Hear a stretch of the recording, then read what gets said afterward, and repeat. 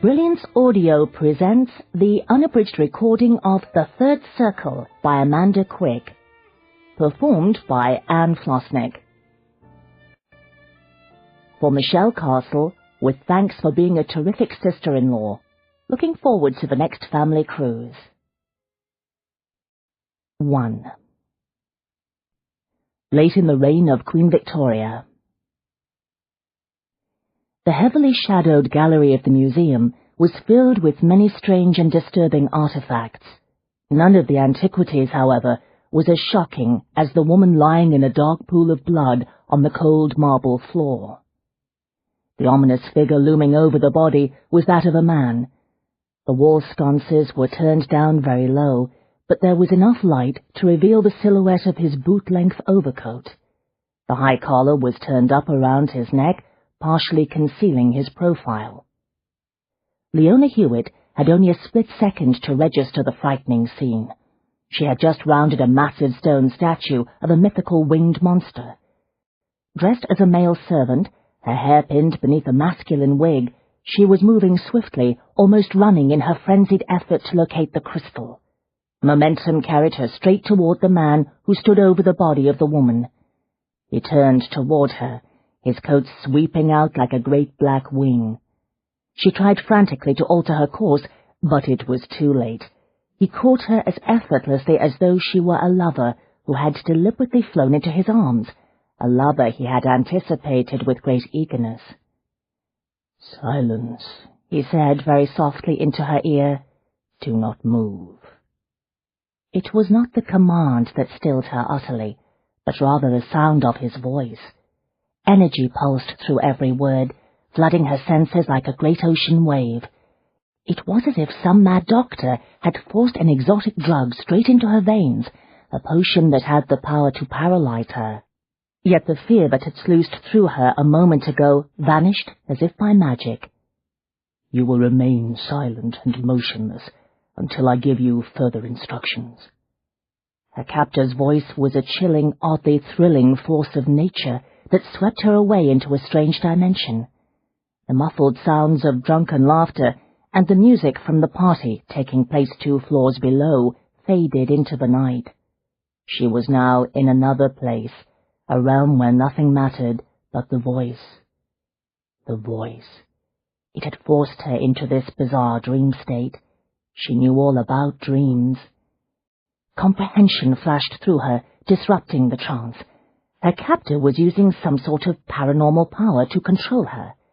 Why was she standing so still and passive? She should be fighting for her life.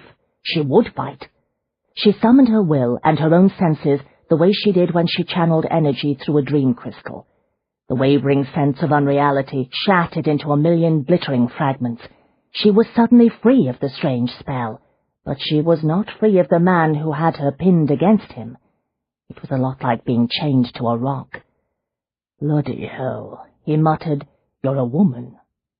Reality, together with fear and the muted sounds of the party, returned in a startling rush.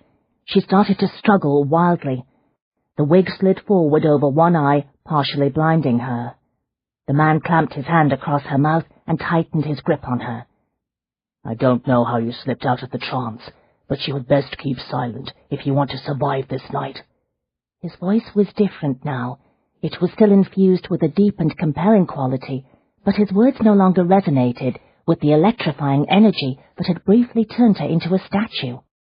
Evidently he had abandoned the attempt to employ his mental powers to control her. Instead, he was doing it the more traditional way, using the naturally superior physical strength nature had bestowed on the male of the species. She tried to kick his shin, but her shoes skidded on some slick substance. "Oh, heavens! Blood!" She missed her target, but her toe struck a small object on the floor beside the body. She heard the item skitter lightly across the stone tiles. "Damnation! There's someone coming up the stairs," he whispered urgently into her ear. "Can't you hear the footsteps? If we are discovered, neither one of us will get out of here alive." The grim certainty of his words made her suddenly uncertain. "I'm not the one who killed the woman," he added very softly, as though he had read her thoughts. "The murderer, however, is likely still in this house. That may be him returning to clean up after his crime. She realized that she believed him, and not because he had put her back into a trance. It came down to cold logic. If he were the killer, he would no doubt have slit her throat by now. She would be on the floor beside the dead woman, blood pooling around her. She stopped, struggling. At last, signs of intelligence, he muttered. She heard the footsteps then. Someone was indeed coming up the stairs into the gallery. If not the killer, one of the guests, perhaps. Whoever he was, there was an excellent chance that he was quite drunk. Lord Delbridge was entertaining a large number of his male acquaintances this evening. His parties were notorious, not only for the unlimited quantities of fine wine and excellent food, but also for the bevy of elegantly dressed prostitutes who were always invited to attend. Cautiously, her captor removed his hand from her mouth. When she made no attempt to scream, he released her. She pushed the wig back into place so that she could see. His fingers closed around her wrist like a manacle. The next thing she knew, he was drawing her away from the body and into the deep shadows cast by what appeared to be a large stone table set on a massive pedestal. Halfway toward his goal, he leaned down, just long enough to scoop up the small object she had kicked across the floor a moment earlier. He dropped whatever it was into his pocket before pushing her into the space between the heavy table and the wall. When she brushed against one corner of the table, a tingle of unpleasant energy crackled through her. Reflexively she pulled back, flinching a little. In the dim light, she could see strange carvings in the stone. It was no ordinary table, she realized with a shudder, rather an ancient altar, one used for some unholy purposes. She had felt similar splashes of acid dark energy from several of the other relics housed here in Lord Delbridge's private museum. The entire gallery reeked of troubling emanations that made her skin crawl. The footsteps were closer now, moving from the top of the main staircase into the hushed gallery. "Molly," a man's voice slurred with drink. "Where are you, my dear? Sorry I'm a bit late. Got delayed in the card room, but I haven't forgotten you." Leona felt her companion's arm tighten around her. She realized that he had sensed her involuntary shudder. Unceremoniously, he pushed her down behind the shelter of the stone table. Crouching beside her, he drew an object out of the pocket of his coat.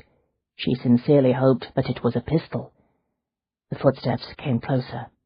In another moment, the newcomer would surely see the dead woman. "Molly," the man's voice sharpened with annoyance, "where the devil are you, you silly girl? I'm not in the mood for games tonight." The dead woman had come up the gallery to keep a tryst. Her lover was late, and now he was about to find her. The footsteps halted. "Molly?" The man sounded bewildered. "What are you doing on the floor?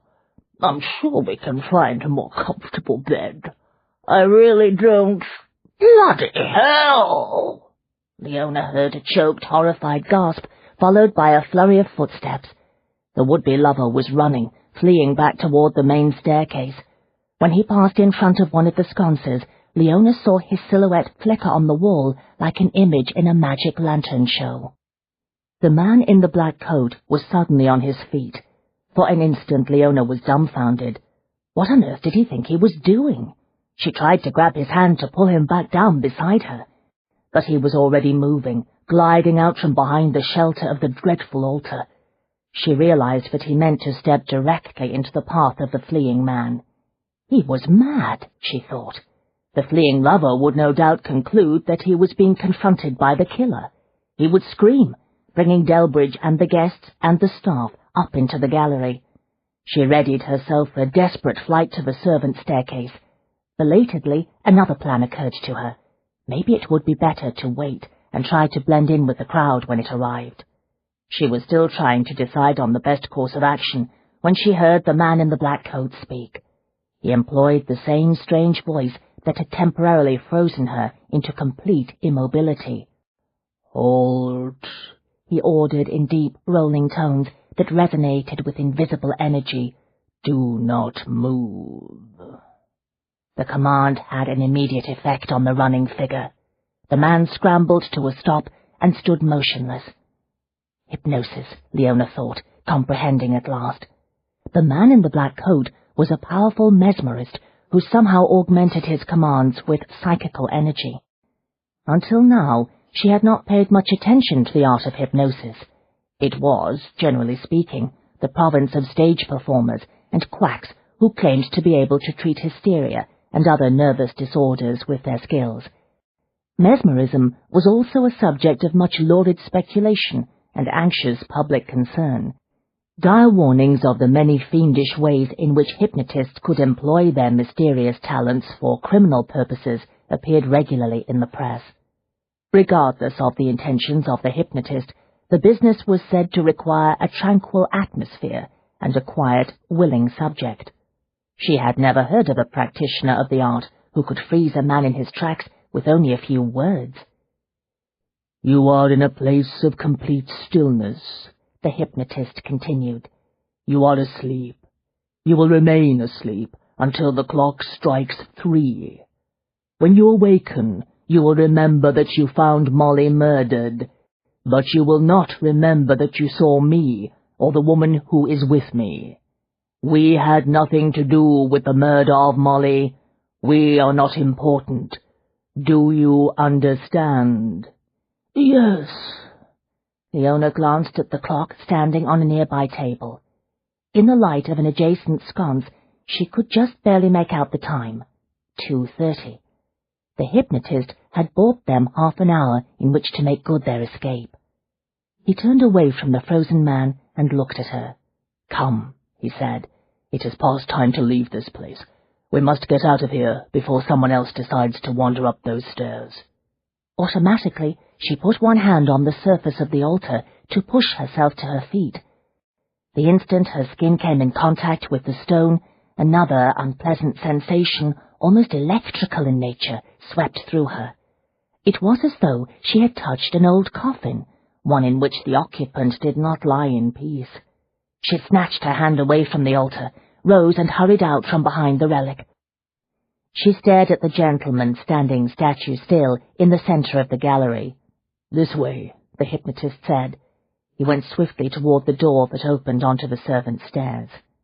She jerked her attention away from the entranced man and followed the hypnotist down an aisle lined with strange statues and glass cases filled with mysterious objects. Her friend Caroline had warned her that there were rumors about Lord Delbridge's collection.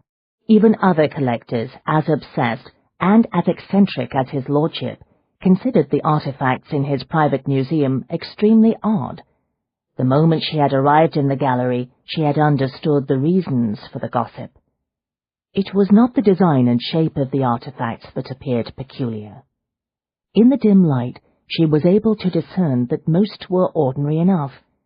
The gallery was crammed with an assortment of ancient vases, urns, jewelry, weapons, and statuary, the sort of items that one expected to encounter in any large collection of antiquities.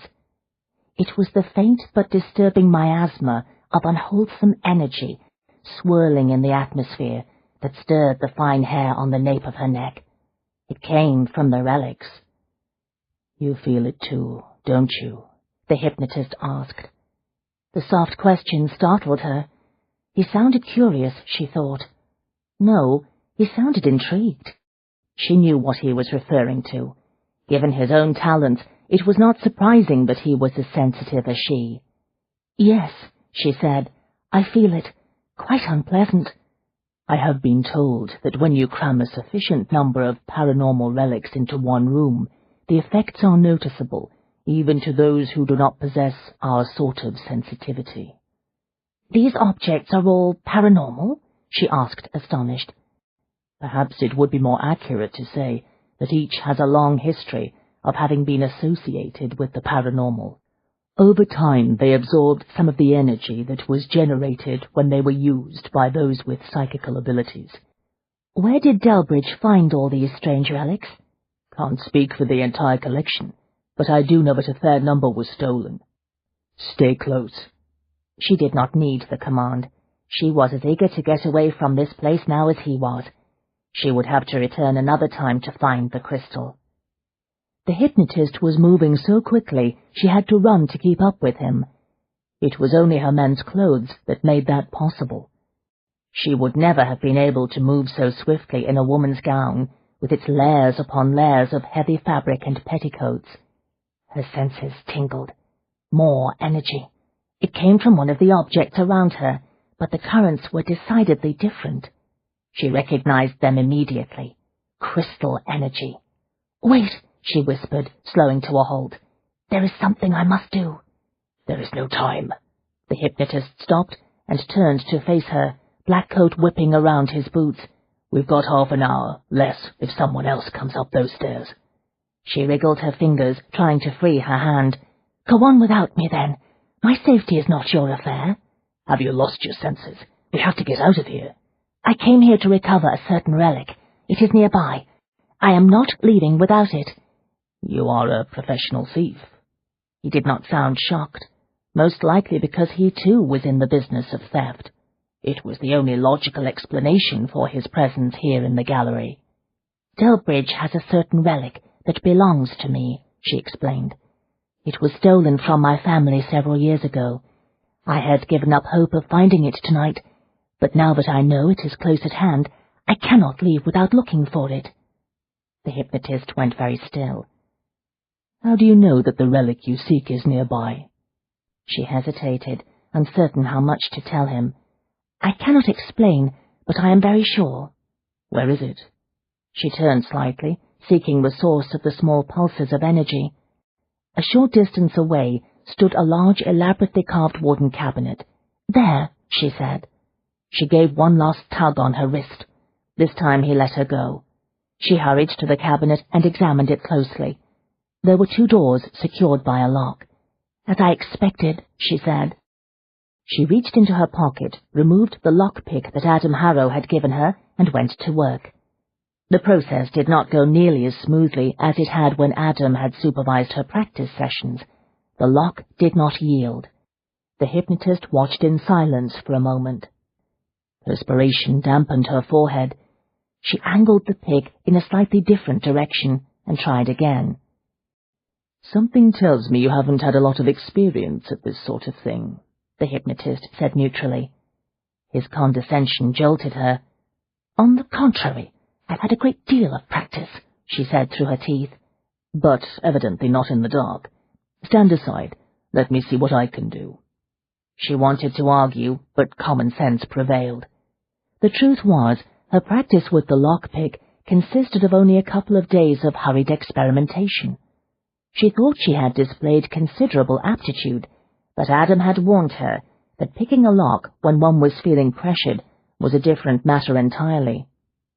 The ticking of the clock on the table was very loud in the quiet gallery. Time was running out. She glanced at the frozen figure waiting to come out of his trance. Reluctantly, she stepped back from the cabinet. Mutely, she held out the pick. "I brought my own," the hypnotist said. He produced a small, slender strip of metal from the pocket of his coat, fitted it into the lock, and went to work. Almost immediately, Leona heard a faint snick. "Got it," he whispered. To Leona's ears, the squeak of the hinges was as loud as a train. Anxiously, she looked back along the gallery toward the main staircase, but there was no shifting of the shadows at that end of the room. No footsteps reverberated along the gallery. The hypnotist looked into the depths of the cabinet. "It appears that we both came here on the same errand tonight." A new and different chill went through her. "You came here to steal my crystal?" "I suggest we save the topic of the legal ownership of the stone for another time." Outrage sparked, overriding her fear. "That crystal is mine!" She started forward, intending to retrieve the crystal, but the hypnotist blocked her path. He reached into the cabinet. It was difficult to make out his movements in the darkness, but she knew immediately when disaster struck. She heard his sudden sharp exhalation, followed by a low, muffled cough. Simultaneously, she caught a faint whiff of some unfamiliar chemical. "Get back," he ordered. There was so much intensity in the command that she found herself obeying without stopping to think. "What is it?" she asked, retreating a few steps. "What's wrong?" He turned away from the cabinet. She was amazed to see that he was staggering a little, as though he was having trouble maintaining his balance. He held a black velvet pouch in one hand. "Delbridge will most likely be very busy dealing with the police after the woman's body is discovered," he said quietly.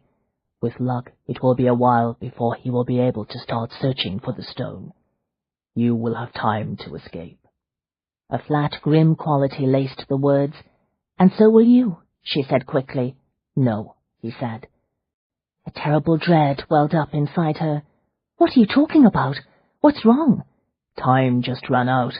He seized her wrist again and hauled her toward the servants' stairs. "We cannot delay another second." A moment ago she had been furious with him, but now panic was beating through her veins. Her heart pounded. "What happened?" she demanded. "Are you all right?"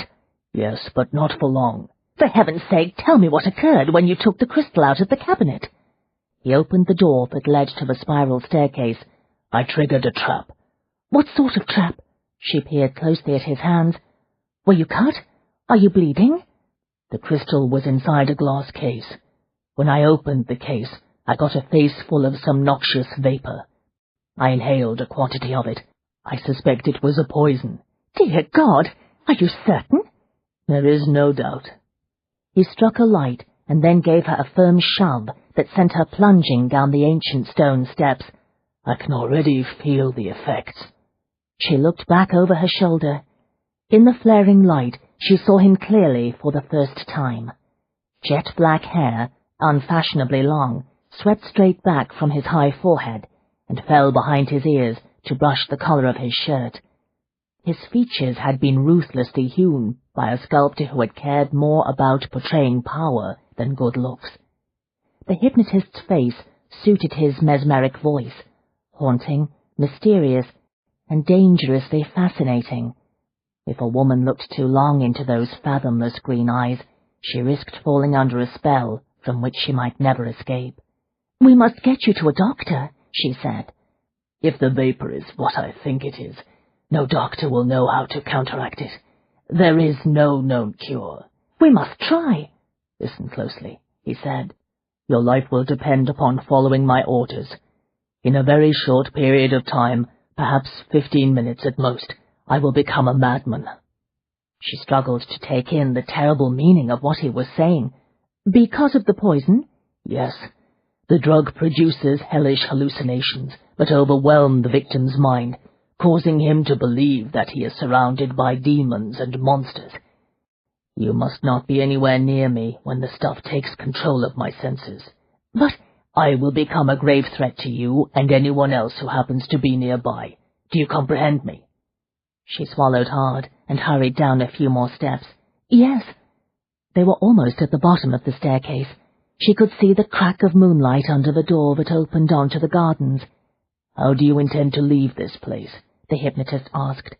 "My companion is waiting for me with a carriage," she said. "Once we are clear of the gardens, you must get as far away as possible from me and this damned mansion. Here, take the crystal." She paused on one of the worn stone steps, half turning. He held out the velvet pouch. Stunned, she took it from him, aware of the slight tingle of energy. The gesture told her more clearly than his words that he truly did not expect to survive the night. "Thank you," she said uncertainly. "I did not expect—" "I have no choice but to give it to you now. I can no longer be responsible for it." "Are you absolutely certain there is no remedy for the poison?" "None that we know of. Pay close attention. I understand that you feel you have a claim on that damned crystal, but if you have any common sense, any care at all for your personal safety, you will return it to its true owner. I will give you his name and address." "I appreciate your concern, but I assure you there is no way Delbridge will be able to find me. It is you who are in danger tonight. You said something about hallucinations. Please tell me precisely what is happening to you." He dashed the back of his sleeve across his eyes with an impatient movement, and then shook his head as though to clear it. "I am starting to see things that are not there." At the moment I am still aware that the images are fantasies, but soon they will become real to me. That is when I will become a threat to you." "How can you be so certain?" "I believe that the vapor was used twice in the past 2 months. Both victims were elderly collectors. Neither was prone to violent outbursts, but under the influence of the drug they attacked others. One of them stabbed a loyal servant to death. The second tried to set his nephew afire. Now do you comprehend the danger you are in, madam?" "Tell me more about these hallucinations you say you are starting to see." He put out the dying light and opened the door at the bottom of the stairwell. Cold, damp air greeted them. Moonlight still illuminated the gardens, but rain was coming. "If the reports are accurate," he said evenly, "I am about to be consumed by a waking nightmare. I will likely soon be dead. Both of the other victims died." "How did they die?" He stepped outside and drew her with him. "One threw himself out a window. The other suffered a heart attack. Enough chatter. I must get you safely away from here." He spoke with a cool detachment that was almost as worrisome as the prediction. He had accepted his fate, she realized, yet he was making plans to save her. A thrill of astonished wonder came over her, leaving her breathless. He did not even know her name, yet he was determined to help her escape. No one had ever done anything so heroic for her in her entire life. "You will come with me, sir," she said. "I know something of nightmares." He dismissed the promise of hope out of hand, not even bothering to respond. "Keep your voice down and stay close," he said. 2. "I am a dead man," Thaddeus Ware thought. It was odd how little effect the knowledge had on him. Perhaps he was already under the spell of the drug. He thought he was holding the nightmares at bay, but he could not be certain.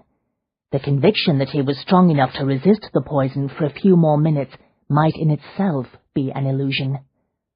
Nevertheless, in the desperate hope that he was indeed managing to control the bizarre images, he concentrated his attention on the woman and the need to see her to safety. It was now his only goal. It seemed to him that the bizarre images gathering at the edge of his awareness receded a little when he focused hard on saving his companion. Something to be said for all the years spent learning to control his hypnotic talents. He did not lack for raw willpower. He sensed that the ability was all that stood between him and the coalescing dream world that would soon engulf him. He led the way through the gardens, following the path he had taken earlier when he had entered the mansion. For once the lady obeyed, staying close beside him. A long, high hedge loomed in their path. He reached out and caught hold of the woman, intending to steer her toward the gate, but when his hand closed around her arm, his concentration shattered like a fine china vase dropped on a marble floor. Without warning, elation flooded his veins. He tightened his grip, savoring the heady rush of pleasure. He heard a soft, startled gasp, but he paid no attention. He was suddenly intensely aware of the exquisite, supple roundness of the arm he held. The woman's scent was intoxicating, driving out all rational thought. Demons and monsters crept out from under the hedge. They grinned, moonlight glinting on their fangs. "You can take her here now. There is nothing to stop you. She is yours." The woman must realize how erotic she looked in men's clothes, he thought. It amused and pleased him to know that she had deliberately dressed that way in order to tempt him.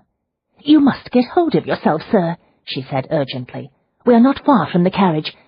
Only a few more minutes, and we will both be safe." Safe. The word triggered an elusive memory. He concentrated, trying to recall something that was important, something he had to do before he claimed the woman. It came to him then, a wispy bit of knowledge tossed about by invisible winds. He seized hold of the little scrap of reality and held fast. He had to save the woman. Yes, that was it. She was in danger. The demons and monsters wavered, becoming briefly transparent. "You're hallucinating, Ware. Pay attention. or you'll get her killed." That realization struck with the impact of ice water. He pulled himself back from the brink. "Be careful, or you'll trip over him," he said. "A demon?" she asked warily. "No, the man under the hedge." "What on earth?" Startled, she glanced down and gave another little gasp when she saw the booted foot poking out from beneath the thick foliage. "Is he—" She did not finish the sentence. "I put him and the other guard into a trance on my way into the mansion," he explained, urging her toward the gate. "They will not awaken until dawn." "Oh," there was a short pause. I did not know that Delbridge employed guards." "You might want to allow for that possibility the next time you undertake a spot of burglary." "I entered the mansion in the guise of one of the many servants hired for the evening, but I was planning to escape through the gardens. I would have run straight into the guards if you had not already taken care of them. How fortuitous that we met up tonight." "My luck definitely runneth over this evening, no doubt about it." He did not bother to hide his sarcasm. Her positive attitude was almost as maddening as the damn hallucinations. "You sound very tense," she whispered, hurrying along beside him. "Are the hallucinations coming on more strongly?" He wanted to shout at her. He wanted to shake her until she understood the direness of the situation. The hallucinations were not coming on. They were lying in wait in dark corners, anticipating the moment when his will would falter again, as it had a moment ago. The instant he lost control, the nightmares would flood his brain. Most of all, he wanted to kiss her before he fell into the nightmare. But the simple truth was that he did not have time to do any of those things. He was doomed. The only thing he could do was try to save her. A few more minutes. That was all he needed to get the woman to her carriage and see her off. Just a few more minutes. He could hold on that long.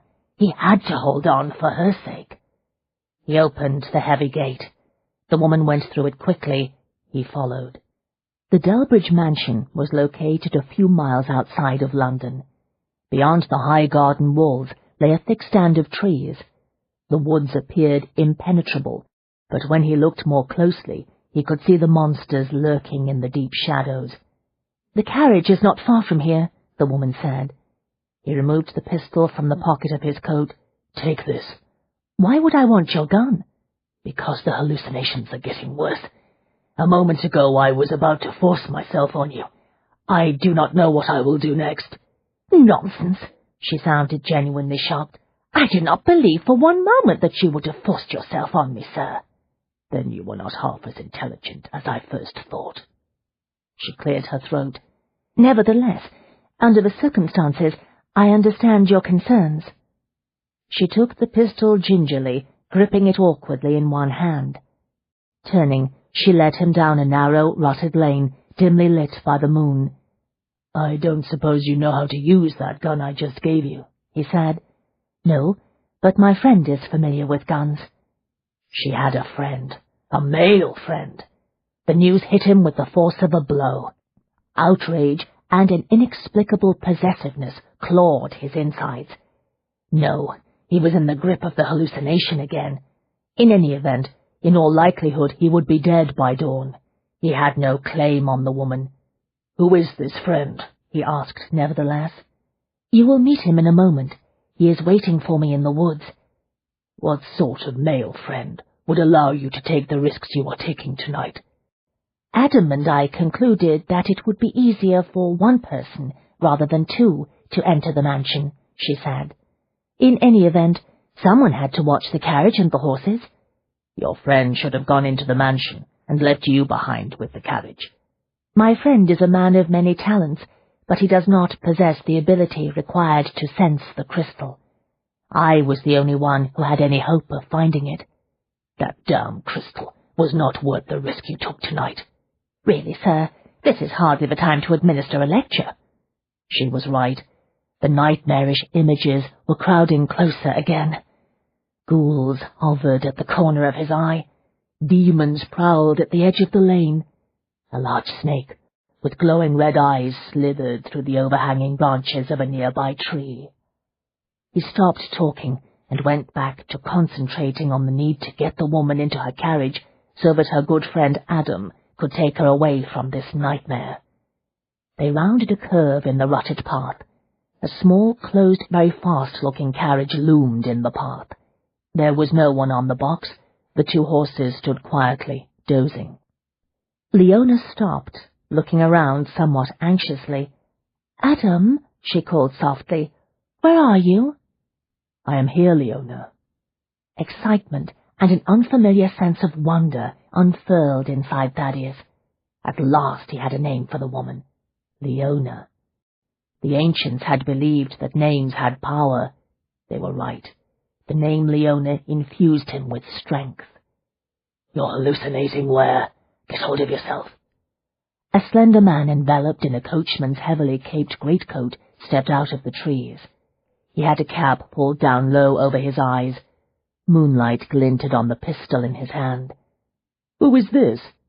The voice was that of a cultured young gentleman, not the rough accents of a coachman. "A friend," Leona said. "He is in mortal danger, and so are we. There is no time to explain.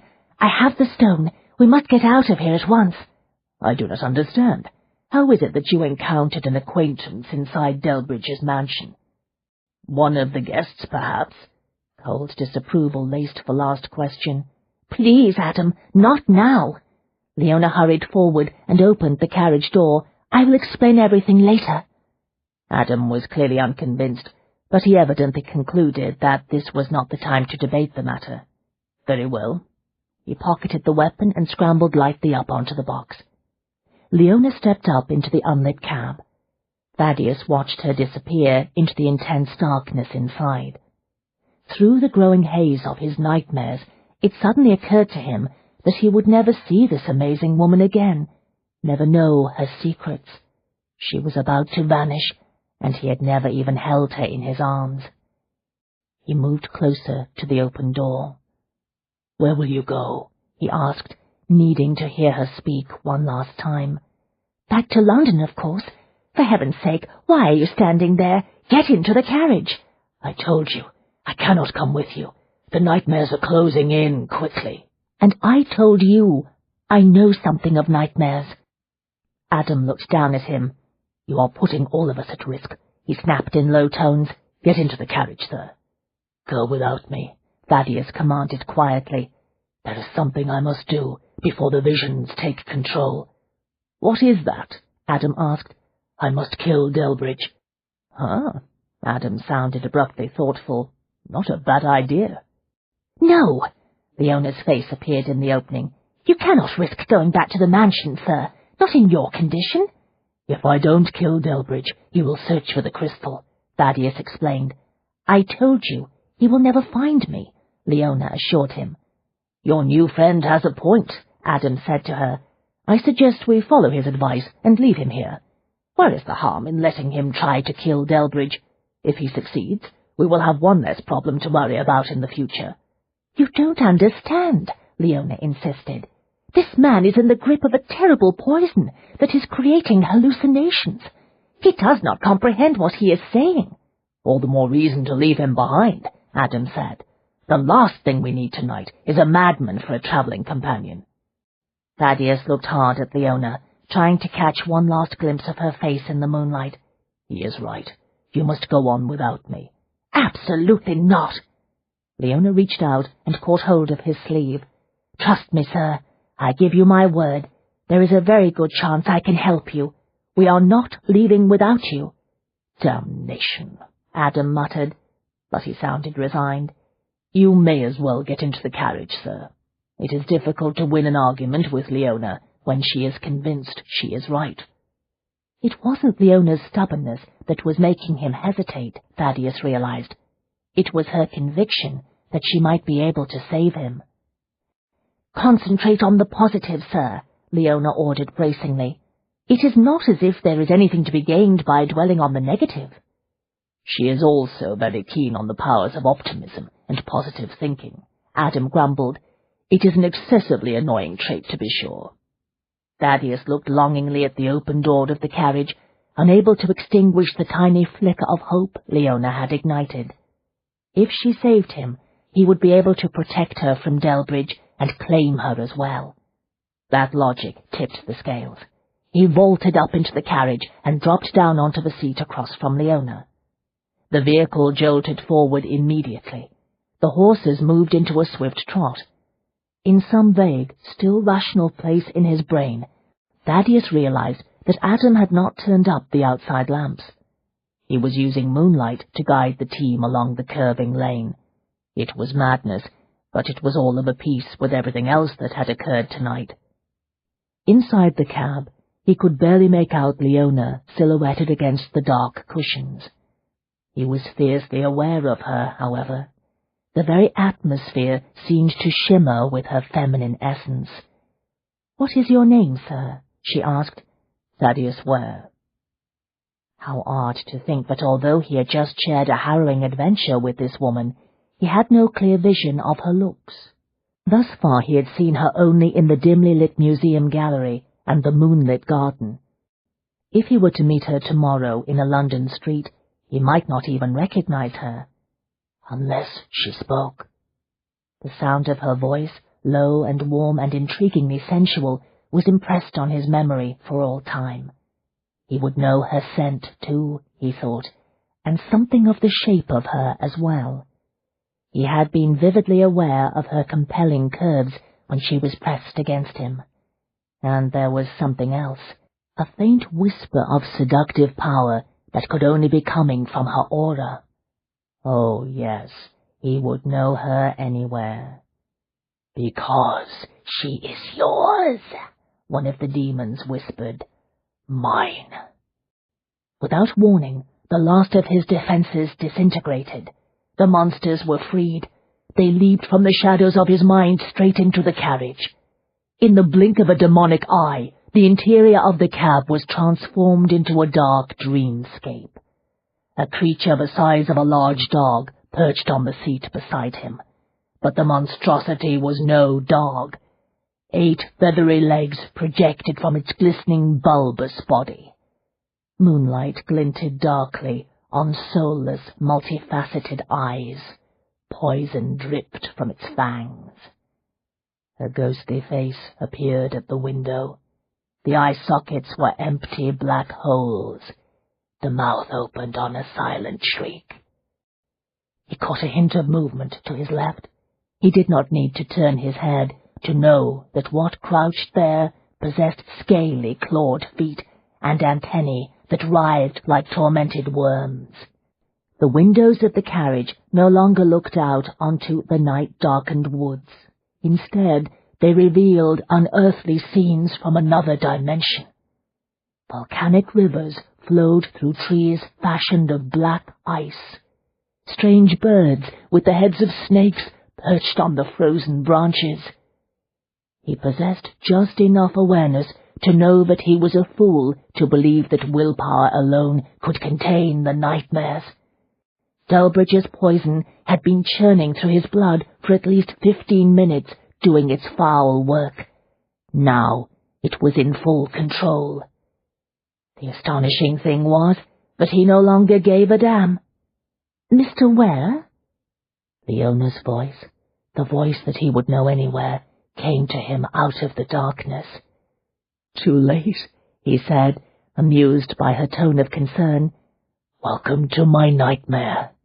Things aren't so unpleasant here once you get used to the place." "Mr. Ware, you must listen to me." Hot lust surged through him. She was only inches away, his for the taking. He had never wanted a woman more, and there was nothing to stop him. "I can help you fight the hallucinations," she said.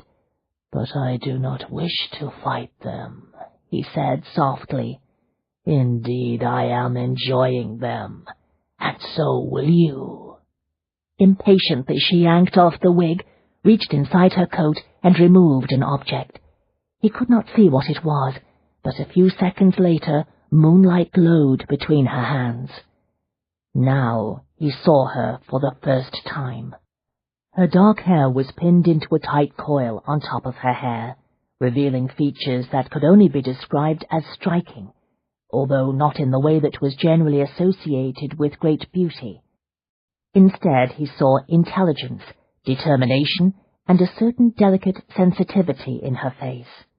Her mouth looked very soft. Eyes of molten amber gleamed with feminine power. Nothing was more seductive. "Sorceress," he whispered, fascinated. She flinched as though he had struck her.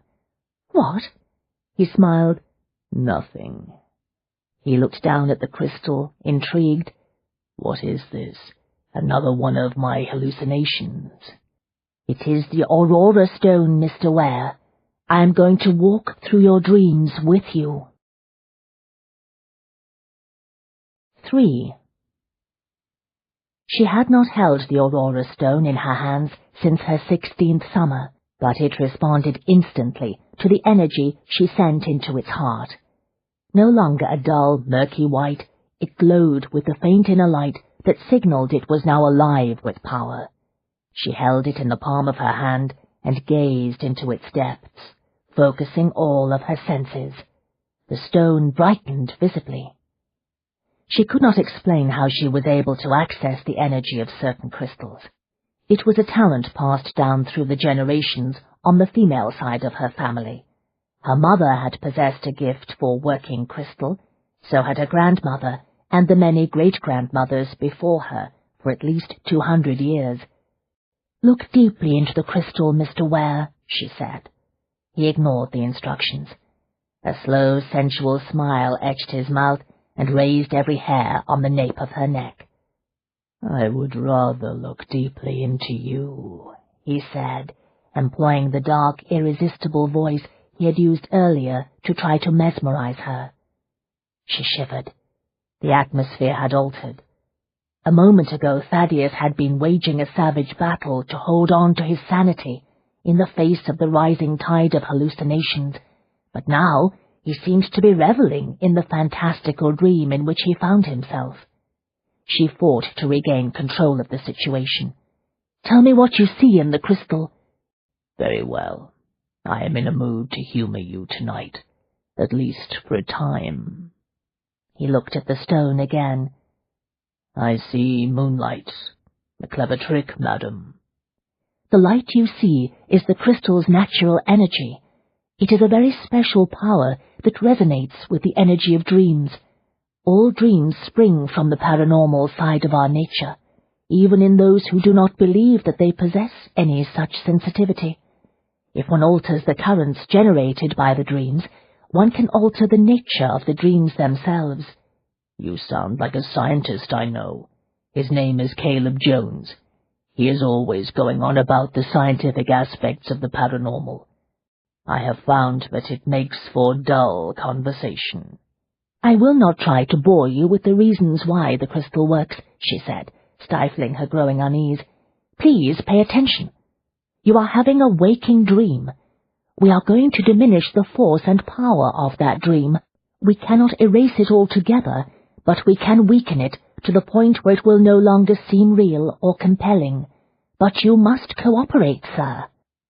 He smiled his slow, dangerous smile again. "I am not in the mood to play your crystal games. I prefer other entertainment this evening." "Mr. Ware, I ask you to trust me, just as I trusted you earlier tonight." In the light of the crystal, she saw Ware's coldly brilliant eyes narrow faintly. He leaned forward and drew a fingertip along the underside of her jaw. The caress sent a small shiver through her. "I saved you because you belong to me," he said. "I protect what is mine." He was slipping deeper into the hallucinations. "Mr. Ware," she said, "this is very important. Look into the moonlight and concentrate on your hallucinations. Describe them to me." "Very well, if you insist." He looked into the crystal again. "Shall I start with the demon at the window? Perhaps the viper clinging to the door handle would be of more interest." Power jumped in the heart of the stone, a great deal of it. The moonlight flared. He was finally focusing on the crystal, as she had directed, but she had not allowed for the strength of his talent. She had to concentrate harder herself to keep the currents under control. None of the creatures that you see around you is real, Mr. Ware. He reached out and ran his thumb across her lower lip. You are real. That is all that matters tonight. I have not been acquainted with you long, sir, but it is obvious that you are possessed of a formidable will. You are not entirely lost to your nightmare, sir. Some part of you is still aware that you are hallucinating.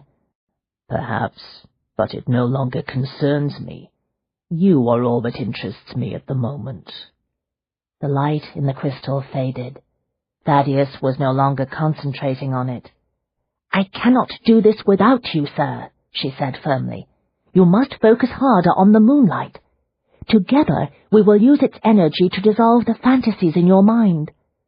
Your therapy will not work on me, he said, amused. It appears to be a form of mesmerism, and, like you, I have a natural immunity to hypnosis. I am not attempting to hypnotize you, sir. The crystal is merely a tool that will allow us to tune the waves of your dream energy. At the moment, that energy is generating the hallucinations. You are wrong, Leona, he said softly. The vipers and the demons are not hallucinations. They are real, and they are mine to command, my servants, bound to me by all the forces of hell. You are bound to me also. Soon you will comprehend that. For the first time she began to fear that she might lose him. Anxiety flickered inside her, shattering her concentration. He looked down at the crystal and laughed. The light in the stone abruptly darkened and changed colour. Leona stared, shocked. A storm was brewing in the heart of the crystal. Instead of moonlight, strange dark currents swirled ominously. Thaddeus was pouring his own power into the crystal, overwhelming her carefully directed waves of energy. The storm coalesced, gathering strength. She watched with gathering dread as the disturbing forces surged and flared. She had never encountered anyone who could do what Thaddeus Ware was doing. Because he was so completely in the grip of his dream, she doubted that he even realized what was happening. A monstrous insect, its eyes composed of 1,000 small mirrors, appeared on the seat beside Thaddeus. The creature's fangs glistened wetly. She froze in horror. There was nowhere to run, nowhere to hide. Her fingers and toes tingled painfully with prickles of fear. Perspiration dampened her shirt. She tried to scream, but the sound was locked in her throat. Calm yourself, my sweet, Thaddeus said. It will not hurt you. It is my creature to summon. I will protect you. Instinctively, she reached for the door handle. She snatched her fingers back just before they closed around the head of a red-eyed viper. You see them now, don't you? Thaddeus asked, pleased.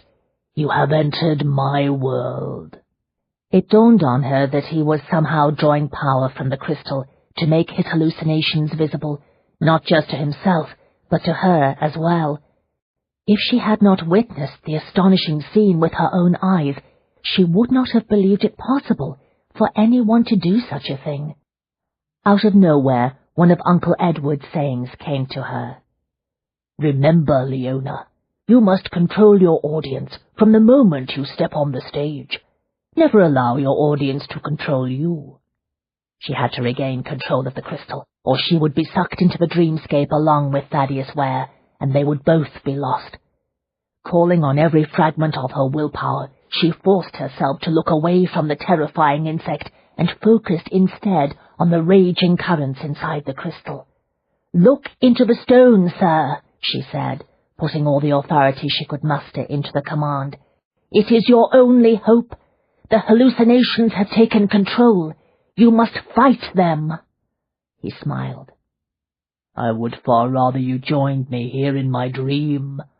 Together we will rule our own little corner of hell. Before she realized his intent, his hands closed around her shoulders. He drew her toward him. "Release me at once, Mr. Ware." She fought to keep the fear out of her voice, but she knew that he sensed it. "Now why would I do that?" Thaddeus asked, voice roughening with a dangerous sensuality. In this world, you are mine. It is past time I tasted your power and let you feel my own." She tried to pull free of his hands, but he tightened his grip. Instantly, she stilled, her intuition warning her that resistance would only provoke him. Frantically, she considered the few courses of action open to her. If she screamed for help, Adam would surely hear her and come to her assistance. But Adam's solution to the crisis would likely be to lodge a bullet in Thaddeus Ware's brain. That not only seemed somewhat excessive, but extremely unfair, given the fact that Ware had likely saved her life earlier tonight by rendering the two guards unconscious. It was her job to save him now. She must be strong for both of them. "You will not force yourself on me, sir," she said, with a calm she was far from feeling. "You saved me tonight. It is not in your nature to do violence to a woman." He pulled her closer. In the light of the stone, his eyes gleamed with a dark passion. He studied her mouth as though it were some rare and exotic and very ripe fruit. "You know nothing of my nature. Not yet. But soon, my sweet, very soon, you will comprehend the bond that exists between us." "I know that you will not hurt me, because you are a man of honor," she said evenly.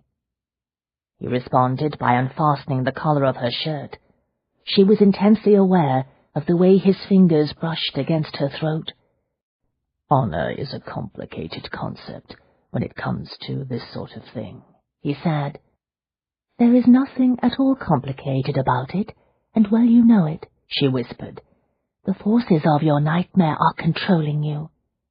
"No one and nothing controls me, not even you, my lovely Leona." "I am not the one who is manipulating you. It is Delbridge who is doing that with his poison. Surely you will not allow him the victory?" Thaddeus hesitated, eyes narrowing. "Delbridge. If he ever discovers that you took his crystal, he will stop at nothing to get it back." She realized that somewhere in his dreamscape a door to rationality had just cracked open. She seized the opportunity. "You are right, sir," she said gently. "I see now that Delbridge is a grave threat to my person. But you cannot deal with him while you are under the influence of the poison. You must recover your senses so that you will be able to protect me from him."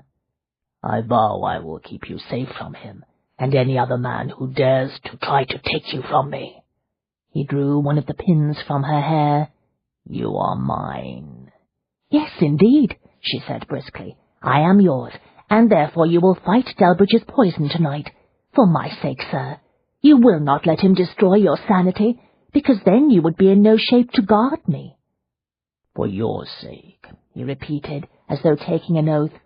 "I would walk through the gates of hell to protect you, Leona."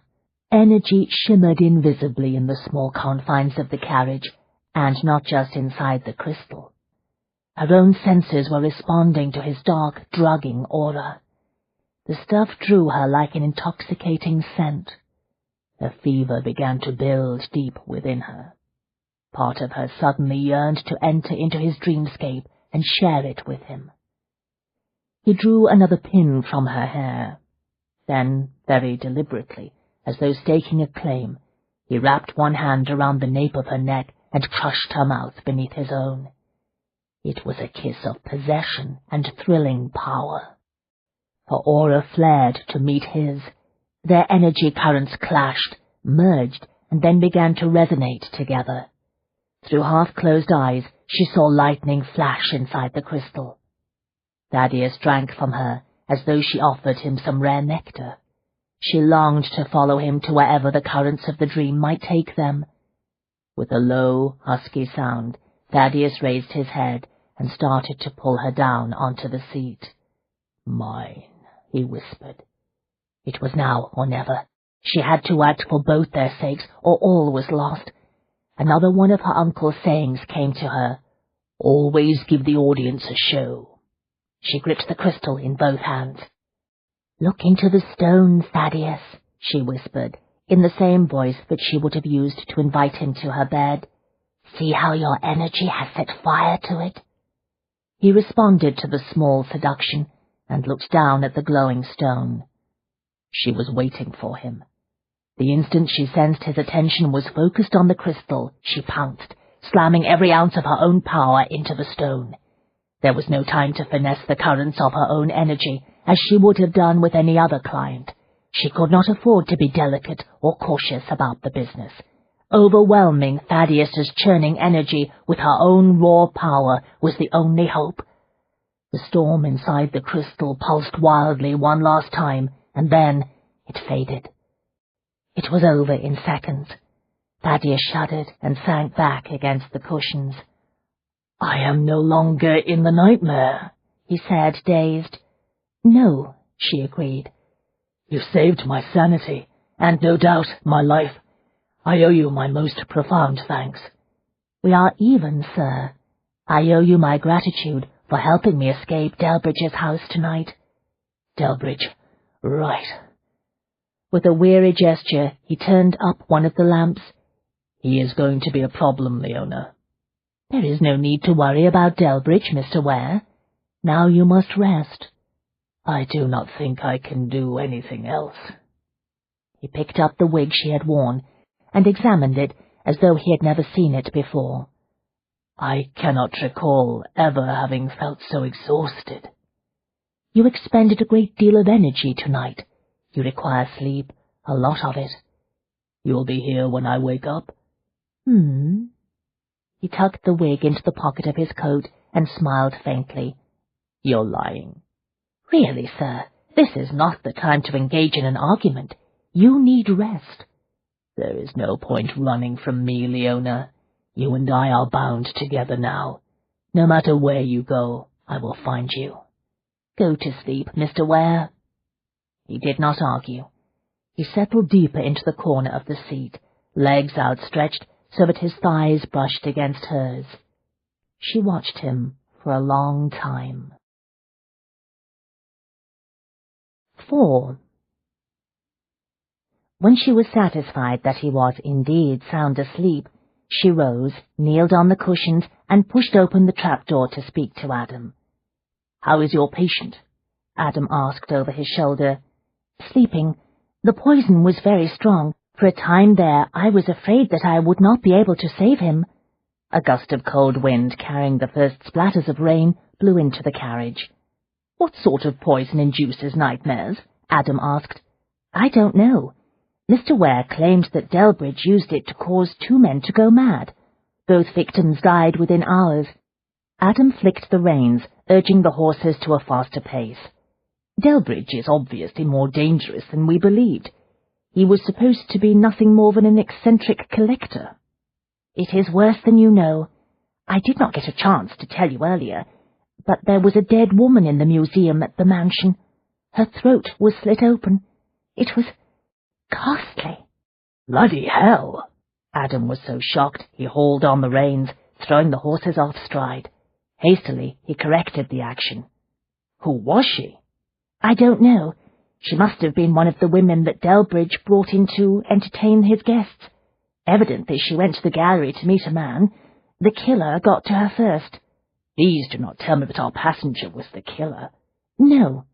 "How can you be certain?" 2 reasons. First, he did not murder me when I came upon him standing over the body. If he was guilty, I'm certain he would have wanted to get rid of a witness." "Good Lord above! You found him standing over the body?" "The second reason I am convinced that he is not the murderer is because he did not kill the 2 guards patrolling Delbridge's gardens." "What 2 guards are you talking about? There weren't supposed to be any guards there tonight." "It appears that Mr. Pierce's information was wrong on several counts." "Bloody hell," Adam repeated, this time very softly. "Leona, this is shaping up to be an unmitigated disaster." "Nonsense. I admit there were a few complications, but they have all been sorted out." "Trust you to think positive, in a situation where any sane person would be contemplating the purchase of a passage to America or some other conveniently distant place." "Only consider the facts, Adam. We are safely away from the mansion, and there is no way Delbridge can ever discover who took the crystal." "You are forgetting one major complication," Adam said darkly. What is that? The one that is presently asleep in the carriage. What do you know about him? Very little, aside from the fact that he is an incredibly powerful psychical hypnotist, she admitted. A psychical hypnotist? He dealt with the two guards, as well as one of Delbridge's guests, by putting them into an instant trance. It was astonishing. I have never seen anyone do what he can do with mesmerism. And we are helping him return to London? Adam was appalled. You must be mad, Leona. Everyone knows that hypnotists, even those without paranormal powers, are dangerous. We have to get rid of him at once. Calm down, Adam. There is no need for panic. All will be well. I must warn you that Mr. Pierce is not fond of hypnotists, especially those with psychical talents, and neither am I, Adam said grimly. You encountered a hypnotist with paranormal abilities? Good heavens, I had no idea. What happened? Suffice it to say that the hypnotist in question is dead. Suicide. Perhaps you read about it in the papers. Her name was Rosalind Fleming. Now that you mention it, I do seem to recall the name. But there was nothing in the papers concerning her mesmeric talents. She was a lady who moved in high society, was she not? Before she manipulated her way into elevated social circles, she made her living as a medium. She employed her skills to blackmail her clients.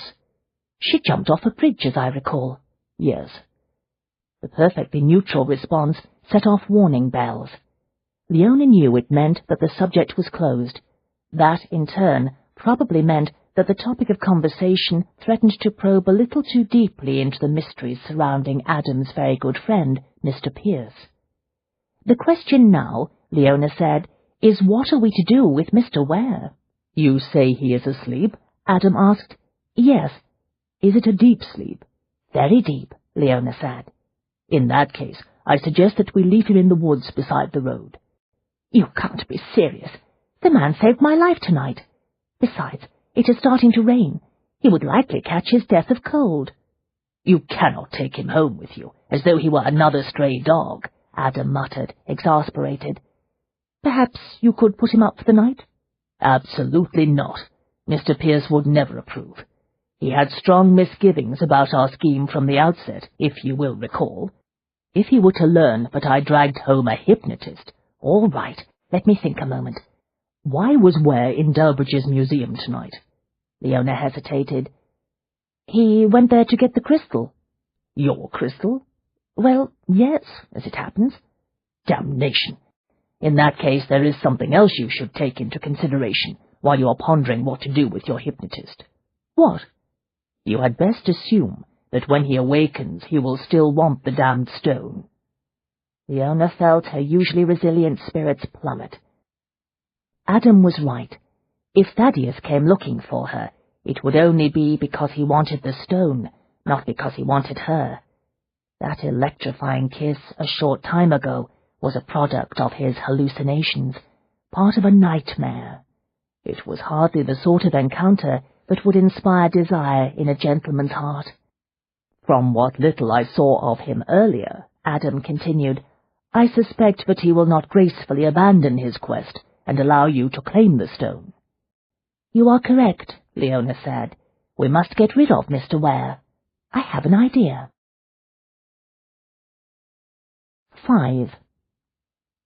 The clock struck 3. Richard Saxelby awakened and looked around the gallery. Confusion struck first. What was he doing up here?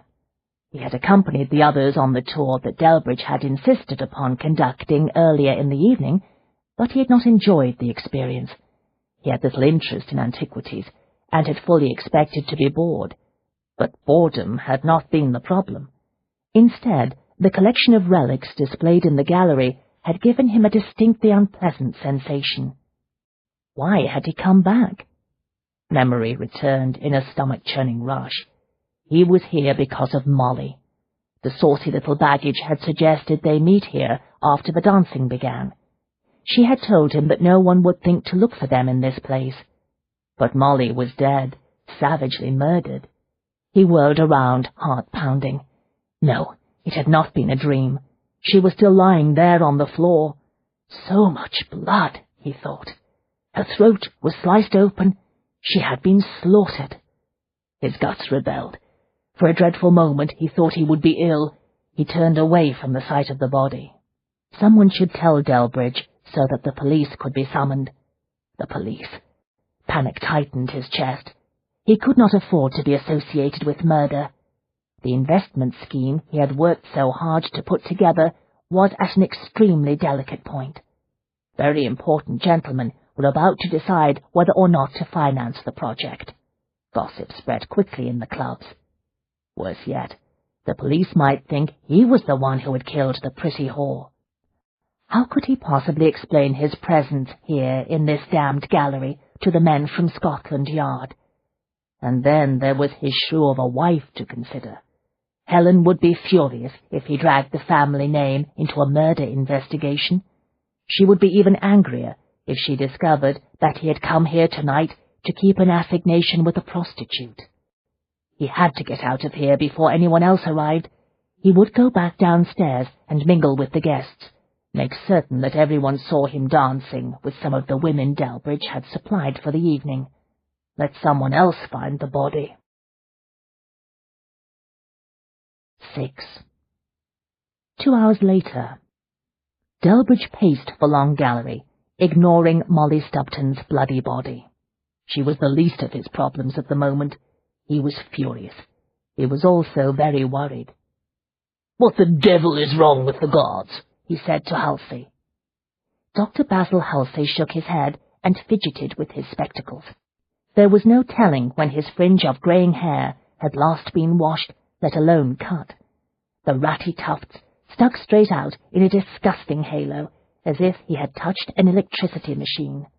His perpetually rumpled coat and baggy trousers hung from his skeletal frame. Beneath the coat he wore a shirt that had no doubt once been white. Now, however, it was a greyish-brown, the result of years of noxious chemical stains. All in all, Halsey looked like what he was, a brilliant, eccentric scientist who had been dragged from his laboratory, a laboratory that Delbridge had paid for, in the wee hours of the morning. "I have no idea what ails the guards," Halsey stammered nervously. "Mr. Lansing brought them into the kitchen, as you ordered. We both tried to wake them, threw a bucket of cold water on them. Neither so much as stirred." "I would say that they both passed out after drinking too much gin," Lansing said. He sounded elegantly bored, his customary mood when he was not pursuing his favourite sport. "But neither reeks of drink." Halsey concentrated intently on cleaning his spectacles. He always appeared anxious when he was outside his laboratory, but never more so than when he was obliged to be in the same room with Lansing. Delbridge did not blame him. It was like forcing a mouse to share a cage with a viper. Delbridge contemplated the creature named Lansing, concealing his own wariness of the man. Unlike Halsey, however, he knew better than to show fear. Or perhaps he was simply more adept at hiding the instinctive response. He was simmering with rage, but he was well aware that he had to be careful. In the glary light cast by the nearby wall sconce, Lansing looked like an angel from a Renaissance painting. He was an exquisitely handsome man, with eyes that were the blue of pale sapphires, and golden hair so pale that it appeared almost white. This is the end of disc number 1. Please insert disc number 2.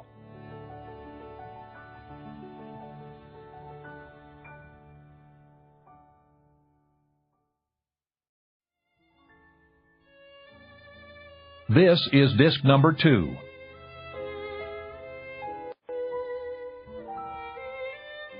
In the glary light cast by the nearby wall sconce, Lansing looked like an angel from a Renaissance painting. He was an exquisitely handsome man, with eyes that were the blue of pale sapphires, and golden hair so pale that it appeared almost white. Women were drawn to him like moths to a flame. But looks were most definitely deceiving in Lansing's case. The man was a cold-blooded killer. He lived for the hunt and the kill, and his favoured prey was human, preferably female. He was frighteningly good at the business. Indeed, nature had endowed him with a talent for pursuing and bringing down his victims that could only be described as preternatural. When his paranormal hunting senses were aroused, he could detect the psychical spoor of his victim. His talents also endowed him with the ability to see clearly in the darkest night. When he attacked, he could move much faster than even the most skilled soldier or boxer. His speed was that of a beast of prey, not that of a normal man. Delbridge was a member of the Arcane Society, a secretive organization devoted to the study of the paranormal, the vast majority of whose members possessed at least some demonstrable talents. In recent years, the Society had undertaken an organized effort to research, study, and catalogue the various types of abilities that had been recognized thus far. Thanks to the growing catalogue, there was now a name for those who exhibited Lansing's peculiar and extremely dangerous syndrome of skills, para-hunters. There were many within the Society, especially those who subscribed to Mr. Darwin's theories, who were convinced that psychically enhanced hunters were, in truth, primeval throwbacks. Delbridge was inclined to agree with them. Lansing, however, took another point of view. As far as the elegant viper was concerned, he was a superior, more highly evolved man. Either way, he had his uses. Delbridge had tracked him down after accounts of a savage killer who preyed upon prostitutes began appearing in the sensation press. It had been easy enough to lure the midnight monster, as the flying intelligencer had labelled him, out of hiding. Molly Stubton, with her blonde hair and pretty face, had fit the description of the monster's victims. She had posed as a poor streetwalker, plying her trade in the part of town where the monster was known to hunt. Delbridge had hovered close by in the shadows, 2 loaded pistols in his pocket and a vial filled with one of Halsey's potions in his hand. For years he had been frustrated by his own talent. It was gratifyingly strong, but of extremely limited usefulness. He was able to sense very distinctly others who possessed strong paranormal talents. In addition, he could identify the nature of their particular powers. The ability had finally been put to good use the night he detected Lansing. When the midnight monster had emerged from the fog one night, dressed as an elegant gentleman and smiling his angelic smile, even Molly, who possessed some extremely well-honed street instincts, was fooled. Lansing's hunting senses were fully aroused, however, and Delbridge had immediately identified the nature of the disturbing aura that surrounded him. Even if there was no name for the monster's talent, Delbridge would have recognized him for what he was, a killer. He had offered the para-hunter employment, and something that he sensed intuitively would be vastly more important to him, admiration and acknowledgement of his extraordinary powers. He had quickly learned that Lansing had a second weakness, one that he was forced to pander to in order to control the monster. Lansing came from the streets, but yearned to rub shoulders with his betters in a world that, because of the circumstances of his birth, had always been denied him. The bastard craved acceptance among the elite, the way a starving man hungered for bread. Clearly it stuck in his craw that he, a superior sort of man, lacked the social status and connections required to be invited into exclusive circles. Delbridge hated having been obliged to introduce the viper to his tailor, let alone invite him to an occasional social affair, such as the party tonight, but there was no help for it. Allowing Lansing to hover on the fringes of his upper-class world was the price of doing business with the midnight monster. Delbridge looked at him. "What went wrong here tonight? The plan to get rid of Miss Stubton was simple and straightforward. You were to escort her back to her townhouse after the party tonight and get rid of her there. Why the devil did you kill her right here in my house? Don't you realize the risk you took?" Molly Stubton had been a strikingly beautiful woman. Her smouldering sensuality, combined with her skills in the bedroom, had made her useful as a seductress. Delbridge had employed her to learn the secrets of some of his rivals. She had performed her role brilliantly. Lately, however, she had become difficult. She had begun making annoying demands, even going so far as to hint at blackmail. The time had come to get rid of her, but Lansing had bungled the business. Lansing raised one shoulder in a graceful shrug. For some reason she came up here. I suspect she planned to meet one of the guests. I followed her to see what she was about. When she saw me, her fear was as thick as perfume. Lansing's mouth curved in a reminiscent smile. She guessed what was to come. There was no way she would have agreed to let me escort her home. I had no choice but to silence her immediately. Even if you felt you had to act on the spot, there are neater methods, Delbridge pointed out. Why the devil did you cut her throat and leave her here? What if one of the other guests had come into the gallery, discovered the body, and rushed downstairs to sound the alarm? I would have had no choice but to summon the police. There was a great deal of blood, Lansing said, still smiling. It utterly ruined my coat and splashed my trousers. I went to one of the bedrooms to clean up and change my clothes. Suspicion surged through Delbridge. You brought a second set of clothes with you tonight? Of course.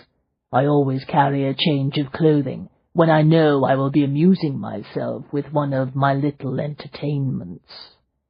In other words, he had planned all along to kill Molly here in the mansion, not in her townhouse. The beast had no doubt savoured the thrill of getting away with murder in a house full of gentlemen who considered themselves his social superiors. Delbridge suppressed a sigh.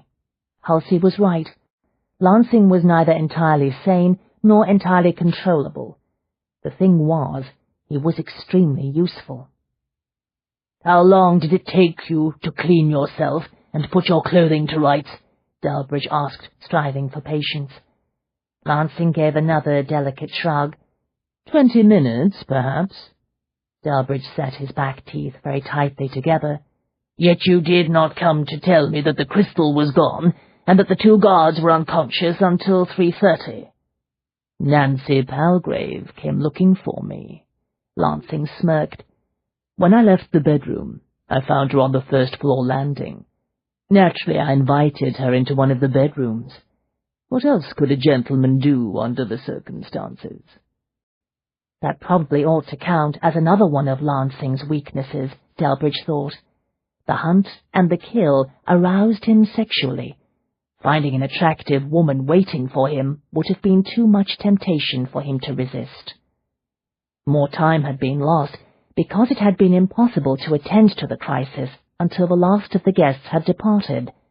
In addition, it had been necessary to wait until the staff that had been hired for the evening had also left. He had then sent his housekeeper and her husband, the only 2 servants who actually lived in the mansion, to their beds. They had served him faithfully for years. Both knew better than to question his orders. A thought occurred to him. He paused in his pacing and frowned. Perhaps the stone was stolen earlier in the evening, before you followed Miss Stubbton up here, he suggested. Perhaps. Lansing was unconcerned, as usual, with minor details. Are you certain you can tell me nothing about the thief? Delbridge asked, for what must have been the 3rd or 4th time. Lansing went to stand in front of the cabinet that had held the crystal. I've explained to you, but I can only detect the spoor left by intense emotions. Fear, rage, passion, that sort of thing. I don't sense any of those here. But the thief must have experienced some very strong emotion when he removed the crystal and inhaled the vapor, Delbridge insisted. Shock, fear, something. Lansing cradled the lock in one long-fingered hand. I told you, this is too murky to read. A lot of people have touched it in recent days, including you. He paused, suddenly and uncharacteristically thoughtful. But now that I concentrate, I believe I can sense a fresh whisper of power clinging to it. Delbridge felt the surge of energy around Lansing when the killer unleashed his paranormal senses to examine the lock. Although he was braced for the experience, it was nevertheless unnerving. A distinct chill went down his spine. Even Halsey, whose talents lay in the scientific realm, must have sensed the killer's dark aura. He took a hasty step back. "Not emotion," Delbridge prodded. "No, just a trace of energy," Lansing said. "Odd. I've never before picked up that sort of spoor. Whoever he was, he must be very strong indeed. Another hunter, perhaps?" "I don't know." Lansing appeared intrigued. "But where there is that much power, there is a capacity for violence. Whoever he is dangerous." "As dangerous as you?" Delbridge asked softly. Lansing smiled his beatific smile. "No one is as dangerous as I am, Delbridge. You know that." Halsey cleared his throat. "Excuse me, your lordship, but there are a couple of logical explanations for the lack of the sort of spoor that Mr. Lansing is sensitive to." Delbridge and Lansing both looked at him. "Well?" Delbridge prompted, impatient as always with the scientist. The vapor would have exploded in the thief's face at the instant he picked up the pouch that held the crystal," Halsey said. "He might not have been touching the cabinet or the shelf at that point, if you see what I mean. Just the pouch." Lansing nodded. "Makes sense. If he didn't have physical contact with the cabinet after he triggered the trap, he wouldn't have left his spoor." Delbridge frowned. "Regardless of whether or not he left any traces of his emotional state at the time of the theft, he would have succumbed to the effects of the vapor shortly thereafter. 10 minutes or 15 minutes at most." "Time enough to get out of the mansion," Lansing said. "But he wouldn't have been able to travel far." "Might have had some help," Lansing suggested. "A companion, perhaps, who was able to get him away from this place." "Bloody hell," Delbridge muttered. The thought that there might have been a second man was extremely worrisome. Halsey coughed in a diffident sort of way. He looked at Delbridge. "If I might remind you, sir, once the drug took hold, the thief would have become a grave threat to a companion." Yes, I understand," Delbridge said brusquely. "He likely would have attacked anyone who happened to be in the vicinity, just as Bloomfield and Ivington are reported to have done." He slapped a hand against a nearby statue, frustrated.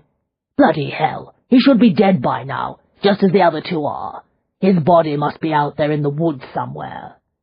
"If there was someone else with the thief," Lansing said, smiling again, "and if that other man had the presence of mind to kill his associate when the madness struck, it's entirely possible that he left the body in the woods and took the crystal." Delbridge and Halsey both stared at him. Lansing swept out a hand in a small arc. "It is what I would have done, had I been the second man." "No doubt," Delbridge said dryly. "Hell," Lansing continued with an air of good cheer, "if I had been the second man, I probably would have killed my associate once we had the crystal, regardless of whether or not he showed signs of madness. Why share such a valuable item?"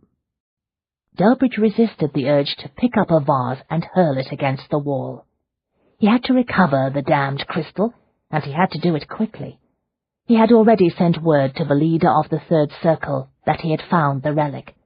A demonstration of its power was scheduled to take place in a few days. If all went well, when he presented the Aurora Stone to the members, he would be formally inducted into the Order. Without it, he would be denied admission. He had to find the crystal. He had worked too hard, invested too much time and money, taken too many risks to fail now. Lansing angled his sculpted chin at the body. "Shall I get rid of her?" Delbridge frowned. "We don't have time to dig a grave right now. In any event, it is pouring rain. The ground will be too muddy." Halsey looked troubled. Surely you don't intend to leave the body there on the floor?" Delbridge swung around on his heel and studied his collection of stone sarcophagi. "We will put her in one of those. She will keep safely enough until we can bury her out in the woods. The servants know better than to enter this gallery, unless they are instructed to do so by me." In point of fact, the servants never entered the museum willingly. None of them possessed any measurable paranormal talents, but Delbridge knew that every individual was endowed with some degree of sensitivity, whether or not he or she was aware of it. That sensitivity manifested itself in the forms of dreams and intuition. The contents of the museum, massed together as they were, generated enough disturbing energy to affect even the most insensitive people to some degree. Earlier tonight, it had amused him to watch his guests try to conceal their distaste for the relics. There was a grinding, grating, stone-on-stone rumble when Lansing shoved aside the heavy lid of the sarcophagus. He looked at Halsey and smiled. "Give me a hand with the body," he said. Halsey started violently. Lansing rarely spoke to him directly. It unnerved him. He pushed his spectacles higher on his nose, and then, with great reluctance, he stepped forward. Lansing strode toward the dead woman. His path took him near the ancient altar. Absently, he reached out to touch it. Delbridge took note of the small action. He'd seen Lansing touch other relics in the gallery in that same affectionate manner, as though he was stroking a cat. Unlike most who entered the museum, the monster relished the dark energy given off by the relics. In that way we are alike, Delbridge thought. It gave him an uncomfortable chill. He did not care for the notion that he had anything in common with such a low-born individual. Lansing halted abruptly, his hand still resting on the altar. "What is it?" Delbridge asked quickly. "Do you sense something?" "Fear." Lansing mouthed the word as though it were the rarest of spices. "A woman's fear." Delbridge scowled. "Molly's fear of you?" "No, she tasted much different." Lansing moved his fingertips across the stone surface. "This woman was not in mindless, hysterical panic, as Molly was. She was still in control. Nevertheless, she was very frightened." "You're certain the person was a female?" Delbridge asked sharply. "Oh, yes." Lansing was practically crooning now. "This is a woman's sweet fear." Delbridge hesitated. "Perhaps you sense one of the prostitutes who were in this house tonight. They accompanied my guests on the tour." "So did I," Lansing reminded him. "None of the women were frightened, not as this woman was. Believe me when I assure you that I would most certainly have noticed." "What the devil happened in here?" Delbridge asked, bewildered. "Don't you understand?" Lansing asked, eyes heating with a feral lust. "There were indeed 2 thieves here tonight. The second one was a female." "A woman came here to steal my crystal?" Delbridge was dumbfounded.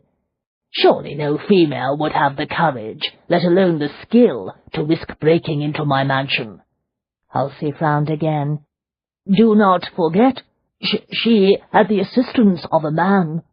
"Why would he bring a woman along?" Delbridge demanded, baffled. "It makes no sense. She would only put him at greater risk of discovery." Halsey took off his spectacles and began to polish them, very thoughtful now. "Perhaps he needed her." "For what purpose?" Delbridge shot back. "According to my research into the subject, almost all those who have been known to possess a talent for accessing the power of the crystals have been female," Halsey said, falling into his lecturing tones. "It may have been that the man brought this particular woman with him tonight to help him find the stone."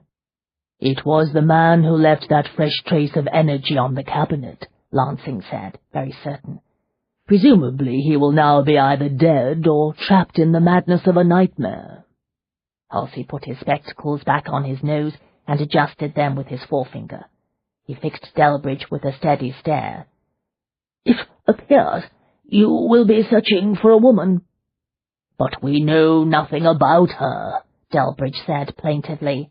"That is not entirely true, sir." Halsey knitted his bushy brows. "We know that it is quite likely that she can work crystal energy. A short time later, Delbridge stood with Halsey in the kitchen. It was still raining, but the heavy clouds were starting to lighten to a dull grey as dawn arrived. He looked down at Paddon and Shuttle, the 2 guards he had hired for the evening. Both were sprawled on the canvas that covered the floor. Delbridge had rarely had occasion to visit this particular room of the mansion. He was a gentleman. Gentlemen did not concern themselves with the running of their households. This morning he was vaguely surprised by the amount of grease stains on the canvas. It made him wonder about the cleanliness of the food his housekeeper served him. "The intruders must have drugged them," he said to Halsey. "It is the only explanation." Halsey, noticeably calmer now that Lansing was no longer around, prodded one of the guards with the toe of his shoe. "Perhaps. We can only hope that the effects eventually wear off. If they die on us, we may never get any answers. Halsey, we must recover that crystal."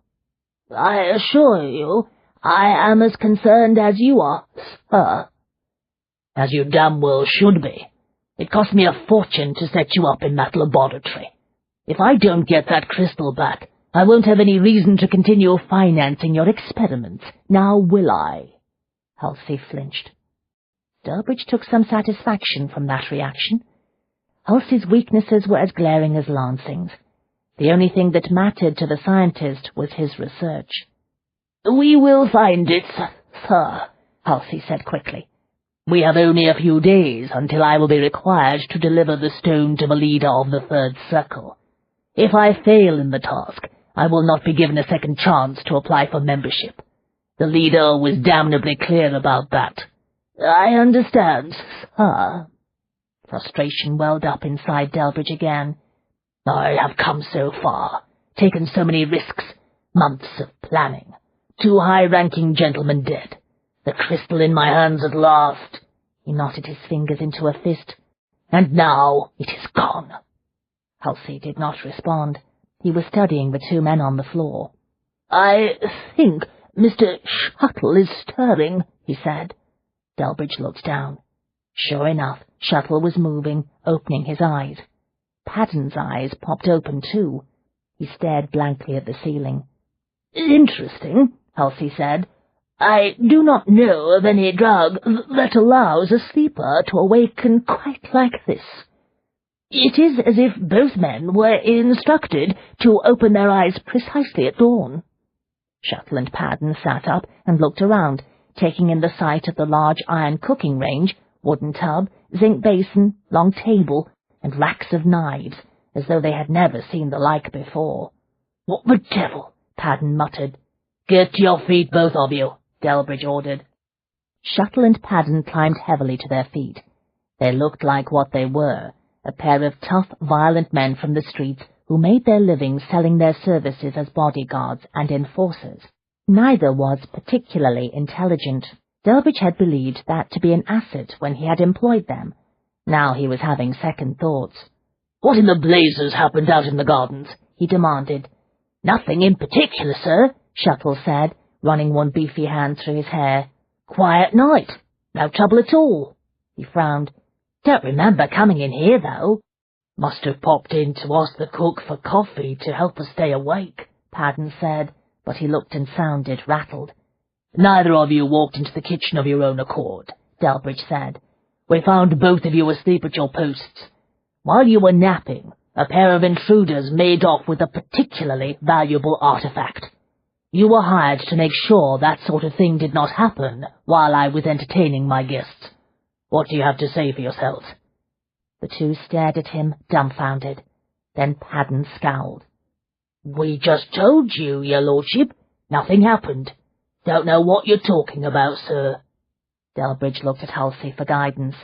Halsey fixed his attention on Paddon.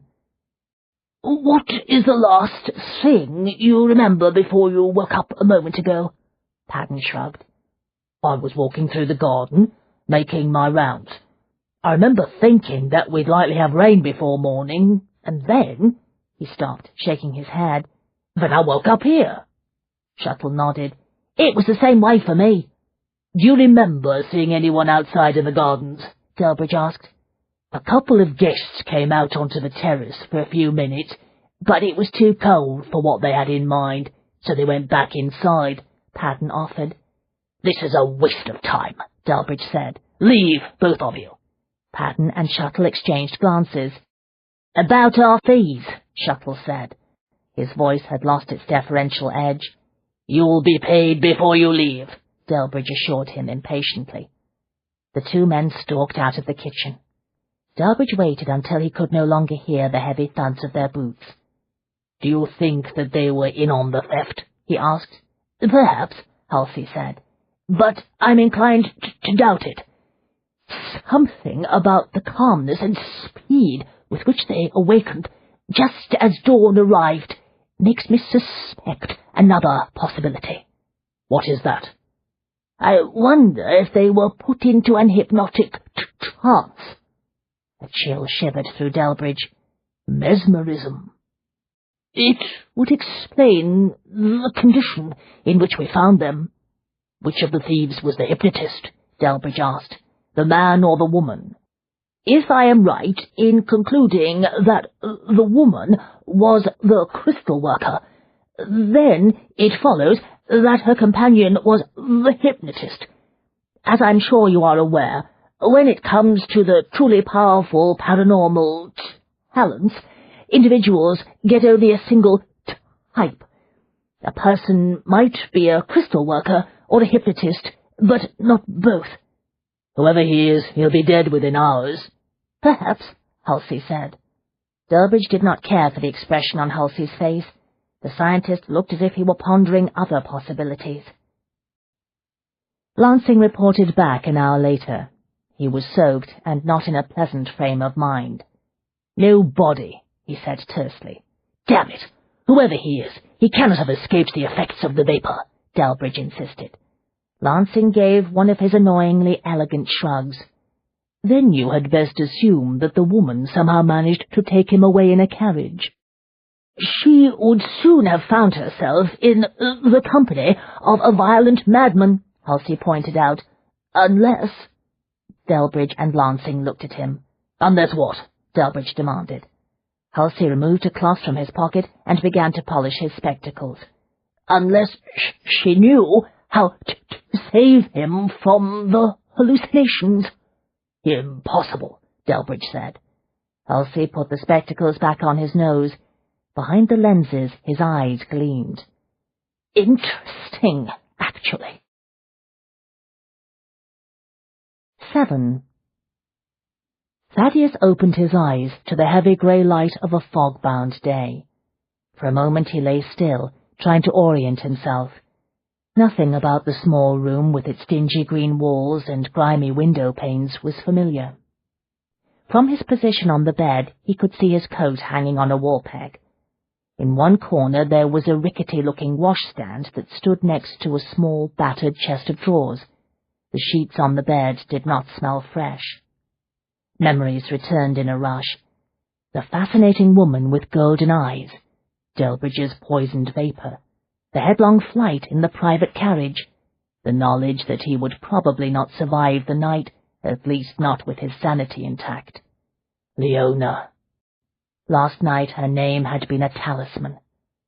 He remembered the crystal aglow with moonlight and the compelling certainty in her voice. "I am going to walk through your dreams with you."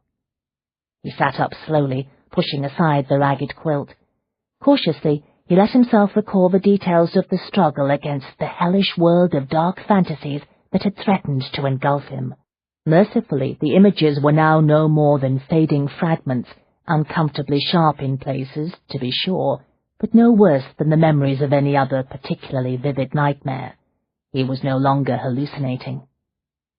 The mysterious Leona had used the crystal to save him from descending into a hell from which he might never have returned. Sorceress, he thought, smiling a little. And he had repaid her by trying to force himself on her. He stopped smiling. The shattering memory brought him to his feet.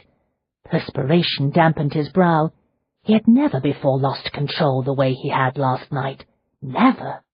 The powers of self-mastery that he had perfected in order to deal with his hypnotic talents had served him well in all aspects of his life, including the realm of sexual desire. But last night the poison had induced in him a feverish lust that he had not been able to restrain. Disgust swept through him. He had not even tried to control his ravenous hunger. In the grip of the hallucinations, he had told himself that he had every right to take her. He had convinced himself that she was his true mate, the only woman he had ever encountered whose power matched his own, the only woman who had learned the secret of his talent and did not fear him. Thankfully, her own talent had saved her from his predatory desire. She had managed to stop him. Nevertheless, the realization of how close he had come to hurting her sickened him. He would have to live with that knowledge for the rest of his life. Glancing down, he saw that he was fully dressed except for his boots. He found them under the bed, next to a badly chipped chamber pot. He sat down on the edge of the bed and put on the boots. Where in blazes was he? He forced himself to think. After the session with the crystal, he had been overcome by an irresistible exhaustion. He had partially awakened when the carriage had halted, but he had been too groggy to take note of his surroundings. Leona and her companion had half-carried, half-dragged him out of the vehicle and into a room. There had been an unlit fireplace. He remembered that much. Also a man and a woman who looked as if they had been summoned from their beds, and a narrow flight of wooden steps. It was when he had found his arms draped across not one but two sets of delicate shoulders that he had finally understood that Leona was not the only female dressed in men's clothes. Her friend, the coachman, was also a woman. What was the name she had used?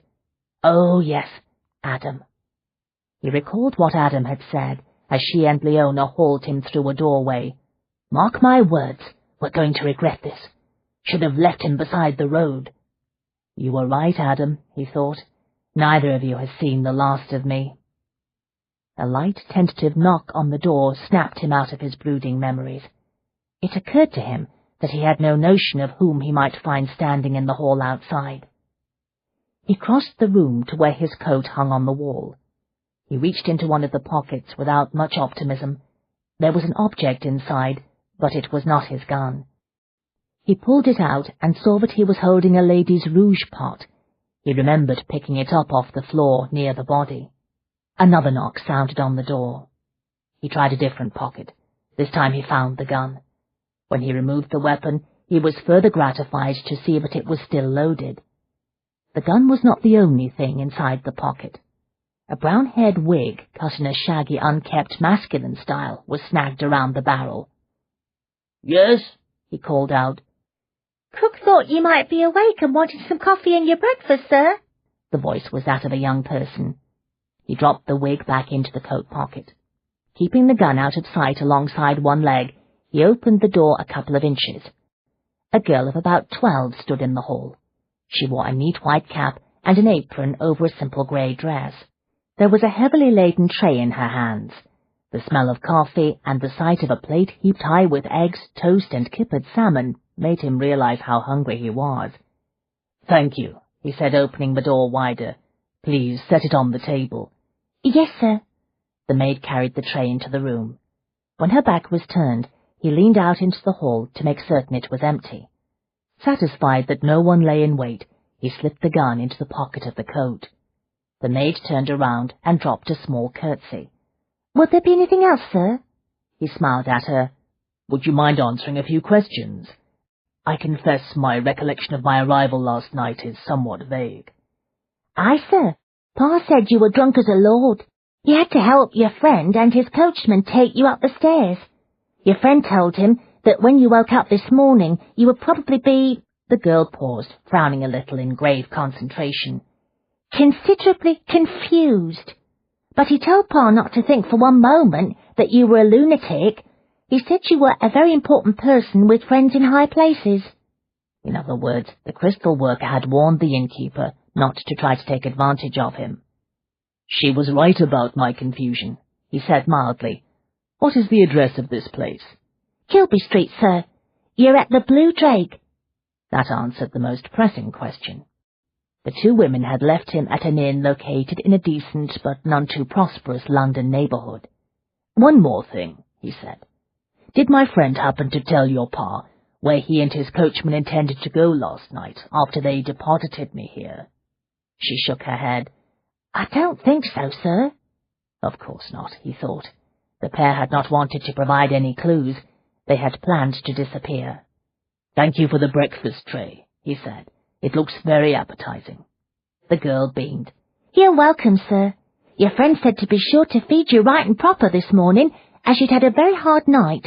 Paid for the food and the room in advance, he did. Tipped Pa handsomely into the bargain." That explained the overflowing plate on the tray.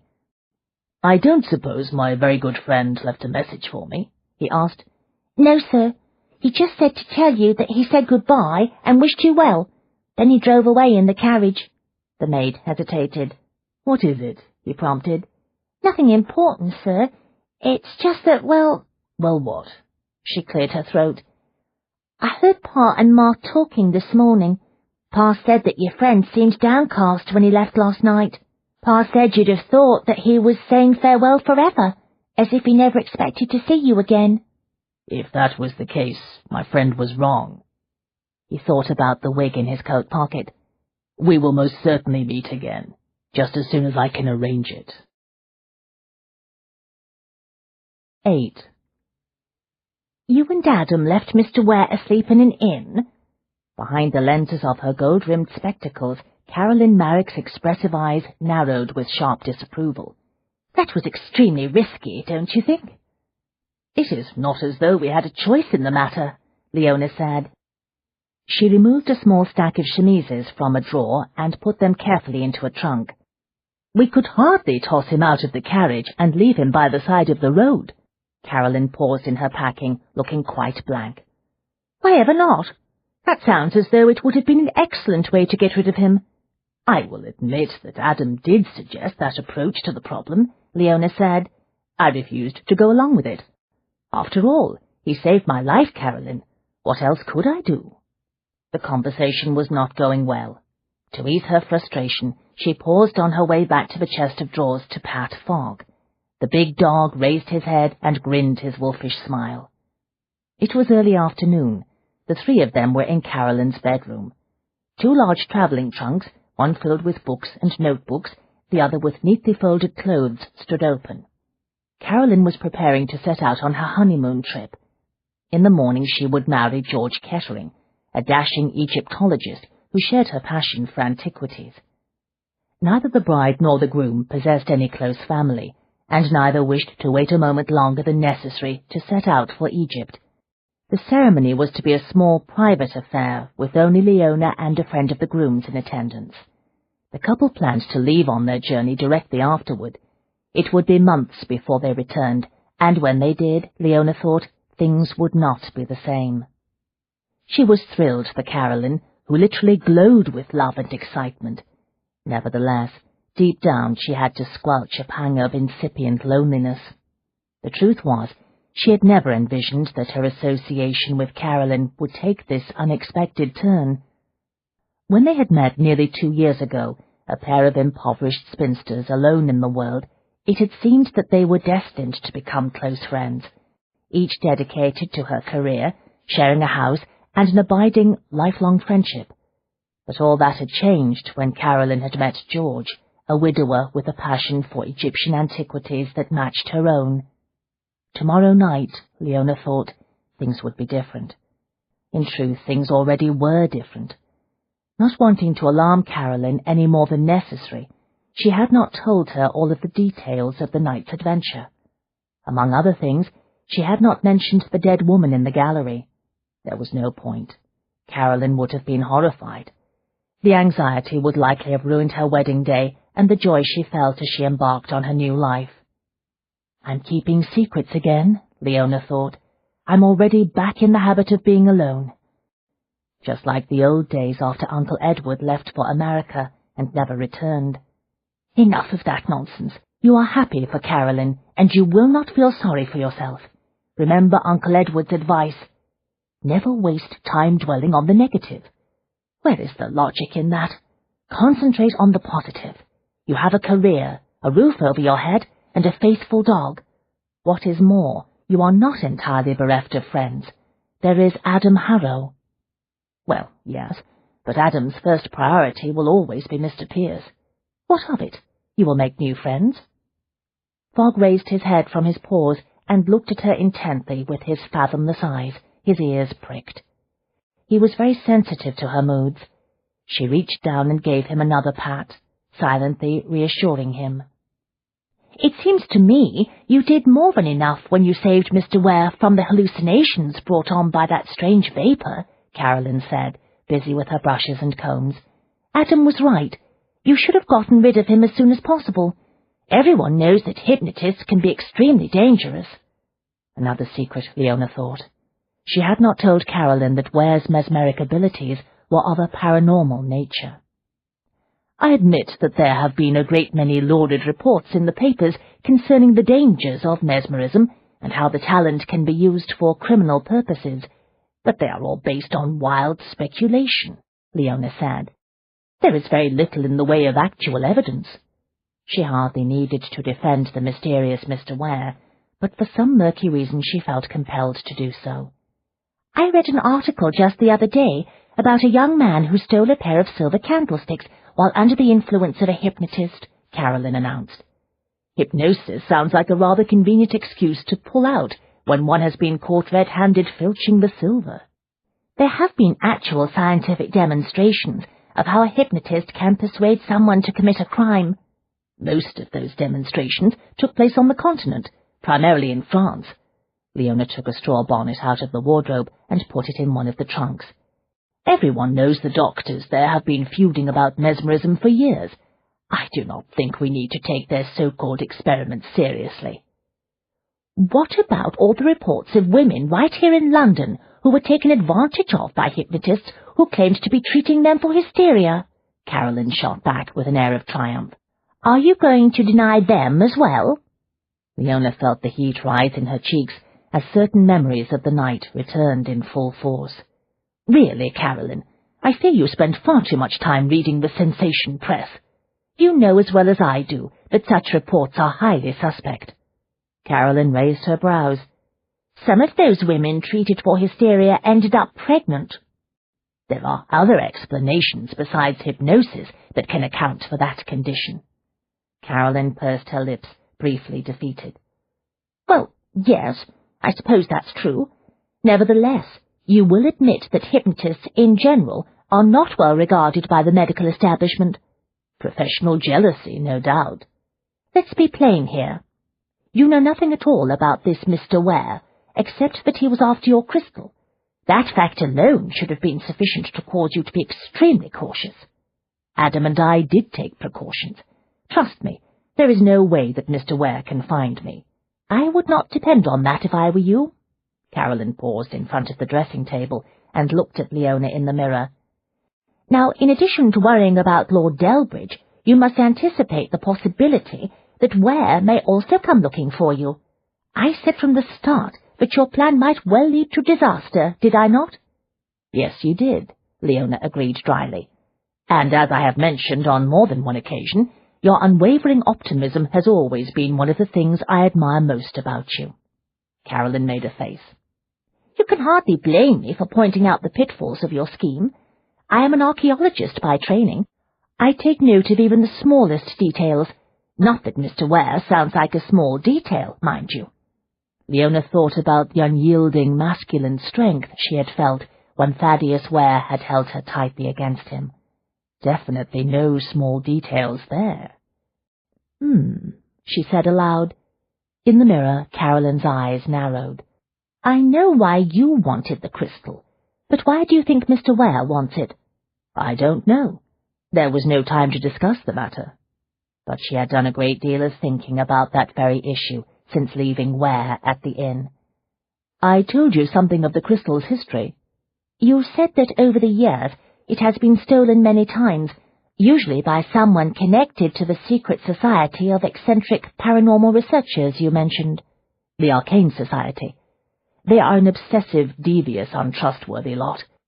Some of the members, like Delbridge, will stop at nothing to acquire relics such as the crystal that they believe to have psychical value, and in the case of the Aurora Stone, they seem to think that they have a claim on it based on an old and utterly ridiculous legend connected to the founder of the society.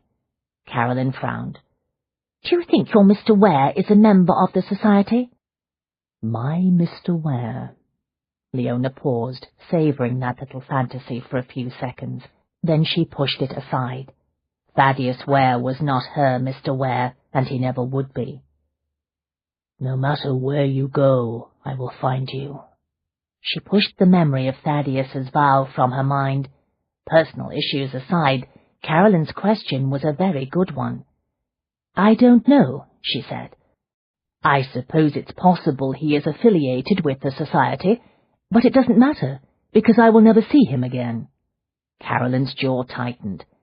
Thank goodness Mr. Pierce suggested that you wear servant's clothes last night. At least if Mr. Ware does decide to search for you, he will not realize that he is looking for a woman. Leona said. Yet another secret. She did not mention that Ware had penetrated her disguise, because she knew that fact would further alarm Carolyn. I thought you did not approve of Mr. Pierce. I do not.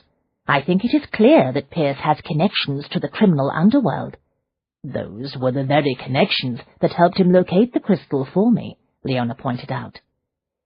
Mr. Pierce was received in respectable social circles, but there was no getting around the fact that he lived a very mysterious life.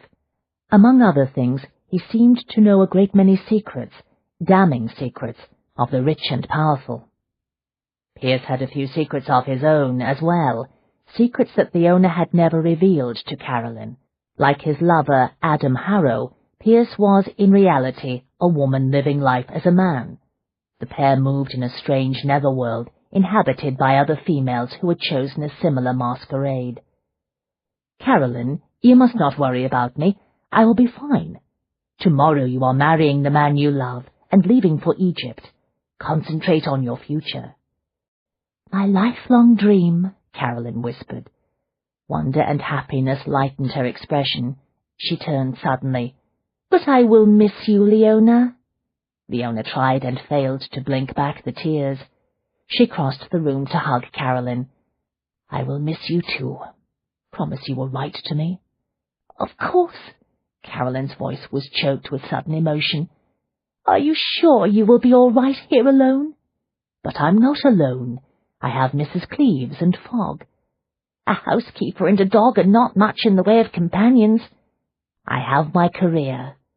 Leona gave her a reassuring smile. You know how satisfying that is for me. It is my passion, just as your Egyptian antiquities are for you. You must not worry about me. My marriage won't change our friendship, Carolyn promised. No, Leona said. But of course it would. Think positive. 9. She insisted that the Aurora Stone belonged to her, Thaddeus said. He looked at his cousin down the length of the long laboratory workbench. Leona thinks she has a legitimate claim to the crystal. After what I witnessed last night, I'm inclined to agree with her. There's no question but that the stone is the property of the society. Caleb Jones closed the old leather-bound volume he had been perusing and rested his hand on the cover. Furthermore, it is dangerous. It belongs in the Society's museum at the Arcane House, where access to it can be tightly controlled. In the glare of the gas lamps that lit his laboratory and the vast library, Caleb's stern dour face was rendered even more grim than usual. He was not noted for his charm or sociability. He had little patience with drawing-room conversation and the niceties of polite society. He much preferred the solitude of his laboratory and library. Here, in this place filled with scientific apparatus of every description, shelves crammed with books, ancient and modern, and the journals and records of the founder of the Arcane Society, he was free to indulge his unique abilities. Caleb possessed a paranormal talent for detecting patterns and meanings where others saw only chaos. There were those in the society who whispered that he was nothing more than a wild-eyed conspiracy theorist of the first order, and that his talent was actually an indication of mental instability. Thaddeus did not have any difficulty accepting his cousin's unusual abilities, or the brusque temperament that accompanied them. He understood, as few others did. When it came to disturbing talents, none, not even Caleb's, had quite the same unsettling effect on others, as did his own powers of psychical hypnotism. He was well aware that most who knew of his talent secretly feared him. Who could blame them? Few wanted to take the risk of getting close to a man who was endowed with such a potentially predatory power. For that reason, he, like Caleb, had few close friends. His talent was also the reason he had not yet married, much to his family's chagrin. No woman of his acquaintance relished the prospect of being wed to a man who wielded his kind of power. For his part, he refused to conceal the truth from a prospective bride. He and Caleb were cousins of the new master of the Arcane Society, Gabriel Jones. They were all three descended from the founder of the society, the alchemist Sylvester Jones. Sylvester had possessed a powerful gift for what in the late 17th century was known as alchemy. Thaddeus sometimes wondered if, had the founder lived in the modern era, he would have been perceived as a brilliant scientist. One thing was certain. There was little doubt but that he would have been considered extremely eccentric in any era. In addition to manifesting a prodigious paranormal talent, he had been paranoid, reclusive, and obsessed with his research. That obsession had taken him down a very dangerous path. Those traits, however, had not stopped him from fathering 2 sons with 2 different women, both of whom also possessed psychical talents of their own. It was not lust or love that had prompted Sylvester to produce offspring. His goal, according to his own notes, was to discover whether his talents would be passed down to his children. Sylvester's experiments were successful, although not in the way he had envisioned. What he had not anticipated was the variety of abilities that appeared in his descendants. In his hubris, he had expected that they would all develop his own paranormal aptitude for alchemical intuition. But over the course of 2 centuries, 2 things became evident. The first was that while raw power could be and frequently was inherited by one's offspring, the particular forms the talent took were unpredictable. The second outcome, which the arrogant alchemist acknowledged in his journal, had come as a startling shock, was that the talented women he had chosen as his mates for the experiments had played just as big a role in the results as he had. Sylvester was flabbergasted to discover that the mothers of his children had bequeathed their own paranormal inheritances to future generations of Joneses. "I do not think that Leona will give up her claim to the crystal easily," Thaddeus warned. "Offer her money," Caleb said, "a lot of it. In my experience, that is invariably effective." Thaddeus thought about the way Leona's eyes had glowed with a feminine heat that could only be described as passion when she had channeled power through the Aurora stone. Working the crystal had thrilled her in the way another woman might be thrilled by desire. The blood burned in his veins at the memory. Something deep inside him stirred. "I would not count on money achieving the results you want this time," he said. "Then you will have to find another way to get the crystal from her," Caleb said, flat and unequivocal. "This is the first time it has surfaced in over 40 years. Gabe wants it back in the hands of the society as soon as possible. If it disappears again, the way it did last time, it could be decades before we hear of it again." "I know," Thaddeus said patiently. "I'm merely saying that the new owner will probably not want to give it up." The Aurora stone had a long and intriguing history within the Arcane Society. According to the legend, it had been stolen from Sylvester's laboratory by a woman he had named Sybil the Virgin Sorceress. The question of her virginity aside, the truth of the matter was that Sybil was a rival alchemist. The founder had not tolerated competition well. A female rival had enraged him. In his journal he had refused to dignify Sybil with the title of alchemist, and had labelled her a sorceress instead, in order to demean and deride her talents and skills in the laboratory. The old bastard might have been brilliant, Thaddeus thought, but he was not what anyone would call a modern-thinking man. If money doesn't work, you'll have to find another way to take the stone from the woman, Caleb said. Given your particular talent, I should not think that would be too difficult. Damn it, you could mesmerize her into handing over the crystal, and then cause her to forget that she ever possessed it. I do not see why you are stalling here. She's immune to my talent. That stopped Caleb cold. His eyes gleamed with the detached curiosity of the scientist. "Ah," he said. "Interesting." Why was he stalling? Thaddeus wondered. He was going to have to take the crystal away from Leona. He already knew that. Nevertheless, he found himself wanting to defend her right to it. He wandered over to a nearby bench to examine a prism. "Do you really think that the crystal is another dark, dangerous arcane society secret, like the Founder's formula? I saw no evidence of that last night. Its powers appeared to be of a healing nature, not destructive." Caleb folded his arms and gave the question some serious thought. "I will allow that the crystal is not as potentially harmful as the formula could be in the wrong hands, but I believe that is primarily because the talent for working it is extremely rare."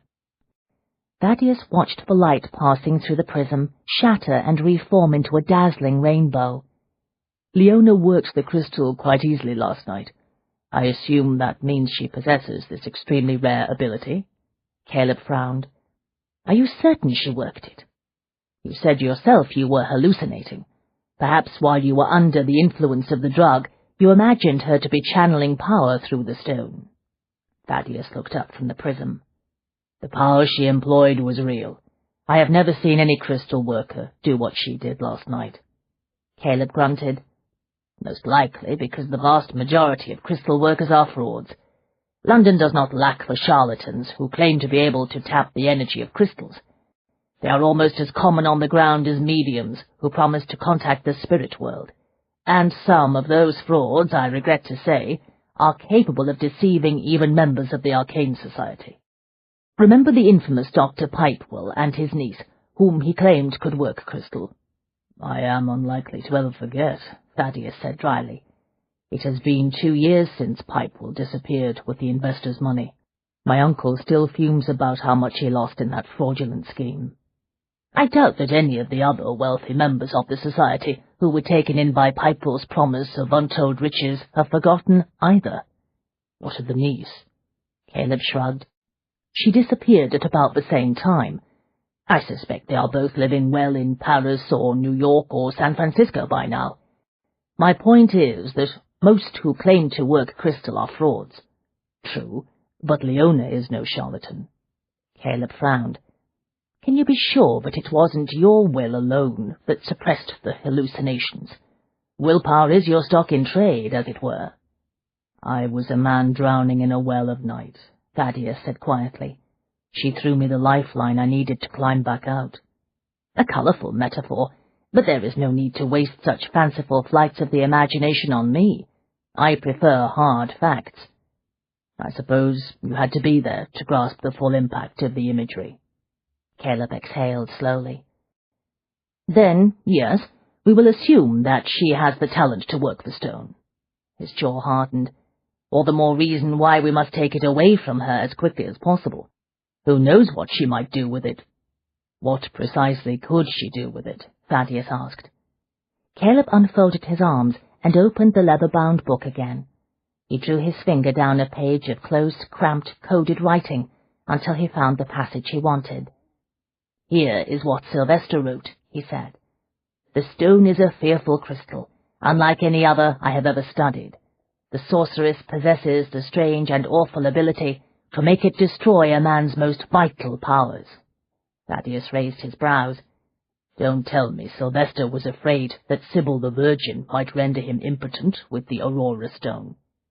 "He wasn't talking about his sexual powers. He was referring to the destruction of something he prized even more, his psychical powers."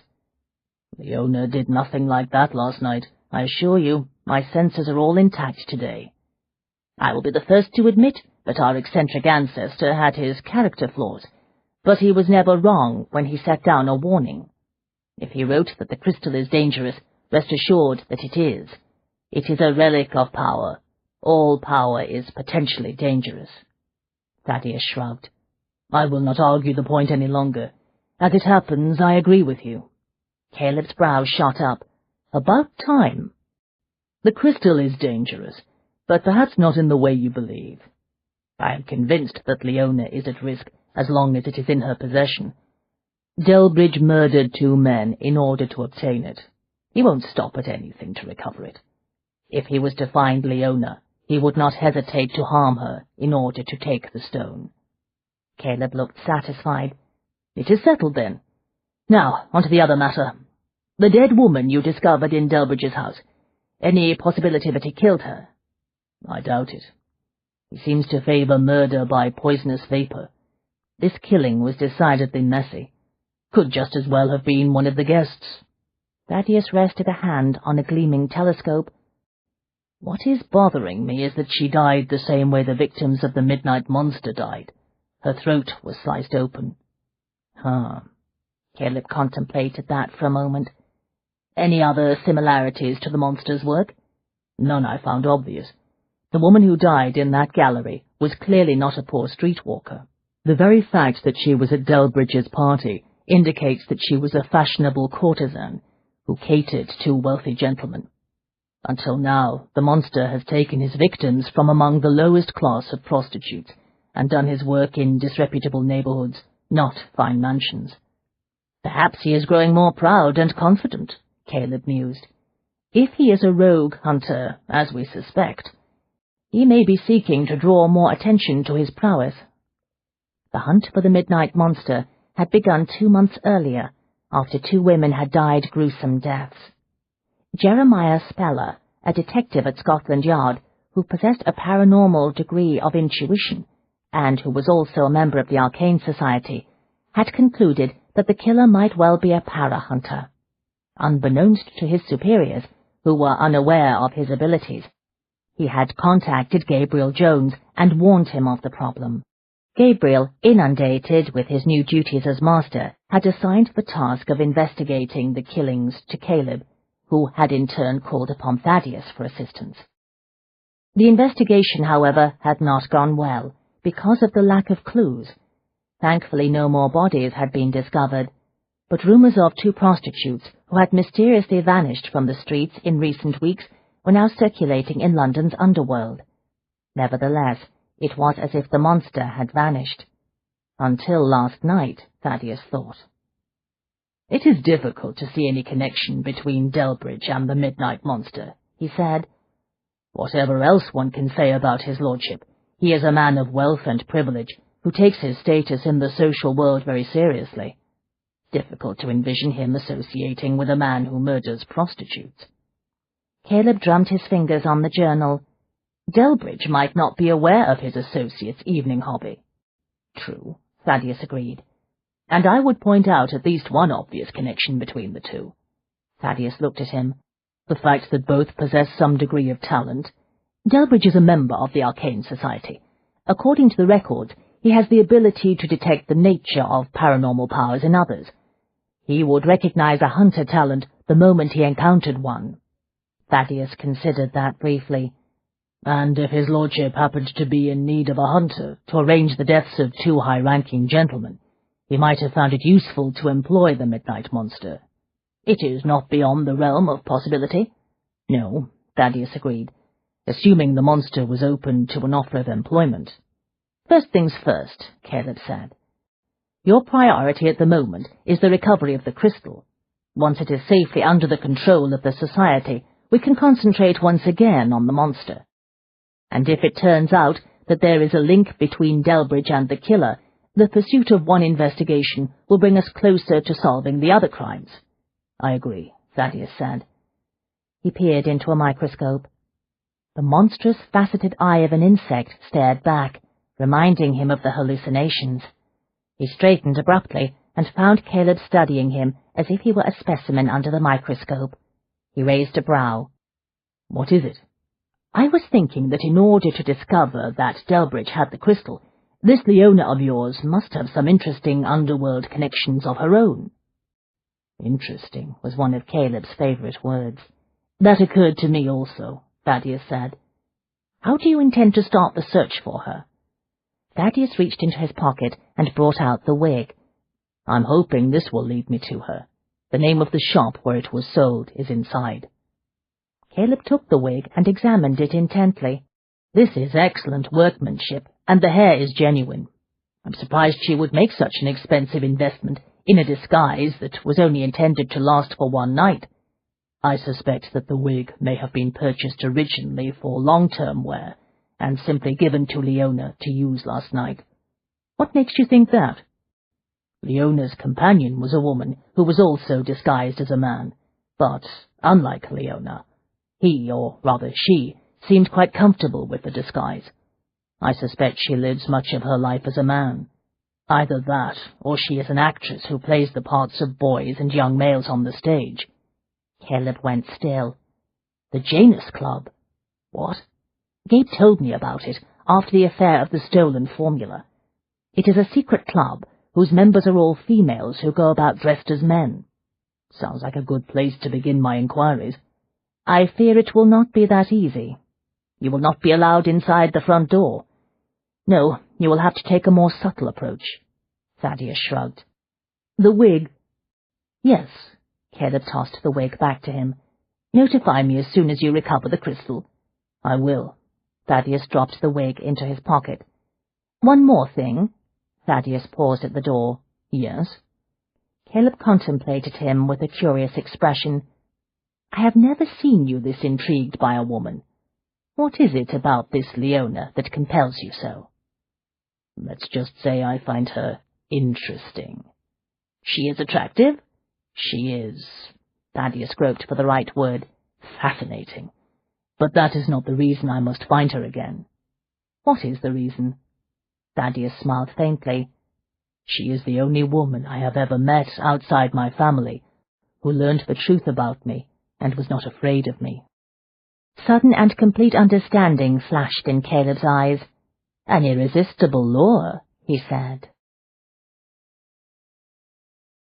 10. The lean, handsome man with the pale blonde hair and the equally pale eyes looked as innocent as a choir boy, but there was something about him that rang faint alarm bells somewhere inside Dr. Chester Goodhue. He could not explain his reaction with logic, however, so he chose to disregard it. After all, the fobs on the gentleman's watch were gold, the onyx ring looked real, and there was no question but that his coat and trousers had been cut by an expensive tailor. In short, Mr. Smith, as he called himself, appeared to be an ideal client. I have heard that you can refer me to a woman skilled at explaining troubling dreams. Mr. Smith smiled his angelic smile, hitched up his fine wool trousers, and crossed his legs. I am quite desperate. Haven't slept in months because of the nightmares. He appeared surprisingly well rested for a man who suffered from chronic insomnia, but what was the point in making that observation, Goodhue thought? This was a business. I may be able to assist you. Goodhue lounged back in his chair, propped his elbows on the arms, and tapped his fingertips together. Smith appeared to be a candidate for the new services he was selling. May I inquire as to who recommended you to me? He asked. Smith wrinkled his nose in pained disgust. A quack in Cruton Street. Calls himself Dr. Bayswater. Tried to convince me to buy some of his patent medicine. I was not about to touch the stuff. One never knows what is in those tonics and elixirs men like him sell. They both glanced somewhat reflexively at the array of bottles on the shelf next to Goodhue's desk. The sign on the front door read, Dr. Goodhue's Natural Remedies. The framed posters on the wall advertised the various nostrums sold on the premises. Dr. Goodhue's Herbal Tonic for Ladies, Dr. Goodhue's Stomach Bitters, Dr. Goodhue's Cough Syrup, Dr. Goodhue's Vital Elixir for Men, Dr. Goodhue's Sleeping Aid. The effectiveness of a medicine is directly connected to the expertise of the doctor who prepares it, Goodhue said smoothly. You were wise to be wary of Bayswater's cheap concoctions. Sugar and water for the most part, with a little gin or sherry tossed in to give it some flavour. I assure you, My medicines are of the highest quality, and contain the most efficacious ingredients. I do not doubt that, Dr. Goodhue, but as I made clear to Bayswater and several other doctors today, I am seeking a cure that does not rely on any sort of unnatural chemical. I use only natural ingredients. Goodhue cleared his throat. I must say, I'm surprised Bayswater sent you to me. He and I are not what anyone would call close. Smith smiled benignly. He did try to talk me out of my desire to consult with someone who employed crystals. Told me that all crystal workers were frauds. But I insisted. I made it worth his while to suggest another practitioner. I see. Goodhue tapped his fingers together again. Well, if you're certain that you don't want to try a scientific remedy such as my sleeping tonic, quite certain, then I will be happy to make an appointment for you with Mrs. Ravenglass. Smith's long-fingered hand tightened around the carved head of his walking stick. A disturbing air of anticipation emanated from him. Mrs. Ravenglass is the name of the woman who works crystals? He asked. Yes. Goodhue sat forward and reached for his leather-bound appointment book. Would Thursday afternoon at 3 be convenient? Thursday is 3 days away. Is there anything available today? I'm afraid not. Wednesday afternoon, perhaps? A curious stillness came over Smith. Nothing changed in his expression, and he made no move. Yet for some inexplicable reason, an icy chill went down Goodhue's spine. In the next moment, Smith appeared to relax. He smiled his engaging smile. Wednesday afternoon will be fine, he said. What is her address? She has consulting rooms in Marigold Lane. Goodhue cleared his throat. You may be interested to know that I have concluded that the cause of disturbing dreams in men is a congestion of the masculine fluids. Smith's brows rose. I see. Scientifically proven, Goodhue assured him. As it happens, for an additional fee, Mrs. Ravenglass can be persuaded to provide a special therapy of a very personal nature in a private and very intimate setting that is guaranteed to cure that sort of problem. You don't say. Goodhue leaned forward and picked up his pen. Shall I put you down for the special therapy? What the hell, Smith said. Why not? 11. Thaddeus found the woman who went by the name Adam Harrow in an art gallery examining a series of framed photographs. Adam was still in men's clothes, but she no longer wore the guise of a coachman. Today she was an elegant man about town, attired in well-cut coat and trousers. The wing-collared shirt and the four-in-hand tie were in the latest style. A knee-length overcoat swung from her discreetly padded shoulders. She had removed her hat, revealing light brown hair, trimmed quite short and sleeked straight back from her forehead with pomade. It was a style perfectly suited to a gentleman of fashion. Thaddeus stood quietly at the back of the gallery for a moment, studying his quarry from a distance. If he had met Adam Harrow socially, and not known that she was a woman, he would never have guessed the truth.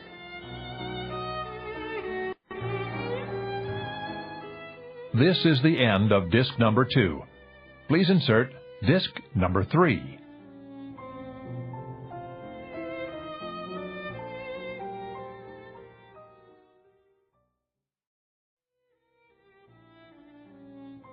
This is disc number 3.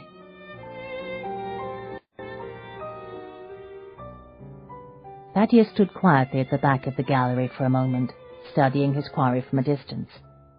If he had met Adam Harrow socially, and not known that she was a woman, he would never have guessed the truth.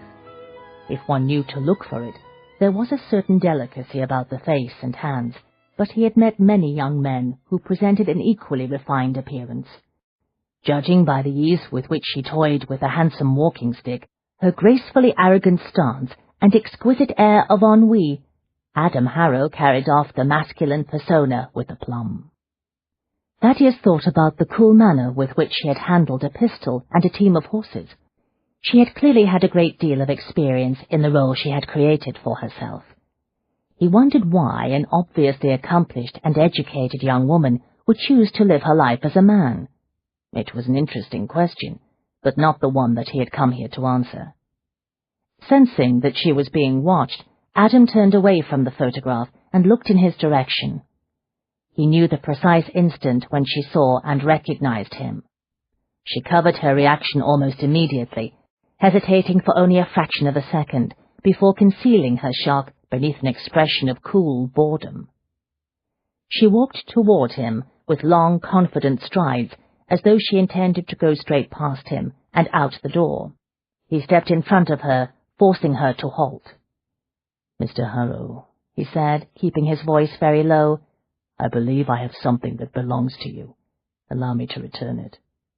He drew the wig out of his pocket. Adam's mouth tightened. "Bloody hell! I told Leona that we should have got rid of you in a more permanent fashion."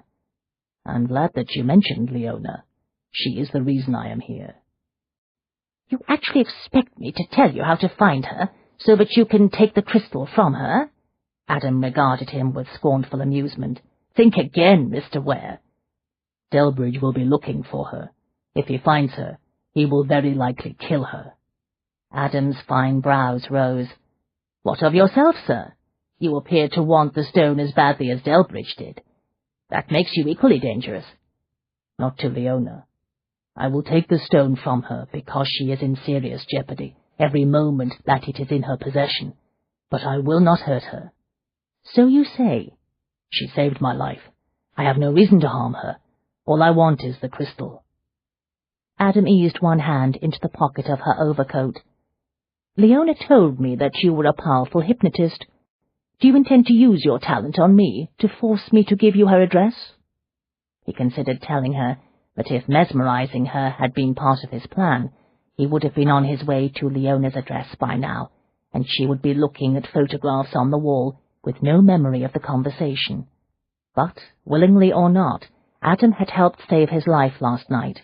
She deserved better, a reassuring lie at the very least. "Calm yourself," he said. "I can see that you do not know a great deal about hypnotism. Allow me to assure you that no hypnotist, regardless of his powers, can put an unwilling person into a trance." Adam seemed to relax a bit at that, but she remained suspicious. "I would have you know that I am armed, sir." "I do not think you will shoot me dead here in public. It would make for a great many questions from the authorities, and something tells me that you would rather avoid that sort of close scrutiny." "I admit I would prefer to avoid any and all conversations with the police. However, if you do attempt to employ your powers of mesmerism on me, I will not hesitate to use my pistol. I would rather have an awkward conversation with the authorities than betray a friend." Thaddeus inclined his head. "I respect your sense of loyalty, but if you care about Leona, you will give me her address. She is in grave danger from Delbridge." Adam hesitated uneasily. "Leona told me about the dead woman you found. Do you think Delbridge murdered her?" "I do not know, but he is almost certainly capable of cold-blooded murder. He has killed twice already to acquire the crystal. He will not stop now." "What of your own intentions? Do you want the crystal for your own collection?" Thaddeus felt his patience start to fray. "You must believe me when I tell you, but I am not looking for Leona because I want that damn rock for my personal collection of antiquities. The crystal is the rightful property of a group devoted to research and study of the paranormal. I am here as an agent for that society." Adam blinked, startled. "What is the name of the society you represent?" Thaddeus hesitated, and then decided there was no reason not to tell her. "The Arcane Society. I doubt that you have heard of it." Adam groaned. "I should have guessed." Thaddeus frowned. "You know it?"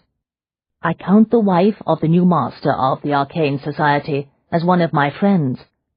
It was Thaddeus's turn to be caught off guard. "You are acquainted with Mrs. Venetia Jones?" "Indeed. I am a great admirer of her photographs." Adam waved languidly at the framed pictures displayed on the walls of the gallery. "As it happens, I came here today to examine her latest portraits." "If you know Mrs. Jones, then you know that you can easily verify that what I am telling you is true. Will you give me Leona's address?" "Probably." Adam stepped around him, and started once more toward the door. "But first there is someone you must meet. He will make the final decision." Thaddeus fell into step beside her. "Who is this person?" "His name is Mr. Pierce, and I suggest very strongly that you avoid employing your mesmeric talents on him. He would be most annoyed. People who annoy Mr. Pierce live to regret it." 12. The day was clear and warm. The leaves in the tiny scrap of a park were that perfect shade of green that was the banner of early spring. Lansing much preferred the physical sensations of the night and the promise of the hunt that came with them, but he was quite capable of enjoying the heat of the sun and the scent of new growth. His talents were those of the hunter, and a hunter was, by nature, always in touch with his surroundings. He stood beneath one of the newly leaved trees and studied the front door of number 7 Vine Street. An hour ago he had followed the mysterious Mrs. Ravenglass home from her consulting rooms in Marigold Lane. She had disappeared inside the house long enough to eat a light meal and refresh herself, and then had re-emerged to walk back toward her business premises. His first plan was to wait until night, and then enter the house to search for the crystal. With his talents, it would be no trick at all to break into number 7 without raising an alarm. It was how he had administered the vapor to Bloomfield and Ivington. Neither man had even awakened until he held the poison-soaked cloths over their mouths and noses. By the time they had opened their eyes, of course, it was too late. Delbridge had specified that there was to be no killing when he recovered the crystal today, for fear of drawing the attention of the police. But Lansing took that to mean no unnecessary killing. It would not be his fault if Mrs. Ravenglass or her housekeeper, the only occupants of the house at number 7, were to awaken while he was inside. He would have no choice but to cut a throat or two. In fact, he anticipated using the threat to force the crystal worker to give up the stone. And afterward, he would be forced to kill her. Couldn't leave any witnesses, now could he? But as soon as he had seen the dog greet Mrs. Ravenglass at her door, he had changed his plans for a midnight burglary. His paranormal talents made him faster than the average man, and heightened his natural senses. Nevertheless, he was still a creature of nature, albeit a highly evolved one, not some magical or supernatural being. His speed and reflexes were far superior to those of others of his own kind, but he was no faster or better equipped to bring down prey than any of nature's other superior predators, a wolf, for example. Mrs. Ravenglass's dog looked as if it had descended from wolves. He did not fancy his chances against another such beast of prey. The dog would sense him the moment he entered the house. Lansing was not certain that his weapon of choice, a knife, would be effective against all those teeth and primeval reflexes. Even if he managed to kill the dog, the creature might well alarm the entire street with his barking before he died. But large dogs required plenty of vigorous exercise, certainly more than could be provided in the tiny garden behind number 7 or in the little park. Sooner or later, someone inside the house would have to take the animal for a long walk. As he watched, the front door of the house opened. The housekeeper appeared. She wore a grey gown, sensible shoes, and a bonnet. In one hand she held the end of a leash. The wolf dog was at the other end of the long strip of leather. When the housekeeper and the dog reached the bottom of the front steps, the beast halted abruptly and looked directly across the street into the park, ears sharpened. He stared hard at Lansing. There was an intense, unnerving steadiness about the animal's gaze. The housekeeper turned to see what had attracted his attention. Lansing angled his hat over the side of his face, shielding his features, and started quickly away toward the far end of the street. "Come along, Fogg." The housekeeper tugged on the leash. Reluctantly, the dog trotted after her. Lansing exhaled slowly, but he did not stop walking until he reached the far end of the park. Then he allowed himself to turn around. The housekeeper and the dog had both disappeared around the corner. A short time later, Lansing made his way into the tiny garden at the back of number 7. He took out his lockpick. He had the house to himself, and plenty of time to search for the crystal. 13. The dreams are becoming increasingly vivid, Mrs. Ravenglass. Harold Morton leaned a little farther across the table. In the light of the glowing green crystal, his eyes glittered with excitement. Dr. Goodhue explained that they are due to a congestion of masculine fluids. Leona looked at him through the heavy black veil she always wore for her consultations. It had been Uncle Edward's idea for her to dress as a widow when she worked crystal. At the start of her career, the veil and the serious black gown had concealed her youth. She had been 16 when she had begun working crystals professionally. Edward had explained that few clients would have trusted the experience and talents of such a young woman. But as she grew older, he insisted that she continue the pose. "Adds an air of mystery and intrigue to the whole thing," Edward said. "The clients want a bit of theatre, whether they know it or not." "Dr. Goodhue told you that your dreams were due to congestion?" she said warily to Morton. "Yes, precisely." Morton's head bobbed up and down several times. "He explained everything, and assured me that you could apply certain therapies designed to relieve that congestion." Harold Morton was a lecherous cad, and she was trapped with him in the small consulting room. What on earth had Dr. Goodhue been thinking when he referred him to her? With his slightly balding pate, well-trimmed whiskers, and conservatively cut coat, Morton appeared to be every inch the respectable accountant he purported to be. But she had realized the moment she turned down the lamp and activated the emerald crystal that, regardless of his reasons for making the appointment, he was no longer interested in help for the disturbing dreams with which he claimed to be afflicted. He now had other things on his mind. "I regret I will not be able to help you, Mr. Morton," she said briskly. Simultaneously, she stopped channeling her own psychical energy into the crystal. The green glow began to fade. "What's this?" Morton straightened angrily. "See here, Dr. Goodhue assured me that you used an exclusive therapy in an intimate setting." "I'm afraid you were misinformed as to the nature of my therapy, sir." "Come now, no need to be coy, Mrs. Ravenglass." Morton winked. "I paid Goodhue quite handsomely for the opportunity to consult with you in an intimate setting." She froze. "You paid extra for the special therapy." "I most certainly did." "I regret to say that crystal work will not help your problem.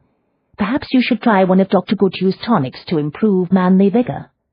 "Nothing wrong with my manly vigor, I assure you, Mrs. Ravenglass," Morton said quickly. "That's why I'm here. An excess of manly vigor, that's the problem. I need a release, just like the woman in my dreams. We need each other, Mrs. Ravenglass, desperately." "I have no idea what you are talking about." "Nonsense." Morton leaned forward again. His aura of flushed excitement grew stronger. "Let me describe my most recent dream. I have had it several times during the past fortnight, and it is very vivid. Remember, Leona, you must control the audience from the moment you take the stage. Never allow your audience to control you." "I do not want to hear about your dreams, sir," she said sharply. "I cannot help you." Morton ignored her. "The lady in my dream is a woman who was widowed on her wedding night. Her husband died before the marriage could be consummated, and she has been forced to live for years without ever having known the gratification of normal, healthy marital relations. That will be all for today, Mr. Morton." She made to rise from the table, intending to turn up the lamp. "The poor virginal widow endures the most debilitating bouts of hysteria. Everyone knows that widows and spinsters often suffer greatly from the condition because they are deprived of normal marital relations." The green crystal was still glowing, albeit faintly. It should have gone dark. Halfway to her feet, Leona sat down, suddenly shocked. Harold Morton was activating the crystal, although he seemed unaware of it. "I believe you are the lady of my dreams, Mrs. Ravenglass." Morton's voice thickened with lust. "I see now that fate has brought us together, so that I can relieve your tension and prevent an attack of hysteria. That treatment will also relieve my congestion. We can satisfy each other, madam." "Fate had nothing to do with our meeting, sir," she told him coldly. She would have a few words to say to Dr. Goodhue. How dare he imply to male clients that she was a prostitute? The crystal was glowing more brightly, but not in a healthy, therapeutic fashion. Morton still gave no indication that he knew that he was the one stirring the energy of the stone. Nevertheless, it was obvious that he possessed more energy than the average client, and he was somehow channeling it into the green crystal. Everyone possessed some degree of paranormal ability. The vast majority of people lived out their entire lives unaware of it or unwilling to acknowledge it. Only in their dreams did they actively tap into that side of their natures. When they awoke, their conscious minds usually shrugged off the experience. But dreams were not the only way in which an individual's latent energy surfaced. The intense emotions associated with sexual arousal could also release it. That was what was happening now. It was just bad luck that Morton had been focusing intently on the crystal when he had been overcome with his lewd urges. Although he was unconsciously pouring dark energy into the stone, he had no natural talent for controlling the crystal. As a result, the paranormal currents generated from his own mind were rebounding on him, no doubt intensifying his sensation of arousal. "I know that you lie awake at night, yearning for the touch of a man, Mrs. Ravenglass," he assured her. "I can bring you relief. Allow me to help you. No one need ever know. It will be our little secret." She scooped up the illuminated crystal and got to her feet. "I assure you, I do not need your remedy, sir." She channeled energy into the stone to diffuse Morton's pulses. The green crystal quickly grew cloudy and then darkened altogether. Morton's chair scraped on the floor. He shot to his feet, outraged. "See here, I paid well for my therapy." She wished Fogg was with her this afternoon. Until recently, he had always accompanied her to her consultations, spending his time dozing in the reception room or lying at her feet beneath the table. But lately she left him at home because Dr. Goodhue claimed that some of the clients complained about the presence of a large, dangerous-looking dog in the consulting rooms. She made a mental note to notify Goodhue that in future she would refuse all clients who professed a fear of dogs. "You must leave now, sir," she said. "I have another client waiting." That was not true. Morton was the last client with an appointment this afternoon, but there was no way he could know that.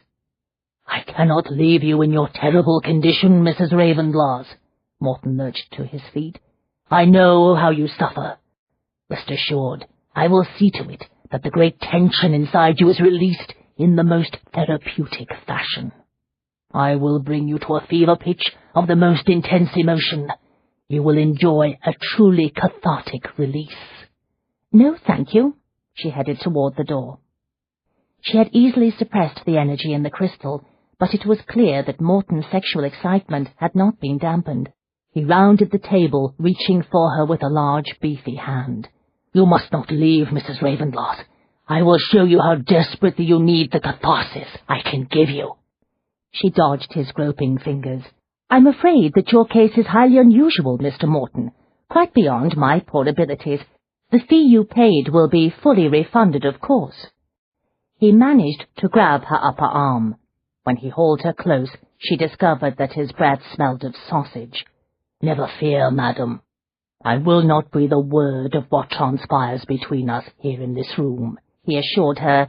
"As I said, it will be our secret." She smiled very sweetly. "Yes, it will. Look into the crystal, sir. Let us be transported together into the realm of the metaphysical." "What?" He blinked again and automatically glanced at the stone, unconsciously pouring more energy into it. It glowed bright green. This time she did not merely dampen the currents of his energy, she swamped them. Then she used the stone's focusing power to send the tide straight into Morton's mind. The energy she projected, enhanced by the crystal, struck all of Morton's senses with enough force to cause sudden, jolting pain. The green crystal, like the others, with the exception of the Aurora Stone, was not strong enough to do any permanent damage, but it could certainly stop a man in his tracks for a moment or two. With a groan of startled anguish, Morton released her arm and reeled back. He clapped both hands to his temples. "My head!" "I fear our time is up for today," she announced. She rushed back to the door, yanked it open, and dashed out into the reception room. Thaddeus Ware caught her with one arm and scooped her close against him. "We really must stop meeting like this," he said. "What on earth?" Stunned, she stared at him, unable to believe her eyes. Thaddeus ignored her to fix Morton with a cold, dangerous look. "What is going on here?" he asked, in a voice that could easily have frozen the fires of hell. Morton jerked in reaction. His mouth opened and closed several times before any words came out. "Now, see here, sir," he sputtered. "You'll have to wait your turn. I paid for an hour-long session. I have a good 30 minutes left." "You will leave now," Thaddeus said, infusing the command with just enough energy to create a deadly soft voice of doom. Morton jerked violently, blanched, and hurried toward the door. His footsteps thudded heavily on the stairs. A moment later, the outer door slammed shut behind him. As if he had suddenly remembered that he was holding her, Thaddeus released Leona. She stepped back quickly, shaking out her skirts. It dawned on her that her veil was hanging at an awkward angle. She crumpled the black netting up onto the brim of the hat, and then discovered that the hat itself had tilted sideways and was precariously perched over one ear.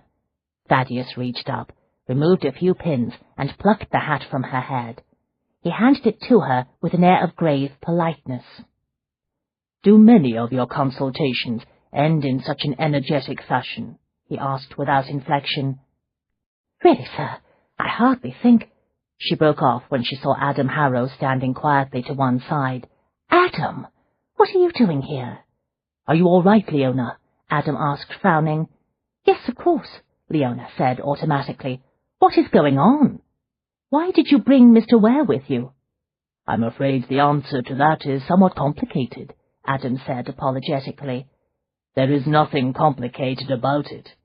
Thaddeus turned his riveting eyes on Leona. "I told you that I would find you again, Miss Hewitt. You will learn that I always keep my promises." 14.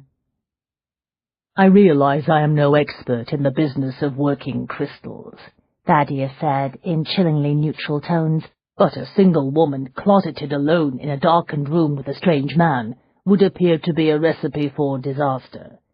"One small, admittedly unfortunate incident does not constitute a disaster," Leona said stiffly. They were in the small parlour of the little house on Vine Street. Adam had left a few minutes earlier, after apologizing quietly for the second time. Leona had assured her that she did not blame her. It had been Mr. Pierce's decision to give Thaddeus the address of Leona's consulting rooms. It was understood that Adam's first loyalty was to Pierce. In any event, Leona thought, her feelings at the moment were too muddled to allow for any clear sense of blame. Deep down, some part of her had hoped Thaddeus would come looking for her. In spite of everything, the irrepressible optimistic side of her nature was convinced that the passion that had leaped between them during that dark journey back to London had not been generated solely by the hallucinatory vapours. But now she knew that her secret fantasies were no more than the stuff of dreams. Thaddeus's fascinating eyes were certainly not blazing with passion today. There was a cold, hard, implacable aura about him that extinguished the tiny flames of hope that had burned within her. All in all, it had been a rather trying day. She had started out feeling a little low after spending her first night alone in the house following Carolyn's joyous leave-taking the day before. Then came the unpleasant encounter with Harold Morton, and now this. The man of her dreams had magically appeared on her doorstep, only to make it clear that the only thing he wanted from her was the Aurora Stone. Sensing her tension, Fogg had taken up a protective stance next to her chair. She rested a hand on top of his head. He leaned into her skirts, his pricked ears and attentive gaze fixed on Thaddeus. Thaddeus stood facing her, his back to the window. He had said very little during the short carriage ride from the consulting rooms, leaving it to Adam to make the explanations. By the end of the journey, Leona was forced to accept the fact that Mr. Pierce had betrayed her to Thaddeus Ware, because he had genuinely believed she was in danger. There were few things more annoying than having someone act in what he perceived to be one's best interests, she reflected. "What would you have done if Mr. Harrow and I had not arrived when we did?" Thaddeus asked. Leona glowered at him. "I was in no danger. I had the situation under control." "It did not appear that way," Thaddeus said evenly. "It really is none of your business, sir." "Probably not." He raised his brows. "But for some reason I find myself unable to ignore the matter." "Concentrate a little harder. I'm sure that if you work at it, you will manage to summon the willpower required to put the issue aside and move on to other things." "I disagree. Wouldn't be surprised if I have a few unpleasant dreams tonight because of what I witnessed today." "Don't come to me for crystal therapy if that proves to be the case." Leona fixed him with a frosty glare. "Let us get to the heart of the matter," she said. "You are here for the Aurora Stone." "I did warn you that it was extremely dangerous to possess," he said, a little gentler now. "I don't believe you." "Leona, be reasonable. If I found you so easily, Delbridge may do the same." She frowned. "Delbridge does not know about Adam, nor does he have a wig to use as a clue." "No, but there are other ways of finding people, even in a city this size." "How?" she demanded. He shrugged.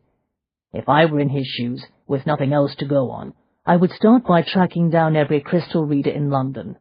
I'd ask questions, and I'd pay bribes until I collected some rumours and clues. It might take a great deal of time and effort, but sooner or later one of your competitors would point a finger toward you." He paused for emphasis. "It is even possible that I would get lucky immediately." She stared at him, transfixed. "Good heavens! I never thought of that approach to the problem." "Something told me that it might have escaped your notice." She beetled her brows. "There is no need for sarcasm, sir." "Leona, I thought that we had made it clear that Delbridge has murdered at least twice in order to get his hands on the crystal. You may be his next victim if you don't—" "One moment, sir." Leona studied him closely, more suspicious than ever.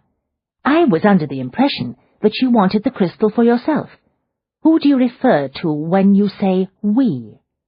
"I am acting on behalf of a society of psychical researchers." "There are any number of such societies, most of which are composed of gullible fools and doddering eccentrics who know nothing of the paranormal."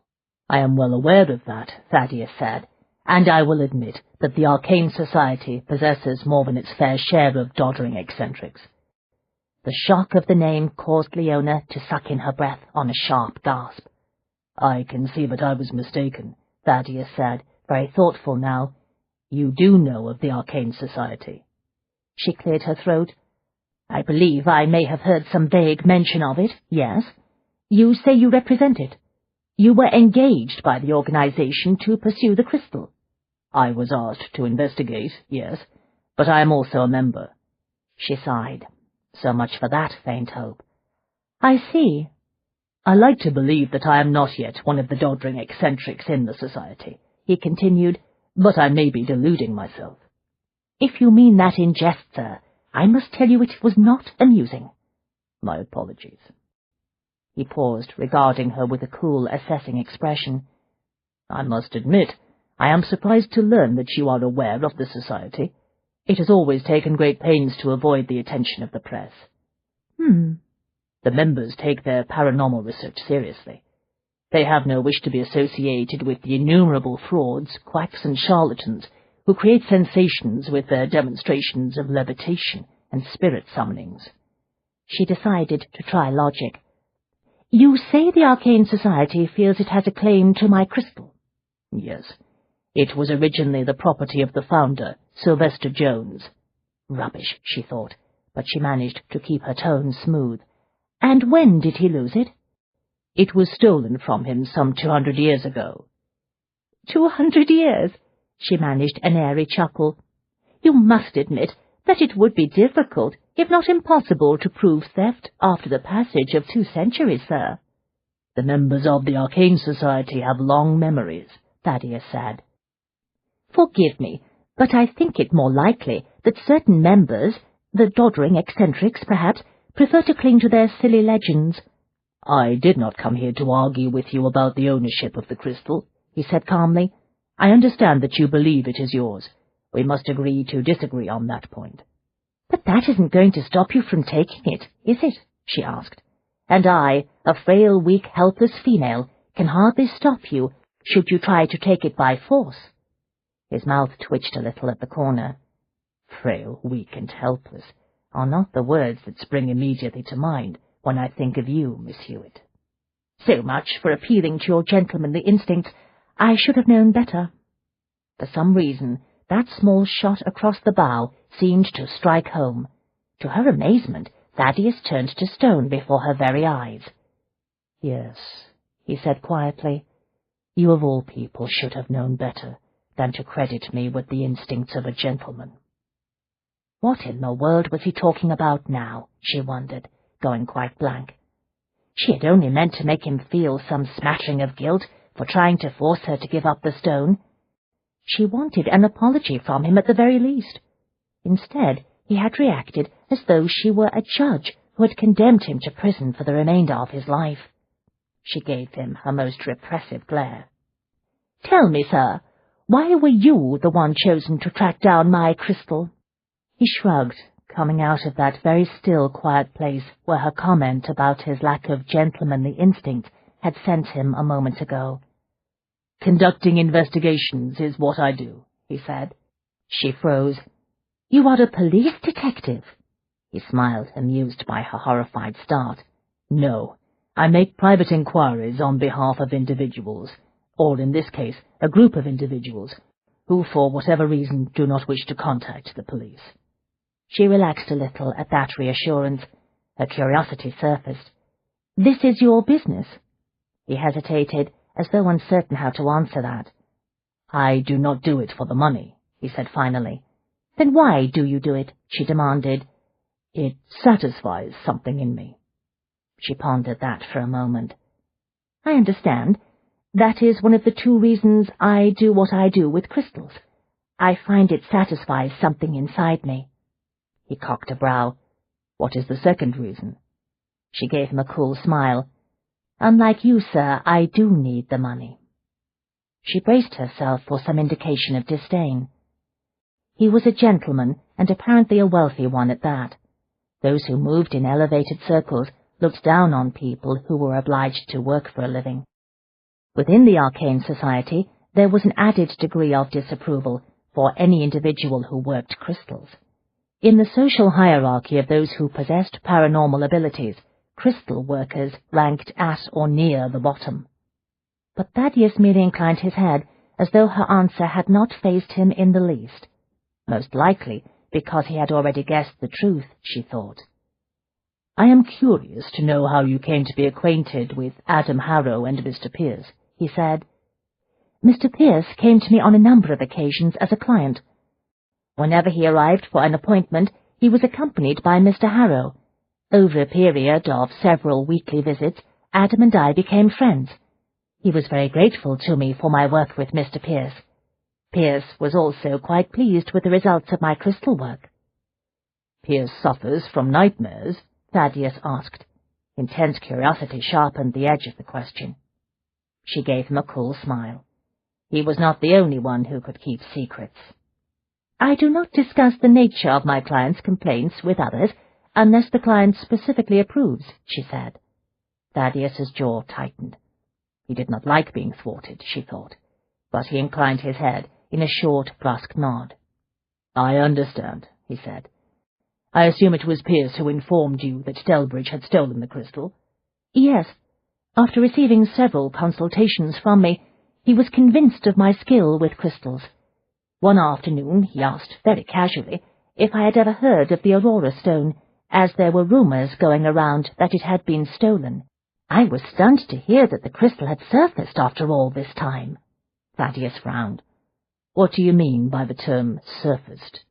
It was stolen from my mother when I was 16 years old. Her hand stilled on Fogg's head. In fact, I have always believed that she was murdered for it. I see. I had given up all hope of finding it. Needless to say, I was thrilled when Mr. Pierce mentioned the rumours. When he realized how important it was to me, he made further inquiries and learned that Delbridge was the likely thief. I immediately began making plans. To steal the crystal? To recover my stolen property, she said coldly. When Mr. Pierce and Adam realized that I was determined to enter Delbridge's mansion to look for it, they both insisted that Adam accompany me. Thaddeus frowned. I'm surprised that Pierce, with all of his connections, didn't offer to steal the stone for you. He did, but I explained to him that I was the only one who could identify the real Aurora stone. In any event, Mr. Pierce did not believe Delbridge to be nearly as dangerous as he apparently is. Delbridge's reputation is that of an eccentric collector. Who would have thought that he was actually an evil chemist, capable of concocting drugs that can drive one mad? Thaddeus looked out the window at the quiet little park across the street. That is one of the strangest aspects of this business.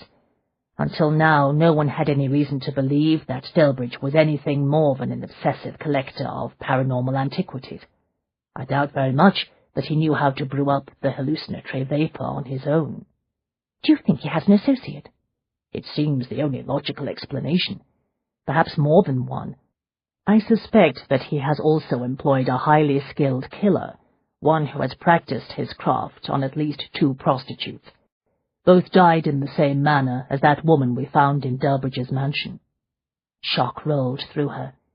Do you refer to that fiend the press is calling the Midnight Monster? Yes. Miss Hewitt, do you begin to comprehend just how much danger you are in? Staggered, she could only stare at him for a moment. Eventually she found her tongue. Yes, she whispered. Yes, I do take your point. To think that the Midnight Monster might be in the employ of Lord Delbridge, it is almost impossible to believe.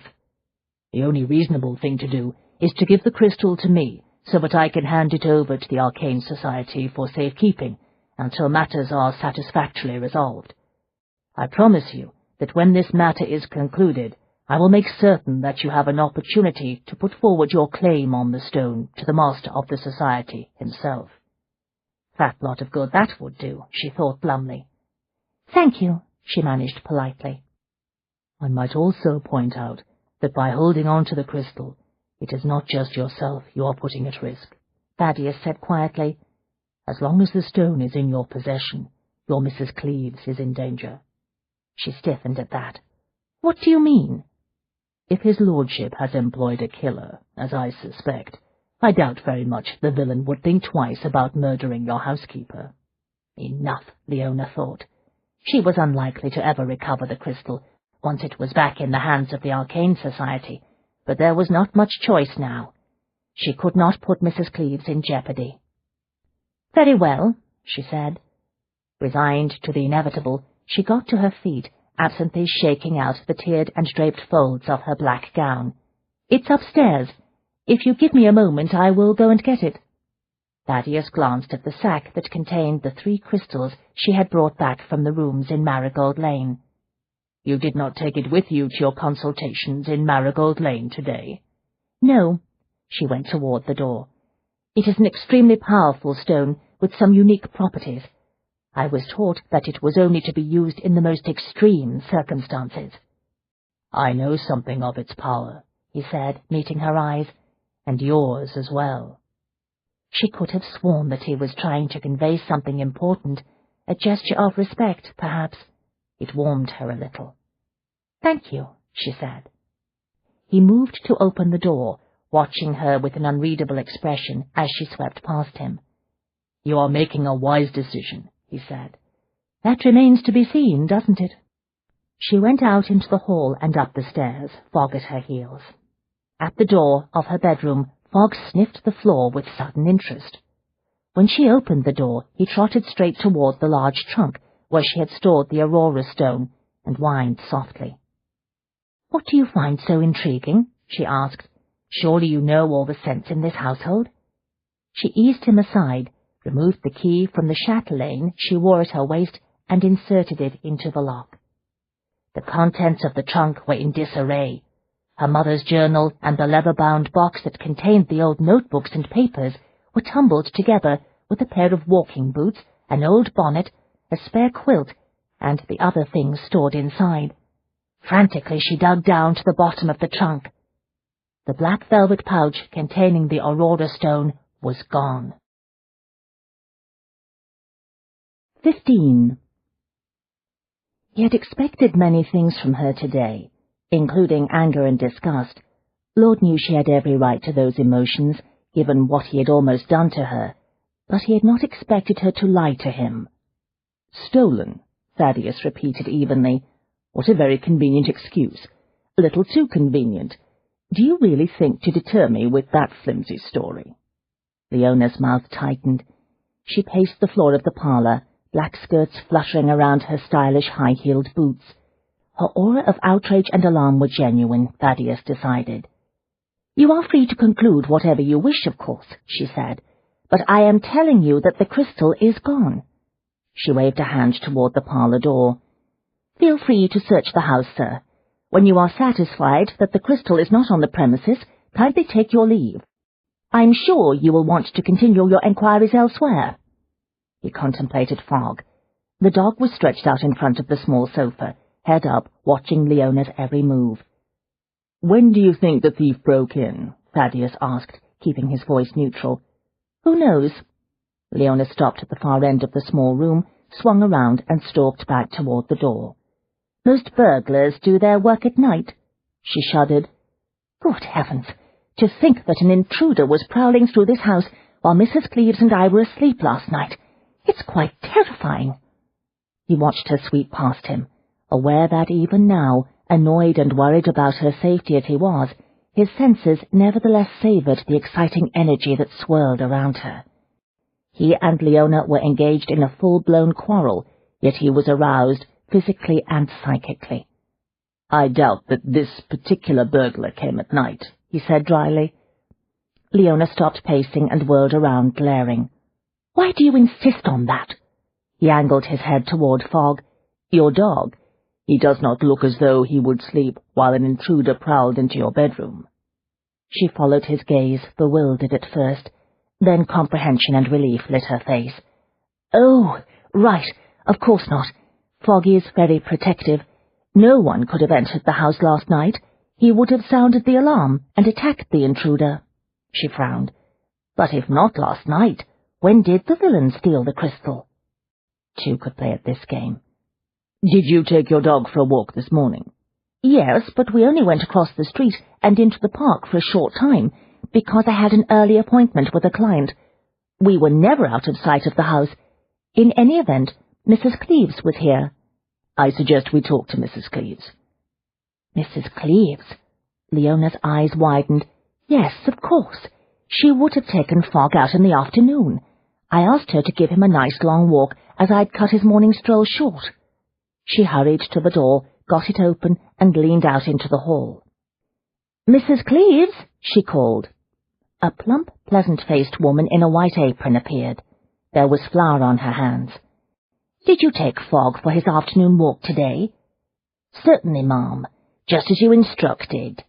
She looked past Leona at Thaddeus and then back at Leona. "Is there something wrong, ma'am?" This could not be a well-rehearsed play that he was witnessing, Thaddeus decided.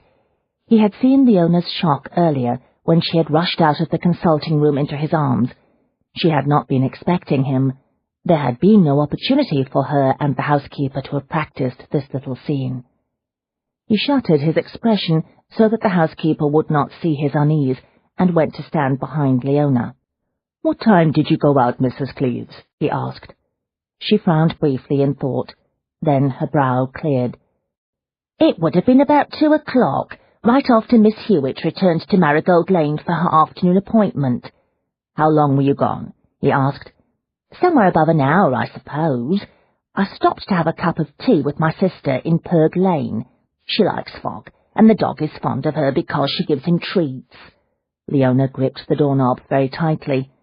Thank God neither of you came home when the burglar was still here. There's no telling what he might have done if he had been interrupted in his search. What's this about a burglar? Mrs. Cleeves's face flushed with anxiety. See here, none of the silver is missing. I'd have noticed. It's all right, Mrs. Cleeves, Leona said hastily. One of my crystals was stolen, that's all. Mrs. Cleeves rolled her eyes. Why would anyone want one of those ugly stones? An excellent question, Mrs. Cleeves, Thaddeus said. Did you see anyone hanging about on the street or in the park when you left the house? No, she said automatically. Then her brows puckered. Wait, come to think of it, there was a gentleman. He came out of the park and walked off down the street, but he could not have been a villain.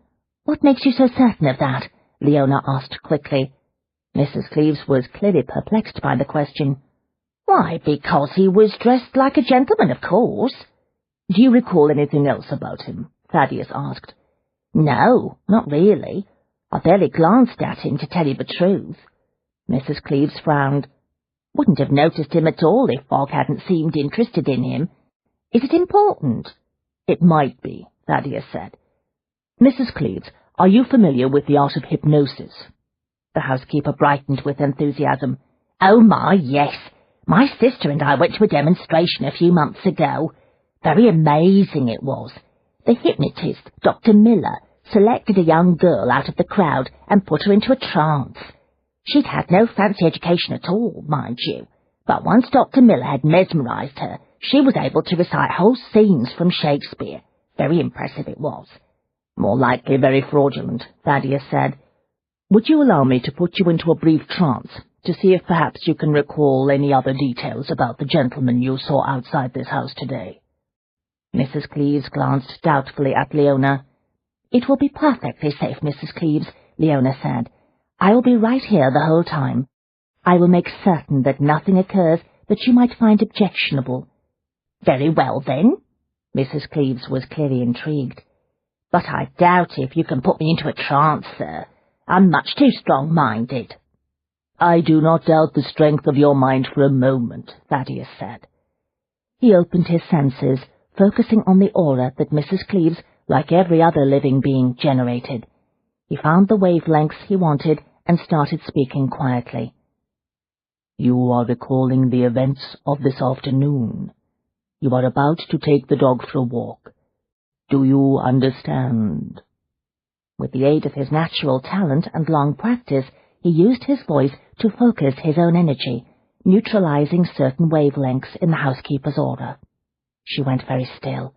Her face was suddenly expressionless. I understand, Mrs. Cleeves said tonelessly. She gazed straight ahead into the middle distance. You open the front door and go down the steps.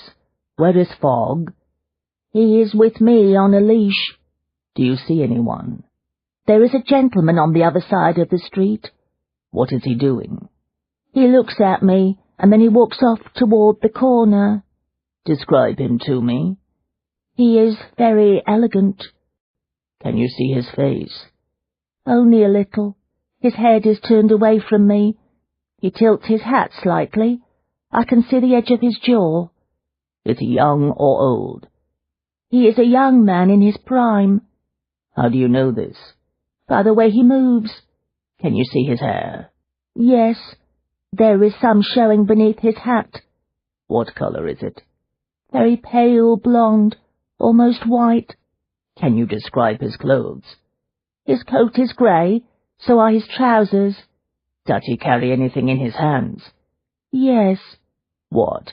A walking stick. You will awaken now, Mrs. Cleeves. Mrs. Cleeves blinked and looked at him expectantly. When will you be wanting to try to hypnotize me, sir? I have changed my mind, Thaddeus said. I have concluded that you are indeed too strong-minded to be put into a trance. You may go now. Thank you for your assistance in this matter.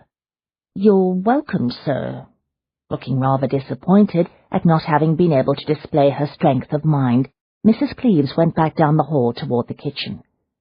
Thaddeus closed the door and turned to find Leona watching him with great interest. That was quite astonishing, Mr. Ware, she said.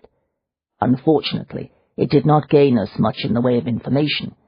The gentleman Mrs. Cleves saw on the street may or may not have been the person who stole the crystal.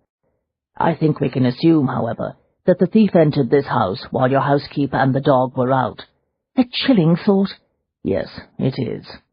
She went to stand at the window. How dare he? She whispered in a low, tight voice. After all these years, and all I went through in order to recover that crystal, how dare the bastard steal it?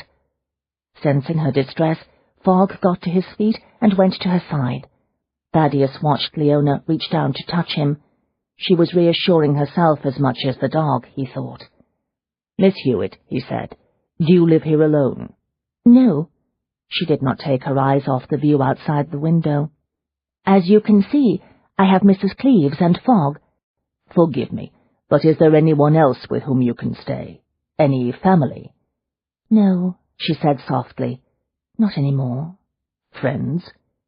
She flinched a little, as though taking an unseen blow.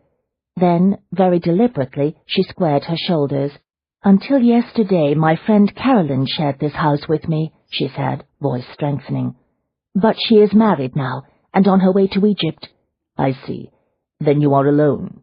"No, sir, I am not alone." She gave the dog a brisk pat and turned around to face him. "I told you, I have Mrs. Cleves and Fogg. What is the point of all these personal questions?" He exhaled slowly, trying to think of how best to say what had to be said. "It is clear that Delbridge has found you. I want you to come and stay with me until I have recovered the crystal." Predictably, she was speechless. "There will be nothing improper about the arrangement," he assured her. "You will be a guest in my parents' household. They are travelling in America on business for the Arcane Society, but my great-aunt who lives with them is there." "Why," she demanded, "would I even think of doing such a thing?" He looked at her, willing her to understand the dangers of the situation. "According to the old records, the crystal is useless unless it is activated by someone with a very rare sort of talent. Sooner or later it may occur to Delbridge that the most likely reason why you, a crystal worker, took such a risk to get the Aurora Stone is because you possess just such a talent. If that happens, you will not be safe." 16.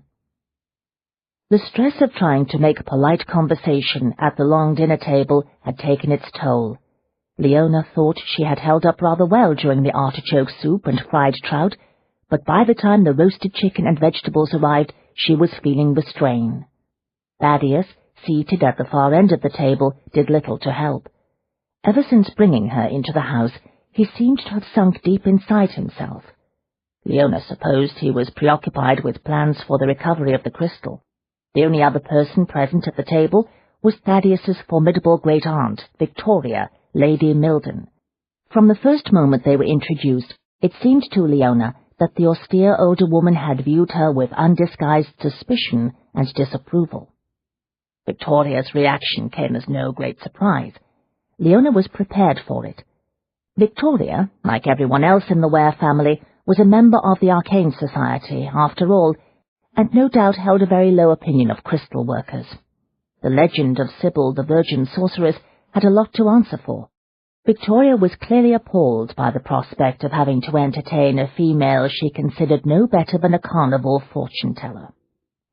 The only one who appeared well pleased by the move to the large Ware family mansion was Fogg. He had been instantly enthralled by the extensive gardens. Victoria looked at Leona across the top of a high silver dish filled with dried fruits. "You say you arrived in London 1.5 years ago, Miss Hewitt?" "Yes," Leona said politely. "Where did you live before that?" "A small seaside town, Little Ticton. I doubt you've heard of it." "You pursued your career there in Little Ticton?" "That is correct, Lady Milden." "For how long?" The questions were moving into dangerous territory. Time to shade the truth a little, Leona decided. "I have worked crystals professionally since the age of 16, she said politely. "In Little Ticton?" Victoria pressed. "Mm-hmm." Leona ate a bite of potato. She was under no obligation to tell the truth, she thought. She had a right to her privacy. I've heard that those with a talent for crystals are inclined to move around with some frequency, Victoria observed. Leona concentrated on a carrot. If your career was going so well in Little Ticton for so many years, why did you feel compelled to move to London? I thought business might be better here. And is it? Leona gave her a brilliant smile. Oh, yes, without a doubt. Victoria's eyes tightened at the corners. She had not liked the smile, Leona thought. Your dog is most unusual, Victoria said. Rather startling, actually. Looks a bit like a wolf. He's not a wolf, Leona assured her, rising instantly to Fogg's defence. It was one thing to insult her. She was not about to allow Victoria to insult her dog. He is very well behaved and exceedingly intelligent. You will be quite safe with him. Where on earth did you acquire a dog like that? In Little Ticton. He showed up at my back door one day. It was as if he materialized out of the mist. I fed him. The next thing I knew, I had a dog. Does he bite? Leona gave her another dazzling smile. He would only attack someone whom he deemed to be a threat to me. Victoria frowned and looked at Thaddeus. Perhaps the dog should be kept on a chain outside in the gardens. Leona did not wait for Thaddeus to respond. There will be no chain, she said coolly, and Fogg sleeps in my room. If that is not acceptable, we will return to our own house on Vine Street. Thaddeus shrugged and picked up his wine-glass. The dog appears to be well trained, he said to his aunt. He'll be fine indoors. As you wish, Victoria said. She rumpled her napkin in a tight, tense manner. If you both will excuse me, I believe I will go to my room and read for the rest of the evening. The rudeness was breathtaking. Victoria had as good as announced that she did not intend to play the hostess to a lowly crystal worker. Thaddeus got to his feet to help her with her chair. With a swish of her expensive silver-grey skirts, Victoria swept from the dining room. Thaddeus looked at Leona, his mesmeric eyes dark and sombre. I apologize on behalf of my aunt. She lost her husband, my uncle, a couple of years ago, and suffers much from his absence. When my parents realized how depressed she was, they insisted that she come here to stay in their house. They asked me to move in to keep an eye on her while they are away in America. I see. Leona softened at once. She was only too well aware of what it was like to lose the people you loved. I'm sorry for your aunt's loss. He hesitated. Aunt Victoria has always been inclined to periodic bouts of melancholia, but the tendency has certainly grown worse since my uncle died. I think my mother secretly fears that she will sink into a deeper depression and do some harm to herself. I understand, but it is obvious that my presence here is upsetting her. Perhaps Fogg and I should go back to Vine Street. You are not going anywhere, he said quietly, except perhaps out to the conservatory. What? Would you accompany me on a tour of the conservatory, Miss Hewitt? There are some things of a personal nature that I must say to you, and I would prefer to speak to you in a place where we are unlikely to be interrupted. If you are planning another lecture on that unfortunate situation in my consulting rooms today, no, he said tersely. I will undoubtedly lay awake for some time tonight, torturing myself with what might have happened if Adam and I had not arrived when we did. But I promise you that there will be no more lectures. Very well, then. When she put aside her napkin, she realized that her pulse was suddenly beating a little too fast. Thaddeus held her chair. She rose, very conscious of his standing so close. When he offered her his arm, a thrill of sensual awareness tingled through her. In spite of everything, she could not resist responding to him, she thought. She glanced at him out of the corner of her eye, but she could not tell whether touching her had any effect on him. His powers of self-mastery could be quite daunting. Then again, perhaps she did not really want to know the truth. Perhaps he felt nothing at all. Yet she could have sworn that there was energy in the air around them, just as there had been the other night, when they had fought the demons in the carriage. Something strange and wondrous happened when she was with Thaddeus, something that she had never experienced with any other man, not even William Trover, the man she had planned to marry. Out in the hall, fog appeared as if by magic. He padded along behind them, looking hopeful. When Thaddeus opened the garden door, he trotted eagerly outside and disappeared immediately into the shadows. Thaddeus drew Leona onto a terrace and along a short gravelled path. The gracefully arched glass walls of the conservatory gleamed opaquely in the moonlight. The gaslight streaming through the tall library windows revealed fog snuffling at some nearby shrubbery. "My dog is certainly enjoying your hospitality," Leona said, striving to strike a neutral note. "I'm well aware that you are not." She winced. "I said nothing to indicate anything of the sort." "You hardly needed to voice your opinion of my suggestion that you stay here. Your sentiments are obvious." She cleared her throat. "It was not, as I recall, a suggestion, more in the nature of a command, I believe." "Damnation." The muttered oath told her more clearly than any words that he was gripped with tension, just as she was. For some reason that realization caused her spirits to lift. Think positive. He feels the energy too. "I brought you here because I could not come up with any other plan to ensure your safety," he added quietly. "I understand, sir, and I do appreciate your interest in my welfare. Forgive my irritation earlier today. It has been a somewhat trying afternoon." "I cannot imagine why you would say that, Miss Hewitt. By my reckoning, there was not much out of the ordinary going on today. One of your clients clearly misunderstood the sort of therapeutic consultation you were offering and tried to assault you. I showed up unexpectedly on your doorstep after you had no doubt assured yourself that you were safely rid of me. And last but not least, you discovered that an intruder had invaded the sanctity of your home and stolen the Aurora Stone." In the light from the window, she could see that his mouth was curved in a grim smile. "Quite correct, sir," she said bracingly. "When you put it like that, it becomes plain that I am indeed overreacting to events." "You are not the only one, Miss Hewitt. I confess that today's activities have been hard on my nerves as well." "Rubbish! You have nerves of steel, Mr. Ware." "Not when it comes to you, madam." He opened the door of the conservatory and ushered her into the scented darkness. The warm, humid atmosphere enveloped them. He paused to turn up a gas lamp. The low, glary light revealed a shadowy jungle. She looked around with a sense of delight. Exotic palms and tropical plants of all descriptions spread broad leaves over a vast forest of ferns and unusual blooms. "What a beautiful slice of Eden," she said, awed. "It is magnificent." Thaddeus followed her gaze. "As a rule, the members of my family pursue their passions with great energy. This conservatory is my parents' passion. They both possess strong talents for all things botanical. I vow they could grow roses on a stone." She glanced at a nearby workbench that was covered with an assortment of gardening tools. A heavy sheet of canvas, folded into a neat square, rested at the far end. "Your passion is your work as an investigator?" she asked, turning toward him. He stood motionless, his back to the low light. She could see nothing of his expression. "Yes."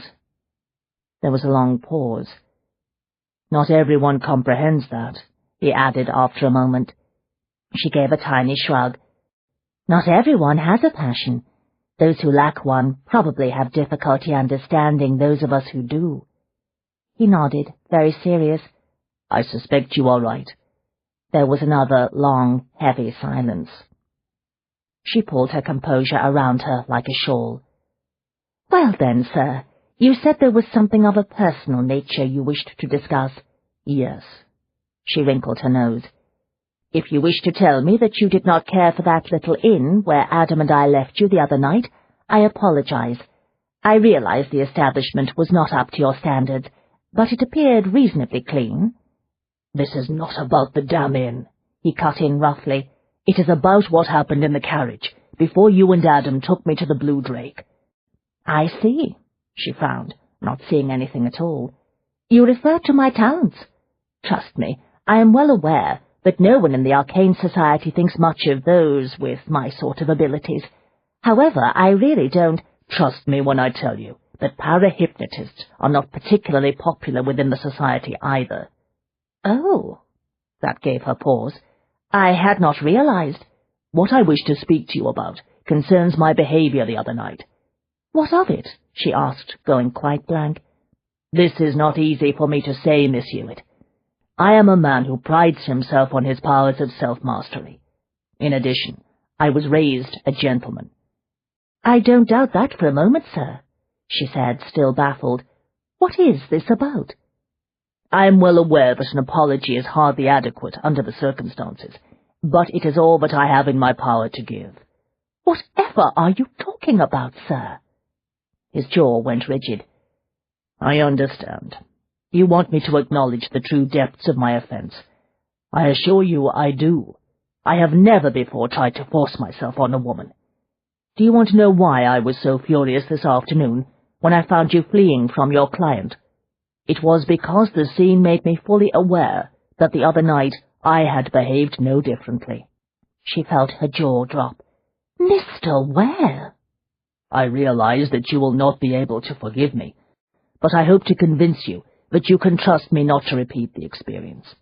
Aghast, she took an impulsive step forward and covered his mouth with her fingertips. "That is quite enough," she said.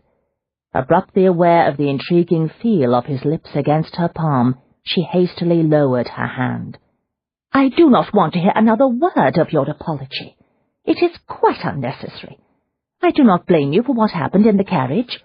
How could you possibly think that? I knew very well that you were under the influence of that noxious drug." "That is not an excuse. You see, even though I was strongly affected by the drug, I knew what I was doing." His voice darkened. "I regret to say that I did it quite deliberately." A shiver of excitement tingled through her. She tried to suppress it. She was a professional, she reminded herself. It was not as if she had not had experience dealing with a client's most intimate dreams. "You were hallucinating, sir," she said briskly. "It was a form of dreaming. Granted, it was a very intense version of the experience. Nevertheless, I was in the midst of a nightmare, but you, Miss Hewitt, were not one of the dark fantasies of my dream.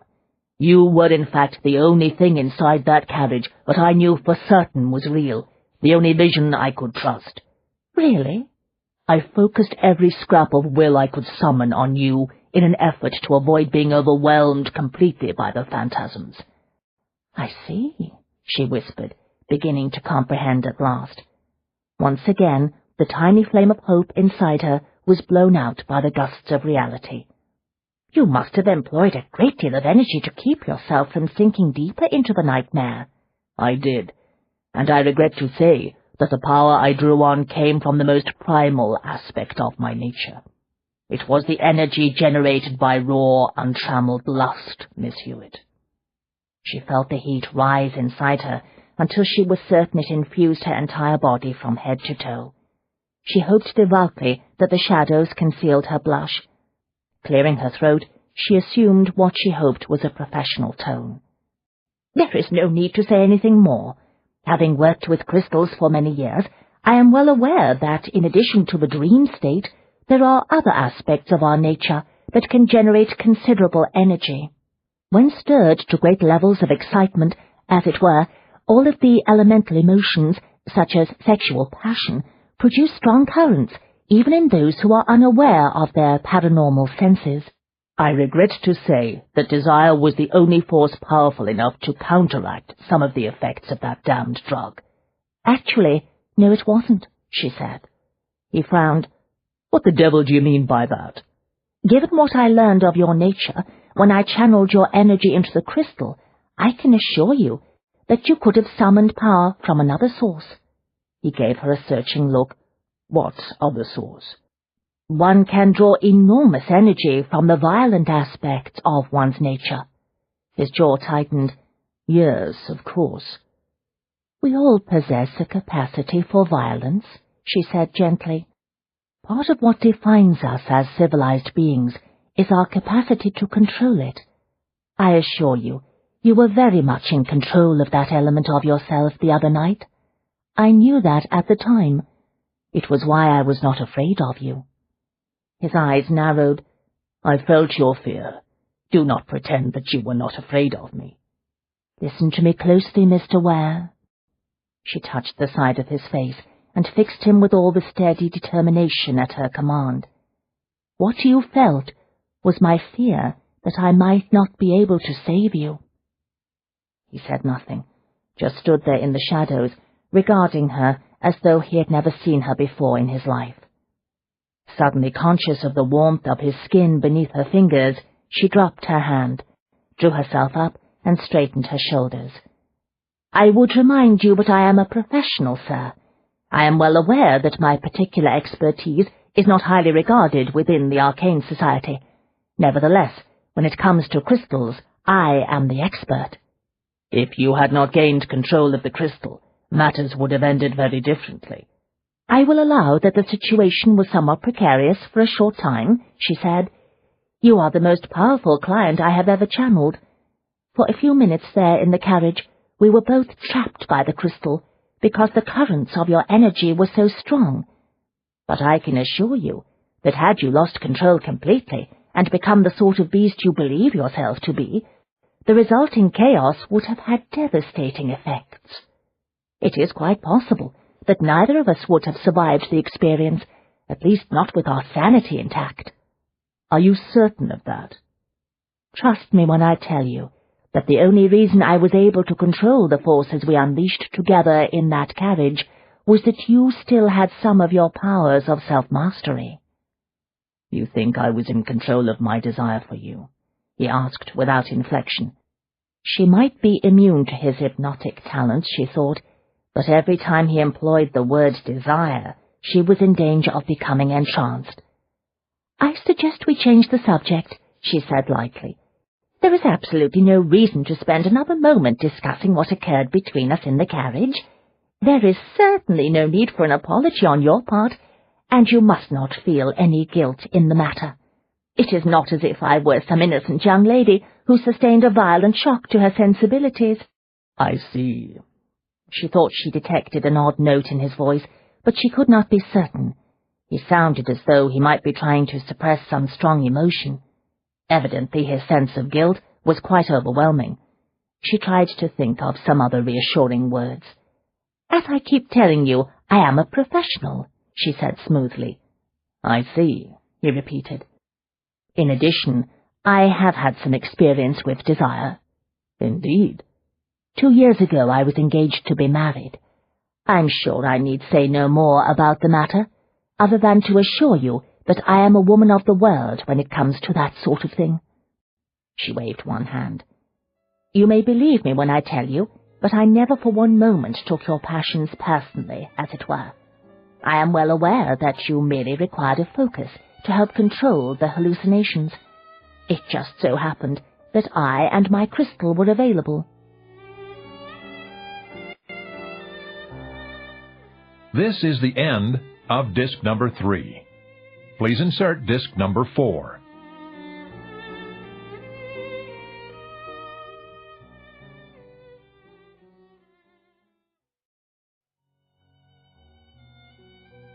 This is disc number 4.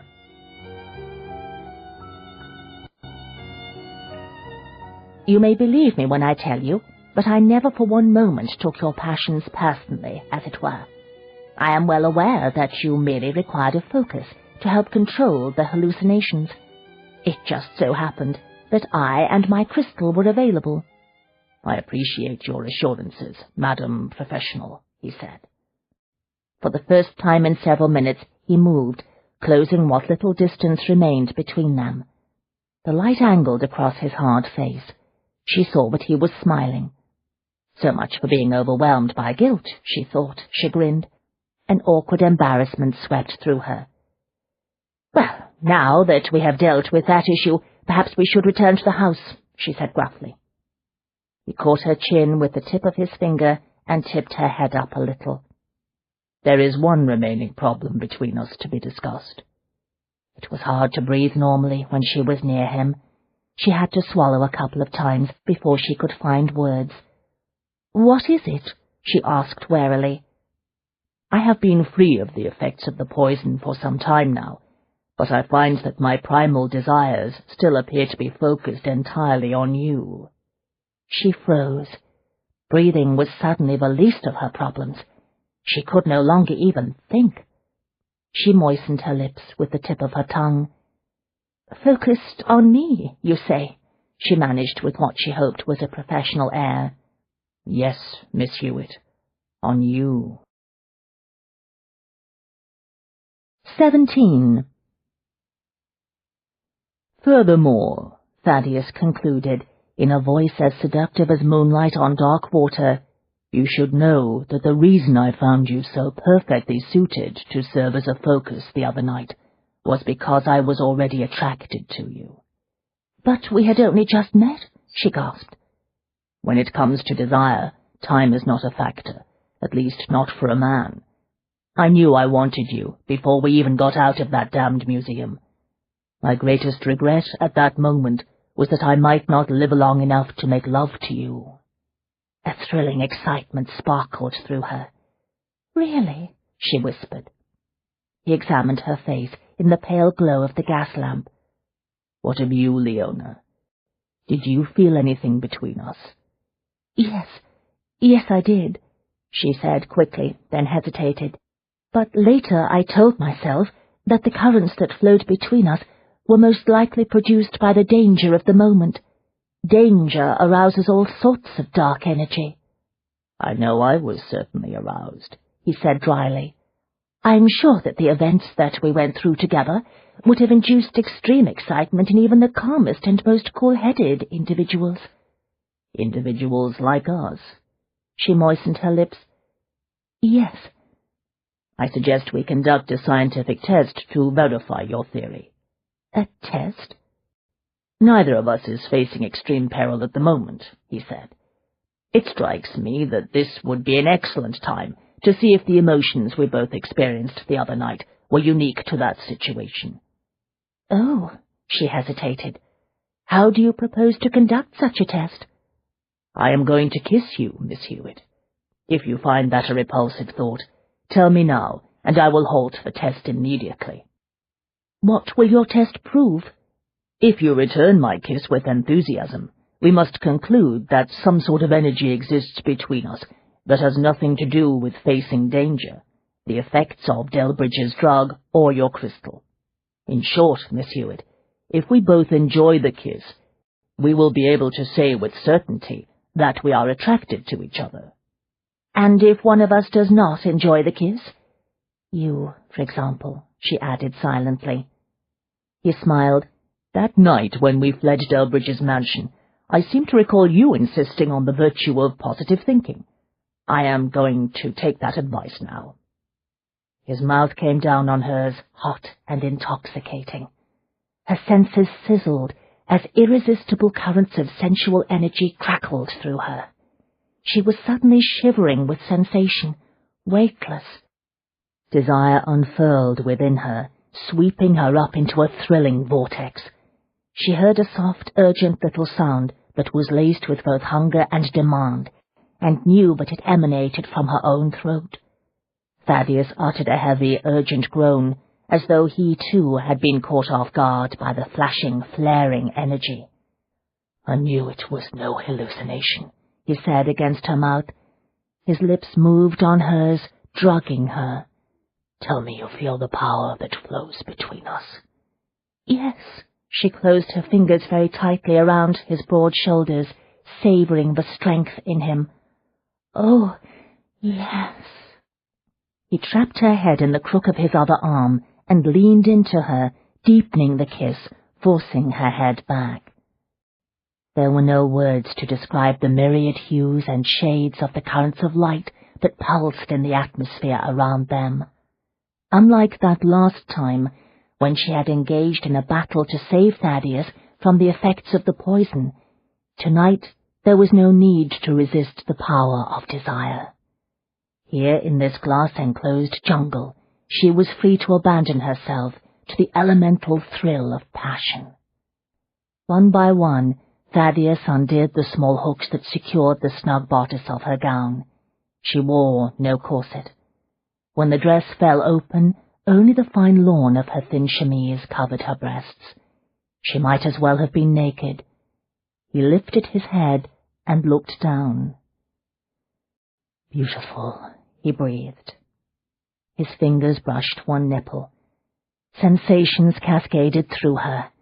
A deep, delicious, aching tension built. Emboldened by the hot, sultry atmosphere of sensuality that enveloped them, she tried to unfasten his coat with eager, trembling fingers. After a few moments of awkward fumbling on her part, he gently captured her fingers.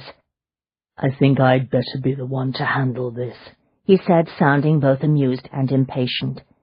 He broke free of the embrace, long enough to shrug out of the garment. When he came back to her, she fitted her hands to his waist, savouring the intimacy of the moment. Through the fine linen of his shirt, she could feel the heat and sinewy strength of his body. The sense of urgency flowering deep inside her grew more demanding. Maintaining his hold on her with one hand, he reached out and turned down the lamp. Now there was only the faint glow of the moon filtering through the leafy canopy to light the tropical world. Thaddeus pushed the gown over her hips and down until it pooled around her feet. Then he removed the chemise. The pale light gleamed briefly on the white ruffles of her petticoat. He untied that garment too and let it fall away.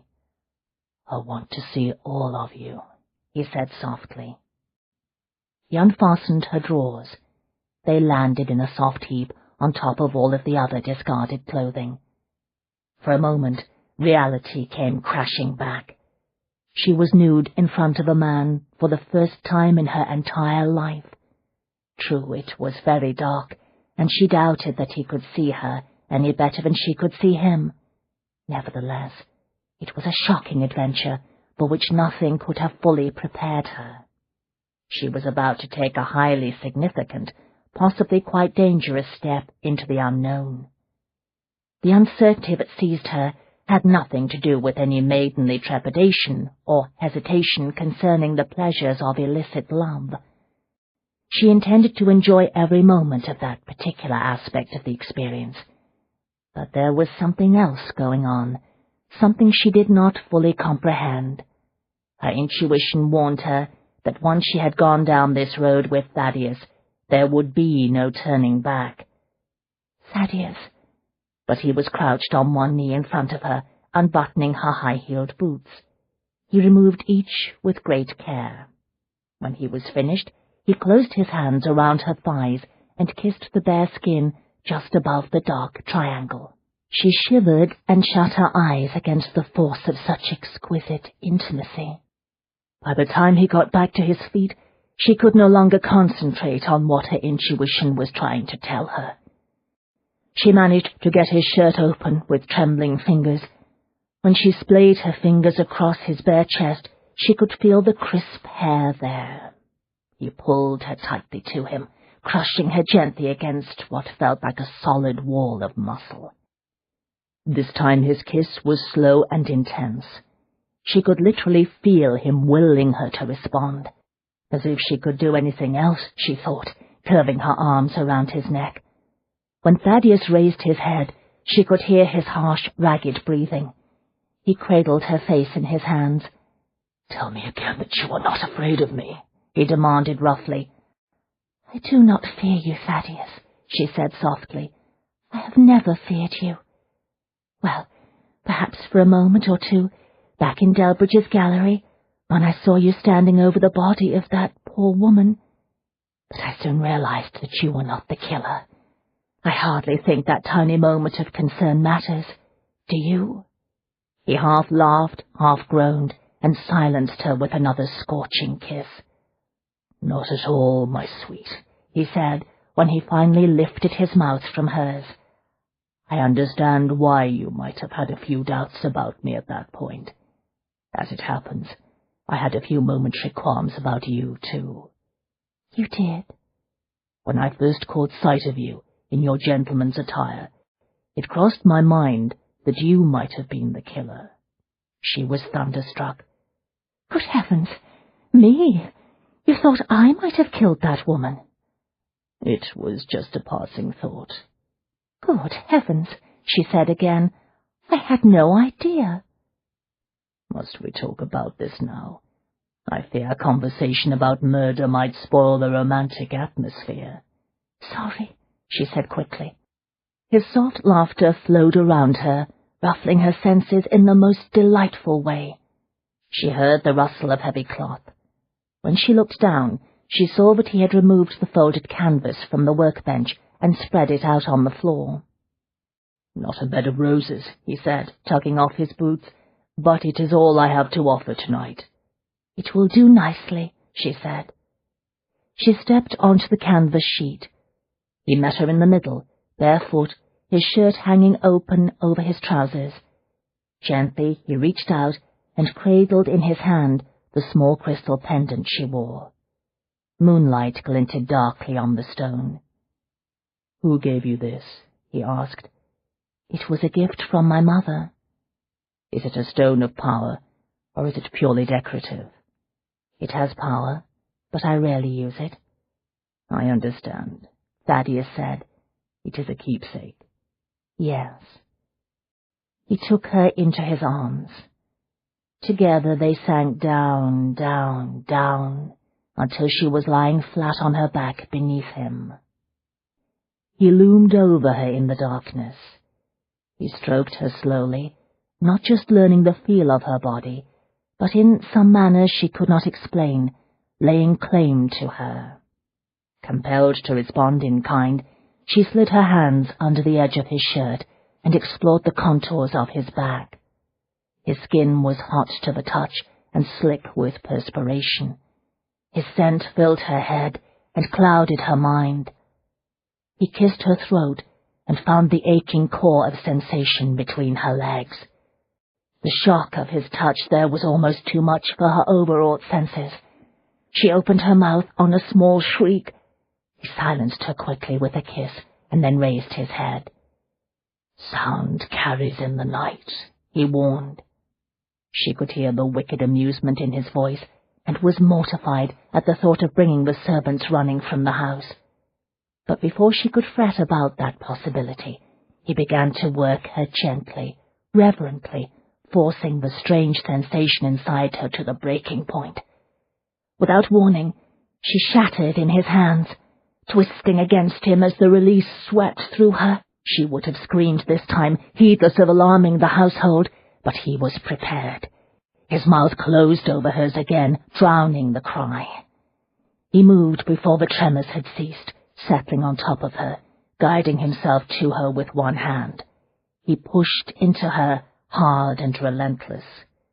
The shock of the invasion brought her back to reality with a jarring thud. He froze, buried deep within her, and looked down at her, braced on his elbows. "Why the devil didn't you tell me that you've never done this before?" he demanded. The words sounded half-strangled in his throat. She flexed her fingers into his shoulders and adjusted herself cautiously. Would it have made any difference? He hesitated a few seconds, every muscle as hard as stone. Then, with a low groan, he lowered his head and kissed her throat. "No," he said, "it wouldn't have made any difference, but I would have gone about things a bit differently." "I was under the impression that things were going along quite nicely. I suggest you save your complaints until later." "Excellent advice," he got out between his teeth. She held him as he increased the force and tempo of his thrusts. His shoulders got slicker and his breathing harsher. A moment later, he sank himself to the hilt, one last time, his back curved like a tautly strung bow, and gave himself up to the climax. In the moonlight, she caught the flash of his bared teeth and tightly closed eyes. Sparks ignited the tropical atmosphere. When it was over, he collapsed on top of her, sated and unmoving. She lay quietly beneath him for a long time, looking up into the darkness and listening as his breathing gradually returned to normal. Now at last she understood what her intuition had tried to tell her earlier. There was no going back after making love with Thaddeus, because in some way she could not explain, she was now bound to him, and not merely by the physical bonds generated by passion.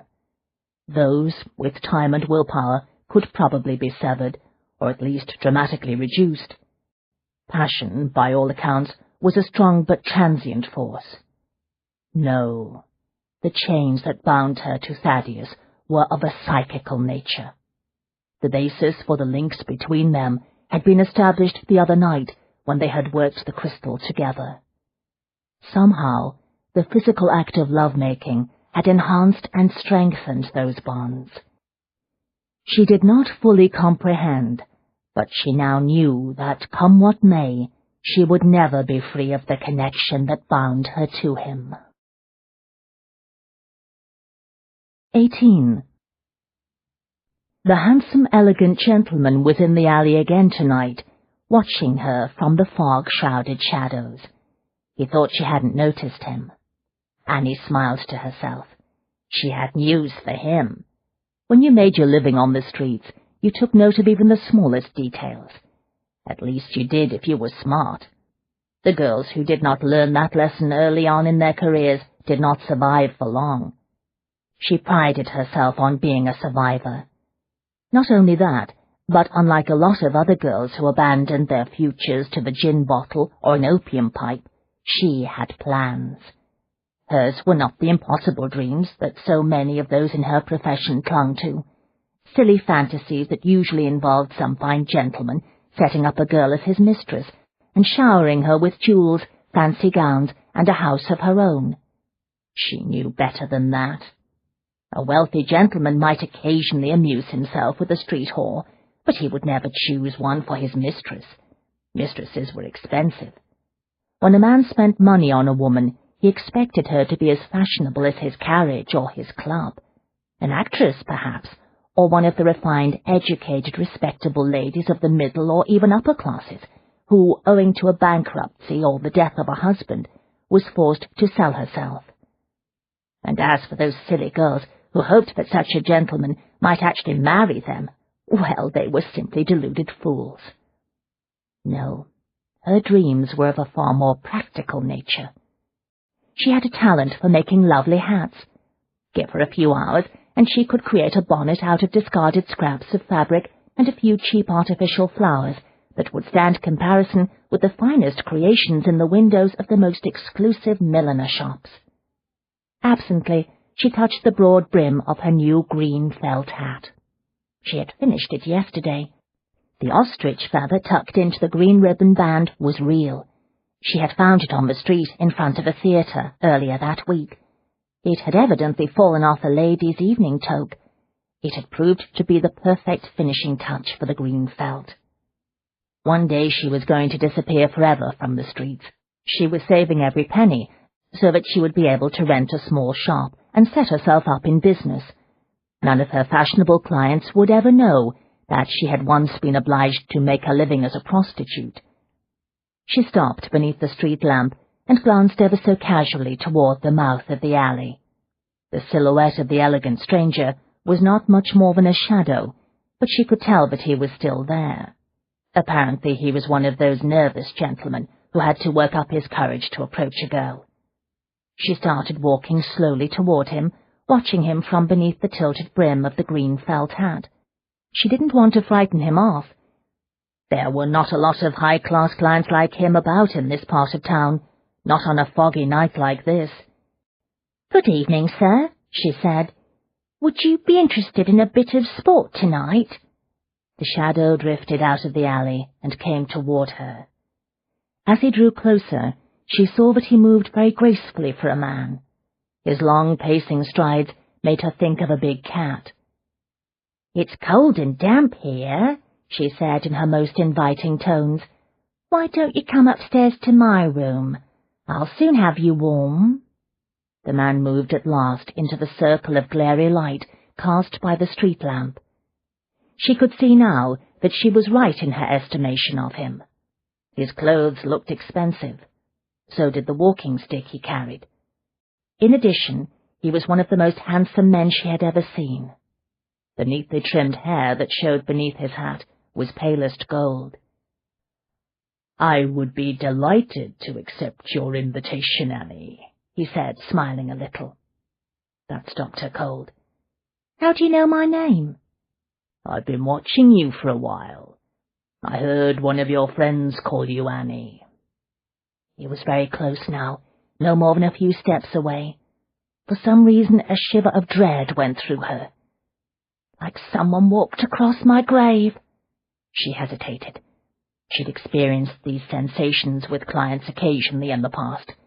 Generally speaking, she paid attention to such inexplicable feelings and turned down the business. A girl had to be careful these days, what with all the rumours about the fiend they called the Midnight Monster. But in this case there seemed to be no logical foundation for the little chills. The elegant gentleman looked like an angel, a clean angel. More to the point, he looked like the type who would be happy to tip extra for special services. "I've noticed you hanging about on this street a time or two during the past week," she said lightly. "I'm glad you spoke to me tonight." To her surprise, that annoyed him. "You did not see me until tonight," he said, his voice roughening with anger. "Your imagination is playing tricks on you." The last thing she wanted to do was lose such a fine client over a nonsensical argument. "I'm sure you're right, sir," she said, smiling coyly at him from beneath the brim of her hat. "After all, you're the sort of gentleman a girl dreams about on a night like this. So handsome and elegant." He relaxed and smiled again.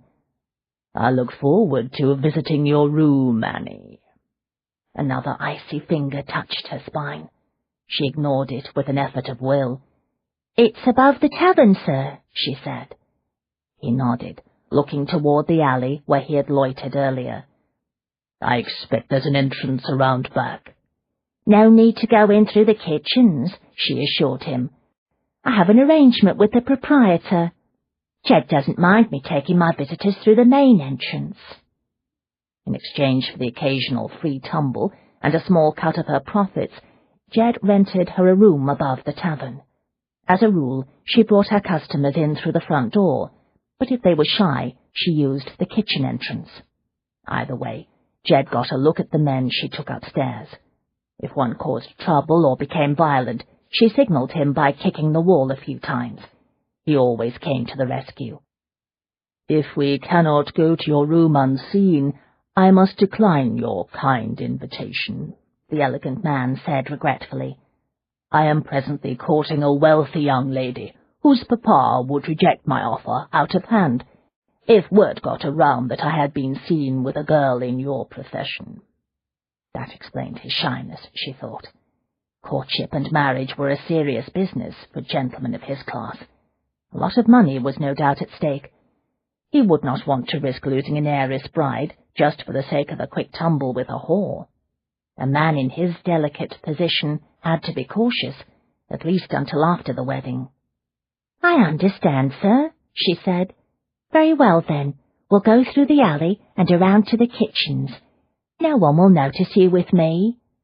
"Thank you, Annie." He smiled his angelic smile.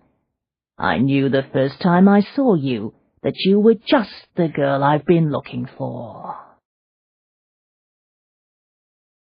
19. The atmosphere inside the conservatory had grown colder in the past few minutes. His front half was pleasantly warm and comfortable because he was sprawled on top of Leona, but Thaddeus was aware of a definite chill on his backside. Reluctantly, he untangled himself and rolled to his feet. A narrow shaft of moonlight crossed Leona's face when she sat up on the sheet of canvas. There was something new in her expression, something that made him uneasy. He reached down to assist her to her feet. "Are you all right?" he asked, letting his palms glide over the satin-smooth skin of her bare shoulders and soft upper arms. He had been well and truly satisfied, he reflected. Indeed, the experience had been unlike any other encounter he'd ever had. How did it come to pass that the hunger was unfurling inside him again so soon? "Yes, of course I'm all right." She fumbled briefly with her hair and then abruptly turned away to pick up her chemise. "Why wouldn't I be?" He watched her for a moment, uncertain of her strange mood. "Perhaps because you have never before had a lover?" She got the chemise on and scrambled to pull the white petticoat up over her hips. Nonsense. I had a lover. I told you. I was engaged for a time. He captured her face between his hands. Yes, you did make it clear that, what with your work with crystals and your unfortunate affair of the heart, you were no innocent. But it seems I took your words a little too literally. She stepped back, smiling coolly. As you said a short time ago, it hardly signifies. No, I did not say that. I said it wouldn't have changed the outcome.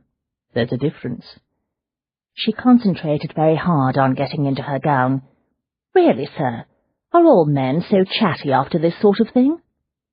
I can't speak for other men. He grabbed his trousers off the workbench, but as for myself, no. I'm not usually this inclined toward a lot of conversation. He got the trousers on and fastened and scooped up his shirt. But this is all new to me, too. You're not the only innocent here. She paused in the act of fastening the hooks of her gown. I beg your pardon? Trust me when I tell you that what happened between us tonight was not typical of the experience. She watched him, her eyes deep, and, he could think of no other word for it, haunted. The energy, she whispered. You felt it too? He smiled, relaxing a little now that he knew what was bothering her. It would have been impossible to avoid feeling it. But what was it? What happened between us? Damned if I know. He pulled on his shirt, too relaxed and satisfied to worry about her bewilderment. The aura that had enveloped them a short time ago had felt very, very good. He saw no reason to question it. Probably a variation on what happened to us the other night, when the currents of our energy collided in that aurora stone. Yes, there was something familiar about it, she said, still very serious. But Thaddeus, I have worked crystals many, many times, including the aurora stone when I was young.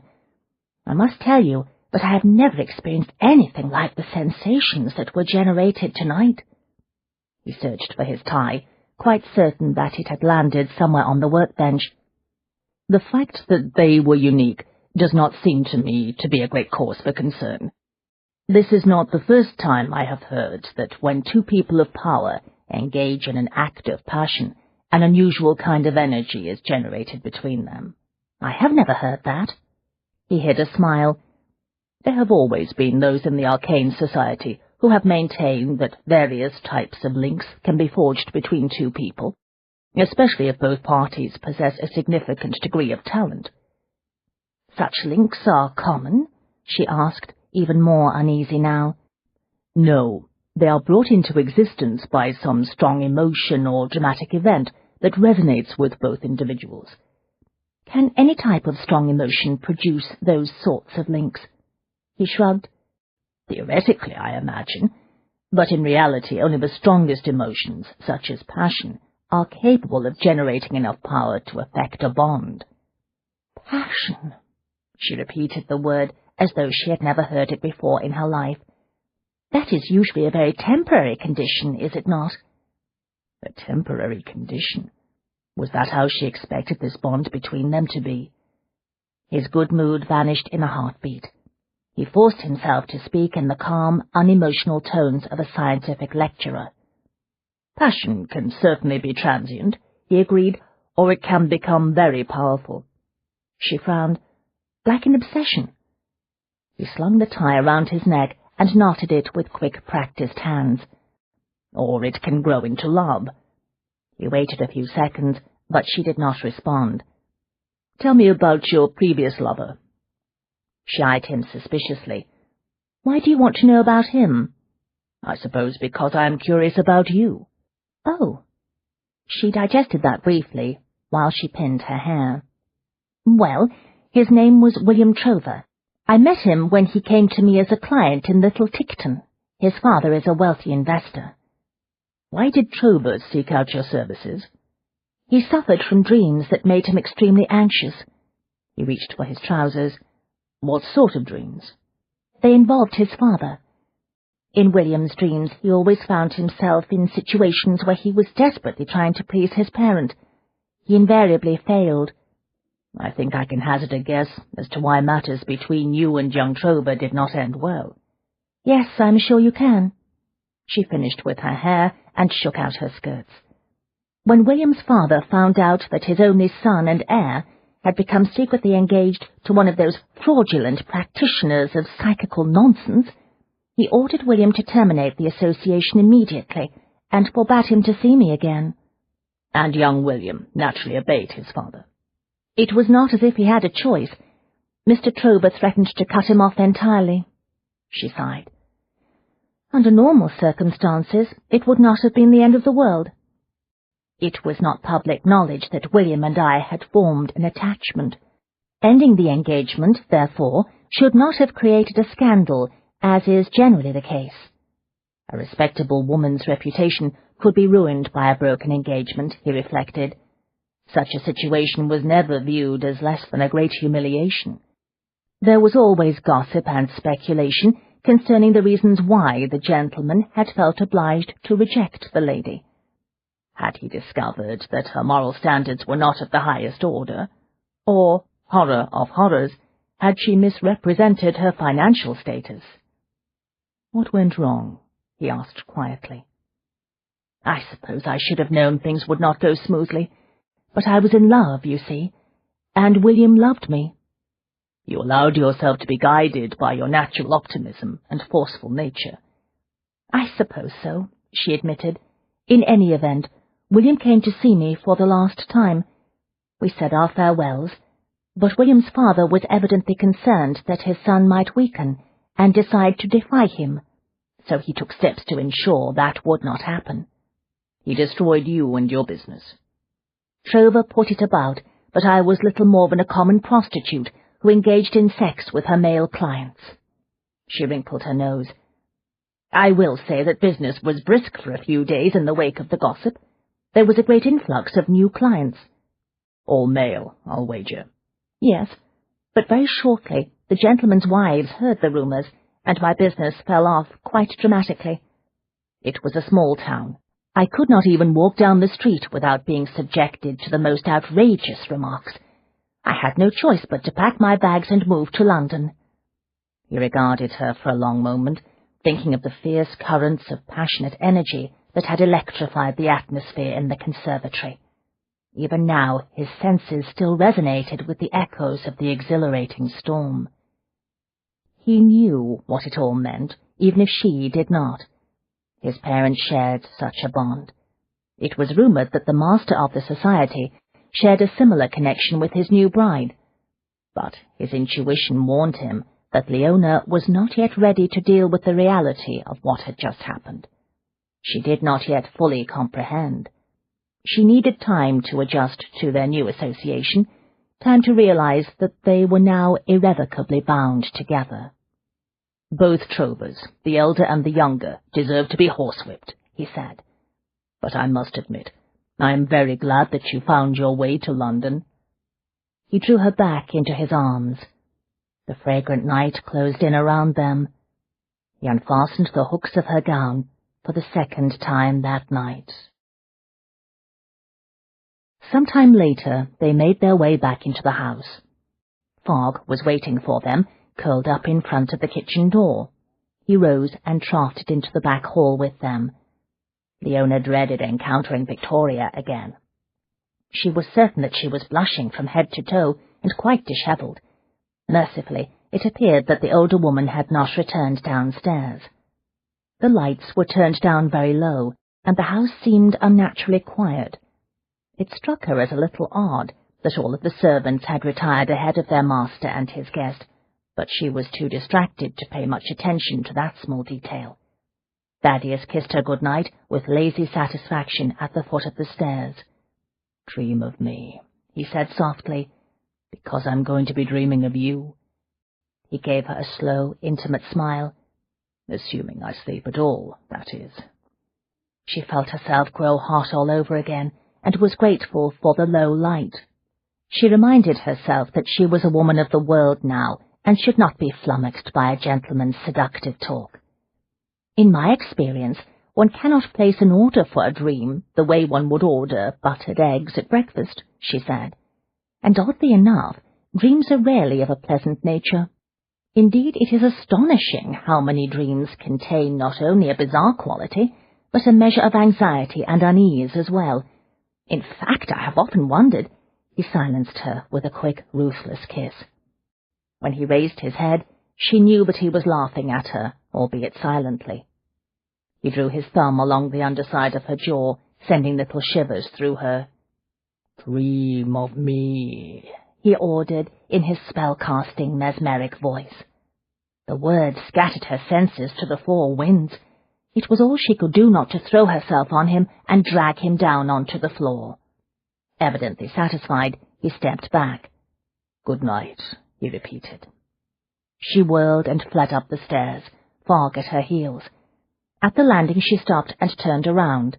Thaddeus was still standing in the shadows at the foot of the staircase, one hand resting on the curved newel post. He smiled, an intimate, knowing smile that stole her breath. Then he turned and walked off toward the library. She tiptoed quickly toward her own room at the end of the hall. Fog prowled behind her. She got a nervous jolt when she noticed that the light was still on beneath Victoria's door. She hurried past, half expecting Victoria to yank open the door and administer a lecture on the low morals of crystal readers. Victoria's door stayed firmly shut. The silence of the household weighed heavily on Leona. Something was not right. An ominous sensation came over her. Just how late was it? She paused beneath a wall sconce and examined the chatelaine watch attached to the waist of her skirt. 2 o'clock in the morning. She stifled a little shriek of horror. No wonder everyone else was asleep. She and Thaddeus had been out in the conservatory for hours. How could they have lost all track of time like that? Victoria and every member of the staff must have known that they had not spent half the night admiring rare plants. Another thought followed, adding to her discomfort. Good grief! She would have to face the servants and Victoria at breakfast, knowing that they all knew what had occurred out there in the conservatory. She took a deep breath and straightened her shoulders. This was the sort of thing one had to learn to deal with when one became a woman of the world. So what if she had lost her virginity tonight? It was about time. She was nearly 30, after all. Furthermore, she was quite certain that very few women managed the feat in such a glorious fashion. For the rest of her life, she would remember this night, a night of passion in a tropical garden. She reached the safety of her room and hurried inside. After turning up the lamp, she sat down on the edge of the bed to compose herself. Fog yawned, made a few circles on the rug, and then settled down. She was suddenly conscious of feeling a little sore, as though certain portions of her anatomy were gently bruised. She got up, undressed, and bathed at the washstand. She put on her nightgown, and then, concluding that the room was quite cold, her robe and slippers. After a while, she realized she was not going to be able to sleep, at least not for some time. She went to the trunk that she had brought with her from Vine Street, opened the lid, and picked up her mother's journal. She needed to take her mind off what had happened between herself and Thaddeus. It was time to do some research on the Aurora Stone. 20. Shortly before breakfast the following morning, Thaddeus sensed a presence hovering in the doorway of the library. He looked up from the notes he was making. Victoria stood in the opening. She wore a dangerously resolute expression. Until that moment, he had been feeling in remarkably good spirits, considering the fact that he had a missing crystal and a few unsolved murders on his hands. The day appeared to be starting out very fine. The sun was actually shining in the garden. He was beginning to wonder if perhaps there was something to the business of positive thinking. He had a feeling, however, that Victoria was about to change his newfound sense of optimism. He got to his feet. "Good morning, Aunt Vicky. You are up early today?" "I am always up early." She marched into the room and sat down in front of the desk. "You know I suffer from insomnia and unpleasant dreams." "You might want to talk to Miss Hewitt about that problem. She is quite skilled at dealing with such matters." "As it happens, It is Miss Hewitt that brings me here this morning." He sat down and folded his hands on the surface of the desk. "I was afraid of that. I trust this won't take long. I don't wish to appear rude, but I was just about to eat breakfast, and afterward I have a number of things to accomplish today." "Breakfast," she said coldly, "is the reason I am here, sir." "There is something wrong with breakfast?" "Miss Hewitt requested the maid to bring hers to her on a tray this morning." Victoria clearly expected that news to shatter him. He considered it closely for a moment, searching for the trap. He knew it was there, but damned if he could find it. "I see," he said. It was, he had long ago discovered, the most useful statement one could make when one was utterly baffled. Perhaps Miss Hewitt prefers privacy in the mornings. Victoria's shoulders were rigid. "I'm certain she is seeking privacy." A flicker of alarm shot through him. "Are you saying she is not feeling well? She was in the best of health last night. Does she have a fever? I shall send for the doctor immediately." "There is no need for a doctor," Victoria said sharply. Damnation! It must be one of those female complaints associated with a certain time of the month. But if that was the case, why was Victoria going on about it to him? Women did not discuss that sort of thing with men.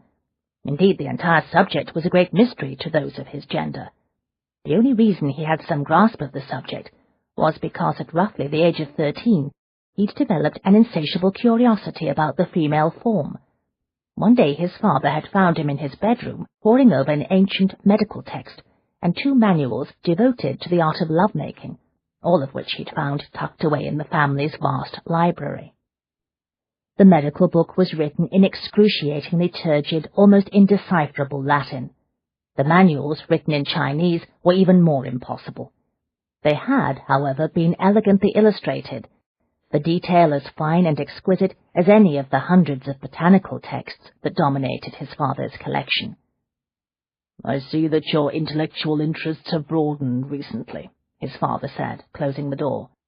"So much for the new aquarium I bought you last week. I think it's time we had a talk." The Latin medical book and the illustrated manuals were still here in the library. He had planned to give them to his own son some day. He looked at Victoria.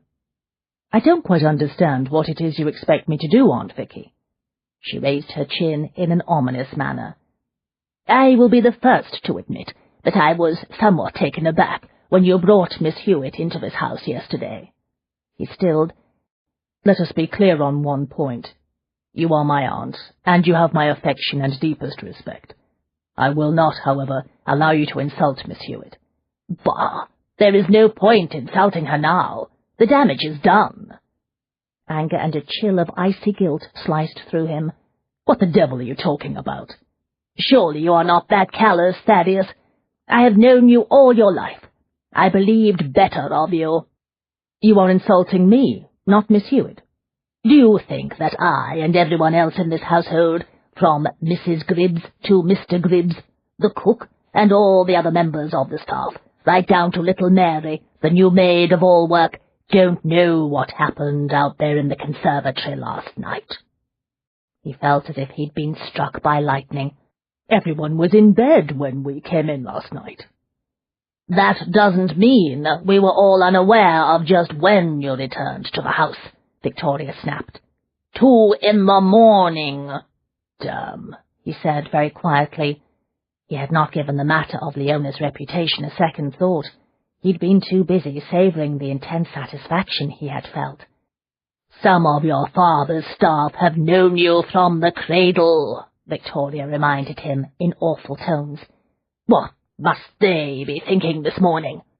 Miss Hewitt wasn't even in this house one night before you took her out into the conservatory and seduced her." "Damn," he said again. Nothing more useful came to mind. To think that only a moment ago he had been reflecting on the fine day and his uncharacteristically good spirits. So much for the power of positive thinking. "Now that poor young woman is locked up there in her room," Victoria continued, "too humiliated to come downstairs for breakfast. She probably believes that she has been ruined. I'll wager she's crying her eyes out." "I suppose I should be grateful her dog didn't go for my throat," he said wearily. He got to his feet, rounded the desk, and started toward the door. Victoria turned in her chair. "Where do you think you're going?" "Upstairs to have a few words with Leona." "Surely you do not intend to be private with her in her bedroom? Not with me and the servants in the house? Haven't you done enough?" He stopped at the door, one hand on the knob. "I'll assume that is a rhetorical question." Victoria made a tut-tutting sound. "One more thing before you go rushing upstairs." Another ominous sensation splashed through him. "What?" "I trust you have not forgotten the first spring ball." "Aunt Vicky, the damned spring ball is at the moment the very last thing on my mind. In fact, I do not give a damn about it. You, along with every other high-ranking member of the society, will be expected to attend." "What in blazes does that have to do with my intention to speak to Leona this morning?" "That depends." "On what?" he demanded, the last of his patience vanishing. Victoria gave a ladylike sniff. "On whether or not you intend to escort Miss Hewitt to the affair." "Damn it to hell, that does it. Aunt Vicky, in case you have forgotten, I am currently trying to recover a very dangerous relic from a man who has already poisoned 2 people in order to obtain it. In addition, I am attempting to discover the identity of a human monster who delights in slicing the throats of women. I do not have time to worry about escorting anyone to the spring ball." Victoria's brows rose. "You had time to compromise a woman last night." He did not trust himself to respond to that. Instead, he opened the door, strode out of the library, and took the stairs 2 at a time. When he reached the closed door of Leona's bedroom, he rapped sharply. "Come in, Mary," Leona called. In spite of his irritation, some of his tension eased. Her voice did not sound choked with tears. Warily, he opened the door. Leona was sitting at the small writing desk near the window. His breath tightened in his chest at the sight of her. She wore a dressing gown of spring green, trimmed with yellow ribbons. The gown, with its long sleeves, prim neckline, and full-length hem, was modest in every respect. The style, imported from France, was meant to be worn casually indoors. It did not require tight lacing or a corset. Fashionable women, like his mother, wore their dressing gowns down to breakfast without a qualm. But the dressing gown had created a great stir when it had first become popular. Critics railed against the comfortable style, declaring that its loose-fitting design would inevitably lead to even looser morals. For the first time he understood the shock and outrage among the priggish set. There was something undeniably sensual about the easy, flowing manner in which the gown draped a woman's body, or at least there was something very sensual about the way this particular gown draped this particular woman's body. It occurred to him that he would not want any other man to see Leona in her dressing gown, regardless of that high neckline and those long sleeves. "Just set the tray on my dressing table," Leona said. She did not look up from the leather-bound journal she was studying. "And please thank Cook for me." He folded his arms across his chest and propped one shoulder against the door jamb. "You can thank her yourself," he said. She started violently and turned in her chair, her eyes huge. "Thaddeus, what on earth are you doing here?" "An excellent question. I was given to understand that you had ordered breakfast sent to your room because you could not face Aunt Vicky at breakfast, to say nothing of the staff." "Good heavens, what nonsense!" "It was strongly implied that you were sobbing your heart out here in the privacy of your bedroom because you believed yourself to be ruined." She frowned. "Who told you that?" "My aunt." Leona winced. "I see. I'm sure she meant well. How very awkward." "For both of us." She blinked. "What do you mean?" "You are not the only one whose reputation is at stake here. Evidently my aunt and the servants have all leaped to the conclusion that I took ruthless advantage of you last night." "I see." She closed the journal very carefully. "My apologies, sir. I had no notion that the simple act of requesting a breakfast tray would cause such a commotion. I shall get dressed immediately, and come down to breakfast." "Thank you.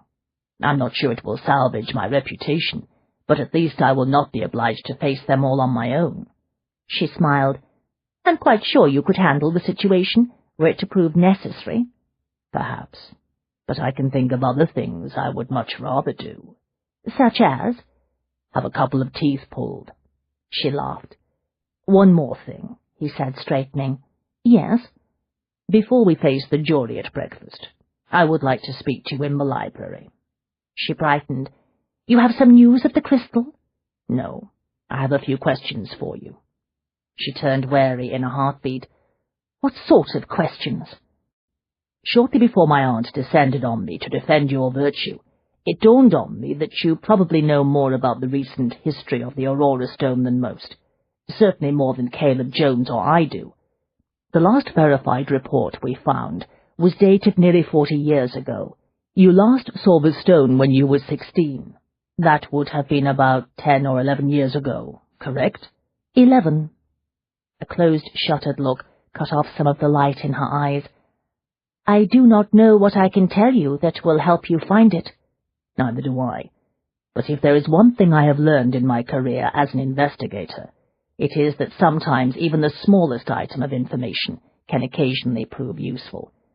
You are the only person I know who can work the Aurora Stone. That gives you special insight. I want to go over every detail of your family history that relates to your career as a crystal reader." A horrified stillness came over her. "Every detail? Is that really necessary?" "I think so, yes. My method of investigation is somewhat primitive. I call it the turn over rocks until I find the viper approach, but it is remarkably productive. Collecting as much information as possible is the basis of the method." "I see." "I'll wait for you downstairs." Gently he closed the door and went along the hall to the staircase, wondering why his words had ignited a small flame of panic in Leona. 21. She put on her most severely tailored gown, the russet brown one with the dark gold stripes, and pinned her hair up into a tight chignon. When she contemplated her reflection in the mirror, she was not pleased. Pity she could not find an excuse to wear one of her heavily veiled hats as well, she thought. Knowing that Thaddeus could not see her face might have made things easier. Then again, perhaps it would not have helped. Last night she had known this day might come, she reminded herself, but given her philosophy of positive thinking, she had told herself she would not dwell on the possibility. She heard a soft whine from somewhere out in the hall. When she opened the door, she found Fogg waiting for her. He watched her intently with his wolf's eyes, as if he had sensed her distress and come to offer comfort. She patted him lightly and rubbed the special spot behind his ears. "No need to worry about me. Mr. Ware will no doubt be somewhat shocked when I tell him who I really am, but that is neither here nor there. The important thing is the search for the crystal. We must get it back. If I possess some information that might assist in the recovery of the stone, then so be it. I will tell him everything I know." She went down the hall, Fogg pacing at her side. At the top of the staircase she saw Mary. The plump little maid was climbing the stairs with a great deal of enthusiasm, in spite of the heavy tray she carried. There was an air of barely suppressed excitement about her.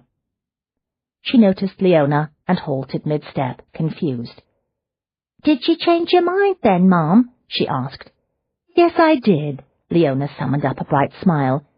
"It is such a lovely morning, far too nice to spend alone in my room reading. I've decided I'd rather eat with the others." Mary's face crumpled with undisguised disappointment. "Yes, Ma'am," she mumbled. Dejectedly she went back down the stairs and disappeared in the direction of the kitchens. "I've just taken the wind out of her sails," Leona thought. So much for regaling the housekeeper, the cook, and the rest of the staff with gossip about the poor house-guest who had been ruined by the master of the house last night. The lady was not a humiliated, shrinking violet, hiding from the world in her bedroom. She was a woman of the world. The small scene did wonders to elevate her spirits. Shoulders back, she went down the stairs and halted briefly in the open doorway of the library. "I trust this won't take long, Mr. Ware," she said in her best stage voice, hoping it would carry as far as the kitchens. "I am very hungry for my breakfast." Thaddeus put down the pen and got to his feet. Amusement etched his mouth. "Not long at all, Miss Hewitt. I am as eager as you to get to the breakfast table. My appetite also seems to be in fine form this morning, probably because I slept so well last night." He did not need to raise his voice in order to ensure that it carried. He merely added a little energy. His words rolled through the room and echoed along the hall. Fogg tensed, suddenly very alert, and whined softly. Leona glowered at Thaddeus and lowered her own voice. "Stop showing off." "Sorry." He crossed the library and closed the door behind her. "I was merely following your lead. I have noticed that on occasion you have a certain flair for the theatrical." She knew she was turning pink, but by the time he had returned to the desk, she had composed herself on a chair. The folds of her skirts meticulously twitched into position. Fogg stretched out beside her feet. Thaddeus angled himself onto a corner of the desk, one foot braced on the floor. The amusement that had briefly lighted his hard features disappeared. A sober, intent expression replaced it. "Tell me everything you can about the crystal," he said, "and about your family's connection to it." "I never knew my father," she said. "He died when I was very young. I was raised by my grandmother and my mother. They supported themselves and me by working crystals. The women in my family have always had a talent for it. Mother and grandmother managed a comfortable living. As you are no doubt aware, the rage for all things psychical has been quite strong for several years now. And unlike so many of the charlatans and frauds who pursue careers giving demonstrations, your mother and grandmother were the genuine articles. They really could work crystal. When I turned 13, my own abilities began to manifest themselves. It became apparent that I, too, had a talent for working crystals. Mother and grandmother taught me the fine points of the business." "Were your mother and grandmother members of the Arcane Society?" Thaddeus asked. "No." She paused, choosing her words with some care. "They were aware of the society, but neither of them ever applied for membership." "Why not?" "I suppose they simply never saw any point to it," she said smoothly. "The society has always frowned upon their kind of talent." "That attitude, I fear, is derived from an old legend within the society." "The legend of Sybil the sorceress? Yes, I know." "Actually, she is better known within the society as Sybil the Virgin Sorceress." She raised her brows. "Surely the status of her virtue was a minor point after all these years." He smiled faintly. "It wasn't to Sylvester Jones, the founder of the society. Evidently she refused his advances." "Who can blame her? By all accounts he was not what any woman would deem a romantic man." "Can't argue with you there," Thaddeus agreed dryly. "I do understand why your mother and grandmother were reluctant to get involved with the society. Unfortunately, the organization has always been overly keen on tradition and legend." "Yes, well, my mother and grandmother were not." "How did they acquire the stone?" "My mother found it when she was a young woman." "She found it?" Thaddeus repeated a little too neutrally. She gave him a steely smile. "That's right." "Just lying about on the ground somewhere?" "No, it was lying about in a dusty antiquities shop, I believe." "Something tells me there is more to the story." "If there is, my mother never told me. She said she went past a shop one day and felt a disturbing tingle of awareness. When she went inside, she saw the stone. She recognized it instantly." "I'll take your word for it. Please continue." She gathered her thoughts again. "Things went quite well for the three of us for some time. Then grandmother died. 2 years later, the summer I turned 16, my mother was killed in a carriage accident." "My condolences," he said gently. She managed an austere little inclination of her head. "Thank you." Her hand stilled on Fogg, who pressed closer to her. She was being driven back to a railway station after visiting a wealthy, reclusive client. There was a storm. The vehicle went over a cliff into a river. My mother was trapped in the cab and was drowned. A terrible thing. She had the Aurora stone with her at the time. The client had insisted that she use it, in particular when she consulted for him. Thaddeus's expression sharpened almost imperceptibly. That was the day the stone disappeared. Yes, I'm certain the thief assumed that anyone who was interested in the stone would conclude that it was lost in the river, but I did not believe that for a moment. You think that your mother's client arranged the accident to cover the theft of the crystal? That was my conclusion at the time. I knew he was a member of the Arcane Society, you see. That was all the proof I needed. Only a member of the society would be aware of the crystal and its power. What was the name of your mother's client? Lord Rufford. She drew a deep breath. I was convinced he had the stone in his possession. I determined to search his household, so I applied for a post as a maid. For the first time, Thaddeus looked nonplussed. Good Lord, woman, you took employment in the house of the man you thought had murdered your mother. Of all the idiotic— He broke off, jaw hardening. So I suppose it was no more of a risk than going into Delbridge's house dressed as one of his servants. Easier, actually. The turnover in servants being what it is, especially at the entry-level positions. I had no difficulty obtaining a position as a maid of all work. As you know, it is the lowest position on any household staff. It cannot have been easy. It wasn't, but it gave me an excuse to be found anywhere in the house. I spent several days emptying chamber pots and scrubbing floors, but it proved fruitless. I picked up no trace of the stone. I take it you were never discovered? Thaddeus asked. No. Rufford was a very old, very ill gentleman. He died shortly after I left his employ. In the end, I was forced to conclude that someone else had arranged the carriage accident.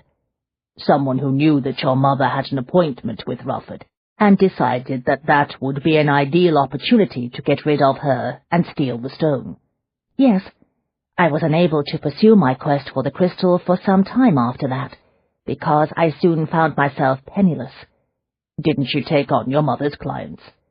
People, it turns out, are quite reluctant to consult a young woman of 16 years on matters of a very personal nature, such as their dreams.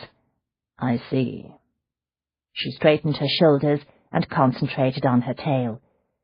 By the time I had buried my mother and completed my useless investigation of Lord Rufford, I discovered I had no clients left. In addition, the unscrupulous funeral director managed to erase most of what money my mother had left to me. The man cheated me, but there was no way I could prove it. He went very still, watching her with an unreadable expression. You must have been quite desperate. I was. She looked past him, out the window. The world makes it so difficult for a female to enter a respectable profession, and then everyone wonders why so many women end up on the street. I assure you, there is no need to lecture me on the subject. The women in my family hold forth on that subject on a regular basis. I was contemplating going into service for real when Uncle Edward showed up. Who is Uncle Edward? My only remaining close relative. He was from my mother's side of the family. He was travelling in America at the time of her death. I did not know where he was, so I could not write or send him a telegram to inform him of what had happened. But he returned to England a couple of months later and came to see me immediately. He took in my financial circumstances at once and invited me to live with him. Did your uncle know about the Aurora stone? Of course. I thought I made it clear. The stone has been in my family for generations. Except when it isn't, Thaddeus said, in his maddeningly neutral way. She shot him a withering glare. He did not appear to notice. Tell me about your uncle, he said. She stifled a small sigh and continued her story. To be honest, I did not know him well at that time. I had seen very little of him growing up. He rarely came to visit. I knew that my mother and grandmother were fond of him, but they did not entirely approve of him. Why was that? Among other things, he was an actor. He was always on the road, either here or in America. In addition, he had a certain reputation with women. Although, to be fair, from what I observed, he did not have to work very hard attracting female attention. He is a distinguished-looking and extremely charming man. Women are drawn to him like bees to honey. Did he treat you well? Oh, yes. She smiled a little. In his own way, he is quite fond of me. If that is the case, where is he now? She looked down at Fogg. He is travelling in America again. Where in America? She buried her fingers in Fogg's fur. I don't know. Your uncle took off for America and left you on your own. She frowned. It is not as if I am still 16. I am quite able to take care of myself these days. When did he leave this last time? She hesitated. About 2 years ago. Have you heard from him? I received a telegram from a policeman in San Francisco, informing me that Uncle Edward had died in a hotel fire. That was about 18 months ago. There was a long silence from Thaddeus.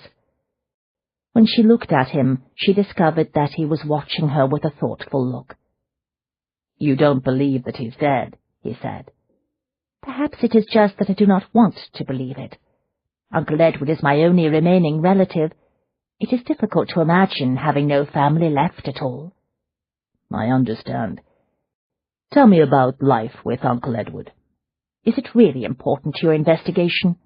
I don't know, he admitted, but as I said, I like information. The more the better. It is a somewhat complicated story, she said. I'm listening. My uncle was aware that I had inherited my mother's talent for reading crystals. He suggested we go into the family business together, with him acting as my manager.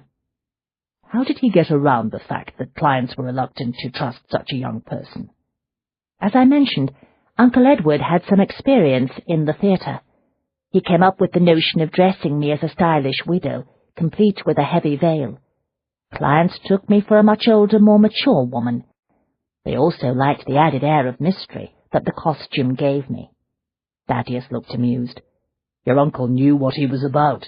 Yes, it was so effective that I continued to wear widow's weeds even after I was in my 20s. Business went well? Oh, yes. For several years we did quite nicely. She paused. Until Uncle Edward came up with his investment scheme, that is. Thaddeus narrowed his eyes very slightly. Investment scheme? You must believe me when I say that my uncle sincerely believed that there were fortunes to be made in the American West, especially in mining. Mining, Thaddeus repeated. She could not tell what he was thinking, so she hurried on. Uncle Edward had ample opportunity to converse with my clients because he arranged all the appointments. He mentioned his conviction that a certain mining project in the Wild West promised great profits. The next thing we knew, several gentlemen insisted upon giving him money to invest in the venture. Thaddeus's mouth twitched and then kicked up at the corner. And 2 years ago, good old Uncle Edward sailed for America with a few £100,000 of your client's money, and has not been heard from since. She stiffened. I'm sure he will come back with the profits one of these days. His smile widened. You're Edward Pipel's niece. She raised her chin proudly. Yes, I am. Thaddeus's eyes were gleaming with laughter now. The woman who helped Dr. Pipel fleece some of the wealthiest men in the Arcane Society. My uncle did not steal their money, she said, suddenly feeling quite fierce. He put together an honest investment scheme. It is not his fault that things did not go well. But she was wasting her breath. The laughter was spilling out of Thaddeus now. He was laughing so hard he could not possibly have heard what she was saying. He roared with laughter, howled with it, doubled over with it. Bob watched him curiously, head tilted slightly to the side. Leona sat very still, uncertain what to do. The door of the library opened. "What on earth is going on in here?" Victoria demanded. Thaddeus pulled himself together with a visible effort. He gave Victoria his wolfish smile. "Nothing important, Aunt Vicky," he said. "Leona and I were just about to join you for breakfast." "Humph!" Victoria shot Leona a suspicious look before retreating back into the hall. The door closed with a distinctly disapproving little slam. Leona looked at Thaddeus. "I will understand if you do not wish to continue an intimate liaison with Dr. Edward Pipel's niece." He rose from the desk, eyes still glinting with laughter. "Your connection to Pipel is nothing to me. I didn't lose any money on your uncle's scheme." He reached down, pulled her up out of the chair, and tipped up her chin. "Thaddeus?" "I can think of nothing more that I would rather do than continue our intimate liaison, Miss Hewitt." He kissed her with a thoroughness that ignited energy in the atmosphere around them. When he released her, she had to grab hold of the edge of the desk to steady herself. He smiled at her again, looking very satisfied. "I think it's time we went in to breakfast, don't you?" 22. Leona knocked tentatively on the bedroom door. "Is that you, Miss Hewitt?" Victoria called out in her brusque, no-nonsense tones. "You may enter." Reluctantly, Leona opened the door. She was not looking forward to this meeting. The summons had been issued after Thaddeus had left the house for what he had described as a short meeting with Caleb Jones. Leona had gone into the garden with Fogg and her mother's journal. She was sitting on a bench reading when Mary, the young maid of all work, appeared. "Lady Milton sent me to tell you that she wants to see you, Ma'am." Mary kept a wary eye on Fogg, who was sniffing some foliage at the base of the garden wall. "In her bedroom, she says." It had been little short of a royal command. Leona stood in the doorway and looked at Victoria, who was seated at a dainty little writing desk. "You wished to speak with me?" Leona said politely. "Yes. Stop dithering about out there in the hall. Come in and close the door." Feeling rather like one of the servants, Leona obeyed. "I wish to speak with you on a personal matter," Victoria announced. Enough was enough, Leona thought. It had not been her idea, after all, to become a guest in this household. "If this is about my association with Mr. Ware," she said coolly, "I have no intention of discussing it with you." Victoria grimaced. "I have nothing to say on that subject. It is quite obvious that the two of you were meant to be lovers. This is another matter entirely." "I see," Leona said, utterly bewildered.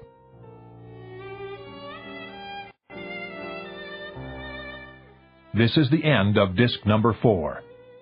Please insert disc number 5.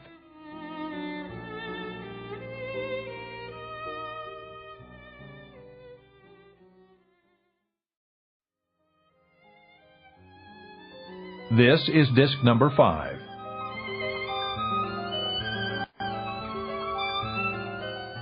"If this is about my association with Mr. Ware," she said coolly, "I have no intention of discussing it with you."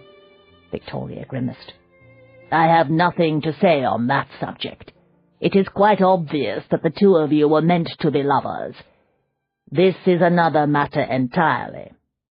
"I see," Leona said, utterly bewildered. "I understand that you are something of an expert on dreams and insomnia." Leona thought about the light that had burned so late under Victoria's door last night.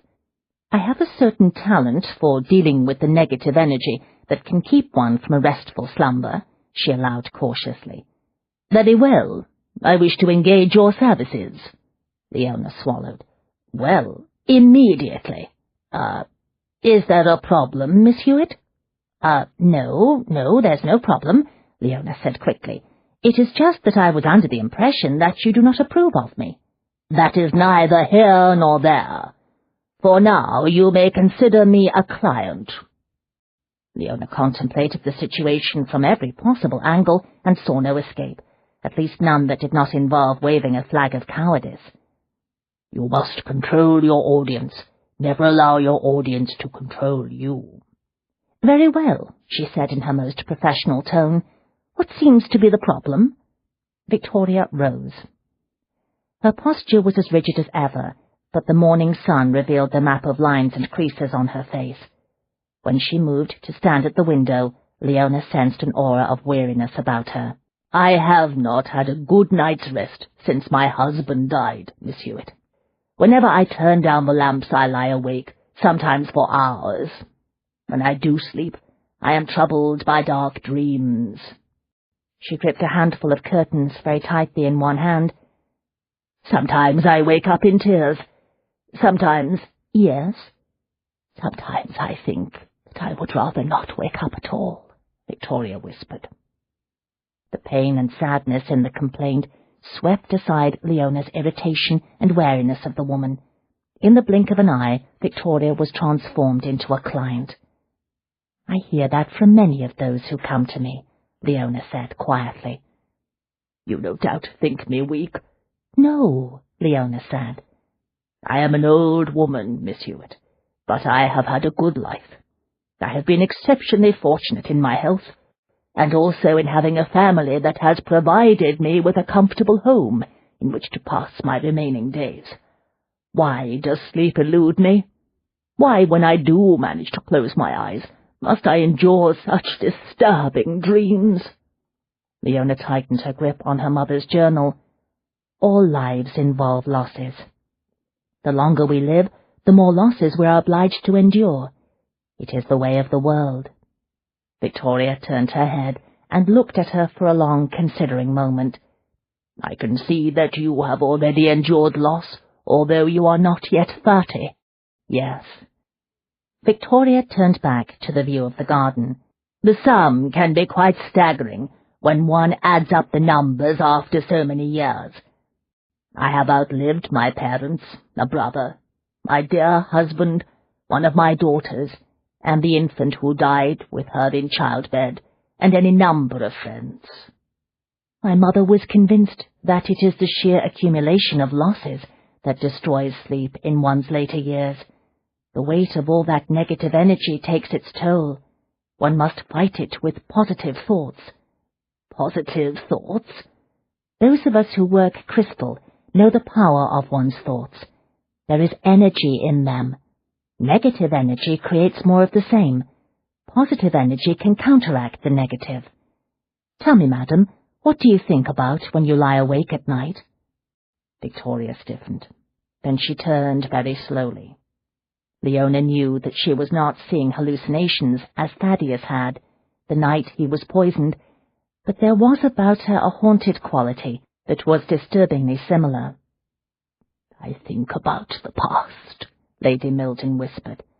"I think about all the mistakes I made, the things I should have done. I think about all the losses." "I'll go and get my crystals," Leona said. 23. An hour later, she sat back in her chair and looked at Victoria, who was seated on the opposite side of the little writing desk. The glow in the blue crystal that rested on the table between them was fading rapidly now that neither of them was focusing on it. "I warned you it can be an exhausting process," Leona said gently. "Are you all right?" "Yes, just very tired." Victoria frowned at the crystal. "Was this the technique you used to save my nephew the other night when he was poisoned?" "He told you about that?" "He said you saved not only his sanity, but very likely his life." "I employed a different crystal, but yes, the process is the same. Mr. Ware generates a great deal of power, so diffusing his negative energy was a bit of a challenge for both of us, but we managed." Victoria raised her brows. "I got the impression that it was actually a very near thing for both of you." "Please remember, Lady Milton, I can help you deal with the insomnia and the bad dreams, but it is not within my power to affect the underlying causes of your melancholia." Victoria straightened her shoulders. "If I can just get some sleep, and if the troubling dreams cease, I will be able to deal with my emotions." Leona hesitated, uncertain of how far she should go. "Forgive me if I intrude too much into your personal life, but when I channeled your energy a few minutes ago, I could not help but notice that you possess a great deal of paranormal power." Victoria made a face. "I'm afraid it runs in the family, both sides." "In the course of my career, I have channeled dream energy for many people, including a number who possess strong senses. People like you, Lady Milden. What of it? I have observed that those with powerful talents often suffer greatly from depression and melancholia if they do not exercise their psychical natures. I see. They must find their passion if they wish to achieve some measure of contentment and satisfaction in life. Victoria frowned, shocked. What on earth are you talking about? I assure you the very last thing I seek is an illicit relationship. She pursed her lips. That is for women your age. In any event, I loved my husband very deeply. I have no wish to replace him in my heart. Leona knew her face was turning quite pink, but she ploughed on, determined to finish what she had started. I am not talking about sexual passion, Lady Milden, nor do I mean the sort of love that one feels for the members of one's family. I refer to those things we do to satisfy something within ourselves. People who possess strong paranormal abilities usually discover that their passion is invariably connected to their talent. I really have no notion of what you are talking about. Mr. Ware has a career as an investigator. It allows him to employ his hypnotic talent in a positive fashion. Victoria gave a soft snort. And without the necessity of going on stage. Well, yes, that too. The point is, he has found an outlet for the psychical side of his nature that gives him satisfaction. They call him the ghost, you know, Victoria said softly. Who calls him that? Leona asked, startled. The people on the streets, his informants, and those who seek his services but cannot afford to pay him. To be honest, I think he was in danger of becoming a real ghost until he invented his career as a private inquiry agent. Surely you do not mean that you feared he would do himself some harm? No, he has far too much willpower, Victoria said firmly. He would never hurt his family in that manner. But before he found his passion, as you call it, he had begun to withdraw more and more into himself. His parents had started to worry about his brooding moods. He seemed to be passing through life, as it were, rather than living it. I understand. His talent has made things very difficult for him in many ways, Victoria explained. Other people who know of his abilities are often uneasy around him. One of the results is that he has never had many friends. I see. Victoria watched her intently. It is his talent that has kept him from finding a wife. Women quite naturally are unwilling to marry a man they fear can control them utterly with just the power of his voice. Yes, I can see the problem, Leona said briskly. The last thing she wanted to discuss was Thaddeus's problem finding a wife. She hurried to get the subject back on track. He told me that the magnificent conservatory outside this house is the result of his parents' botanical talent. It is their passion. Victoria hesitated and then nodded. Yes, I suppose that is true. Odd, I never thought of Thaddeus's career and the conservatory in quite those terms. You know the members of your family quite well. Try to imagine any of them without their personal passions. Indeed, I cannot.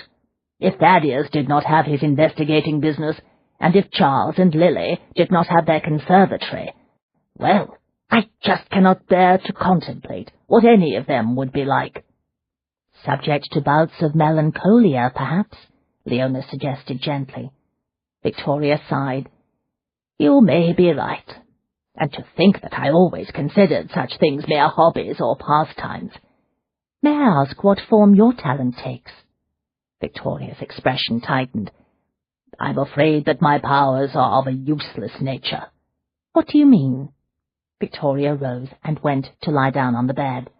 She arranged the pillow beneath her head and closed her eyes. I have always had a talent, which, for lack of a better word, I call un-matchmaking. I have never heard of such a talent. Unfortunately, it seems quite normal to me. Victoria put her arm over her eyes. Show me any engaged couple or any husband and wife, and I can tell you immediately whether or not they are well suited. How extraordinary. And, as I said, quite useless. I don't understand. Why is that?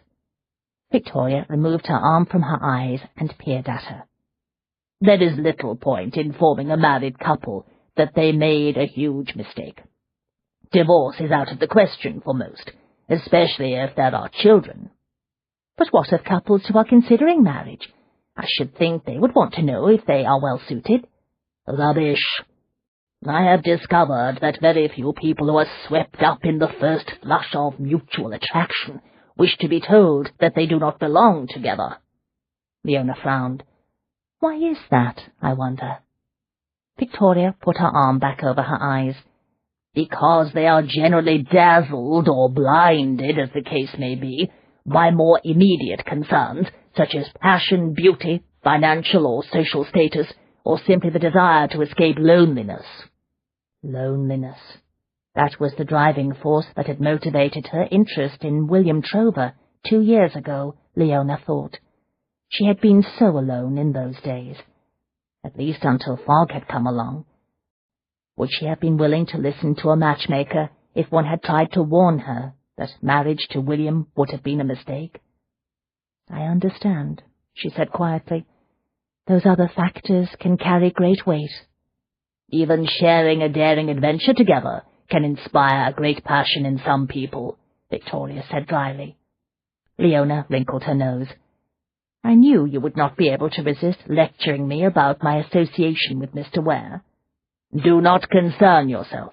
I told you, I have no intention of wasting my time. Leona smiled. I am very grateful. Now then, about your talent for unmatchmaking. What of it? It strikes me that the main difficulty is that you exercise your talents on those who are already matched in one way or another. Victoria made a face. How else can one apply such a talent? Well, for what it is worth, Uncle Edward always says that people do not appreciate advice unless they pay for it. Victoria went very still. Good Lord! Are you suggesting that I go into the business of matchmaking? No need to think of it as going into trade, Leona said quickly. You could be a sort of consulting matchmaker. It would have to be very discreetly done, of course. To say the least. I suspect that if you let it be known in certain circles that you would be happy to consult for individuals seeking suitable marriage partners, you would be overwhelmed with clients seeking your assistance. What an outlandish notion, Victoria said. By the way, I spoke with Thaddeus this morning. He will escort you to the Arcane Society's first spring ball at the end of the week. What? The new master, Gabriel Jones, and his bride are hosting the affair. Evidently they feel that the members of the society should socialize more. Mind you, I'm not sure that's an entirely sound notion, but Gabriel is now in charge of the society, and it is clear that he intends to make some changes. Lady Milton, I really don't think it would be at all wise for me to attend. Gabriel has concluded that the society is far too hidebound and mired in tradition. He thinks there has been too much secrecy over the years. He wants the members to communicate more with each other. Some nonsense about preparing the organization to move into the modern era. Every ranking member of the society, and that means every member of the Jones family, will be required to put in an appearance. I am not a member of the Jones family. No, but Thaddeus is. What? She felt as if she were falling down the rabbit hole in the children's story. Thaddeus is a Jones? That's impossible. His last name is Ware. He's a Jones on his mother's side. Prolific family. Good heavens! She was so stunned that she could not think of anything else to say. Good heavens! A Jones! I have sent a message to my dressmaker, Victoria continued. She will arrive here this afternoon at 2 o'clock to present us with some designs for your gown. Leona struggled to recover her scattered wits. Lady Milton, I don't want to sound rude, but attending an arcane society ball, especially with a member of the Jones family, is out of the question. Victoria took her arm away from her eyes again. Really, Miss Hewitt, if you are going to engage in an illicit liaison with my nephew, the least you can do is learn to conduct yourself with more composure. That expression of slack-jawed horror is not at all becoming. Lady Milton, you'll have to excuse me. I am going to sleep now. 24. She was waiting for him when he walked into the library shortly before 2 o'clock. The moment Thaddeus saw her, he knew he was confronting a brewing storm. Leona put down the old leather book that she seemed to carry with her everywhere and glared at him from the sofa. "It's about time you got home, sir." Amused, he reached down to pat Fogg, who had ambled forward to greet him. "Such gentle words of feminine welcome are bound to warm the heart of any man upon his return to the bosom of his family, aren't they, Fogg?" Fogg grinned and licked his hand. Leona's scowl darkened. "This is no time for humour, sir." "Very well. Let's try another approach." He crossed the room to the sofa, hauled her upright, straight off her feet, and kissed her soundly. He released her before she could even think of struggling. She dropped back down onto the sofa, momentarily stunned. He seized the opportunity to get to the safety of his desk. "Now then," he said, sitting down, "to what do I owe this charming greeting?" "I spoke with your aunt this morning while you were out. She said that you were going to escort me to the Society's first spring ball." He leaned back in his chair.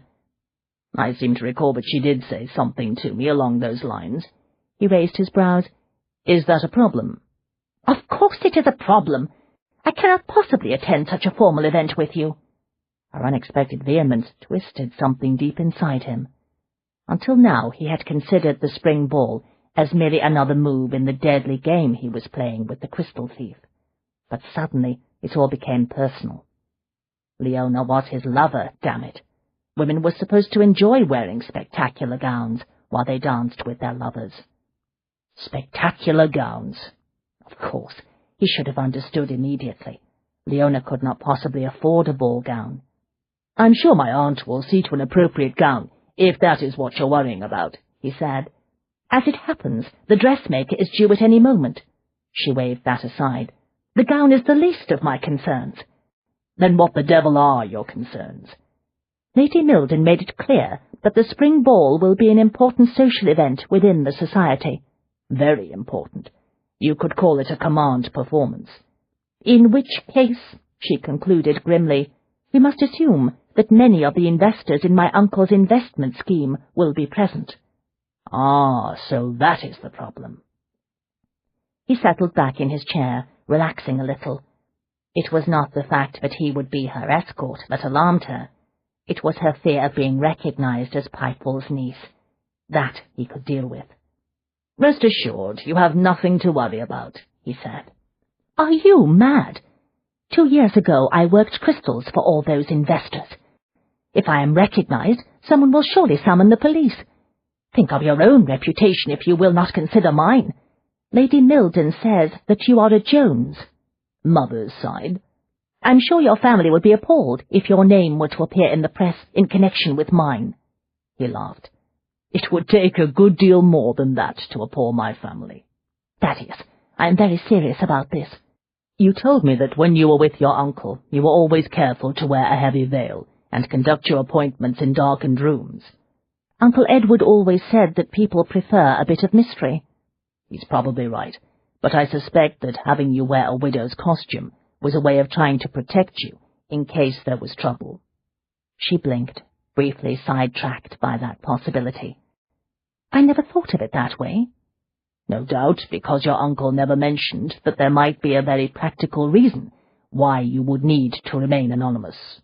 She sighed. "I suppose he might have had some concerns along those lines." "None of the investors saw your face, though, correct?" "That is correct." He widened his hands. "In that case, there is no reason to worry that anyone will recognize you at the ball. To be frank, I doubt that there would be a problem, even if your clients had seen you during those sessions." "How can you say that?" she asked, bewildered. He smiled. "People see what they expect to see. You would not be recognized for the simple reason that it would never dawn on anyone that Pipel's niece would have the nerve to appear at the spring ball on the arm of the nephew of one of his most prominent victims." "What?" "You will recall Lord Trenoworth. The gentleman who first became suspicious of Pipewell and sounded the alarm that ignited the scandal. Good heavens! Your uncle? On my mother's side. Good grief! Staggered, she collapsed back into the corner of the sofa. My uncle relieved Trenoweth of several £1,000s. Taking the positive view, which I have been assured is always the best course of action, he was well able to sustain the loss. My uncle is a wealthy man. Pipewell hit his pride a lot harder than his bank account. She lowered her face into her hands. I don't know what to say. Say you'll allow me to escort you to the spring ball. Slowly she raised her head, eyes narrowing. Why are you so determined that I attend the ball? He leaned forward and folded his arms on the desk. I will admit that when my aunt mentioned it this morning, it was not at the top of my list of priorities, but I have since changed my mind. Why? Because it may help us recover the Aurora Stone. For an instant, she looked as if she had just been struck by lightning. Thaddeus! She leaped to her feet and swept across the room. Flattening her hands on the surface of his desk, she leaned forward, eyes brilliant with excitement. Attending the spring ball is part of your plan to find the crystal? How? He lounged back in his chair again, enjoying the gentle wash of her highly stimulated aura. It aroused him in ways he could not even begin to describe. I have just come from speaking with Caleb, a man who can weave patterns from strands of chaos. Some say he does it to a fault. Be that as it may, it is his talent. Yes, go on. He has done a great deal of research in recent days. As you know, the stone has traded owners many times during the past 200 years, but there was always, according to Caleb, a pattern. What sort of pattern? First, all those who have had possession of the stone have also had some connection to the Arcane Society. Of course. No one who is not aware of its history would be likely to know the legend. Right. In addition, those who have gone after the stone in the past have all been obsessive collectors. Or members of my family, she said very deliberately. He inclined his head. Or members of your family.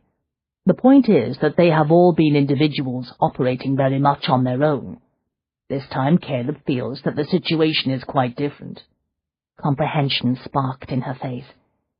Because so many people have died? In part, yes, but also because until now, Delbridge has never resorted to murder to acquire the antiquities that he covets. As far as you know. As far as we know, he agreed. What we do know is that Delbridge is now willing to kill for the crystal, even though there is no indication he can access its power. So the question becomes, why does he want this particular relic so badly? Is that it? Yes. Caleb is convinced that there is something more important at stake. He believes that the affair of the Aurora Stone may be connected to another attempt to steal the Society's darkest secret, a formula invented by Sylvester Jones. I see. Until recently, the elixir was only a legend, but a few months ago Sylvester's tomb was excavated, and the formula was discovered inside. Good heavens, she whispered, evidently quite awed. I had no idea. He felt the hair stir on the nape of his neck. Clamping his hands around the arms of the chair, he pushed himself to his feet and went to look out the window at the conservatory. Almost immediately after the formula was discovered, an attempt was made to steal it, he said. Gabriel Jones and the lady who is now his bride foiled the scheme. At the time it was assumed that that was the end of the matter. And it was, at least as far as that incident was concerned. The madman who conceived the plot is dead. Is everyone quite certain of that? Leona asked suspiciously. There is no doubt. Gabe and Venetia both witnessed the death. But Caleb believes that Pandora's box has now been opened, so to speak. He fears that the near success of that first plot has inspired another. There is a certain logic to that line of thought, I suppose, she said. But how could the Aurora Stone be connected to Sylvester's formula? He turned his head. She was watching him transfixed. We don't know, he admitted. The only thing of which Caleb is absolutely certain is that the members of this new conspiracy come from the highest ranks of the Arcane Society, men like Delbridge. It is no longer enough to stop him. We must discover the identities of the others. Understanding lit her eyes. And the highest-ranking members of the society will all attend the first spring ball. That is the theory that Caleb and I are both going on at the moment, yes. She frowned. But how are we to identify them? If one of them had the crystal on his person, I would be able to detect it if I got close enough. But it seems unlikely that the thief would bring the Aurora stone to a formal ball. I agree. It fits into the pocket of an overcoat, but it is too large to conceal in an evening coat. It would ruin the line. She smiled faintly. Spoken like a Jones. What? She glanced at the knot in his four-in-hand tie, and then at his silver and onyx cufflinks. Uncle Edward once mentioned that the men of the Jones family were known for possessing a certain flair for style. He shrugged. It's in the blood. Our tailors love us. But to return to the topic under discussion, the goal will be to identify some of the others in the room, besides Delbridge, who are involved in this new conspiracy. How will you do that? At some point during the evening, Gabriel Jones will rise and make a formal announcement to the effect that the Aurora stone has just been returned to the Arcane Society. The stone is a great legend within the organization. The majority of those present will be thrilled to hear the news. A slow smile curved her mouth. But Delbridge and the others involved in its theft will no doubt panic. Panic creates its own unique kind of energy. It leaves a strong spore. There will be several trusted members of the society present who are capable of sensing that kind of fear. What sort of talent confers that skill? Several kinds, actually. Panic is one of the easiest emotions to detect because it is so powerful and so elemental. I can pick it up. You probably can too, if you happen to be near someone who is in a state of panic. It is very difficult to conceal. What will you do if you succeed in identifying the other conspirators? She asked. Some of the hunter talents will follow them and see where they go and what they do after the ball. Trust me, those involved in this affair will never know they are being trailed. With luck, one of the villains will lead us to the stone. Failing that, we will at least gain a great deal more information than we have now. In other words, the ball will be a trap for the conspirators. Yes, he said. And you will be there to help us spring it. Now do you understand why it is important for you to attend the ball with me? Her shimmering excitement created so much energy in the atmosphere that Fogg whined eagerly and thrust his nose into her hand. Leona ruffled his fur, smiling her mysterious smile. I wouldn't miss it for the world, she said. 25. The commotion in the morning room reached all the way down the hall into the library. Madame La Fontaine, the dressmaker, was endowed with the grating, very carrying voice and the excruciatingly bad French accent of a woman who had probably emigrated from a neighborhood that was a lot closer to the docks than to Paris. Non, non, non, Miss Hewitt. Not the mushroom silk. Absolument pas. I forbid it. That is an excessively dull shade of grey, not at all suitable to your hair and eyes. Do you wish to fade into the woodwork? Thaddeus put down his pen and looked at Fogg, who had taken refuge with him. The dog was at the window, gazing longingly out into the garden. Thaddeus got to his feet. I don't blame you for wanting to get out of the house. Come along with me. Fogg padded quickly after him, ears lowered against the booming voice. A hat with a veil? Have you gone mad, Miss Hewitt? One does not wear a veil in a ballroom, not with one of my gowns. Jeweled flowers only will I allow in the hair. Speaking of les cheveux, Maud, make a note. I will send Monsieur Duquesne to dress Miss Hewitt's hair on the day of the ball. He alone can be trusted to create a style that is fashionable enough for one of my gowns. Thaddeus smiled to himself. In spite of his reassurances, It sounded like Leona was doing her best to come up with a disguise for the spring ball. He had a feeling she was fighting a losing battle. He opened the kitchen door and let fog out into the garden. On his way back to the library, he paused at the door of the morning room and watched the frenzied scene with some amusement. He had never seen Leona look so beleaguered, not even in the midst of fleeing from the scene of a murder. Madame La Fontaine, a tiny, sharp-featured woman dressed in an elegantly draped dark blue gown, dominated the scene. Her diminutive size belied her formidable voice. She stood amid an array of fabric samples spread out on the carpet and strewn across the table, directing the actions of two harried assistants. In one hand she wielded a folded fan, waving it about as though conducting an orchestra. "Alors, step away from the smoky satin, Miss Hewitt." Madame La Fontaine brought the fan down quite sharply across Leona's knuckles. "Ouch!" Leona hastily dropped the swatch of grey satin. "Madame La Fontaine is quite right," Victoria declared from the far end of the table. "You must stick to the jewelled tones." "Quite right, Lady Mildon." Madame La Fontaine bestowed an approving look on her, and then whirled and pointed the fan at one of the assistants. "Bring me the amber silk. I believe it will complement Miss Hewitt's unusual eyes to perfection." The swatch was produced and set out on the table. Victoria, looking more animated than Thaddeus had seen her in years, moved closer to consult with Madame La Fontaine. The pair pored over the amber gold silk as though it were a treasure map. "Oui, parfait," Madame La Fontaine declared. "I will do it with the most elegant, the most delicate poof of a bustle, and, of course, a full train." She kissed her fingertips. Leona looked toward the doorway at that moment and saw Thaddeus. He contemplated her desperate expression with a sense of satisfaction, gave her a small wave, and went on down the hall. He was as eager to get out of the house as Fogg. He found a hansom on the street, stepped in, and settled back to think about the intriguing new mystery that had occupied him for the past hour. It had come to light when he had explained to Leona that Caleb Jones believed they were dealing with a dangerous conspiracy to steal the Founder's secret formula.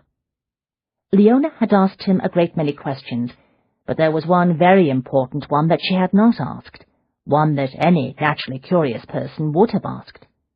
She had not inquired about the nature and properties of a formula so dangerous and so powerful that it could cause men to commit murder.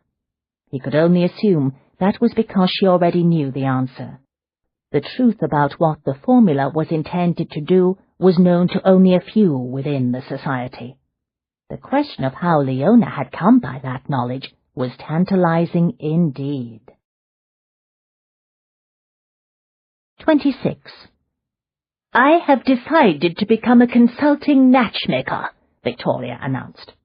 Thaddeus looked up from his salmon and potatoes. "What did you say?" Victoria, seated halfway down the long table, fixed him with a challenging expression. "You heard me." "I heard you," he agreed politely, "but I don't understand." "I have concluded that the members of the Arcane Society require my special talents in order to form suitable marital alliances. Those possessed of strong abilities have a very difficult time with that sort of thing, you know. Take yourself, for instance." Thaddeus looked at Leona, seeking enlightenment. "I think I am missing something in this conversation." Leona smiled. "It is a brilliant idea. Your aunt has a talent for matchmaking." "I see," he said. "I am also well positioned to assist people in finding good matches," Victoria continued. "After all, I have been a member of the Arcane Society my entire life. Furthermore, I married into the Jones family. That means I have excellent connections throughout every level of the society. I will be able to make inquiries about individuals to determine who should be introduced to whom." "It is an interesting notion," Thaddeus said warily. "How do you plan to go about advertising your consulting services?" "Word of mouth. Never fear. The news will get around very quickly." "It certainly will," Thaddeus said, amused at the thought of what his mother would say when she learned of Victoria's plans. "I will set up a registry of those seeking matches," Victoria said, excitement lighting her entire face. "I will conduct interviews and make notes. Miss Hewitt is convinced that I shall soon be overrun with clients." He had not seen his aunt looking this enthusiastic about anything since his uncle's funeral. He had Leona to thank for the transformation. He smiled at her. "I'm sure Miss Hewitt is right," he said. He turned back to Victoria. "Although I must admit that I never envisioned you setting yourself up in business, Aunt Vicky. Miss Hewitt has explained that people do not appreciate advice unless they pay for it." He laughed. "Miss Hewitt would know." 27. Leona awoke with a start and lay still for a moment, willing the last fragments of the unpleasant dream to fade. Then she sat up slowly, trying to decide what had jarred her out of her restless sleep. A soft growl sounded again from the shadows. She realized it was not the first time Fogg had uttered the warning. "What is it?" She pushed the covers aside and got to her feet. "What's wrong?" Fogg was at the window, 4 paws braced on the sill, his head silhouetted in the moonlight. She went to join him. When she touched him, she could feel the rigidly tense muscles beneath his fur. Together they looked down into the garden. For a moment she could see nothing out of the ordinary. Then she noticed the flickering light. Someone was moving through the shrubbery. He held a dimly lit lantern in one hand. Her fingers stilled on Fogg. "An intruder," she said. "I must sound the alarm." But just as she was about to turn away to rush toward the door, another figure emerged from the kitchens and walked swiftly to meet the figure with the lantern. "It's Thaddeus," she said to Fogg. "What on earth is going on?" Down below, the pair spoke briefly.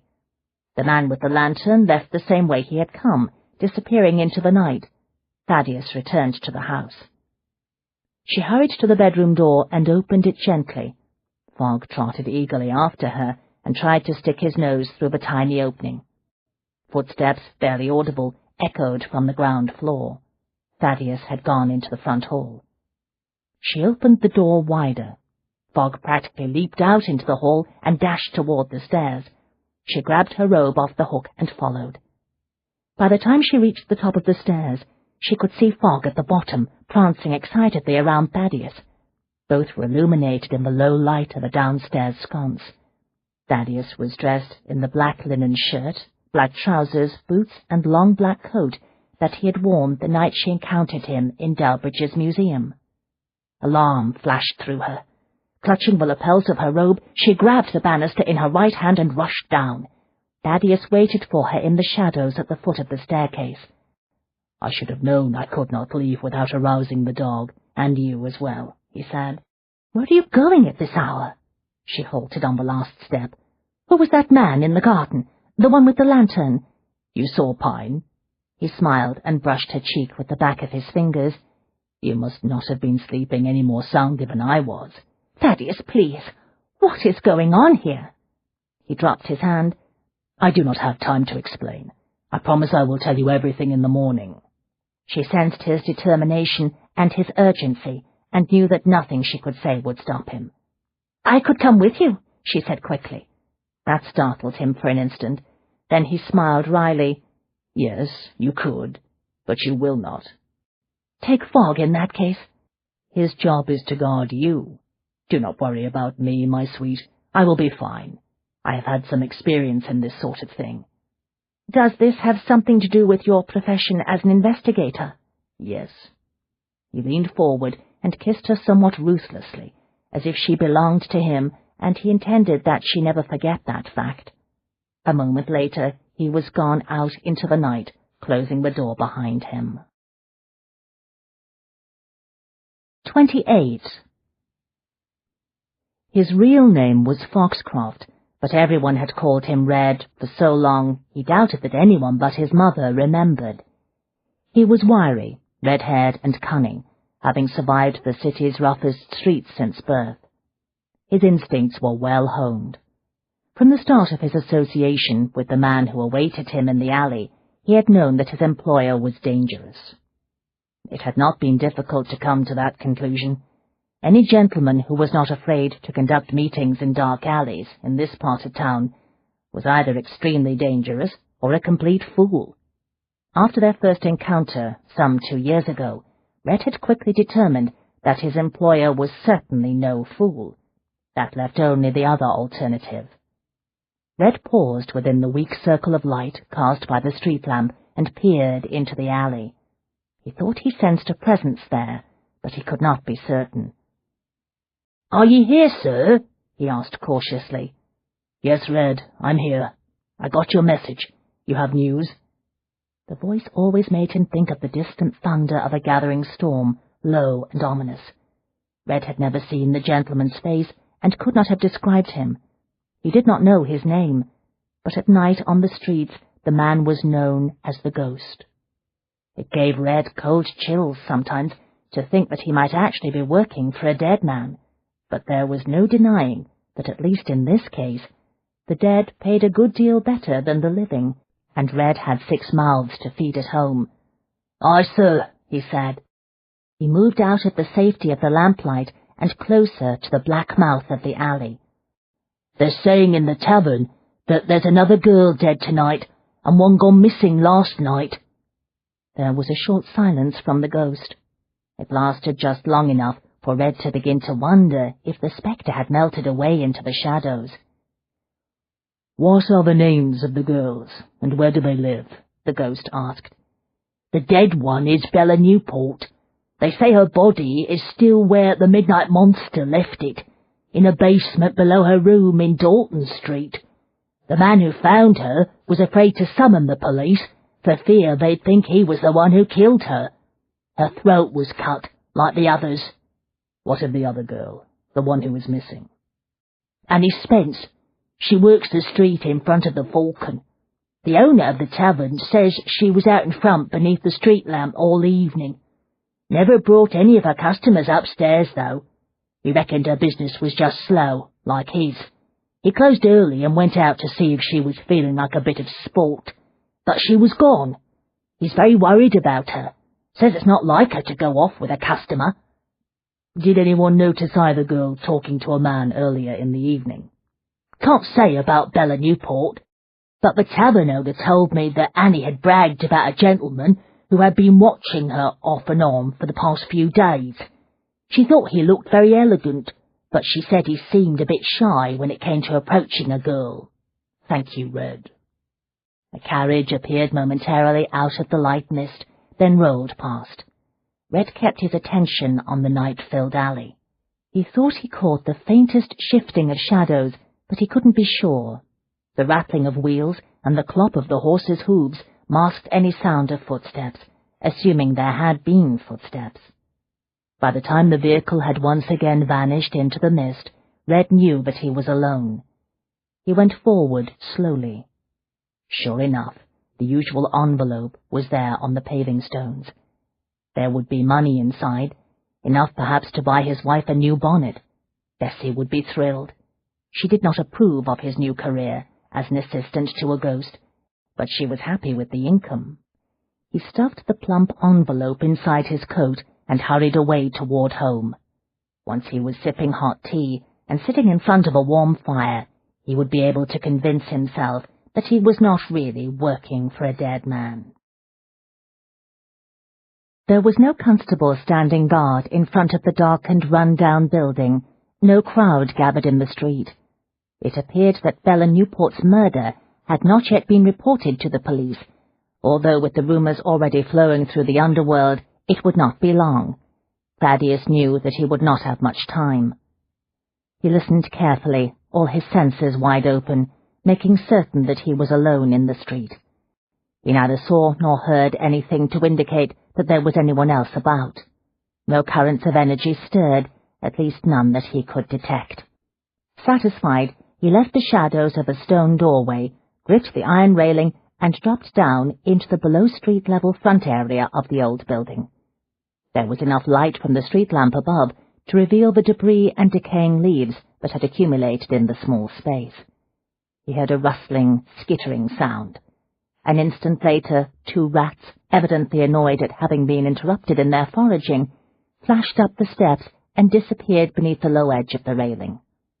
The narrow windows designed to allow light and air into the below-stairs kitchens during the day were black and impenetrable at this hour. He tried the door handle with one gloved hand. It turned easily. The stench of death struck him the instant he opened the door. He raised one arm to cover his mouth and nose with the sleeve of his coat. He stood on the threshold for a moment, giving himself some time to become more accustomed to the dreadful atmosphere. After a few seconds, he realized that none of the light from the street lamp penetrated the room through the windows. He closed the door, struck a light, and saw immediately why no illumination from outside passed through the glass. The windows were shrouded with the stained canvas that had once covered the kitchen floor. In addition, small squares had been cut out of the fabric and nailed over the glass panes set high in the door. The murderer had made preparations before the kill. He had stalked his victim. The body lay on the kitchen table, bound and gagged. Her blonde hair and faded gown were saturated in the blood that had spilled from the ghastly wound in her throat. Thaddeus forced himself to move closer to what was left of Bella Newport. This was the first time he'd had an opportunity to examine one of the Midnight Monster's victims. He was prepared for the fact that the woman had been murdered with a knife. Word had circulated that the other 2 victims had died in the same fashion. Knives were, after all, the weapon of choice for most in the criminal underworld. Unlike guns, they were silent, efficient, and easily obtained. What he had not anticipated was the little pot of rouge on the table beside the body. 29. You think Annie Spence was killed by the same man who murdered that poor woman we found in Delbridge's mansion? Leona could scarcely believe what she had just heard. Then again, she reflected, she was still reeling from the shock of discovering that Thaddeus was investigating the murders perpetrated by the Midnight Monster. Victoria stared at Thaddeus, open-mouthed. "Are you saying that the Midnight Monster was invited to Delbridge's party? That he was a guest?" "I do not know if he received an invitation."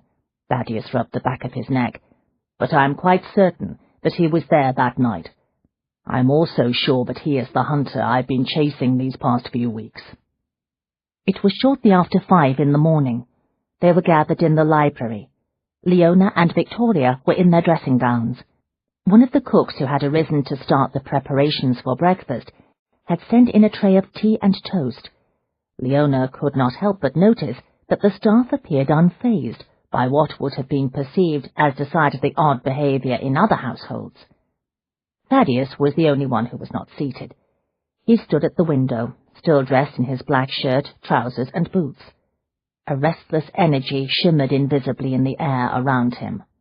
Fogg had sensed it the moment he had walked through the door a short time ago. The dog now hovered near Thaddeus, pacing when Thaddeus paced. "Remember that rouge pot beside the body in the gallery, Leona?"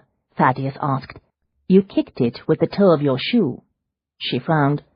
"I remember kicking some object when I tried to break free of your grasp."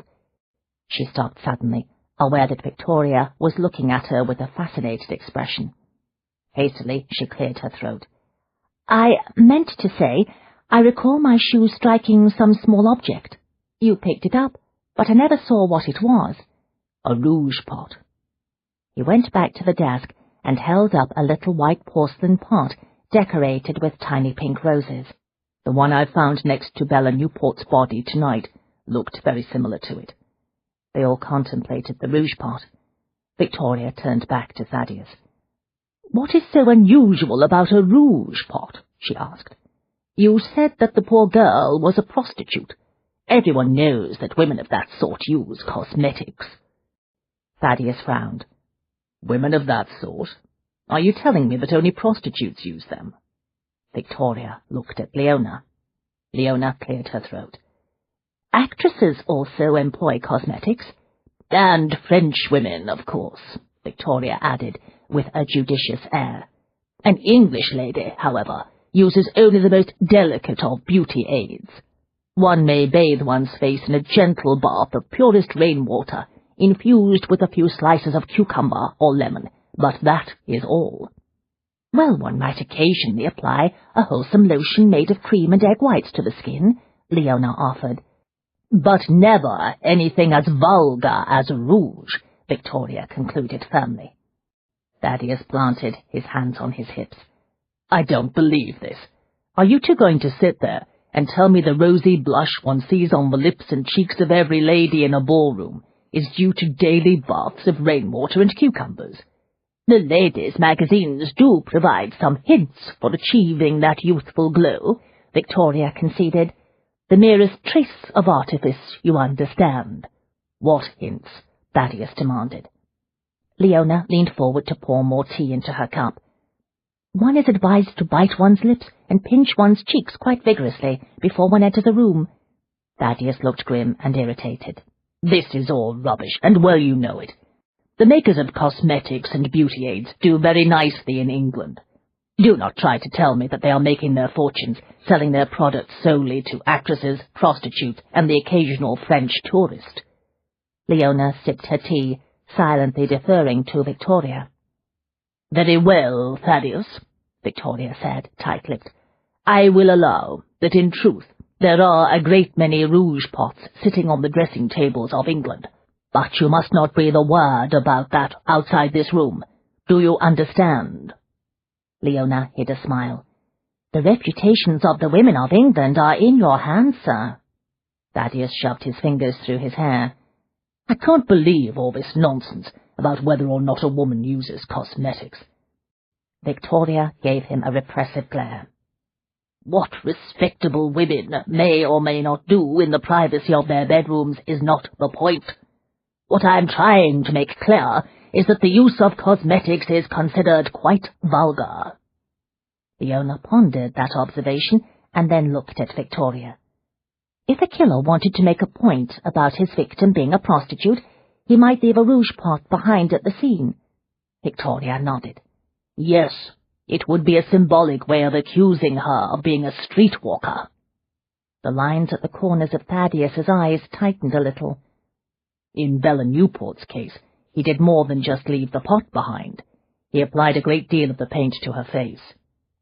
Victoria stared at him aghast. The murderer put rouge on her cheeks. Are you sure it wasn't the victim herself who did it before her death? I could see where the monster was forced to wipe away some of the blood before he applied the rouge, Thaddeus said quietly. Good Lord! Victoria shuddered. Leona frowned. What of the woman in Delbridge's museum? I cannot say in her case, Thaddeus admitted. The light was very poor, if you will recall, and I did not have an opportunity to examine the body. He studied the little pot he held. But given that this rouge was at the scene, I think we can now be reasonably certain that whoever murdered that woman is the Midnight Monster. A guest in Lord Delbridge's house? Victoria shook her head, amazed. But why would he do such a thing? There is no logic to such an action. There is no logic to slaughtering prostitutes, Thaddeus pointed out. I suspect that he enjoys the business. Perhaps the rouge pots at the scene are his way of leaving a signature. The man must be insane, Leona whispered.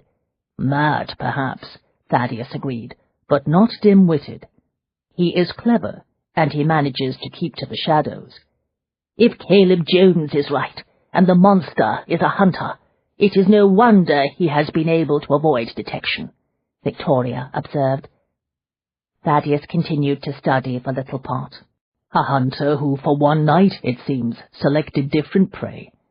The question is, why would he change his pattern? Leona raised her brows. You refer to the dead woman in Delbridge's gallery? Yes. Thaddeus leaned back against the side of the desk. Whatever else she was, the woman we found was not a common streetwalker. She was a fashionable and no doubt expensive member of her profession. What is even more interesting is that my friend at Scotland Yard tells me that her murder has not yet been reported to the police. Delbridge is concealing the crime, Leona said. Murder will out, Victoria quoted softly. Not, it appears, in this case, Leona said. Not yet, at any rate, Thaddeus corrected. He looked at Victoria. We need more information, and we need it quickly. I could use an assistant, Aunt Vicky. Victoria's eyes widened. You want my help in your investigation? If you are willing, Thaddeus said. I'm quite certain there will be no danger involved. An unfamiliar animation lit Victoria's normally stern face. I would be delighted to help bring this dreadful killer to justice. But what can I do? You clearly know a great deal about cosmetics. I want you to go on a shopping expedition this morning to see if you can locate the establishment that sold this rouge pot. It is obviously quite expensive. That should shorten the list of shops that might sell such items. Yes, it will, Victoria said, still looking somewhat dazed. Indeed, I can think of only a handful of places that sell such fine cosmetics.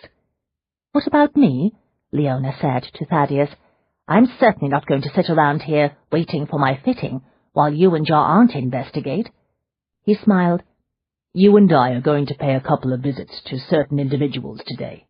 The first one, I think, has met the killer and will be able to give me a detailed description of him.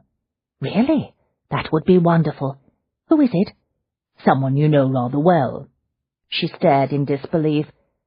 I am acquainted with the person who has met the Midnight Monster. I'm afraid so, Thaddeus said. 30. Now, see here, Mrs. Ravenscroft. I've told you before, you can't bring that dog into my shop. Dr. Wagner Goodhue leaped to his feet behind his desk, nervously watching Fogg. It isn't sanitary. Perhaps not, Leona said. She smiled behind the black veil of her hat. But I have discovered that, thanks to the poor quality of the clients you have been sending to me lately, I require some physical protection. Fogg, unaware that he had been insulted, settled down on the floor, paws outstretched, and studied Goodhue with an unwavering gaze. Thaddeus entered the premises behind Leona and Fogg. He now stood nearby, wrapped in his invisible cloak of stillness and shadows, and contemplated the doctor, with an expression that, in Leona's opinion, bore a remarkable resemblance to Fogg's. Both looked as though they would enjoy nothing more than going for Goodhue's throat. Goodhue noticed Thaddeus for the first time. My apologies, sir, he said quickly. I didn't see you standing there. I expect you've come to inquire about the special sale on Goodhue's Vital Elixir for Men. I'll be right with you. No hurry, Thaddeus said. He infused his voice with just a touch of energy, enough to fill the room with a sensation of impending doom. I'm with the lady. Goodhue went quite pale. He pulled himself together with a visible effort and swung back toward Leona. What's this about the quality of the clients? We have an agreement, Dr. Goodhue, she said crisply. Your side of the bargain includes ascertaining that the people you send to me are legitimate clients in need of my crystal working services. In return, you receive a rather hefty referral fee from me. But the gentleman you sent to me the day before yesterday, Mr. Morton, seemed to believe that I am in a somewhat different line of work. Goodhue bridled. His gaze shifted uneasily from Fogg to Thaddeus. I have no idea what you're talking about. She took 2 steps closer to the desk. Just how did Morton gain the impression that I might be agreeable to providing certain therapies designed to relieve congestion of the masculine nervous system? The instant she moved, Fogg surged to his feet, growling softly. Goodhue started visibly and jumped back. He came up hard against the wall. I have no idea what you're talking about, he said forcefully. If Morton made certain assumptions, that is not my fault. On the contrary, Leona said. He specifically stated that you had diagnosed his dreams as the product of a congestion of certain masculine fluids, which, in turn, created stress on his nerves and caused disturbing dreams. I'm sure he simply misunderstood. He said you promised him an hour of private therapy in an intimate setting. Well, isn't that how you perform your crystal work, madam? Privately and in an intimate setting. You know very well that you deliberately gave Morton the wrong idea of what to expect from a consultation. What's more, you charged him extra for my special services. Now, see here, business has been slow of late. You know that, Mrs. Ravenglass. What does that have to do with marketing me as a prostitute? Goodhue spread his hands. I was trying to be creative. Creative? You were assuming the role of a brothel keeper. Morton had no luck with my vital elixir for men, and, to be frank, he was not at all keen on trying your crystal therapy. Didn't have any faith in psychical nonsense, he said. I would have lost him as a client altogether if I hadn't come up with an innovative concept. I gave him no specific reason to expect other than some crystal work for his dreams. Mr. Morton most certainly expected something more. That is not my fault. In that case, why did you charge him extra? Goodhue drew himself up and squared his shoulders. I did it for both our sakes. I thought it time to increase our prices. I fully intended to give you half of the additional fees I collected. Rubbish. You never even intended for me to find out that you were charging the higher fees. How many other clients have you diagnosed with masculine congestion? Calm yourself, Mrs. Ravenglass. Goodhue flapped his hands. I only recently hit upon the notion of sending such clients to you, and I assure you that I only refer those gentlemen who do not first have success with my elixir. She took another step closer to the desk. How many others, Goodhue? He cleared his throat, loosened his tie, and glanced uneasily at Thaddeus. Hardly any. How many? Goodhue seemed to cave in on himself. 2. Morton was the first. The second gentleman's appointment is for today. Thaddeus stirred and walked toward the desk in a deceptively leisurely manner. Show us your appointment book, Goodhue. Goodhue scowled. Why? Because I want to find out how many more clients with erotic dreams induced by masculine congestion I can expect to see in my consulting rooms, Leona said coldly. I told you, there is only one other appointment of that nature. Goodhue edged warily back to his desk, reached down and flipped open a leather-bound journal. See for yourself. I told you, it has been a very slow week. Thaddeus spun the appointment book around with a quick twist of his wrist. Together, he and Leona looked down at the page that covered the week. There were 3 appointments for ladies, but only 2 for men, Morton's and one other. Thaddeus pinned Goodhue with a cold-eyed look. Are these the only 2 men you have referred to Mrs. Ravenglass in the past week? Yes, just the 2, Goodhue muttered. Thaddeus pointed toward the square marked Wednesday. When did Smith make his appointment? The day before yesterday. Morning or afternoon? Thaddeus asked. Goodhue hesitated. Mid-morning, I believe. See here, what does it signify? Thaddeus ignored the question. Describe the client. Goodhue raised both of his thin shoulders in an elaborate shrug. Late 20s, light-coloured hair, very elegant.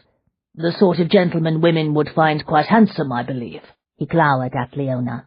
There was nothing objectionable about him, I assure you. Tell me about his clothing, Thaddeus said. Expensive, Goodhue snapped. Was his coat light or dark? I don't recall. Was he wearing any jewellery? Rings? A stick pin? Goodhue assumed a mulish expression. See here, you can't expect me to remember so many details about a client who was only in this office for a few minutes. Yes, Goodhue, Thaddeus said, each word he uttered now riding a current of mesmerizing power. You will remember every detail about the client who called himself Mr. Smith. Leona shivered, as if she had brushed up against a ghost. Thaddeus was not aiming his talents at her, but she nevertheless sensed the energy swirling in the atmosphere. So did Fogg. He whined softly, and never took his eyes off Goodhue. Behind his desk, Goodhue turned into a human statue. He stared into the middle distance. All traces of emotion vanished from his expression. I remember, he said tonelessly. Relentless, Thaddeus took him through a detailed description of Mr. Smith. By the time he finished, Leona knew there could no longer be any doubt. From the pale blonde hair to the walking stick, he matched the description of the man Mrs. Cleves had glimpsed briefly in Vine Street. Goodhue, having viewed Smith from a closer vantage point, was able to offer more details. A large onyx ring set in silver on his right hand, he droned. Walking stick has a silver handle carved in the shape of a hawk's head. Very pale grey-blue eyes. When the interrogation was finished, Thaddeus looked at Leona. His own eyes still burned hot and fathomless. Leona got the feeling that if she looked too long into the fire, she would not be able to resist walking into the flames. He went to your consulting rooms in Marigold Lane, and kept watch until you left the premises, Thaddeus said. Then he followed you home, and waited for an opportunity to search the house. She shuddered. The man enjoys killing. Fog was no doubt the only thing that stopped him from coming in while Mrs. Cleves and I were inside. If it had not been for him— She broke off, unwilling to finish the sentence. They both looked at Fogg, who regarded them in turn with an expression of polite inquiry. Leona ruffled his fur and then turned back to Thaddeus. Do you think Mr. Smith really is the Midnight Monster? There is no doubt in my mind. Thaddeus turned toward the door. Come, we must be off to our next appointment. It is critical that we learn the name of the dead woman we found in Delbridge's museum. Leona glanced at the motionless man behind the desk. What about Dr. Goodhue? What of him? Thaddeus opened the front door of the shop. He can stand there until hell freezes over, as far as I'm concerned. You can't leave him like that, Thaddeus. How long will the spell last? The heat in his eyes, which had begun to cool, blazed hot once again. It's not a spell, damn it, he said. The harsh response caught her off guard. I'm sorry, she said, hurrying toward the door with Fogg. I didn't mean to offend you. He looked at her as if he could see straight through the heavy netting of her veil. I'm not a sorcerer, Thaddeus said evenly. Of course not, she agreed. There is no such thing as sorcery. I used the term spell in a metaphoric sense. I would prefer that you not use it in any sense, he ground out. Not in reference to me. I'm a hypnotist, a very powerful hypnotist, to be sure, but my talents are psychical in nature, not supernatural. Yes, I know, but— He angled his chin at the frozen man. There is nothing magical about hypnosis. I used my talents to temporarily neutralize his senses. A number of practitioners can do it to varying degrees. While in that state, the subject is susceptible to suggestion. But there is no sorcery involved. It is purely a matter of manipulating certain currents. She suddenly understood. Rest assured that you are not the only one who has suffered from accusations of dabbling in the occult, she said quietly. When I was in business in Little Ticton, I was lectured more than once by a member of the clergy on the evils of my ways, and strongly advised to give up my profession. In previous generations, the women in my family were often forced to practice their skills in secret, or risk being arrested and burned at the stake. More than one had to flee for her life from some overzealous fanatic who thought he had been appointed by God to rid the world of witches and sorceresses. Even today, even within the society, there are those who consider crystal workers little better than carnival entertainers. He stood there, tense and still, for another few seconds, and then the tension seemed to ebb from him. His eyes cooled. Yes, he said, you understand. You have always understood, right from the beginning. Come, let us be on our way. She cleared her throat.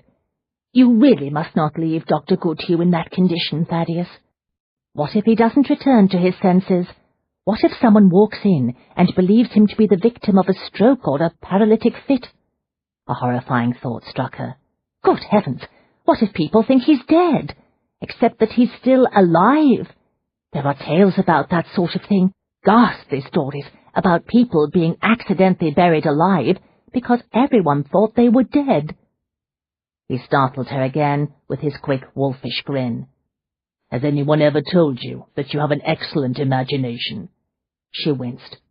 "The result of channeling other people's dreams for so long, I suppose. Thaddeus, I have no great fondness for Dr. Goodhue, but I really do not think we should leave him in a trance. He is helpless." "Calm yourself, madam. If I do not give specific instructions regarding the termination of the trance, the mesmeric effects fade away within a matter of hours. The thing about hypnosis, even psychically enhanced hypnosis, is that eventually the compulsion always wears off. It can be quite annoying in cases like this." "Release him," she ordered, losing patience. "He is too vulnerable in that state. What if a thief came into his shop?" Thaddeus's mouth twitched. "Very well. I can't imagine that there are a great many thieves running around London who are in need of a year's supply of Goodhue's vital elixir for men. Nevertheless, if it will put your mind at ease, I will release him." "Thank you." Thaddeus's voice rolled softly through the room, filling it with the endless power of a great sea. "Goodhue, you will awaken when the clock strikes 1/4 the hour. Do you understand?" "Yes," Goodhue said. Thaddeus took Leona's arm and escorted her out onto the front steps. She glanced back over her shoulder. "Will he remember what he told us while in the trance?" "No, not unless I return and instruct him to remember." Thaddeus smiled again, this time with amused satisfaction. "But rest assured, he will most certainly recall that you were very annoyed about the type of clients he had begun to refer to you, and I do not think he will forget Fogg any time soon." She sighed. "It appears that, what with one thing and another, I shall be requiring a new referral agent when this affair is concluded. I am going to be very short of clients for a while." 31. At 3 o'clock that afternoon, they arrived for their appointment in Bluegate Square. Fogg no longer accompanied them, having been left to his own devices in the Ware Gardens. This is the end of disc number 5. Please insert disc number 6.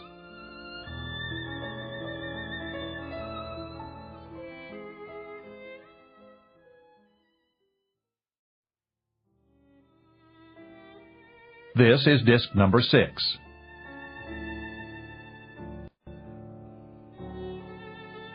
At 3 o'clock that afternoon, they arrived for their appointment in Bluegate Square.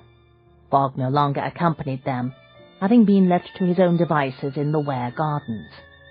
They were ushered into a large library, decorated in the latest fashion. Dark red velvet drapes were tied back from tall windows with gold cords. The floor was covered in a red, blue and gold carpet, decorated with an elaborate floral design. The wallpaper was a finely striped design, picked out in the same colours. Adam Harrow lounged with languid elegance at the corner of a vast, highly polished desk. Mr. Pierce sat behind the desk. He was not tall, but there was a square, solid look about him that would not have seemed out of place on the docks. His black hair was shot with the first hints of silver. He regarded Leona and Thaddeus with brilliant blue eyes. Sprawled on the carpet in front of the fire was a massive hound. Leona had explained to Thaddeus that the beast was the primary reason why Fogg could not accompany them. Caesar did not tolerate the presence of other dogs on his territory. He got to his feet with an air of aging royalty and walked stiffly forward to greet the newcomers. "Hello, Caesar." Leona rubbed his ears respectfully with one gloved hand. Caesar turned to Thaddeus, who repeated the greeting. Satisfied, the big dog returned to his place in front of the fire and settled back down. Mr. Pierce was on his feet behind the desk.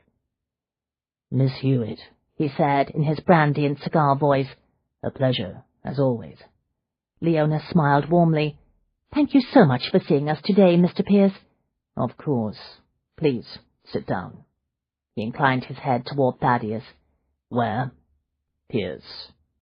Thaddeus returned the brusque masculine nod, and then did the same with Adam Harrow.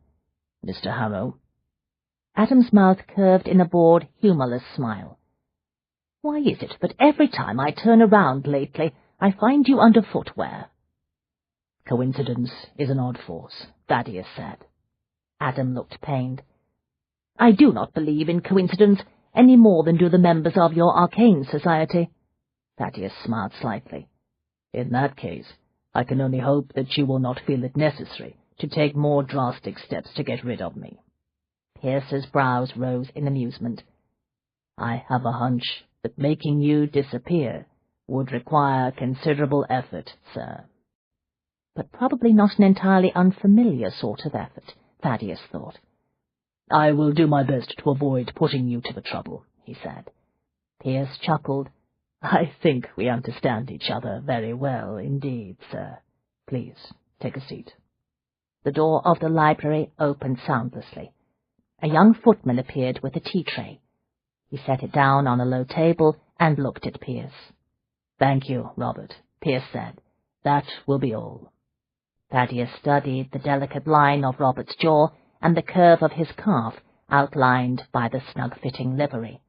The footman was another female in men's clothing, like the butler who had escorted them into the library. Pierce's entire household appeared to be comprised of women living as men. Pierce looked at Leona. "Will you do the honors?" "Of course." Leona leaned forward and picked up the teapot. Adam slipped off the corner of the desk and began to hand around the teacups as Leona filled them. When she gave a cup to Pierce, Thaddeus noticed the subtle air of intimacy that imbued the small prosaic gesture. When he had seen the pair together for the first time, he had been almost sure that they were lovers. Today he was certain of his conclusion. "Now, then," Pierce said, "I have the guest list for Delbridge's party, as you requested. Forgive my curiosity, but before I give the names to you, I must ask why you require them." Leona set down the teapot. "We are hoping that the name of the woman whose body we found that night will be on that list." "Yes, Adam told me about her." Pierce frowned. "If you do not even know her name, why are you pursuing an inquiry into her death?"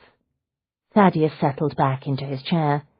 "I have reason to believe that whoever killed her is the same person who recently murdered at least 2 prostitutes. Adam stared at him astonished. "Do you refer to that fiend the press is calling the Midnight Monster?" "Yes," Thaddeus said. "I have been engaged by the Arcane Society to find the murderer." Pierce looked intrigued. "And why does the Society care about these murders?" "We have reason to believe that the killer possesses certain dangerous abilities that will make it difficult for the police to catch him." "I see." Pierce was not particularly impressed. "And the Society feels an obligation to hunt down this killer. Is that it? How very noble." "It is not an entirely altruistic endeavor," Thaddeus said dryly. "The Society is concerned, of course, that his talents may allow the killer to operate unhindered by the authorities indefinitely. But it also fears that if and when the police do apprehend him, the paranormal aspects of his nature may be revealed to the press.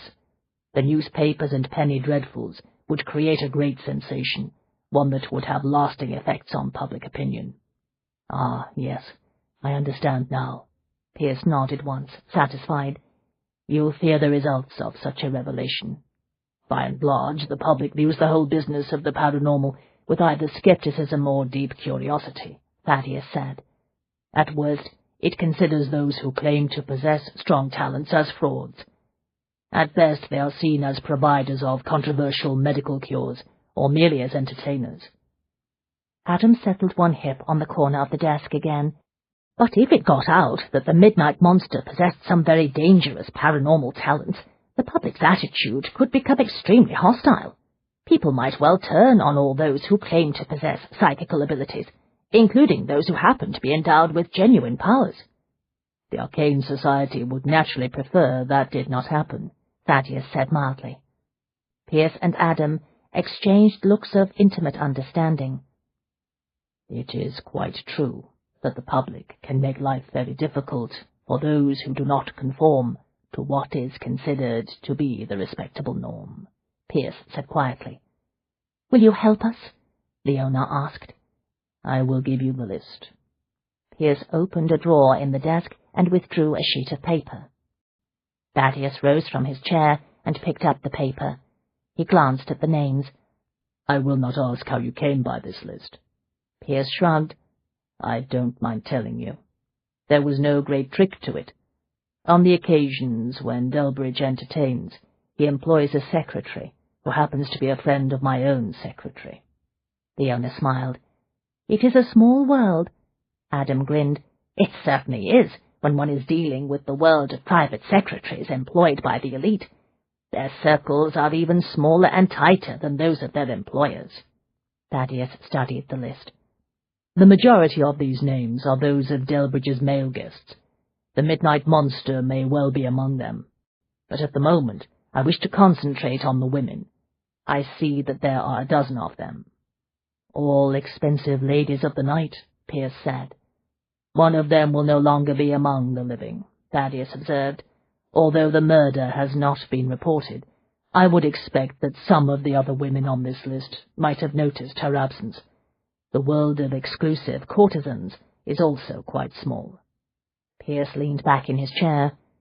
"I do not know whether it is of any importance, but there is one woman who may well have been there that night who is not on that list." Thaddeus looked up at that. "Who?" "Delbridge's mistress. I have seen the two of them together at the theatre. We have not been introduced, but she is extraordinarily beautiful.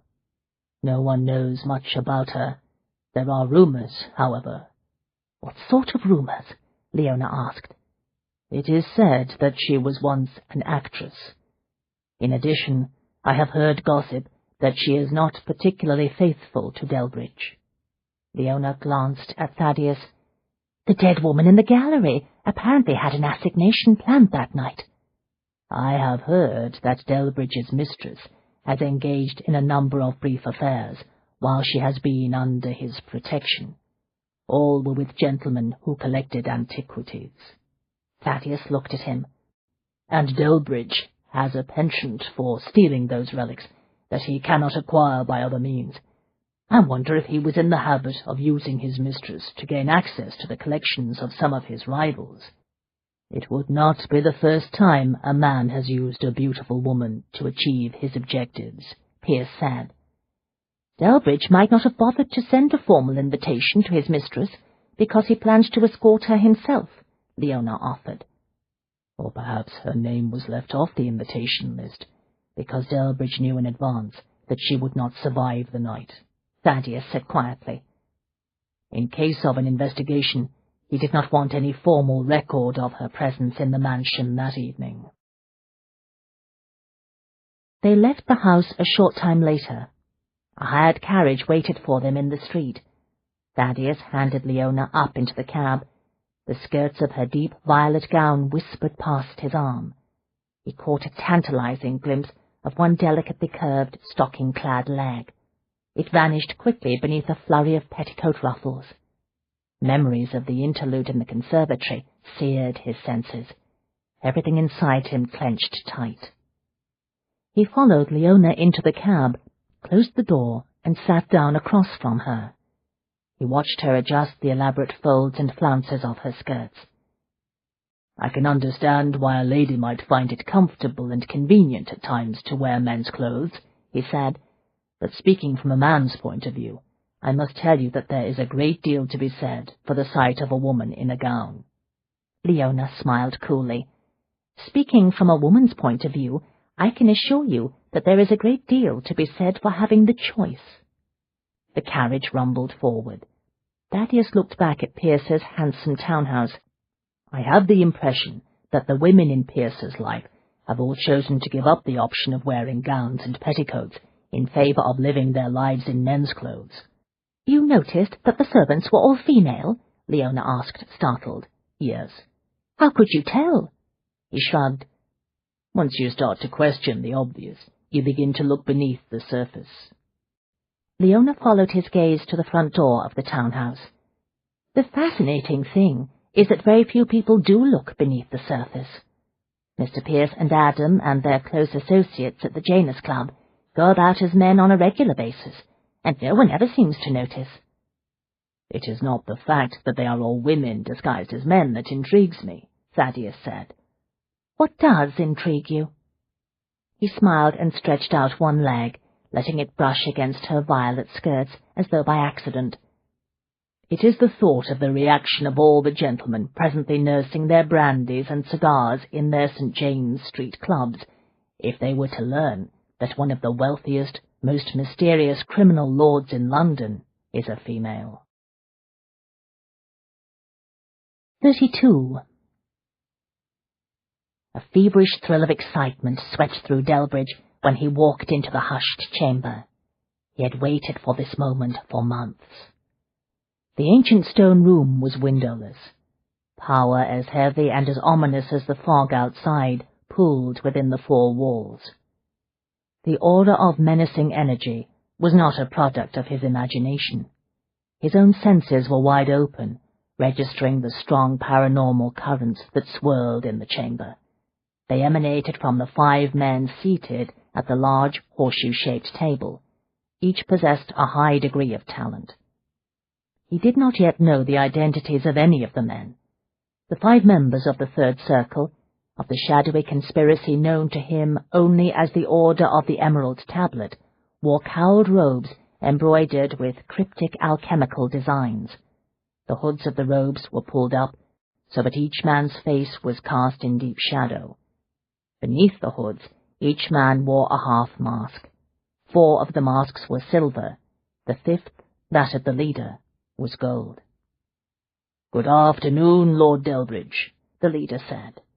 His eyes glittered through the openings of the mask. "The members of the Third Circle of the Order of the Emerald Tablet look forward to receiving your offering." Delbridge's blood beat heavily in his veins. They both knew that the crystal wasn't an offering.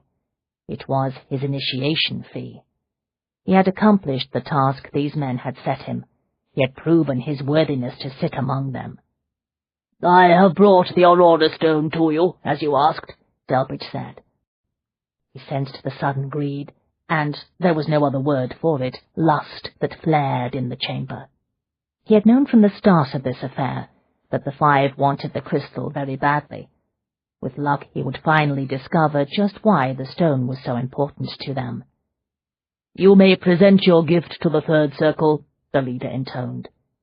With a small flourish, Delbridge removed the velvet pouch from his coat pocket.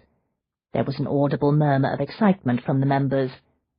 Savouring the moment, he walked into the curve of the table and set the pouch in front of the leader. "With my compliments," he said. The gold mask glinted again when the leader picked up the pouch. Delbridge and the others watched him untie the cord and withdraw the stone. He placed the crystal on the table. It sat there, dull and unprepossessing in the dim light.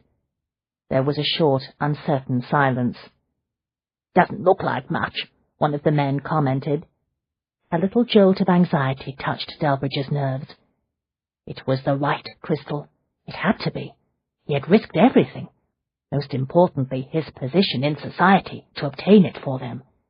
If it ever got out that he had joined forces with a mad scientist and a cold-blooded killer in order to gain entrance to a secret club, he could be ruined.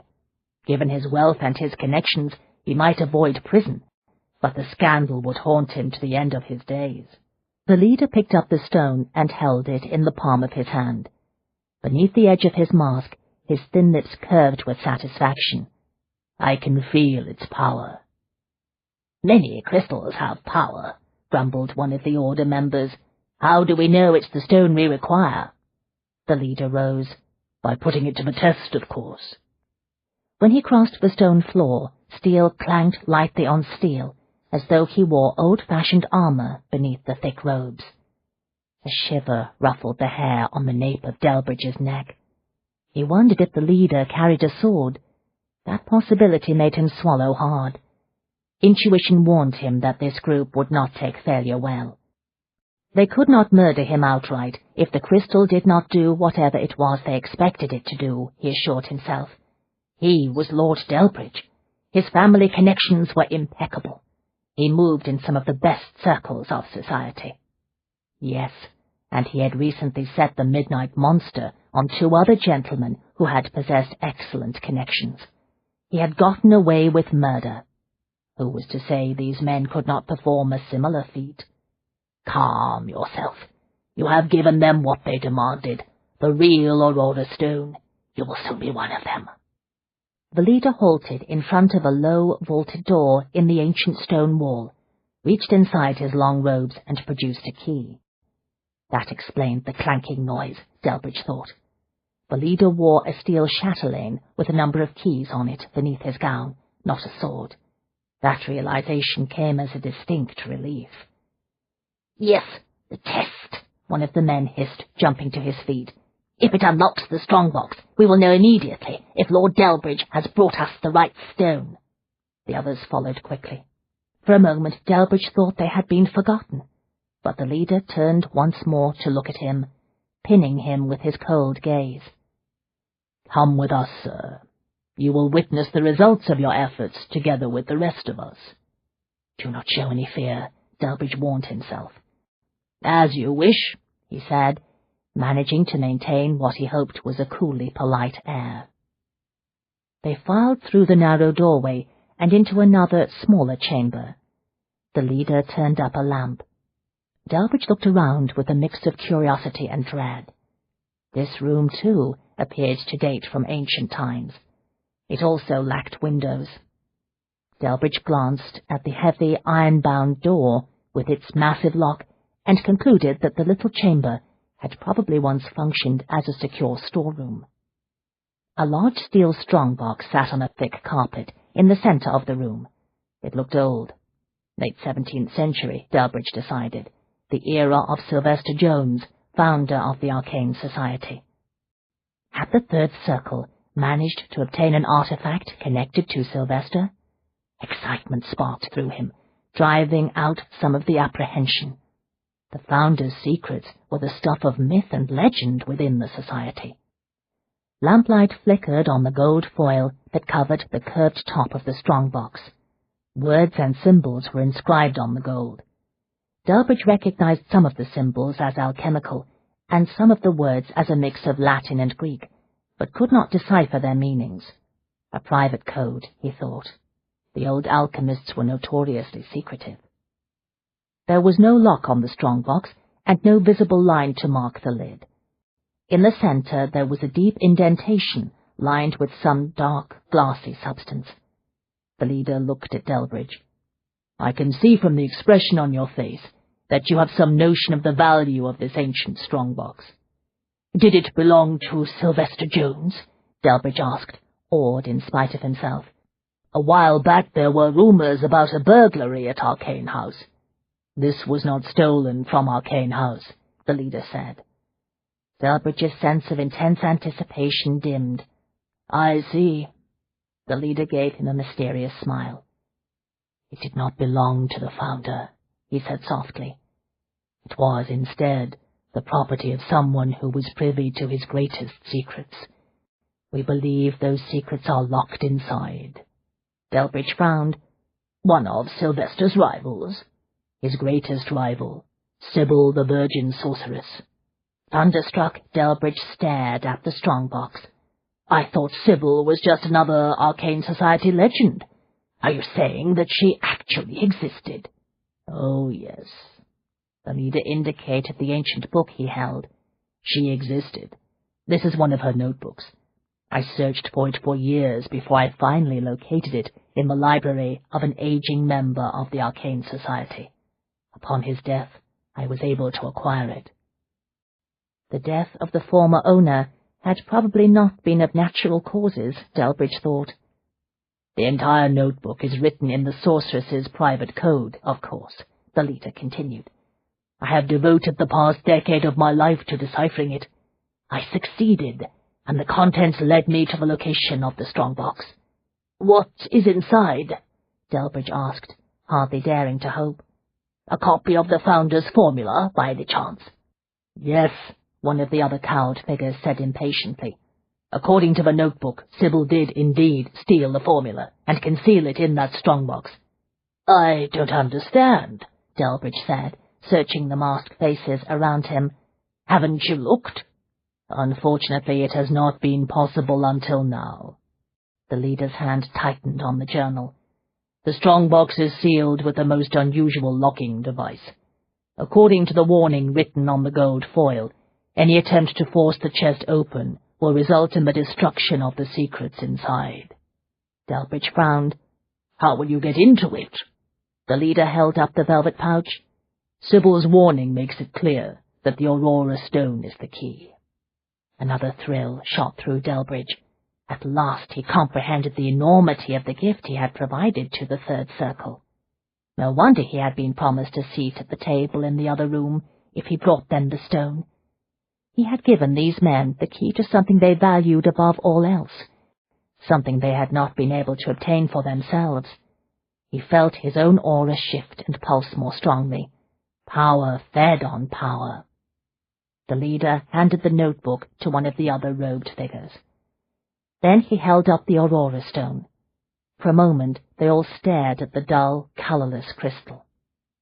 With great precision, the leader lowered the stone into the black glass depression set in the top of the strongbox. There was an audible click. It fit perfectly, as if it had been made to sit there. Delbridge held his breath. He sensed the others, including the leader, doing the same. Nothing happened. There was a short, tense silence.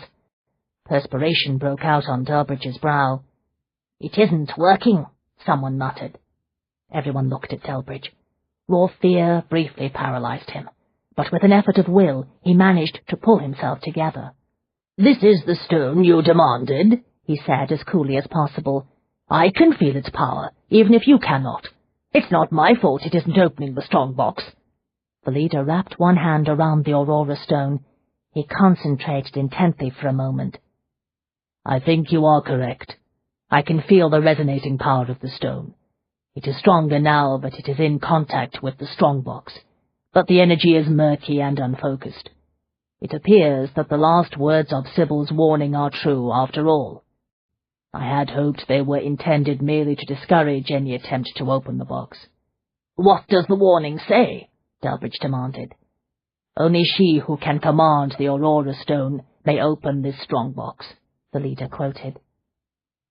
"That is the answer, then," one of the others whispered excitedly. "The energy in the crystal must be properly channeled and directed in order to unlock the strongbox."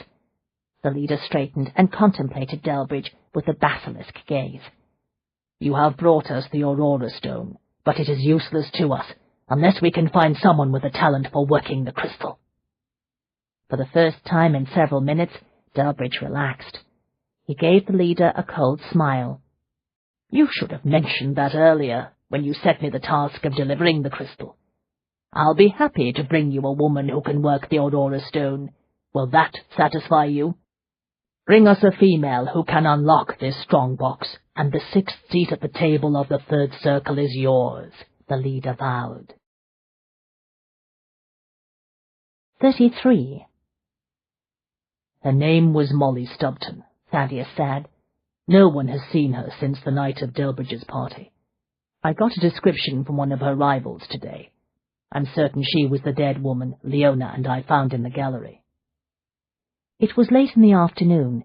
They had gathered once again in the library to share the information they had collected. Thaddeus was impatient for the arrival of night. He had plans for the evening. "I realize that Miss Stubbton did not move in society," Victoria said. "Nevertheless, I find it astonishing that her murder has gone unnoticed in the press." "That is because no body has been found, according to my associate in Scotland Yard," Thaddeus said. "But among her acquaintances in the world of high-class prostitutes, there are rumours circulating." Leona looked at him. "What do her friends and rivals believe happened to her?" "The current theory is that Delbridge murdered her in a jealous rage and got rid of the body that night." Thaddeus went to stand at the window. "There is some support for that possibility." "What support?" Leona asked.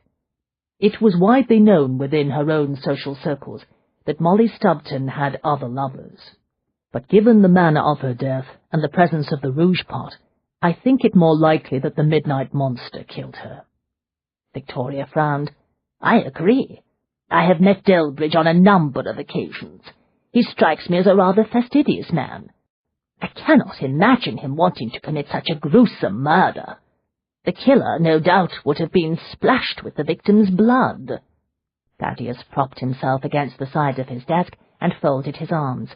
"I agree with you, and as it happens, there is some other evidence that supports our theory. Although Miss Stubton's associates all agreed that she took other wealthy lovers, some of them believe that she did so to please Delbridge." Leona's hand stilled on Fogg's head. "Why would a gentleman want his mistress to form a liaison with another man?" Victoria sniffed disdainfully. "When you have lived as long as I have, Miss Hewitt, you will understand that when it comes to that sort of thing, there is no limit to the range of perversions that exists." Leona blinked and then turned pink. "Good heavens! You mean Delbridge might have actually enjoyed the notion of his mistress and another man?" She broke off, waving one hand vaguely to finish the sentence.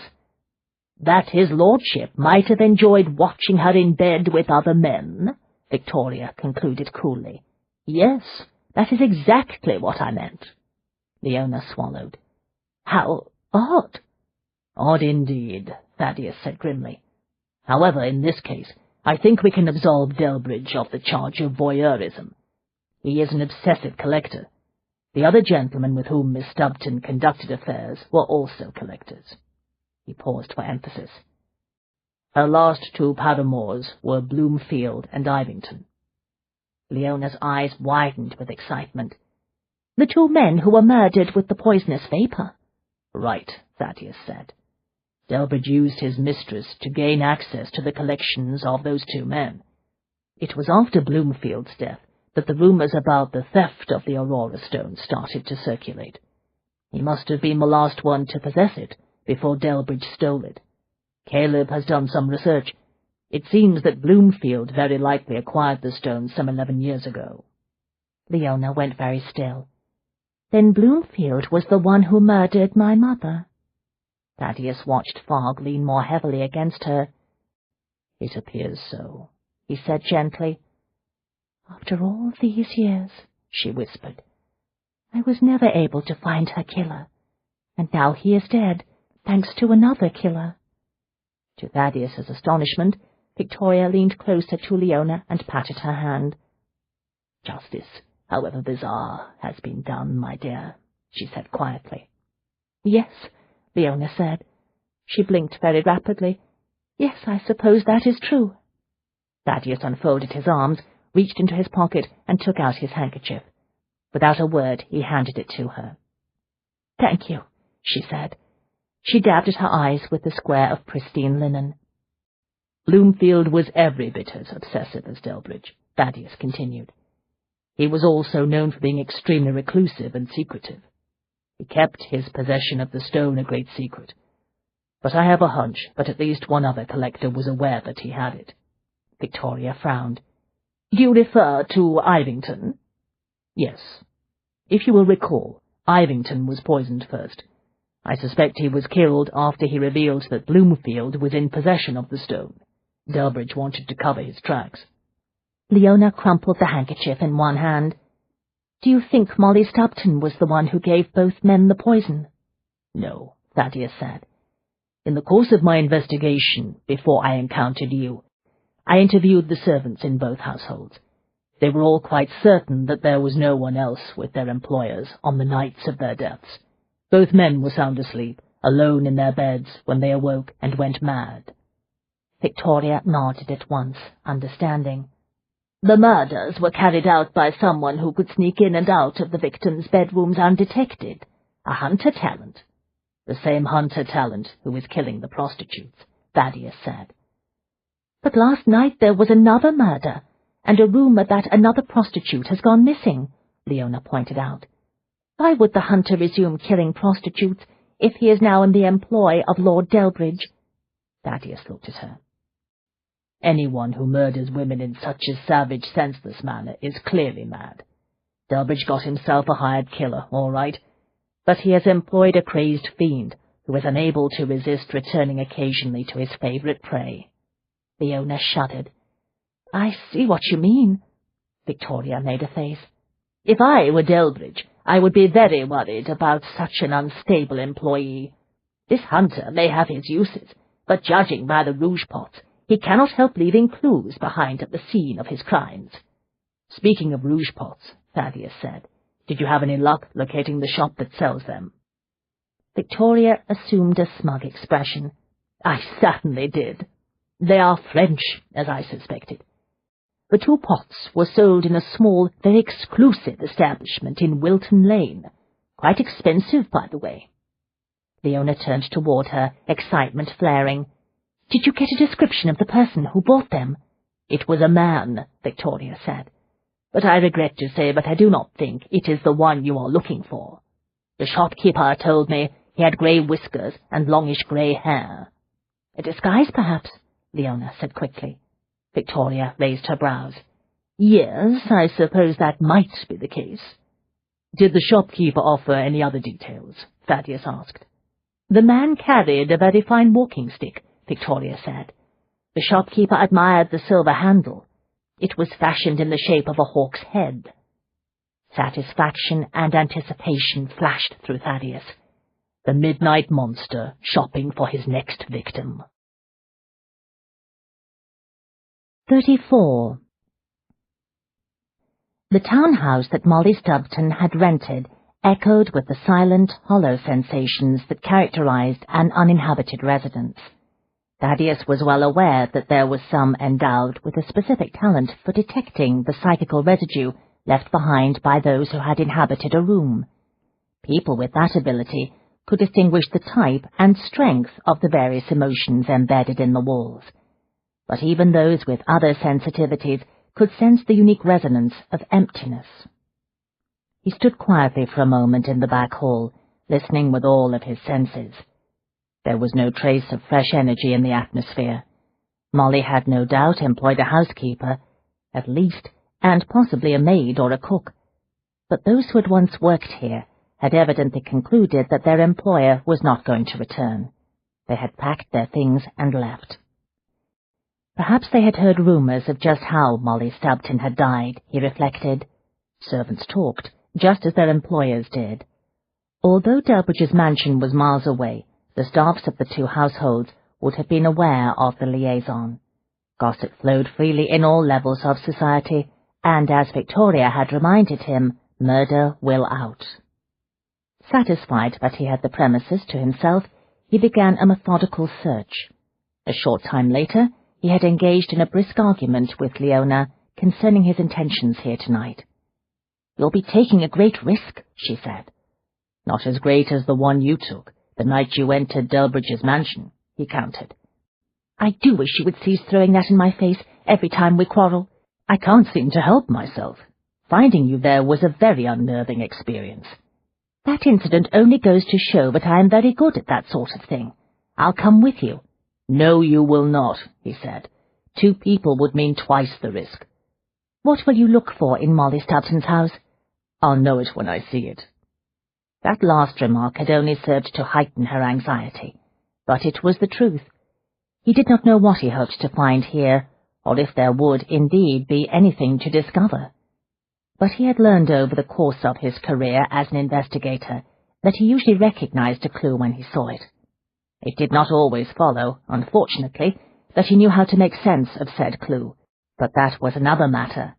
When one applied the turning-over rocks approach to solving a crime, one had to turn over a lot of rocks. The curtains were all drawn tightly closed.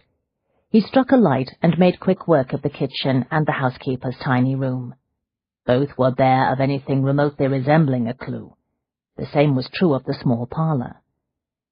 He went out into the front hall and took the stairs 2 at a time to the upper floor. There were 2 bedrooms. One appeared to have been used as a dressing room. 2 large wardrobes were stuffed with a number of expensive gowns, shoes, hats, and petticoats. The jewellery box, which sat in a position of honour on top of a high chest of drawers, was empty. He wondered if the staff had helped themselves to the contents on their way out the door, or if Delbridge had sent someone to collect the jewels he had bestowed on his mistress. He checked the wardrobes for concealed drawers and pulled up the carpet to see if there was a floor safe. Satisfied that he had done what he could, he made his way through the connecting door into the bedroom. 10 minutes later, he found the unfinished letter under the mattress. He struck a fresh light and started to read. "My dear Jay, I have thrilling news." There was no sound, but something shifted in the brooding atmosphere of the house. A whisper of disturbed air wafted through the bedroom door. He put out the light and opened his senses to the fullest, probing for the telltale pulse of energy that would tell him he was no longer alone in the house. The hot flash of murky, chaotic, paranormal currents slammed across his senses. The soundless manner in which the intruder had managed to get into the house was evidence enough that he was a hunter. The midnight monster had arrived. The power of the Aurora Stone is a double-edged sword. It must be used with the greatest discretion, and only in the most extreme cases. The crystal worker who would command the psychical currents of the stone risks being overwhelmed by them. Only the strongest should attempt to manipulate this energy. The greatest hazard of all is that any crystal worker who is powerful enough to control the stone will also be strong enough to transform it from a healing device into a weapon. In the hands of one who possesses such power, the stone can be used to cast the victim into a waking nightmare. A shock of dread, as unnerving as a jolt of electricity, snapped across Leona's senses. The realization that Thaddeus was in deadly danger trapped the breath in her lungs. Her mother's journal fell from her hand and tumbled onto the floor beside the bed.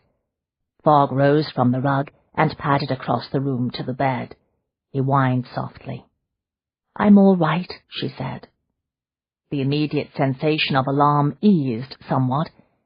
At least she could breathe again. Nevertheless, her hand trembled when she reached out for Fogg.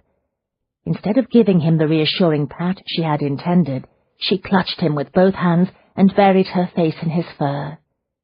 The ominous feeling hovered, an invisible vapour in the small room. "It's just my nerves," she told Fogg, trying to reassure herself. "Things have been somewhat stressful of late." Fogg licked her hand and pushed his head against her, offering silent comfort. "Who am I fooling?" She shoved aside the covers and swung her feet to the floor. "I'm terrified.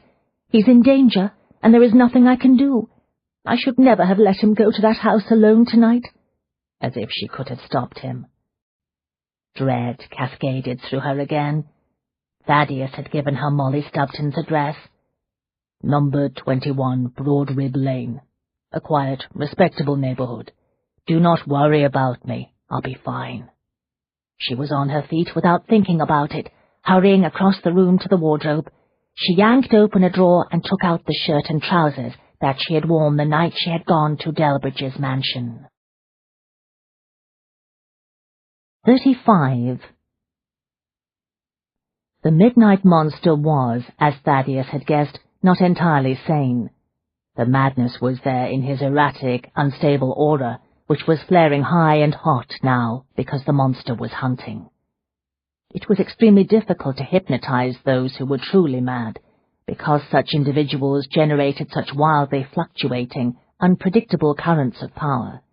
The very nature of their disordered minds made it difficult for them to sustain any sort of trance, even one that was psychically induced. The question tonight was just how crazed the midnight monster really was. Thaddeus dropped the letter he had found into his pocket and circled the bed, putting it between himself and the open door. Not that a mattress and quilt would be much protection against a man who could see clearly in the dark, and who was as fast and lethal as any beast of prey.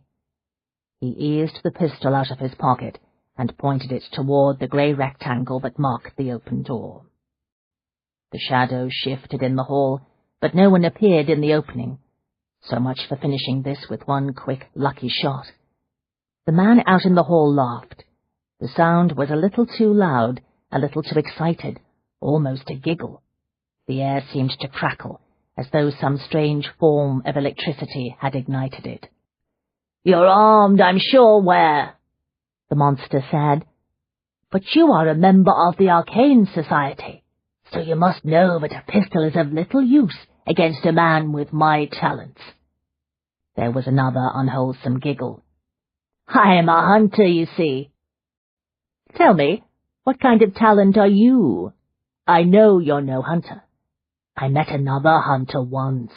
We recognized each other's true natures immediately. He is dead now, by the way. I was the stronger." The monster wanted to boast. More than that, he needed his prey to comprehend his powers and fear him. It was important to him that his intended victim experience as much terror as possible. Who better to understand and respect just how dangerous he truly was than a member of the Arcane Society? The monster's compulsion to chat was a very good thing, Thaddeus thought. Indeed, it might be his only hope. With luck, the bizarre conversation would point to the nature of the compulsive obsession that drove the beast to kill. A good mesmerist could work with that sort of knowledge. "You're the one the newspapers call the Midnight Monster, aren't you?" Thaddeus said. He did not take his attention off the doorway. "An amusing title, is it not? A correspondent for the Flying Intelligencer bestowed it on me. You must admit it has a certain ring to it. You should see the looks on the girls' faces when they finally realize who I am. They've all read about me in the Penny Dreadfuls. They are so beautiful in their fear." The monster's voice altered slightly on the last sentence, becoming almost a caress. For a moment, the erratic currents of power emanating from him steadied. The thought of the women's terror was linked to the compulsion that drove him. He fed on fear. "If they are beautiful, why do you put rouge on them after they are dead?" Thaddeus asked. "Because they are cheap whores, and such women paint their faces. Everyone knows that. Only prostitutes use cosmetics." The waves of furious energy leaped higher, but they steadied briefly again. The rouge was linked to the compulsion, and whenever the monster came close to thinking about his kills, he was able to focus. It was a strange irony that the only time the monster's energy was close to stable was when he was sunk deepest into the pool of his insanity. Just a few seconds of such mad clarity might be enough, however. Thaddeus kept the pistol pointed at the doorway. If conversation failed, he would only get one shot, and that one shot had to count. Merely wounding the bastard would not be enough to stop him, not in his crazed mental state. "You haven't told me the nature of your talent," the monster said, his voice suddenly conversational in tone, as though they were sitting side by side in their club. "You haven't told me your real name," Thaddeus said gently. He paused. "Or do your associates just call you Monster?" "Very good, Ware. I'm impressed that you can summon up a sense of humor at this moment. My name is Lansing, but I do not expect you to recognize it. We are not acquainted." "I'm surprised to learn that. You move in Delbridge's circles, and he belongs to all the right clubs. Surely we've brushed up against one another on some occasion." "I don't move in your circles." Rage caused Lansing's aura to flare wildly. "Not in Delbridge's either."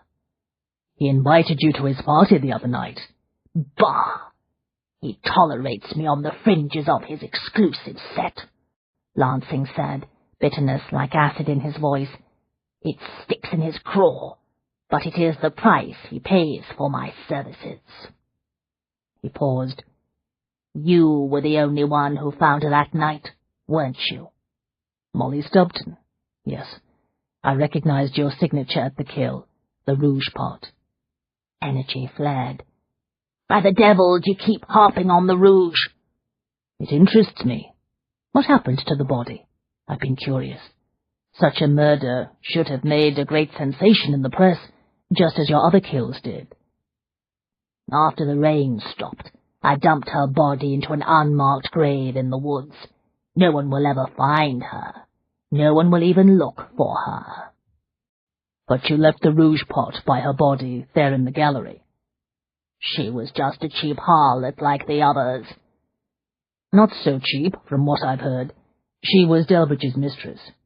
I don't care how many jewels and gowns he gave her. She was a whore, no better than any other whore, so I killed her like the whore she was. Delbridge did not object. Lansing giggled. He instructed me to get rid of her. She had served her purpose. Seems a little odd that he would want you to kill her in his house on a night when the mansion was filled with guests. He ordered me to bring her back here after the party and take care of the business then. But I realized that she had become suspicious of me, so I had no choice but to make the kill there in the gallery. That must have annoyed Delbridge. Lansing laughed. He was enraged, but he knew better than to lose his temper with me. It was a pleasure to watch him fume. It made him realize that he is not my master after all. Do you worry that someday he will decide that you, too, are no longer useful? Unlike Molly, I cannot be replaced. Delbridge knows that. In other words, you are merely a tool for him to use. That is not true, Lansing roared. I am far more powerful than Delbridge. I am a superior form of man. Yet you do Delbridge's bidding. Sounds like you're just a tool to me. I am my own master, you son of a bitch! Lansing's voice rose shrilly. It suits me to let Delbridge think I take his orders, but in the end I will have it all, everything, do you understand?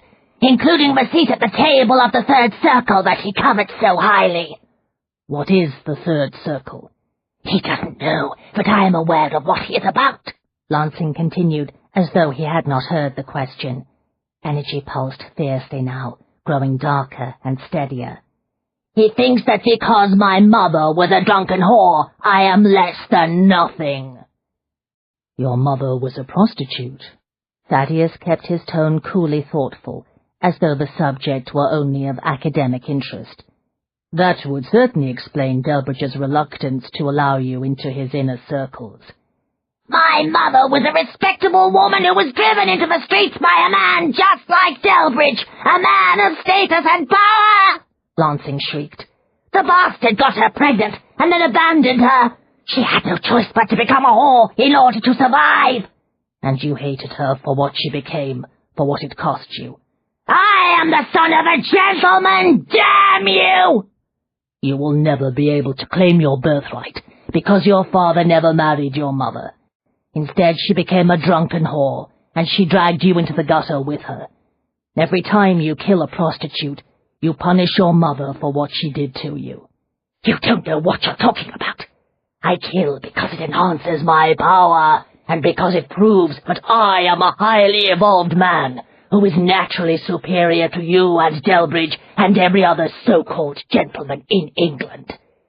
You're a wild beast pretending to be human. Stop it! Lansing shrieked.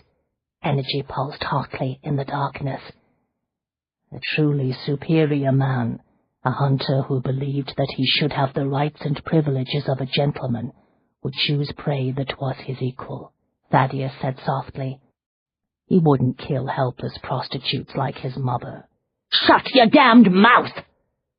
Where's the challenge in your sort of hunting? It doesn't require any special ability to slit the throat of an unarmed woman. That kind of killing only proves that you are a far lower form of life than your victims. Stop saying those things! Delbridge knows what you really are. When he is through with you, he'll send you back to the gutter. That is obviously your natural habitat. Lansing howled. There was no other word for the strange, inhuman sound that came from his throat.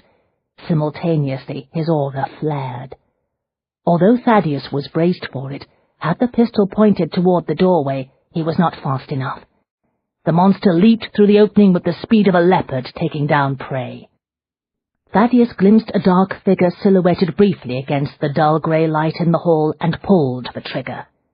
But even as the gun roared, shattering the stillness, he knew he had missed Lansing. An instant later, the silhouette was gone. The killer was in the room with him. invisible in the darkness, stalking him. Lansing giggled again. The sound came from the shadows beside the wardrobe. This is too easy. Why don't you make a run for it? That will add a bit of sport to the business. Lansing was invisible in the darkness, but his aura was strong and steady now. His bloodlust was unleashed. It completely dominated all other traces of energy. Bloodlust was violent and fierce, but it was also very strong and steady. Thaddeus spoke, each word freighted with hypnotic power.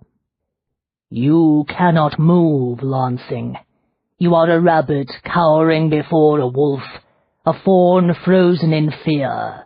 Your arms and legs will no longer obey your mind. There was no movement in the vicinity of the wardrobe. Thaddeus kept talking while he struck a light. You cannot kill tonight. You are helpless. The light flared, revealing Lansing, who stood frozen in the shadows of the wardrobe. Thaddeus brought the barrel of the pistol up, aiming it for Lansing's heart. But before he could squeeze off the shot, Lansing's features twisted with fear. Simultaneously his aura spiked and pulsed in a wildly erratic pattern, shattering the trance. Abruptly free of the mesmeric command, Lansing leaped for the door with his hunter's speed. But he was no longer driven by his bloodlust. The chaos of panic had overwhelmed him. "Stop!" Thaddeus commanded. But panic was a form of madness, unstable and uncontrollable, especially in one who was already insane. Lansing fled through the door and vanished into the hall, moving once more with the hunter's paranormal speed. Thaddeus followed, but he knew there was no way he could catch him. He expected to hear the sound of Lansing's footsteps on the staircase. Instead, a door was flung open somewhere in the hall behind him. He whirled and turned up a nearby sconce, just in time to see Lansing disappear through the doorway. He ran after him, pistol at the ready. A cornered hunter in the grip of terror would be every bit as dangerous as one in the throes of a killing bloodlust. When he reached the open door, he found himself looking into a narrow stairwell that led up toward the top of the house. Lansing, in his disoriented state, or perhaps driven by some primal instinct to seek higher ground, had fled up toward the roof, not down to the street. Footsteps pounded on the stairs above. Thaddeus entered the dark stairwell cautiously, one hand planted on the wall to help him feel his way. He kept his senses wide open, tracking Lansing's crazed energy. At the top of the stairs, another door was flung open. Night air poured into the stairwell. Lansing went out onto the roof. Thaddeus followed. The currents of the panicked hunter's fear were easing somewhat. Rage and bloodlust once again became the dominant forces. Thaddeus stepped out onto the roof and struck another light. He saw Lansing hovering a short distance away, face contorted in a terrible mask. The monster stiffened, preparing to spring. You cannot move, Lansing. You will stand still while I secure your hands behind your back. You will then go to Scotland Yard and confess that you are the Midnight Monster. For a few seconds, the hypnotic instructions worked. Lansing stood frozen, while Thaddeus walked swiftly forward. He had to get close enough to make certain of his shot this time. But Lansing's instinct for survival, fueled by his natural talent and his own mental instability, once again swamped the mesmeric currents of the trance. He screamed, jumped up onto the stone parapet, and launched himself out into the night. Perhaps he had intended to try to leap onto an adjoining rooftop. But if that was the case, he had made a disastrous error. He went over the edge that faced the street. The long, howling scream ended in shocking silence a heartbeat later. 36. The silence did not last long. A horse whinnied in terror, a dog started to bark, someone shouted furiously. Thaddeus looked over the edge of the parapet. Down below, the street lamps illuminated a chaotic scene. A carriage had just set down a passenger. Lansing's body had landed almost directly in front of the vehicle, frightening the horse. The beast was greatly agitated, shifting nervously in its traces. The coachman struggles to control his nag while yelling at the passenger. "Here now, what about my fare? And the tip you promised if I got you here in a timely manner?" The passenger ignored him to run toward the body. There was something very familiar about the way the figure moved, Thaddeus thought. At that moment, the man's cap fell off. Long dark hair spilled free. "What the devil?" the coachman yelped. A large dog leaped out of the carriage, barking furiously. The dog, too, looked very familiar. "And don't forget about the extra charge for the bloody dog!" the coachman shouted. Thaddeus felt the tight, hot energy generated by the confrontation with Lansing suddenly change focus. A rush of anger spilled through him. How dare Leona follow him into what could have been mortal danger? Had she arrived 5 minutes earlier, just 5 minutes, she might have been dead by now. Bloody hell! He turned away from the parapet, crossed the roof at a dead run, and plunged recklessly down the dark stairs. When he arrived in the front hall, he yanked open the door and went out into the street. Fogg noticed him first. Ferocious barking gave way to an excited greeting. Leona was just straightening from the body. When she caught sight of him, she flew toward him as if chased by demons. "I thought it was you!" she shouted. "God help me, I thought it was you!" She sounded as angry as he was. Before he could start yelling at her, she was in his arms, clinging to him with what had to be every ounce of her strength. She pressed her face into his shoulder. "I thought it was you, Thaddeus," she whispered again. "I was so terrified." He groaned and locked his arms around her, burying his face in her hair and inhaling her scent. "What the hell are you doing here? Do you have any notion of what could have happened if you had walked in that front door a few minutes ago? He would have murdered you in the blink of an eye, or used you as a hostage." "Thaddeus!" His name came out a half-choked sob. She tried to raise her head. He pushed her face back into his coat. "What about my fare?" the coachman grumbled. Pinning Leona against his chest with one arm, Thaddeus reached into his pocket, took out some coins, and tossed them to the driver. "Thaddeus," Leona mumbled, her face still muffled by thick wool, "I can't breathe." "Thought I'd seen everything," the coachman said, pocketing his money. "But a whore dressed in men's clothes is something new under the sun." Thaddeus infused his voice with the full strength of his hypnotic powers. "Be still, or I'll wring your bloody neck for you." The coachman froze. His horse shifted uneasily, responding as all animals did to the heavy currents of energy in the atmosphere. Fogg, too, reacted. He lifted his muzzle to the sky and began to howl. The unearthly cry echoed through the streets. It was too much for the horse. The creature flattened its ears, screamed in panic, and plunged violently in its traces. The coachman, in the grip of the trance, did nothing to control him. "You may move!" Thaddeus shouted, lifting the compulsion. "Control your damned horse!" The coachman came out of the trance in an instant and immediately set about working the reins. But it was too late. The beast took off in a mad rush. The carriage rolled forward and careened out of sight, the coachman still shouting at the hapless horse.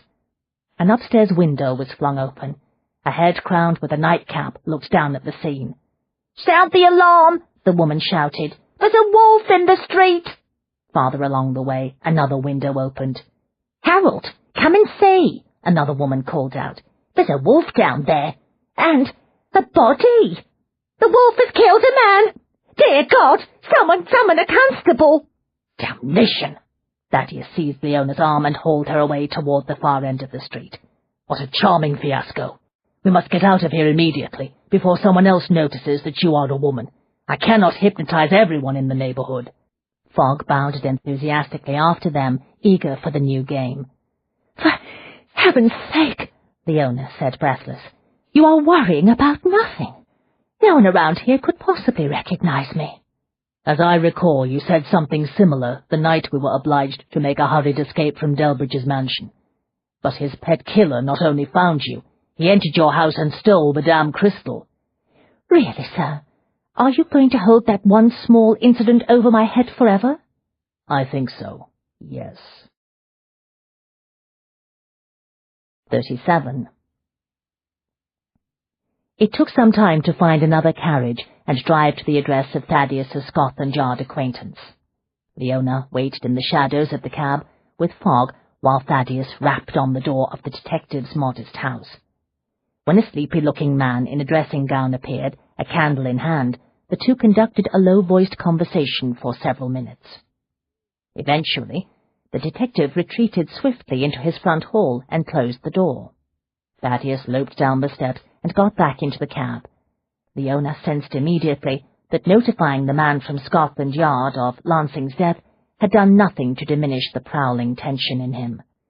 "Detective Speller will deal with the body and conclude the investigation," Thaddeus said in a controlled yet furious tone. "He is the one who first suspected that the Midnight Monster was a hunter. With luck he will find some evidence to confirm Lansing's guilt when he searches his lodgings.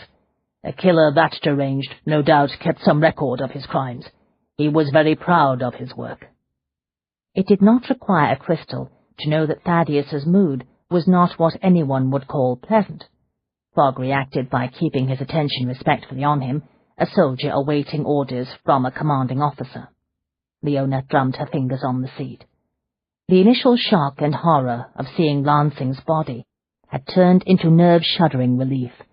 Now, however, that unsettling emotion was mixed with a growing exasperation bordering on anger. By the time they walked back into the darkened mansion, she'd had quite enough. "Go to bed," Thaddeus said. "We will talk in the morning." That did it. The fact that she had been about to do exactly as he had commanded only served to infuriate her all the more. "How dare you?" she said tightly. He stalked into the library, ignoring her. He slung his coat over the back of the sofa, turned up a lamp, and went straight to the brandy table. She rushed after him, closed the door behind her, and leaned back against it, her hands gripping the knob. "You have no right to give me orders, Thaddeus," she whispered, low and fierce. "I have every right." He yanked the stopper out of the brandy bottle and splashed the contents into a glass. "As long as you are a guest in this house, you will do as I say." "I would remind you that you demanded that I come here to stay. I can see now that acquiescing to your orders on that occasion gave you a serious misunderstanding of the nature of our association." "Our association?" He gave her a look of savage amusement, and then tossed back half the brandy in the glass. "Is that what you call it? You make it sound like a business arrangement." "Well, it is, in a way." She knew at once that she had made a serious mistake. The currents of intense energy flaring invisibly around Thaddeus leaped like wildfire to a new and dangerous level. He set the brandy glass down much too gently and crossed the room in 3 long strides. He halted in front of her, trapped her against the door, and captured her face in his hands. When he spoke, his voice came from the heart of a storm. The mesmeric cadences rolled through her senses. "Damn it to hell and back! Whatever else this is no business arrangement between us, madam." It took every ounce of her own energy to stop him from overwhelming her will. Heat flooded through her. She wondered if she had a fever. "Why are you so angry?" she demanded. "Because you nearly got yourself killed tonight." "So did you." He paid no attention to that piece of logic. "You will never again put yourself at such risk. Do you understand me, Leona?" "You were in danger," she shot back. "I had no choice. And stop trying to give me hypnotic commands. I'm immune to your power, remember?" His hands tightened on her face. His eyes were seas filled with dangerous but unbearably exciting currents. "Unfortunately," he said softly, "I am not immune to yours." He took her mouth captive, and she discovered that his kiss held more mesmeric power than his voice. She did not even want to try to resist. As if he had given her an hypnotic command, the volatile mix of fear, frustration, hurt, and anger twisting through her suddenly flashed into a raging passion. She wrapped her arms around him, fighting him for the embrace. In between damp, heated, hungry kisses, he yanked off her men's clothing. Coat, shirt, shoes, and trousers landed in a heap at her feet. In her hurry to dress, she had put on no undergarments, so she was soon nude. He traced the shape of her body with his hands, his palms gliding possessively, hungrily down her back, along the curve of her waist and over the swell of her hips. He found the melting core between her legs and stroked her until she was wet, until she almost screamed aloud in frustration. He picked her up and carried her across the carpet. Excitement heating her blood, she closed her eyes against the spinning room. When he lowered her, she expected to feel the cushions of the sofa, or perhaps the carpet beneath her back. Instead, she felt hard, polished wood beneath her bare backside. She opened her eyes, startled, and discovered that she was perched on the edge of the broad desk. Before she could ask any questions, Thaddeus had the front of his trousers open and was moving between her thighs. He gripped the nape of her neck with one hand and put his mouth very close to hers. She sensed that he was willing her to acknowledge the force of what was happening between them. "Whatever the hell this is, it is not a business arrangement," he said again. His mouth closed over hers. Simultaneously he drove himself slowly, relentlessly into her, letting her know in the most elemental way that he was staking a claim. The pressure was unbelievably exciting and exhilarating. He moved inside her with long, hard thrusts. Instinctively she wrapped her legs around him, staking her own feminine claim. He groaned in response. Beneath her palms, his linen shirt was damp. He released her neck, gripped her hips with both hands and went deeper still. So deep she thought she would shatter. So deep she thought that for a moment they were one being. She fell back onto the desk and stretched her arms out on either side. There were a number of soft thuds as several small objects went flying onto the carpet. She gripped the edges of the desk so tightly she thought that it would be amazing if she did not leave small gouges in the wood. She hung on for dear life. A moment later, her climax slammed through her. That's all it took to pull Thaddeus over the edge with her. When his own release surged through him, Leona sensed that for a few timeless seconds their auras were fused together. The sensation was so exquisitely intimate, so incredibly strong, that she could not stand it. She convulsed one last time, and then went limp, faintly aware of the tears leaking out of the corners of her tightly closed eyes. 38. Thaddeus came back to his senses, aware of a nearly boneless sensation. It dawned on him that what he really wanted to do was collapse. He was still leaning over Leona, his hands braced on either side of her warm, soft body. Her legs, only a moment ago a snug vice around his waist, had fallen away and now dangled over the side of the desk.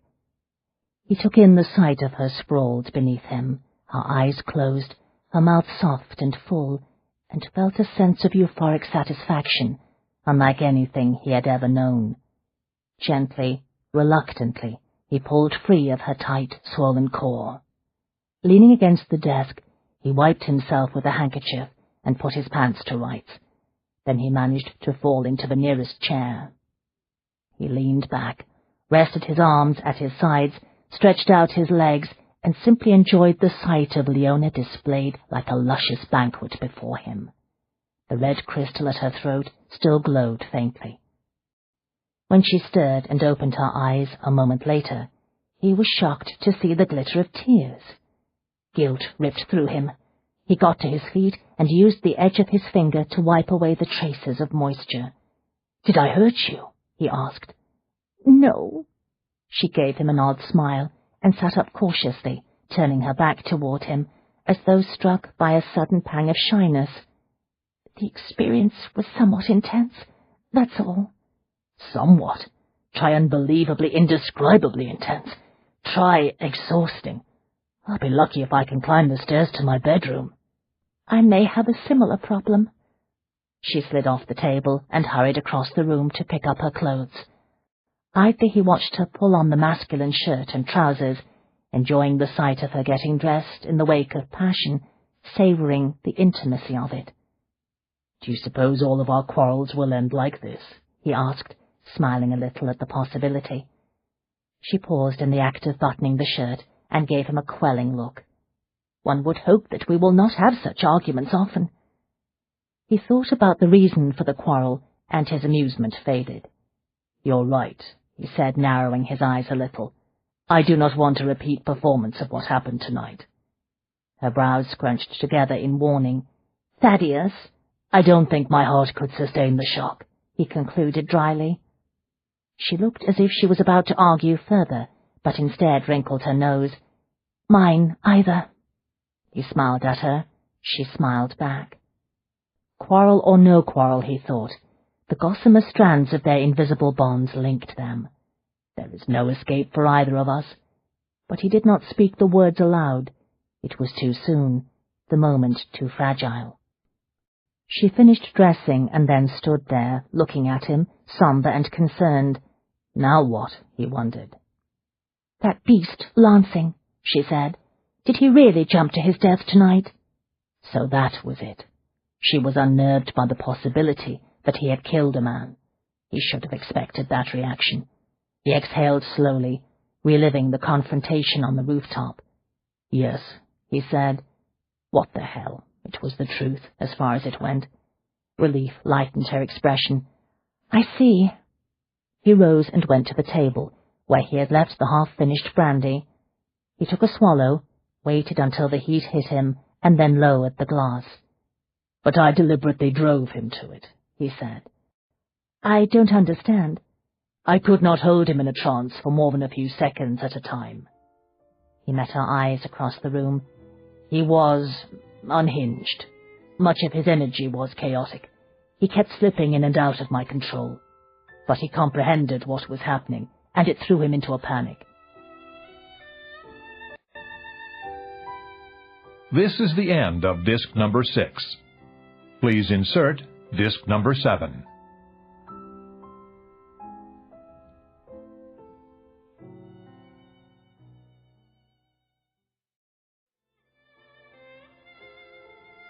This is disc number 7.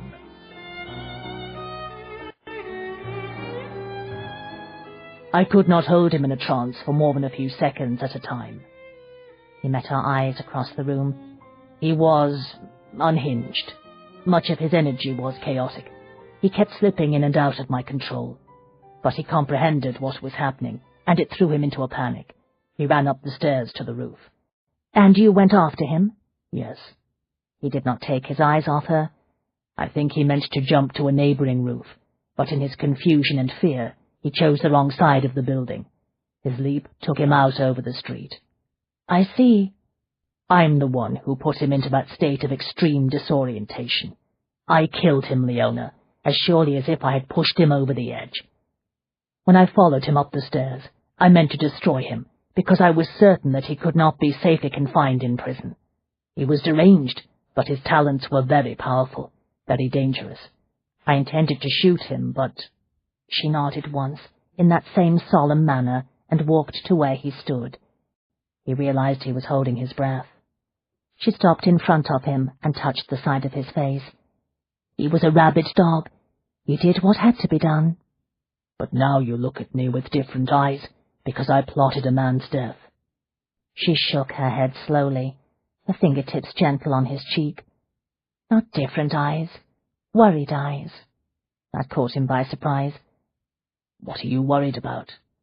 "Unlike Lansing, you are a civilized man, with a sense of decency and a conscience. Civilized men do not kill with impunity, no matter how righteous the cause. The act always exacts a toll.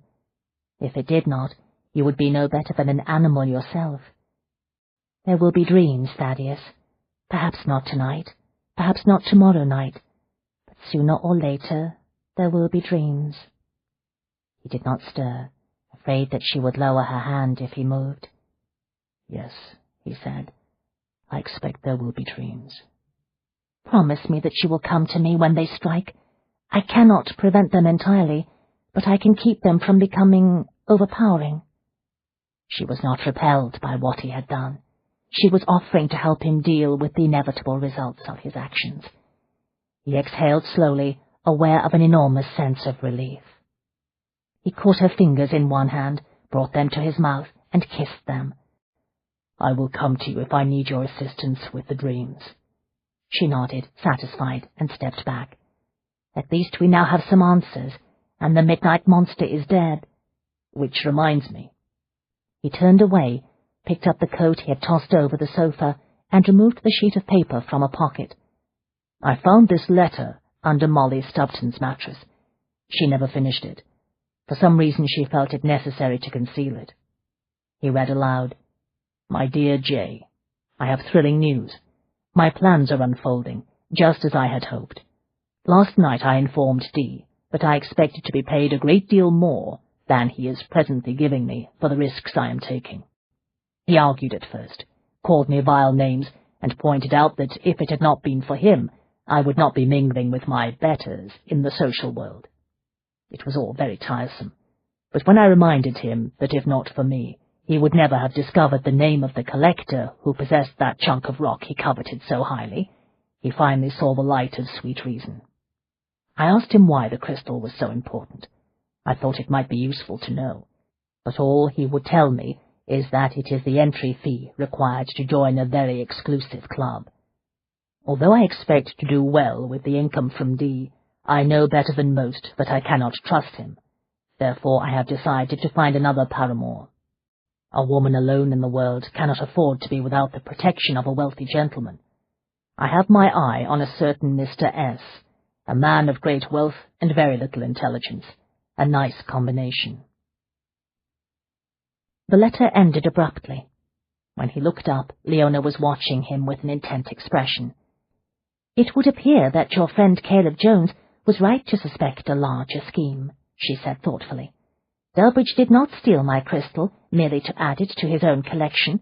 He wanted it because it was the price required to join a secret club of some sort." Thaddeus slowly refolded the letter. "A club in which he deemed membership so important he was willing to commit murder." "She mentions that she is looking for a new paramour. It must have been the gentleman who came into the gallery to meet her that night." "Perhaps," Thaddeus said. "One thing is certain. I need to get back inside Delbridge's mansion as soon as possible." Eagerness lit her eyes. "Do you think we will find the crystal there again?" "I doubt it. If, by some chance, Delbridge is still in possession of the crystal, he will have taken care to hide it in a less obvious place this time." "Then why go back to the mansion?" "Because I want to look for something that may prove even more important than the damn crystal." She appeared startled at the notion that there might be anything more important than the Aurora stone. "What?" she asked, frowning a little. "Information on the secret club he seeks to join. Perhaps, if I am fortunate, I'll discover the names of some of the other members." "Oh, I see. Well, I suppose that would be useful information for you and Caleb Jones." He walked to the desk, opened a drawer, and took out the schedule of Delbridge's customary activities that he and Caleb had prepared at the start of the affair. "If Delbridge follows his usual routine, he will be at his club tomorrow night until quite late. Only 2 servants live in the house with him, his housekeeper and her husband, the butler. The others come in on a daily basis, but they are never there at night." "How odd. Most servants live in their employer's household." "Delbridge has secrets to protect, a lot of them," he reminded her, "and servants talk, just like everyone else. In any event, tomorrow night is the regular evening off for the pair that reside in the mansion. They always go to their daughter's house on those evenings. They'll spend the night there." "What if Delbridge changes his customary habits when he learns that his pet monster is dead?" "I don't think that is likely. If anything, the news of Lansing's death will go far to ensure that he sticks to his regular schedule. He will be extremely nervous lest anyone connect him with Lansing's crimes." "I take your point," Leona said. "By now a number of Delbridge's associates must be aware that he was acquainted with Lansing, and even invited him into his home." "Delbridge will feel compelled to disassociate himself from the monster, and to assure people that he is just as shocked as the rest of society to learn that Lansing is connected to a series of awful crimes. The best way to do that is by not doing anything out of the ordinary. And if he is worried about the long arm of the law, there is an additional benefit to be gained by going to his club." "What is that?"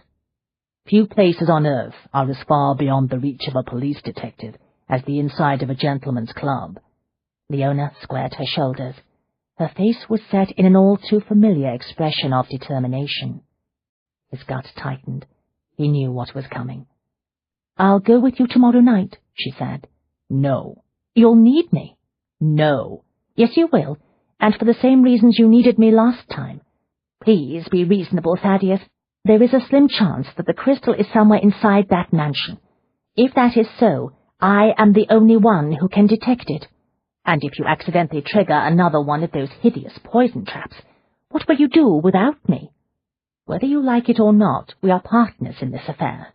It has been that way from the beginning. We need each other." She was right, he thought. He certainly needed her, in ways he had never dreamed that he would ever need a woman. "I will think about it," he allowed quietly. She smiled, not in victory, he realized, but rather in relief. She really had been terrified for his safety tonight. "Good night, Thaddeus," she said softly, "and thank you for being reasonable." Reason had little to do with this, he thought. When it came to this woman, he was in the grip of a compulsion as binding as an hypnotic trance. He crossed the room to open the door for her. "One thing before you go," he said, as she made to move past him. "How did you know that I was in danger tonight?" She hesitated, looking first startled and then mildly troubled. Finally, she shook her head. "I have no idea. I just suddenly knew it." "That is because the bonds that connect us are growing stronger," he said quietly. Anxiety shadowed her eyes. Before she could argue with him, he kissed her lightly on the mouth. "Good night, Leona." 39. The following morning, Detective Speller arrived just as Leona, Thaddeus, and Victoria were sitting down to breakfast. He was shown immediately into the room. He greeted Victoria with a respectful but familiar air. "Lady Milton," he said. She gave him a regal nod. "Good morning, Detective. You're here early today?" Leona blinked at the calm, polite reception. It was more than a little extraordinary for a household such as this one to entertain a police detective at breakfast. Thaddeus introduced Speller to Leona. She smiled. "Detective?" Speller inclined his head politely. "A pleasure, Miss Hewitt." "Help yourself," Thaddeus said. He waved a hand at the heavily laden sideboard. "And tell us your news." "Thank you, sir. Don't mind if I do." Speller regarded the array of silver serving dishes with enthusiasm. "Been up most of the night, and I don't mind admitting I'm half starved." Leona studied him with deep curiosity. She had never met a detective before. Uncle Edward had not been keen on associating with policemen. Last night she'd had only a shadowy glimpse of Speller when he'd answered the door and spoken with Thaddeus. This morning she saw that he was of medium height, with a sturdy, rounded figure that suggested he enjoyed his food on a grand scale. His thinning hair was going grey. A full moustache dominated broad, cheerful features, and served to distract the viewer from the razor-sharp intelligence that gleamed in his blue-green eyes. His coat and trousers were immaculately tailored to flatter his portly frame. Thaddeus noticed her scrutiny. He looked amused. "I believe I may have mentioned that Detective Speller is a member of the Arcane Society. He possesses a talent that is especially useful in his profession. He can read a crime scene as though it were a book. Mind you," Speller said from the sideboard, "some books are harder to read than others." "Were Lansing's lodgings difficult to interpret?" Thaddeus asked. "No."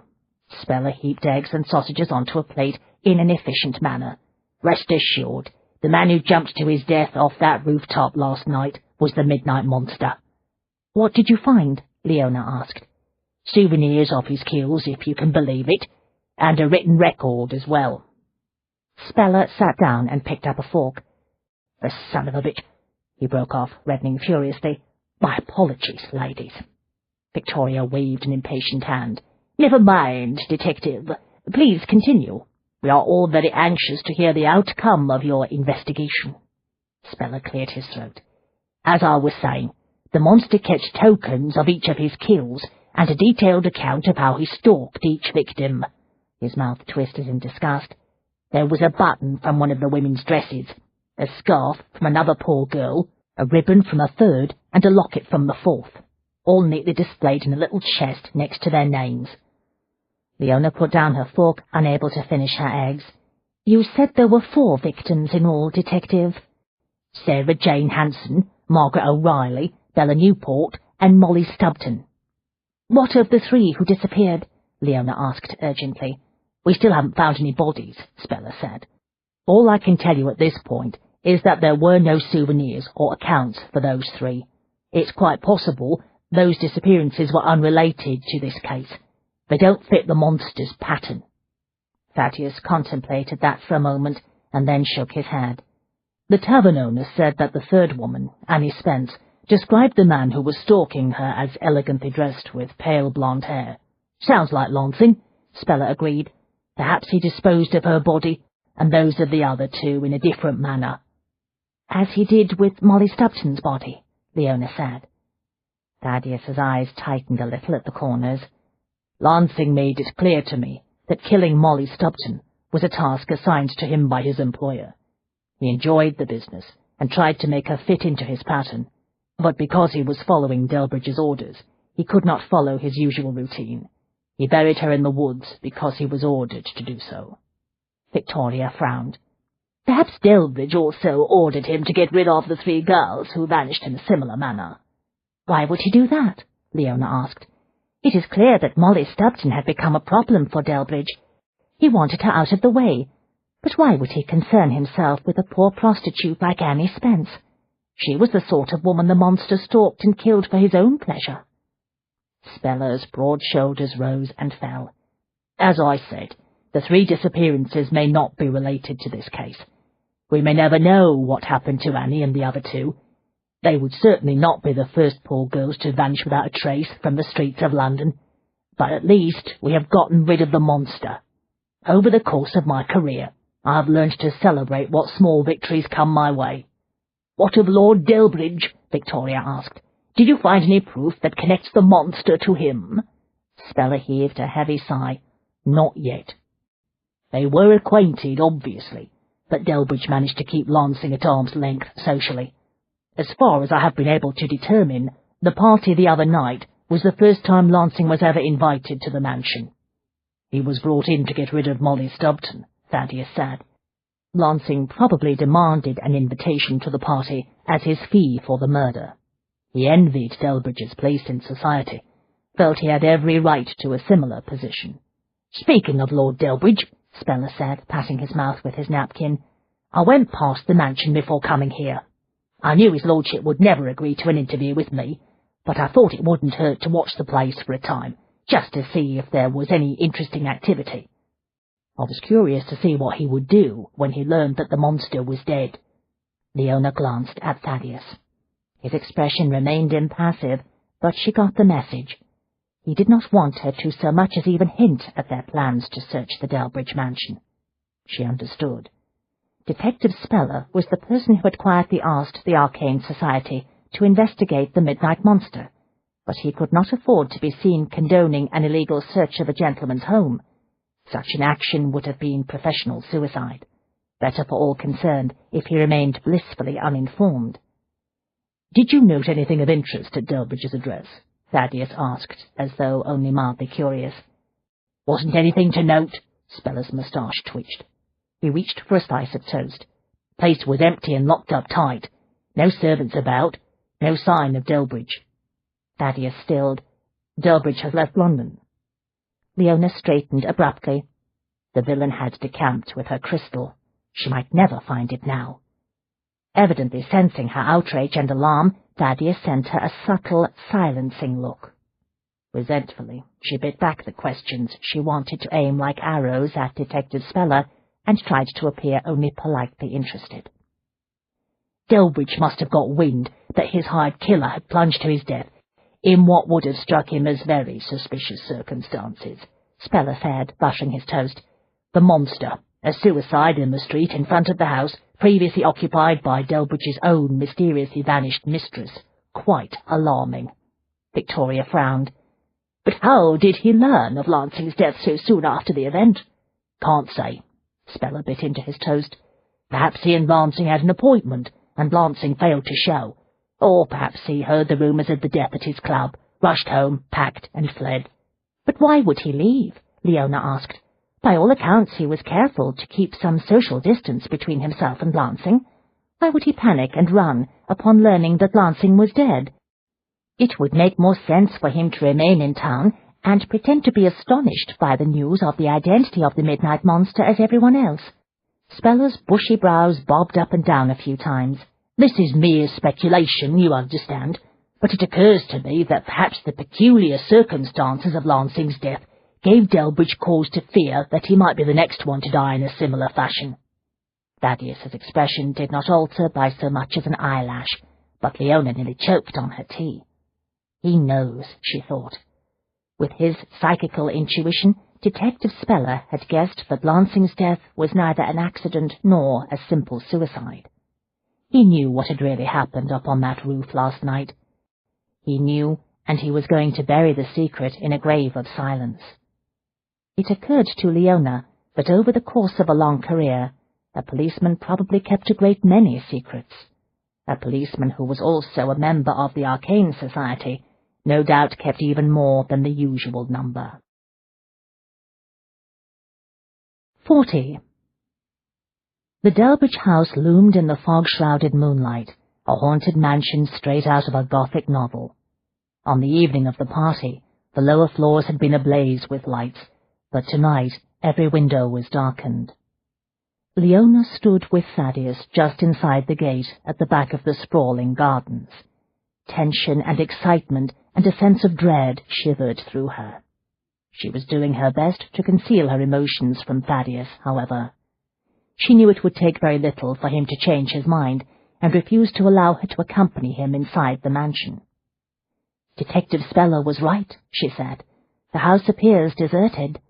The fact that the servants have departed along with their master indicates that Delbridge intends to be gone for some time, Thaddeus said. He has a hunting lodge in Scotland. Perhaps he retreated to it. Scotland? She was aghast. How will I ever find the crystal there? The Arcane Society has a very long reach, Thaddeus said. He sounded as though he was suppressing a laugh. She raised her chin. I would remind you that the crystal belongs to me, not the Society. And I would remind you that we agreed to postpone a discussion of ownership until after we recovered the damned stone. Are you ready? Yes. Thaddeus was in his familiar black attire tonight. She, too, was dressed for midnight work. In addition to the servant's coat and trousers that Adam had provided her for the first expedition into the Delbridge mansion, Thaddeus had given her one of his dark linen shirts. The shirt, naturally, was much too big for her. She had managed to stuff some of the excess fabric into her trousers, but there was no denying that the remainder created a decidedly bulky effect beneath her close-fitting coat. She felt rather like a stuffed toy animal, and suspected she looked that way, too. We will go in through a library window, Thaddeus said. What if he has set one of his nasty little poison traps there? She asked. I think it unlikely. He obviously left in a great hurry. There was little time to set elaborate snares. Why bother? He will have taken the crystal with him. Yes, I know, she said glumly. All the way to Scotland. Where's that famous and ever so irritating streak of unbridled positive thinking? She decided to ignore that. They threaded a path through the unkempt, overgrown garden. In spite of Thaddeus's conviction that Delbridge had not set any traps, they both took care to cover their noses and mouths with heavy cloth when he applied his pick to the window lock. In less than a moment they were inside the library. The draperies were pulled tightly closed, veiling the space in utter darkness. A disturbing energy stirred in the atmosphere. Thaddeus turned up the lantern he had brought along. The yellow glow revealed an array of strange relics scattered around the room. Leona knew that the trickling currents of paranormal power emanated from the antiquities. These he likely considers his less valuable artifacts, Thaddeus said, unworthy of display in the museum upstairs. She shivered, well aware that the unpleasant tingling of her senses was nothing compared to what awaited upstairs in the gallery that housed the main portion of Delbridge's collection. He must have spent years of his life acquiring these objects, she said. Delbridge is nothing if not obsessed with paranormal antiquities. Thaddeus went to the desk, opened a drawer, and took out some papers. Any indication of the crystal? She turned on her heel, opening her senses fully.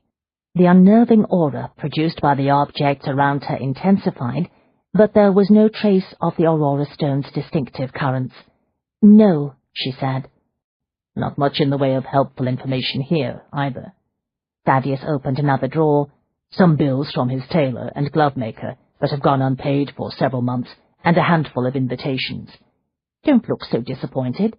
It was too much to expect that Delbridge would have jotted down the address of that club he hopes to join.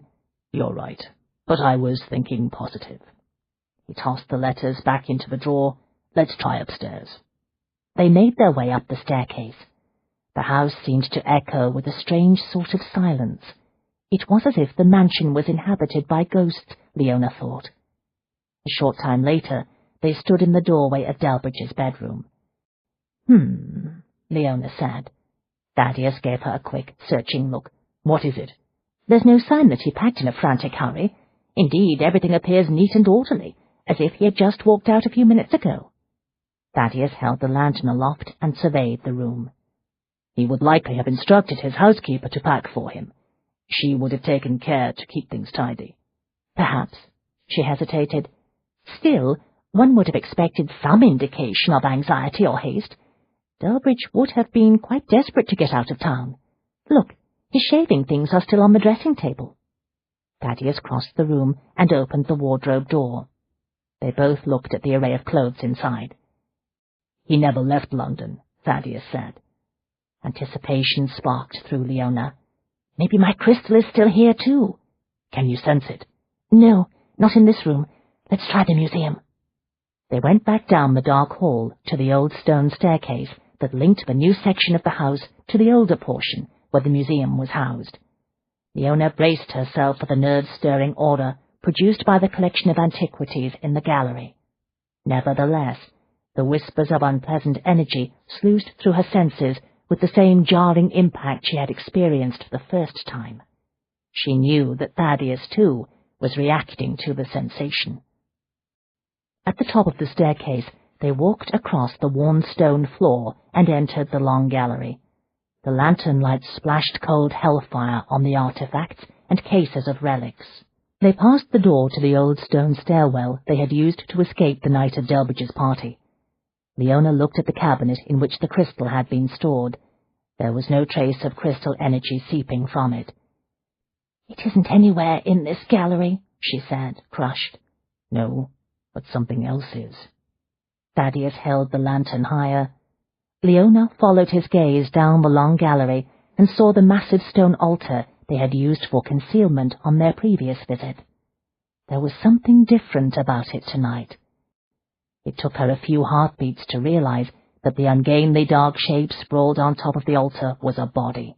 "Dear heaven," she whispered, stopping quite suddenly. "Not another one!" Thaddeus went to the altar and stood looking down at the motionless figure.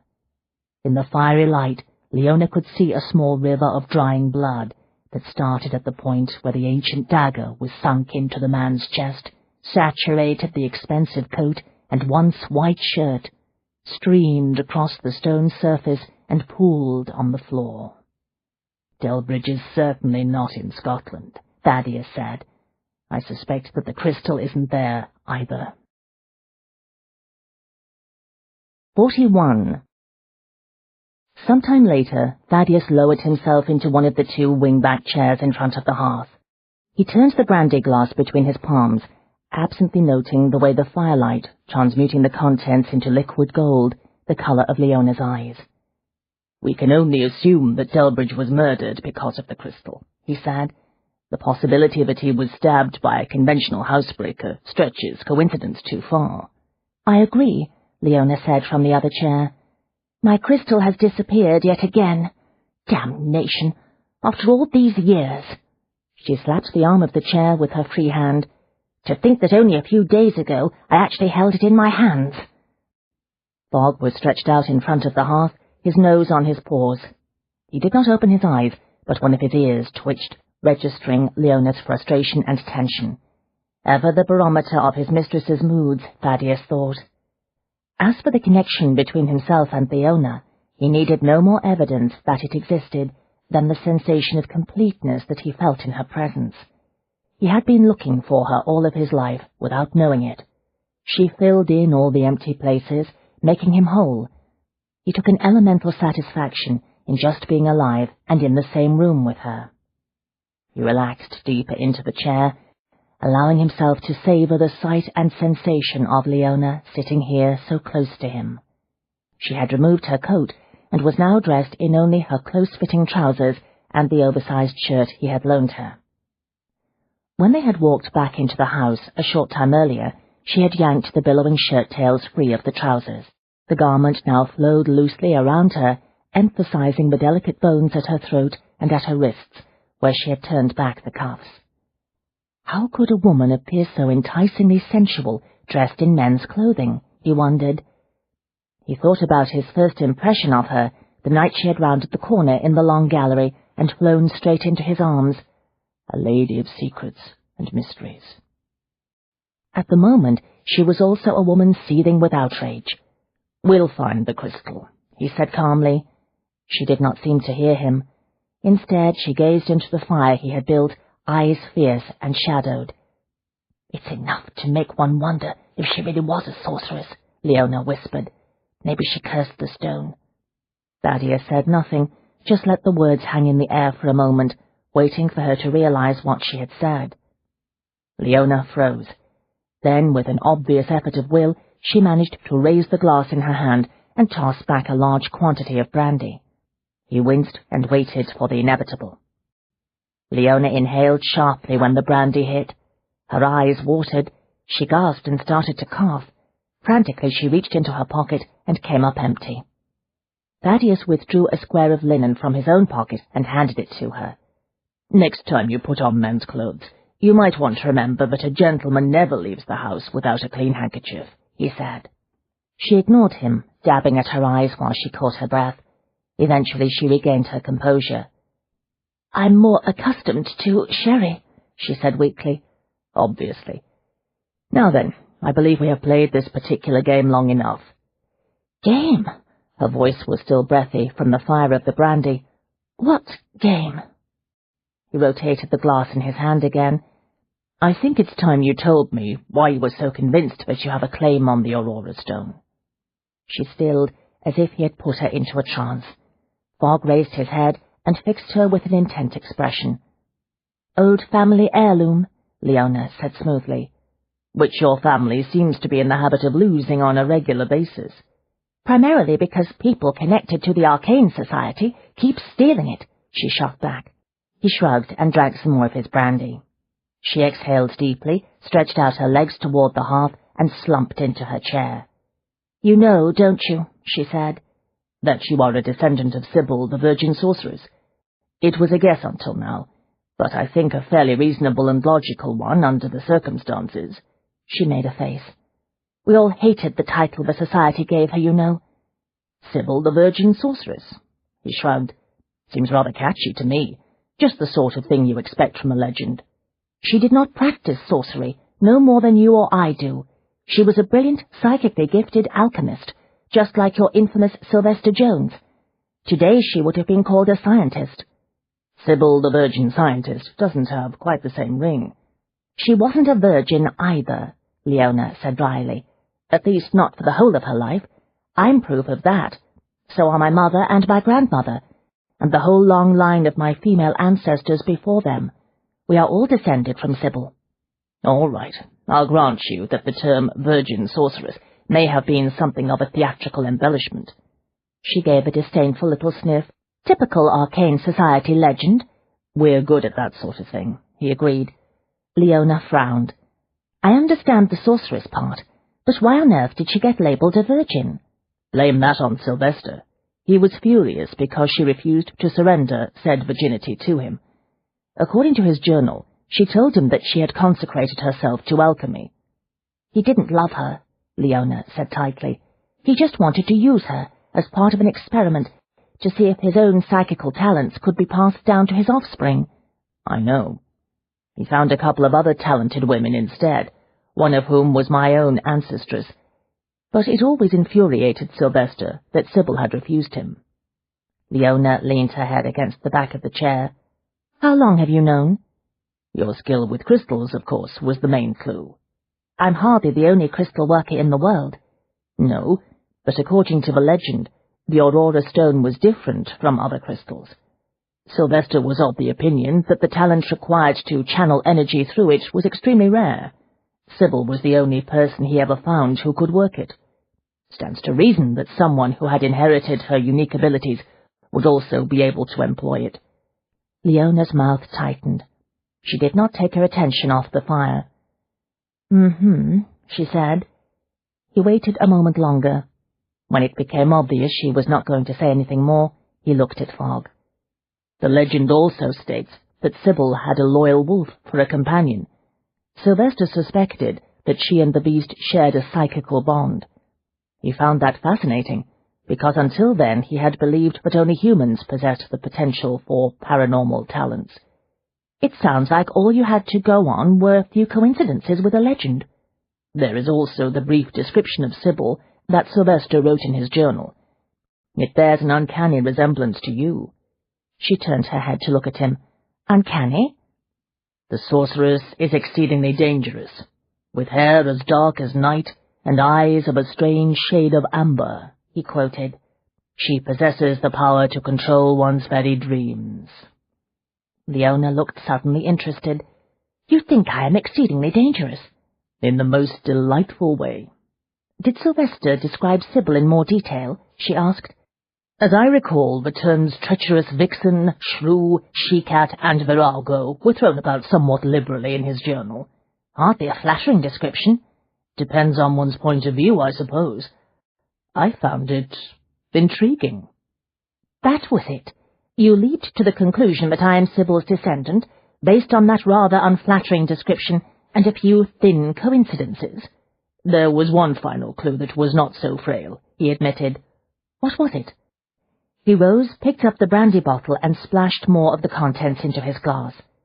You failed to ask the right question when I told you that Caleb Jones believes there is a plot afoot to steal the Arcane Society's most closely held secret. She watched him, wary and bemused. As I recall, I asked any number of questions when you told me about the conspiracy. Ah, but you did not ask the most obvious question. You did not ask me to explain the nature of a secret that could cause men to kill. She blinked once and then sighed in disgust. Damn! You didn't need to ask, did you? He saluted her lightly with the glass and sat down again. You already knew all about the formula. The legend of the founder's formula is part of my family's heritage, she admitted. It was passed down from mother to daughter. Sybil said Sylvester's obsession with perfecting the elixir that he believed would expand and enhance his paranormal powers was madness. He thought it would even extend his life. She was convinced that, in truth, it killed him. Nevertheless, she stole the formula. Leona glowered. She was his assistant for a time. She made a copy and took it with her when she left. She didn't steal it. Why did she take it if she thought it wouldn't work? For a time she had dreams of perfecting it, thereby proving herself superior to Sylvester. They were fierce rivals until the end, but Sybil finally came to believe that the elixir would always be too dangerous to use. Still, she could not bring herself to destroy her copy of the formula, or so she implies in her letters. Fascinating. Leona spread her hands wide. Very well. You know who I am. I suppose it does not matter how you came to that conclusion. Sybil's journal of experiments was lost early on. No one in my family knows what happened to it, or the strongbox, where she supposedly kept it, and her other secrets. But I have 2 of the notebooks she used more or less as diaries, and some letters she wrote. In those, she made her feelings about Sylvester excruciatingly clear. What else did she have to say about him? He asked. Among other things, she referred to him as an arrogant mountebank and a great liar. Why did she call him a liar? He tried to woo her by promising her that they would work side by side, sharing their secrets and developing their powers.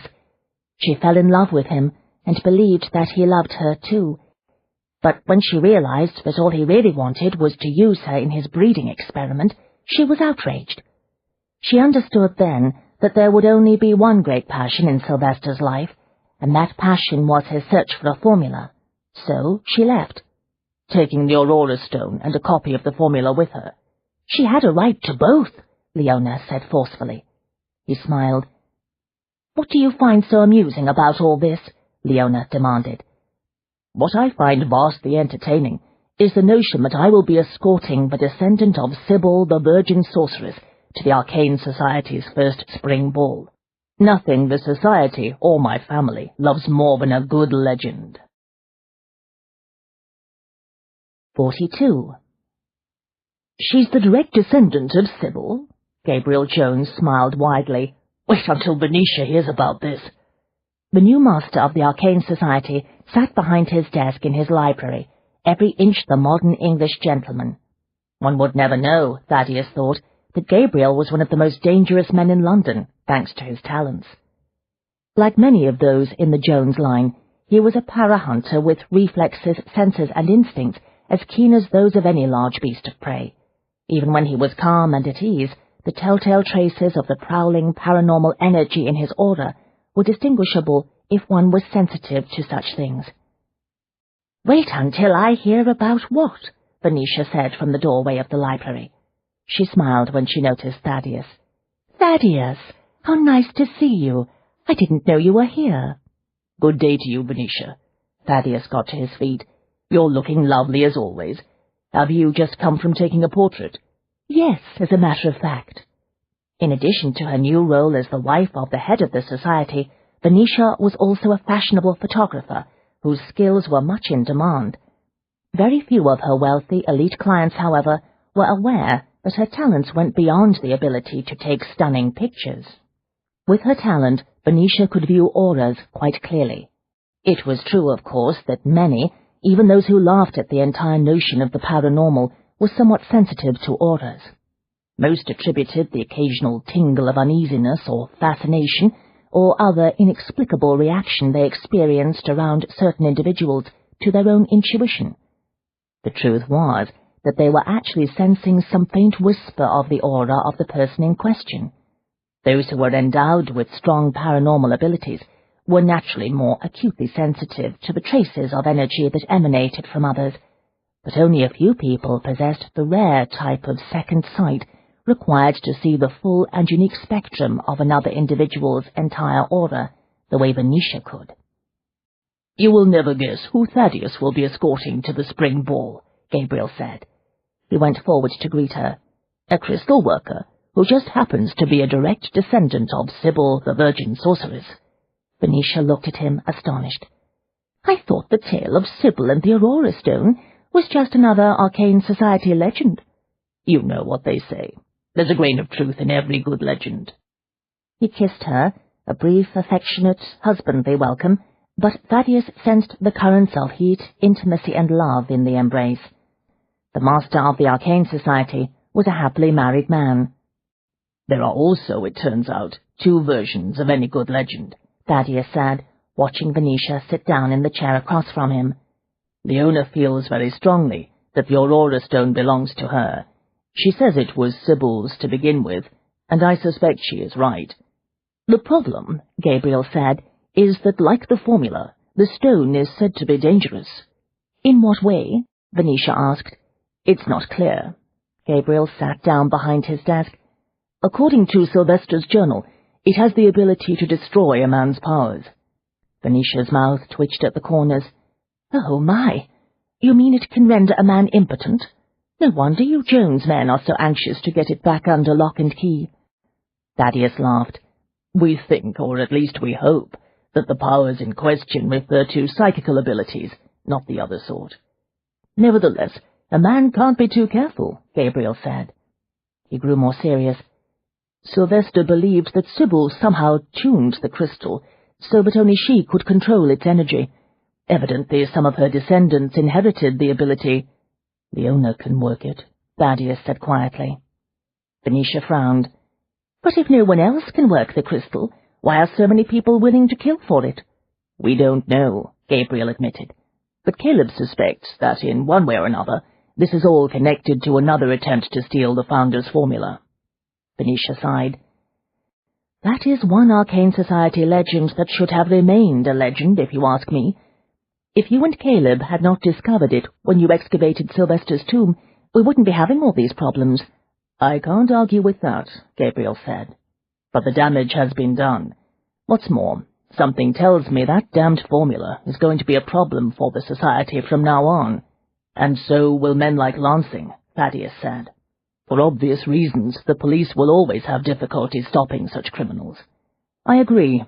Gabriel folded his hands on top of the desk. "As it happens, I have given such matters a great deal of thought lately. I believe the society has a responsibility not only to protect its most dangerous secrets, but also to try to control powerful rogues such as Lansing." "What have you got in mind?" Thaddeus asked. "I think the time has come to establish an office dedicated to security matters within the society. It will be under the control of the Council and the Master." "Who will you put in charge of this new office?" Venetia asked. Thaddeus smiled slowly. "Someone who is preternaturally good at seeing patterns, where others see only chaos, perhaps. A first-rate conspiracy theorist." "How did you guess?" Gabriel laughed. "I intend to speak to Caleb immediately." 43. The shoemaker was a skeletally thin, rumpled man with a nervous air and a pair of gold-rimmed spectacles. He employed 2 burly assistants. "I do apologize for the confusion concerning the time of my appointment here today," he said, "but Madame Lafontaine sent a message informing me that I was to arrive promptly at 11 to fit Miss Hewitt with her dancing slippers." "We were not expecting you until 3 o'clock, Victoria said, "but as we have just finished with the milliner, we may as well deal with the slippers. It will be one less thing to bother with this afternoon." "Yes, of course." The shoemaker turned to Leona and gave her an anxious, ingratiating smile. "This won't take long. Madame Lafontaine was adamant that the slippers complement the colour of your gown. I have brought several pairs with me, so that you will have a wide selection."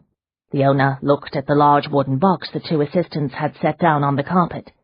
More decisions, she thought glumly. Under normal circumstances, she would have savoured the process of selecting dancing slippers to go with the gorgeous gown Madame Lafontaine had designed. Indeed, the whole business of preparing for the spring ball should have been utterly intoxicating. She had never been invited to such a grand affair in her entire life. Not only would it be a glorious, glittering occasion, she would be on the arm of the man with whom she had fallen head over heels in love. But the circumstances were anything but normal. The only reason she would be attending the spring ball was so that she could help Thaddeus identify the people involved in a dangerous conspiracy. In addition, if it got out that she was Edward Pipel's niece, the woman who had, however unwittingly, helped fleece a dozen of the most important men in the arcane society, she would be lucky to get through the night without being arrested. Those 2 facts had removed a lot of her enthusiasm for the business of choosing such things as dancing slippers. Victoria, however, was remarkably animated. Evidently she'd had another good night's sleep. She eyed the box with a look of great expectation. "Let us see what you have brought," she said to the shoemaker. "But, of course, madame." He gestured toward his 2 assistants. "The samples, if you please." One of the men went to open the large crate. The hair stirred on the nape of Leona's neck. Why did the shoemaker need 2 such large assistants, she wondered. She glanced at Victoria, whose attention was focused on the long coffin-sized box.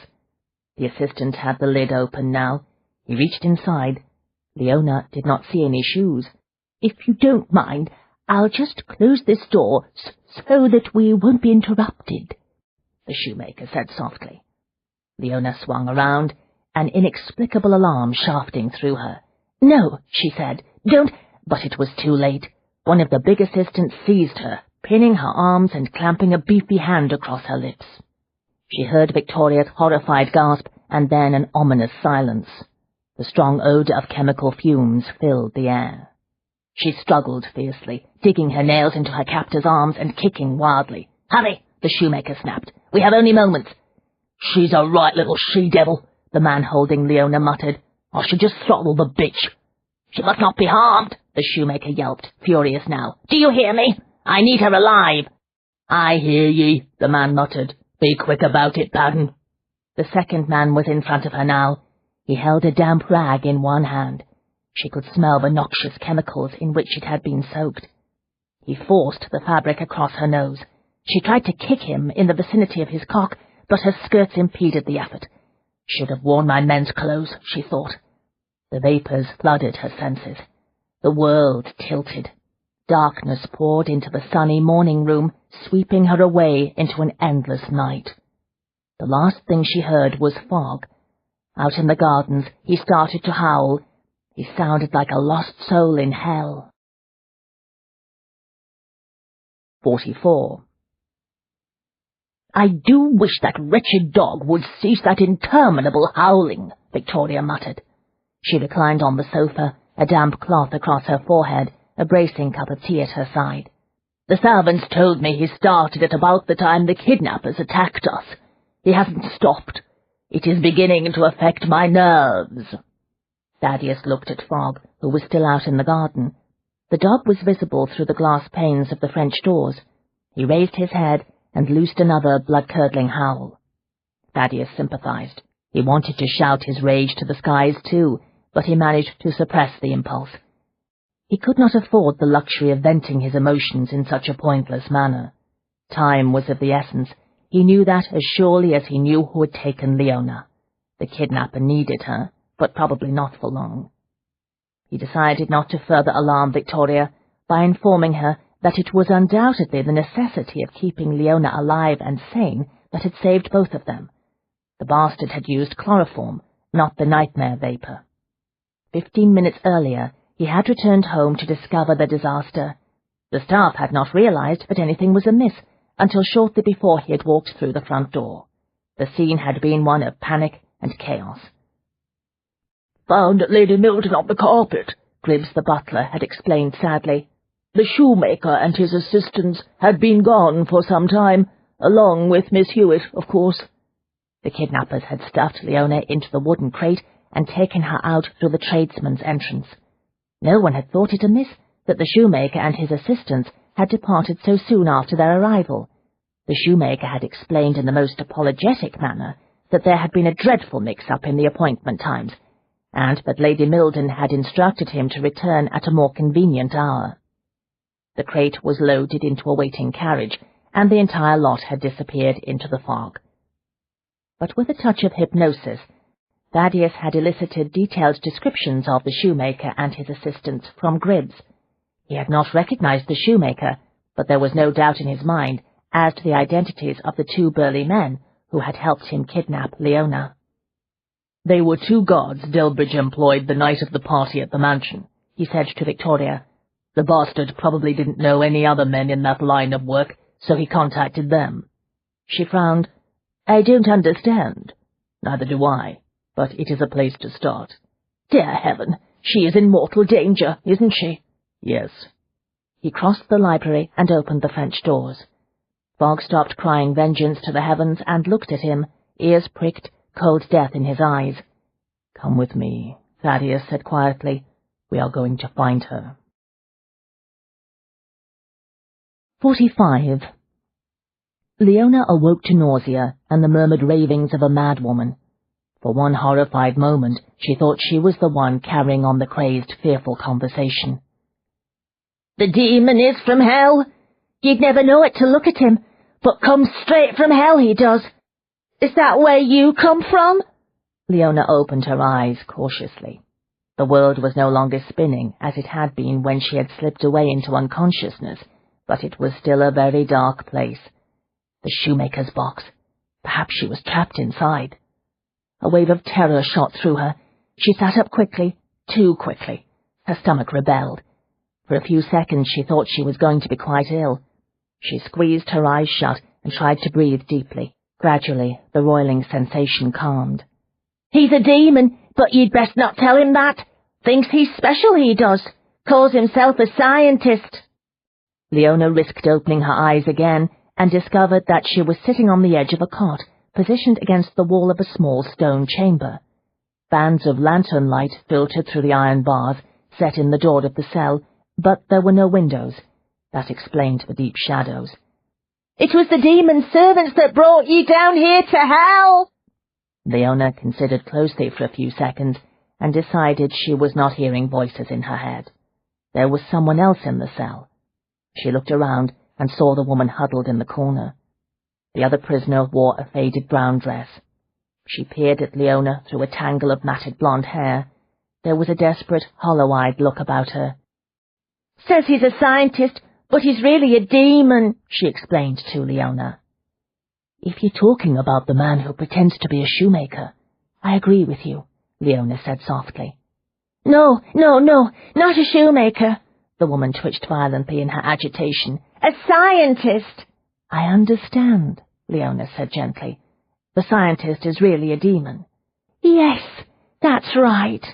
The woman seemed relieved now that her main point had been grasped. "A terrible demon.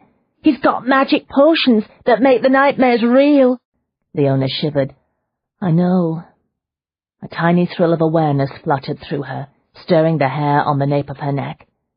Thaddeus and Fogg were searching for her. She knew it as surely as she knew the sun would rise in the morning. She needed to buy time for them to find her. "Says he's a scientist, but he's a monster, just like the other one," the woman explained in a terrified whisper. Leona frowned. "Who are you talking about? Who is the other one?" "I thought he was a gentleman, you see. So handsome he was." The woman's voice changed to a wistful sigh. "So fine and elegant. He had the prettiest hair, like gold. He looks like one of those angels in the old paintings." Leona gripped the edges of the cot. "Did you say he has gold hair?" "Smiled so nicely, you'd never know he was a monster." The woman's voice roughened in despair. "Knew he'd had his eye on me, thought he'd pay well, but he lied, brought me down here to hell, he did." "Dear heaven," Leona whispered. "You're Annie Spence." Annie jerked wildly and pressed deeper into the grimy corner. "How do you know my name? Are you a demon too?" "No, I'm not a demon. Annie, listen to me. The golden-haired monster who brought you here is dead." No, you can't kill monsters and demons." "His name was Lansing, and I swear to you that he is dead." She tried to think of some way to get through Annie's fantasies. "The monster died when he encountered the ghost." "I've heard about the ghost," hope sparked briefly in Annie's voice. "They whisper about him on the street." "Lansing tried to run from the ghost. He fell to his death." "No, that can't be true." Annie sank back into despair. "The monster's one of the demons. Not even the ghost can kill a demon." "I saw the body myself, Annie. What's more, the ghost will soon come here to rescue us." "Nobody can rescue us," Annie explained sadly. "Not even the ghost. It's too late. We're already in hell." "Look at me, Annie." Annie cringed, but she met Leona's eyes. "Too late." "No, it's not too late," Leona insisted fiercely. "The ghost will come straight down here into hell itself and take us out." Annie looked doubtful. The door opened somewhere outside the cell. Annie buried her face in her hands and started to sob quietly. A familiar figure appeared on the other side of the iron bars. Lamplight gleamed on the shoemaker's bald head and sparkled on the frames of his spectacles. "I see you're awake, Miss Hewitt," he beamed. "Excellent. Your audience is gathering even as we speak. They're counting on you to give a thrilling performance. Indeed, you may consider it the performance of your life." Leona did not move from her position on the cot. "Who are you?" "Allow me to introduce myself. I am Dr. Basil Halsey. Like you, Miss Hewitt, I am an expert in the energy of dreams. Unlike you, however, I specialize in creating nightmares." 46. Shuttle had grown up hard on the streets, and he'd seen a lot of things in his time. things that could make a grown man shiver in his shoes, but few were as frightening as the shadowy figure standing in front of him now. He'd heard rumours of the ghost, but he'd always laughed at the tales. Tonight he was not laughing. "It was just another bit of employment for me and Paddon," he said urgently, desperate to be believed. "We didn't hurt the ladies, I swear. Just put 'em out for a bit, with one of the doctor's potions." "You kidnapped one of the women," the ghost said. Shuttle trembled. There was something strange about the voice. It turned everything in the vicinity, including the ghost himself, to shadows. The phantom stood no more than a couple of steps away, but Shuttle could not make out his face. Part of the trouble was that it was almost midnight. Nevertheless, there was a street lamp nearby. He should have been able to see the ghost more clearly. "It wasn't a kidnapping," he said, eager to explain. "We just tucked her into the box and loaded her into the carriage. A kidnapping is when you hold a person until someone pays ransom, ye see. This weren't like that. Not at all. Just a job of work, see? Paddon and me got paid for a day's labour, and that was the end of it." "Where did you take the woman you kidnapped?" The voice rolled over him like a great wave. He was helpless in its grip. He told the ghost where he and Paddon had taken the woman. 47. "It's a pity you and I did not meet under other circumstances, Miss Hewitt," Halsey said through the iron bars.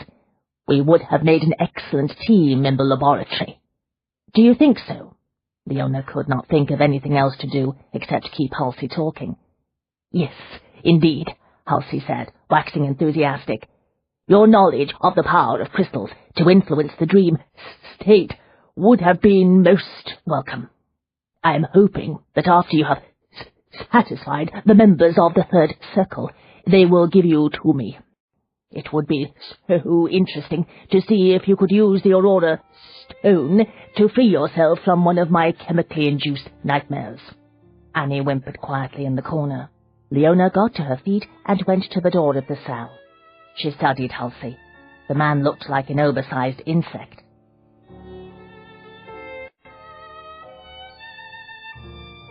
This is the end of disc number 7. Please insert disc number 8.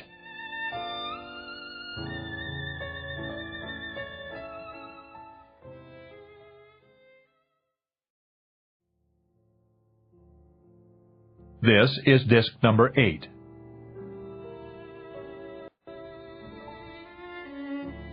Annie whimpered quietly in the corner. Leona got to her feet and went to the door of the cell. She studied Halsey. The man looked like an oversized insect. "I'm amazed that a researcher who prides himself on being a scientist would give any credence to the powers of a woman who claims to make her living working crystals," she said. "Never say that you actually believed in the paranormal, Doctor." Halsey chuckled and clasped his hands very tightly in front of his thin chest. "Ah, but I do, Miss Hewitt. You see, I also possess psychical abilities. In fact, I have been a member of the Arcane Society for many years." An icy chill went down her spine. "What is the nature of your talent?" Halsey preened. "I am no ordinary chemist, Miss Hewitt. I possess a genius for the science that is positively preternatural. I have devoted my talent to the study of the dream state." "Why?" "Because it fascinates me. You see, the dream state is the one condition in which the barriers that separate the normal and the paranormal are blurred. Everyone dreams, Miss Hewitt. It is proof that everyone possesses a paranormal side to his or her nature, whether or not the individual is aware of it." She forced a careless little shrug. "I happen to agree with you. What of it?" "I congratulate you on your insight, but evidently you have not taken your understanding of the nature of dreams to the logical conclusion, which is—" Behind the lenses of his spectacles, Halsey's eyes glittered. "Don't you see? If one can manipulate a man's dreams, one can control that man utterly." The ancient abbey ruins loomed in the moonlight. Thaddeus stood in the shadows at the edge of the woods, Caleb on one side, Fogg on the other. They studied the pile of stone. "She is in there," Thaddeus said. "Unless the bastards moved her to another location after Shuttle and his associate delivered her here," Caleb said. "She's in there," Thaddeus repeated. "Look at Fogg. He can sense her too." They studied Fogg, who stood tense and alert, nose pointed at the Abbey. "Hard to believe his canine senses have caught her scent at this distance, and through all that stone," Caleb said, sounding very thoughtful. "I think he shares some sort of link with her. So do I." Caleb did not argue. "Can you keep him under control when we go in after her? If he gets loose and starts howling, the bastards will realize what we are about." Thaddeus tugged gently on the leash attached to Fogg's collar. The dog did not react in any way. All of his attention remained fixed on the Abbey. "To tell you the truth, I don't know if I'll be able to restrain him once he gets closer to Leona," Thaddeus said. "All I know is that we need him. He's our best hope of finding her quickly in that pile of stone." 48. "Why did you bring Annie here?" Leona asked. "Annie?" Halsey looked baffled.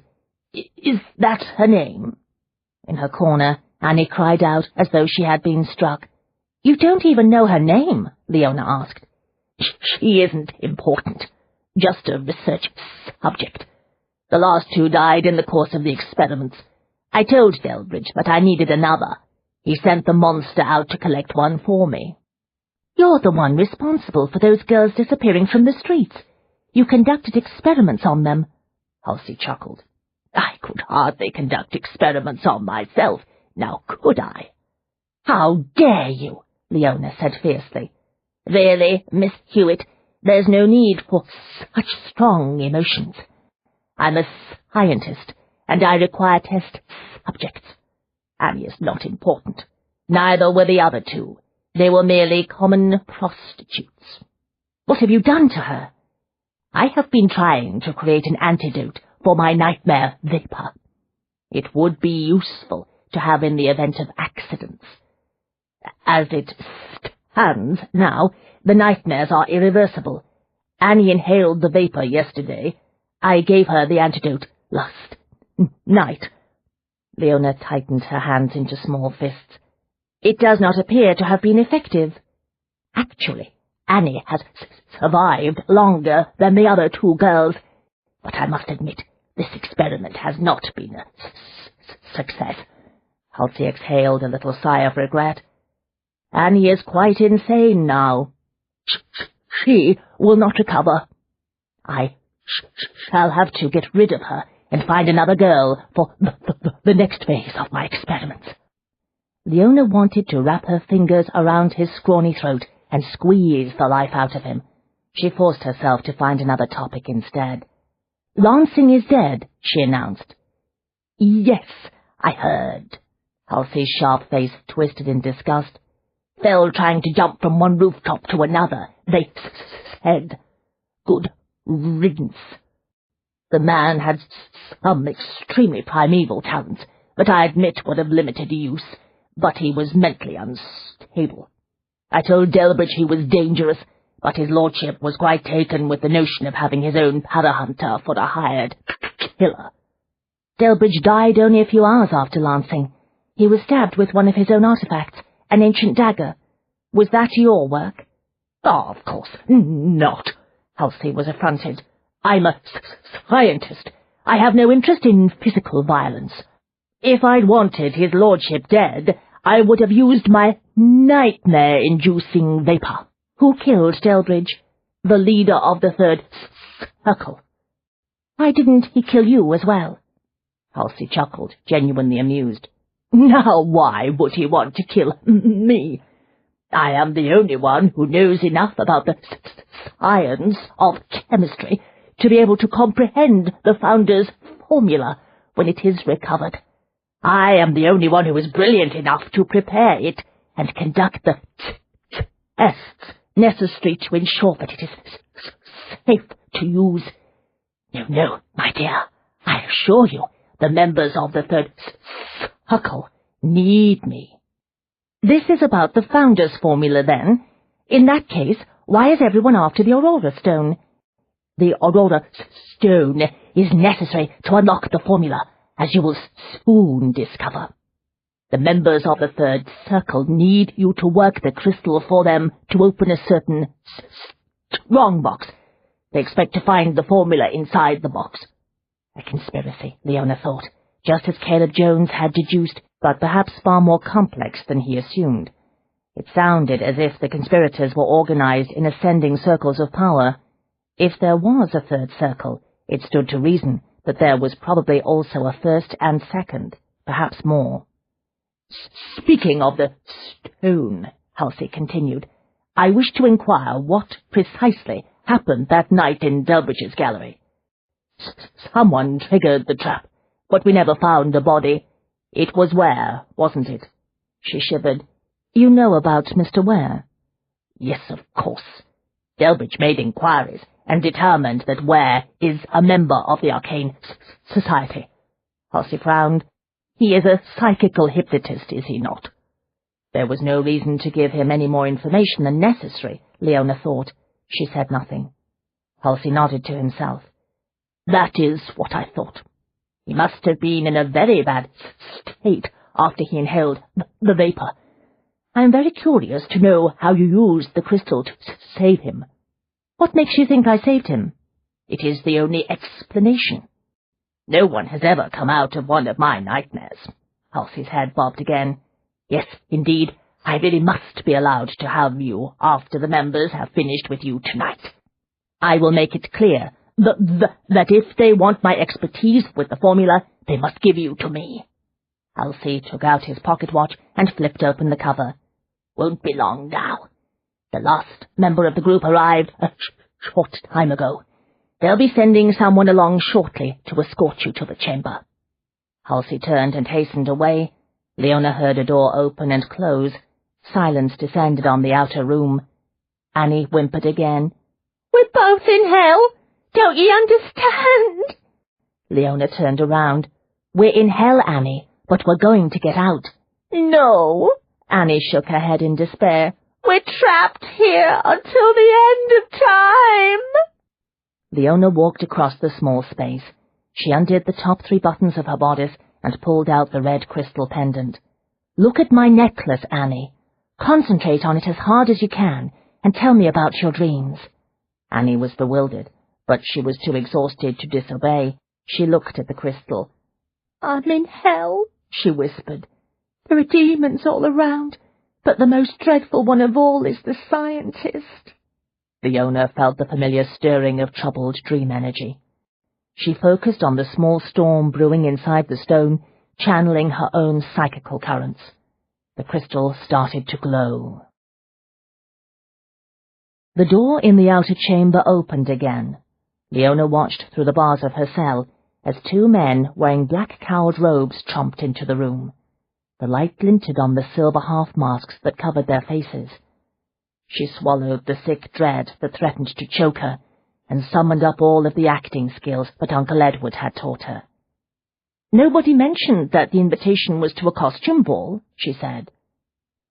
Watch your tongue, if you want to stay alive for the rest of the night, one of the men said. The order does not tolerate insolence. She thought about what Halsey had said earlier. Evidently the members of the organization required her crystal working skills. As long as the villains needed her services, there was hope. Uncle Edward's words rang in her ears. Always think positive, Leona. It is not as if there is anything to be gained by dwelling on the negative. Evidently the order doesn't tolerate a sense of humor either, she said, surveying the 2 men through the bars. Tell me, does one go to a tailor to acquire robes and a mask like those, or does one buy them ready-made in Oxford Street? Shut your mouth, you foolish woman, one of the men hissed. You have no conception of the kind of power you are playing with tonight.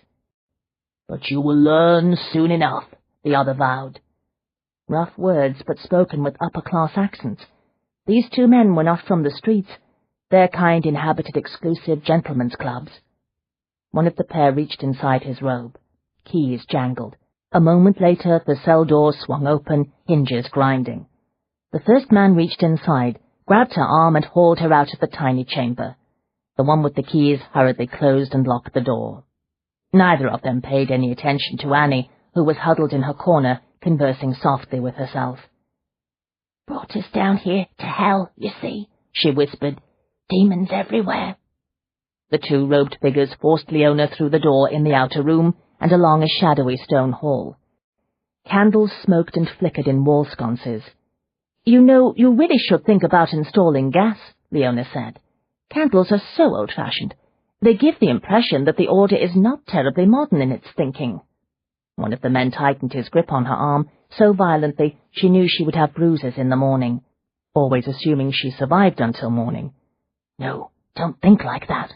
She forced herself to concentrate, the way she did when she channeled dream energy. "Where are you, Thaddeus? I know you're looking for me. Can you sense me? I am here. I do wish you would hurry. The situation appears to be getting somewhat dire." The two men brought her to a halt in front of an iron and wood door.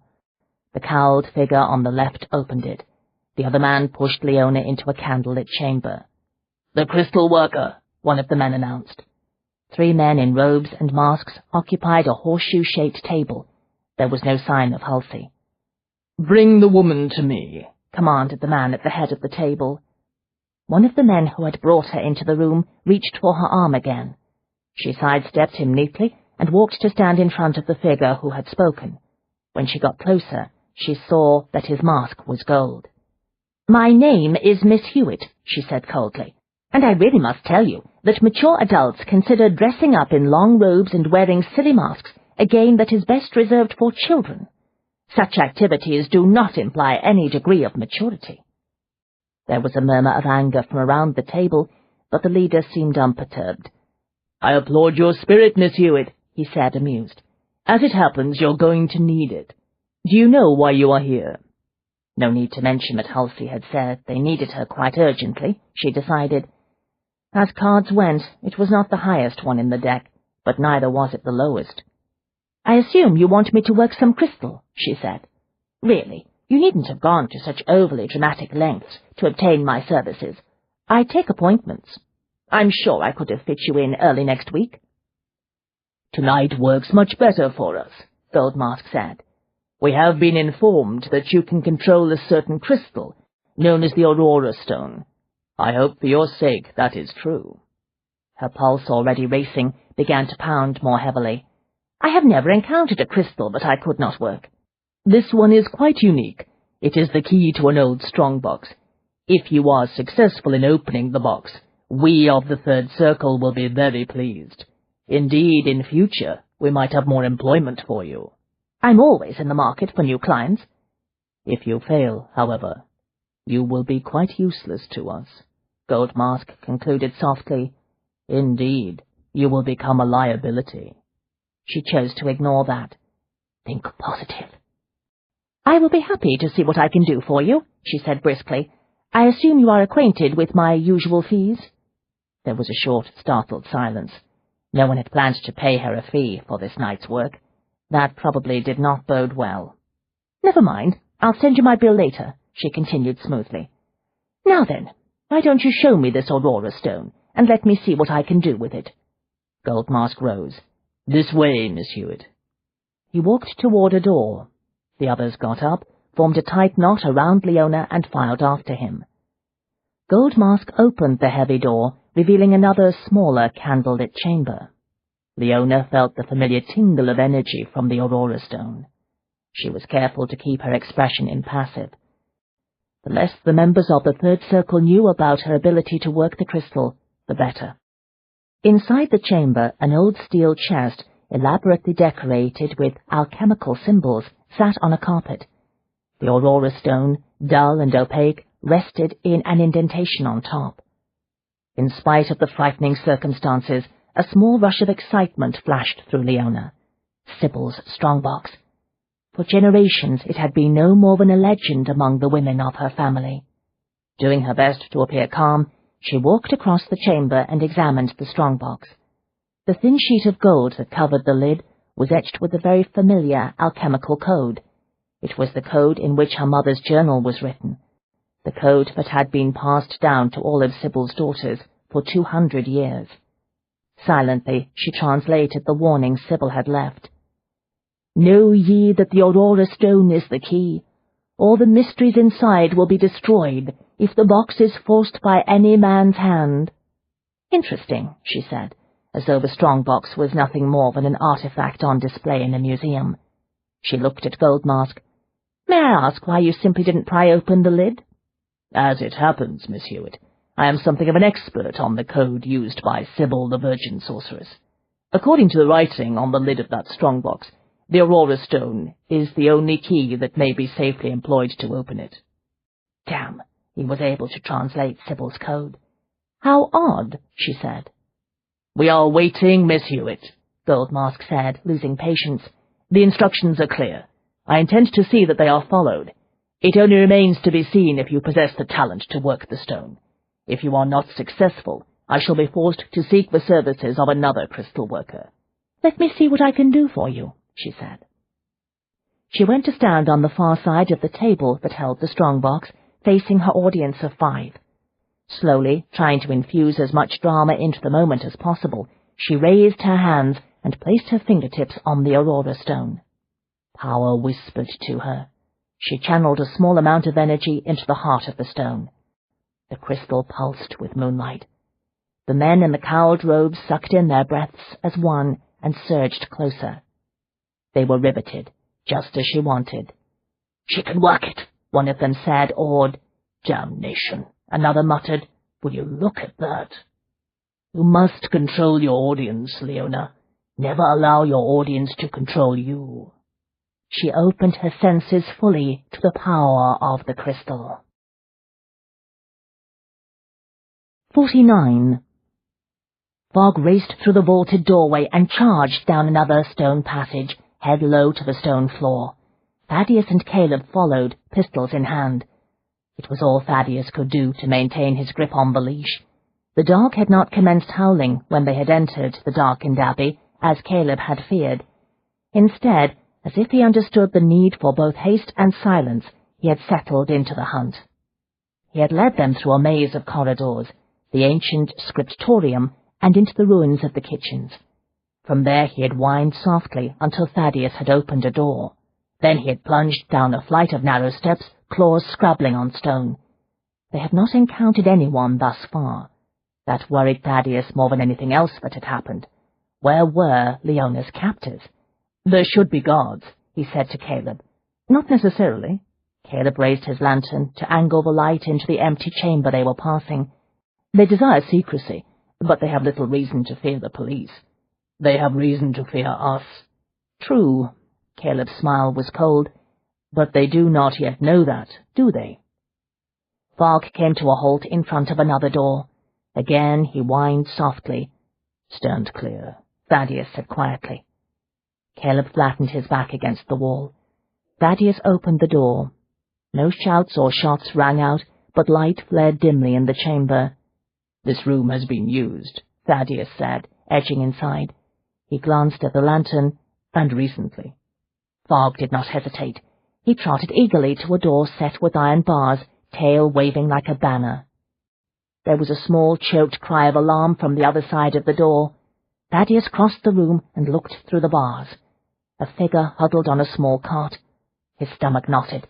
The woman's hair was the wrong color. Fogg had already lost interest in the cell. "Who are you?" Thaddeus said to the woman on the cot. The door was old, but the lock was new. He removed the pick from the pocket of his coat. "Where is Leona?" Hesitantly, the woman got to her feet. "Are you talking about Miss Hewitt?" "Yes."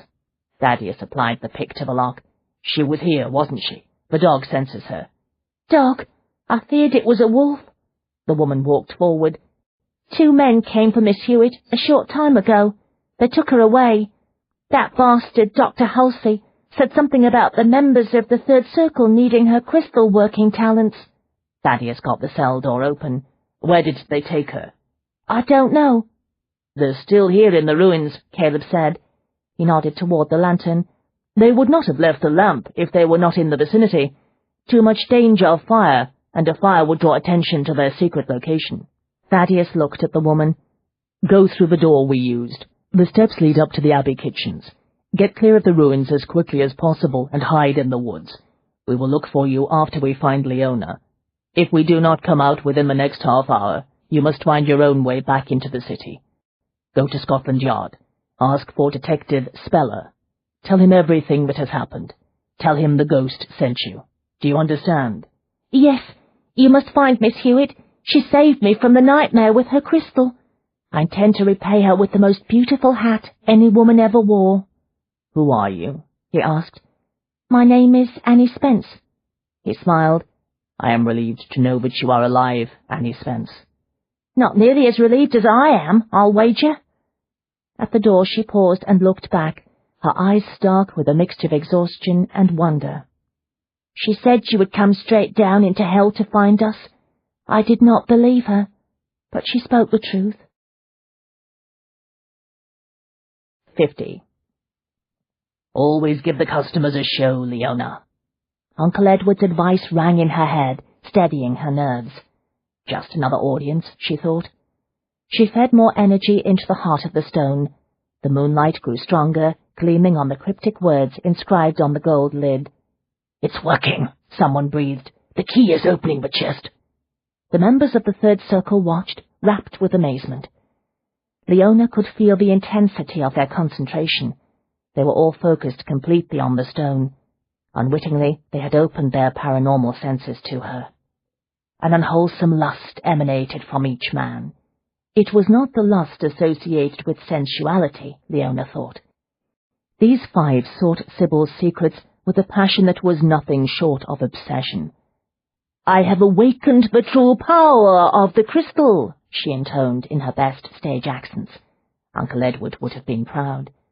The silvery glow at the stone's heart began to flare and pulse, darkening and changing hues. She intensified the resonating pattern of the currents. Eerie waves of luminescence appeared around the crystal, radiating outward, enveloping her. There were no words for the bizarre colours that formed and dissolved and reformed. She knew she was bathed in the shifting light. "An aurora," Goldmask whispered, astounded. She had never worked the crystal to this degree. The surging energy aroused all her senses.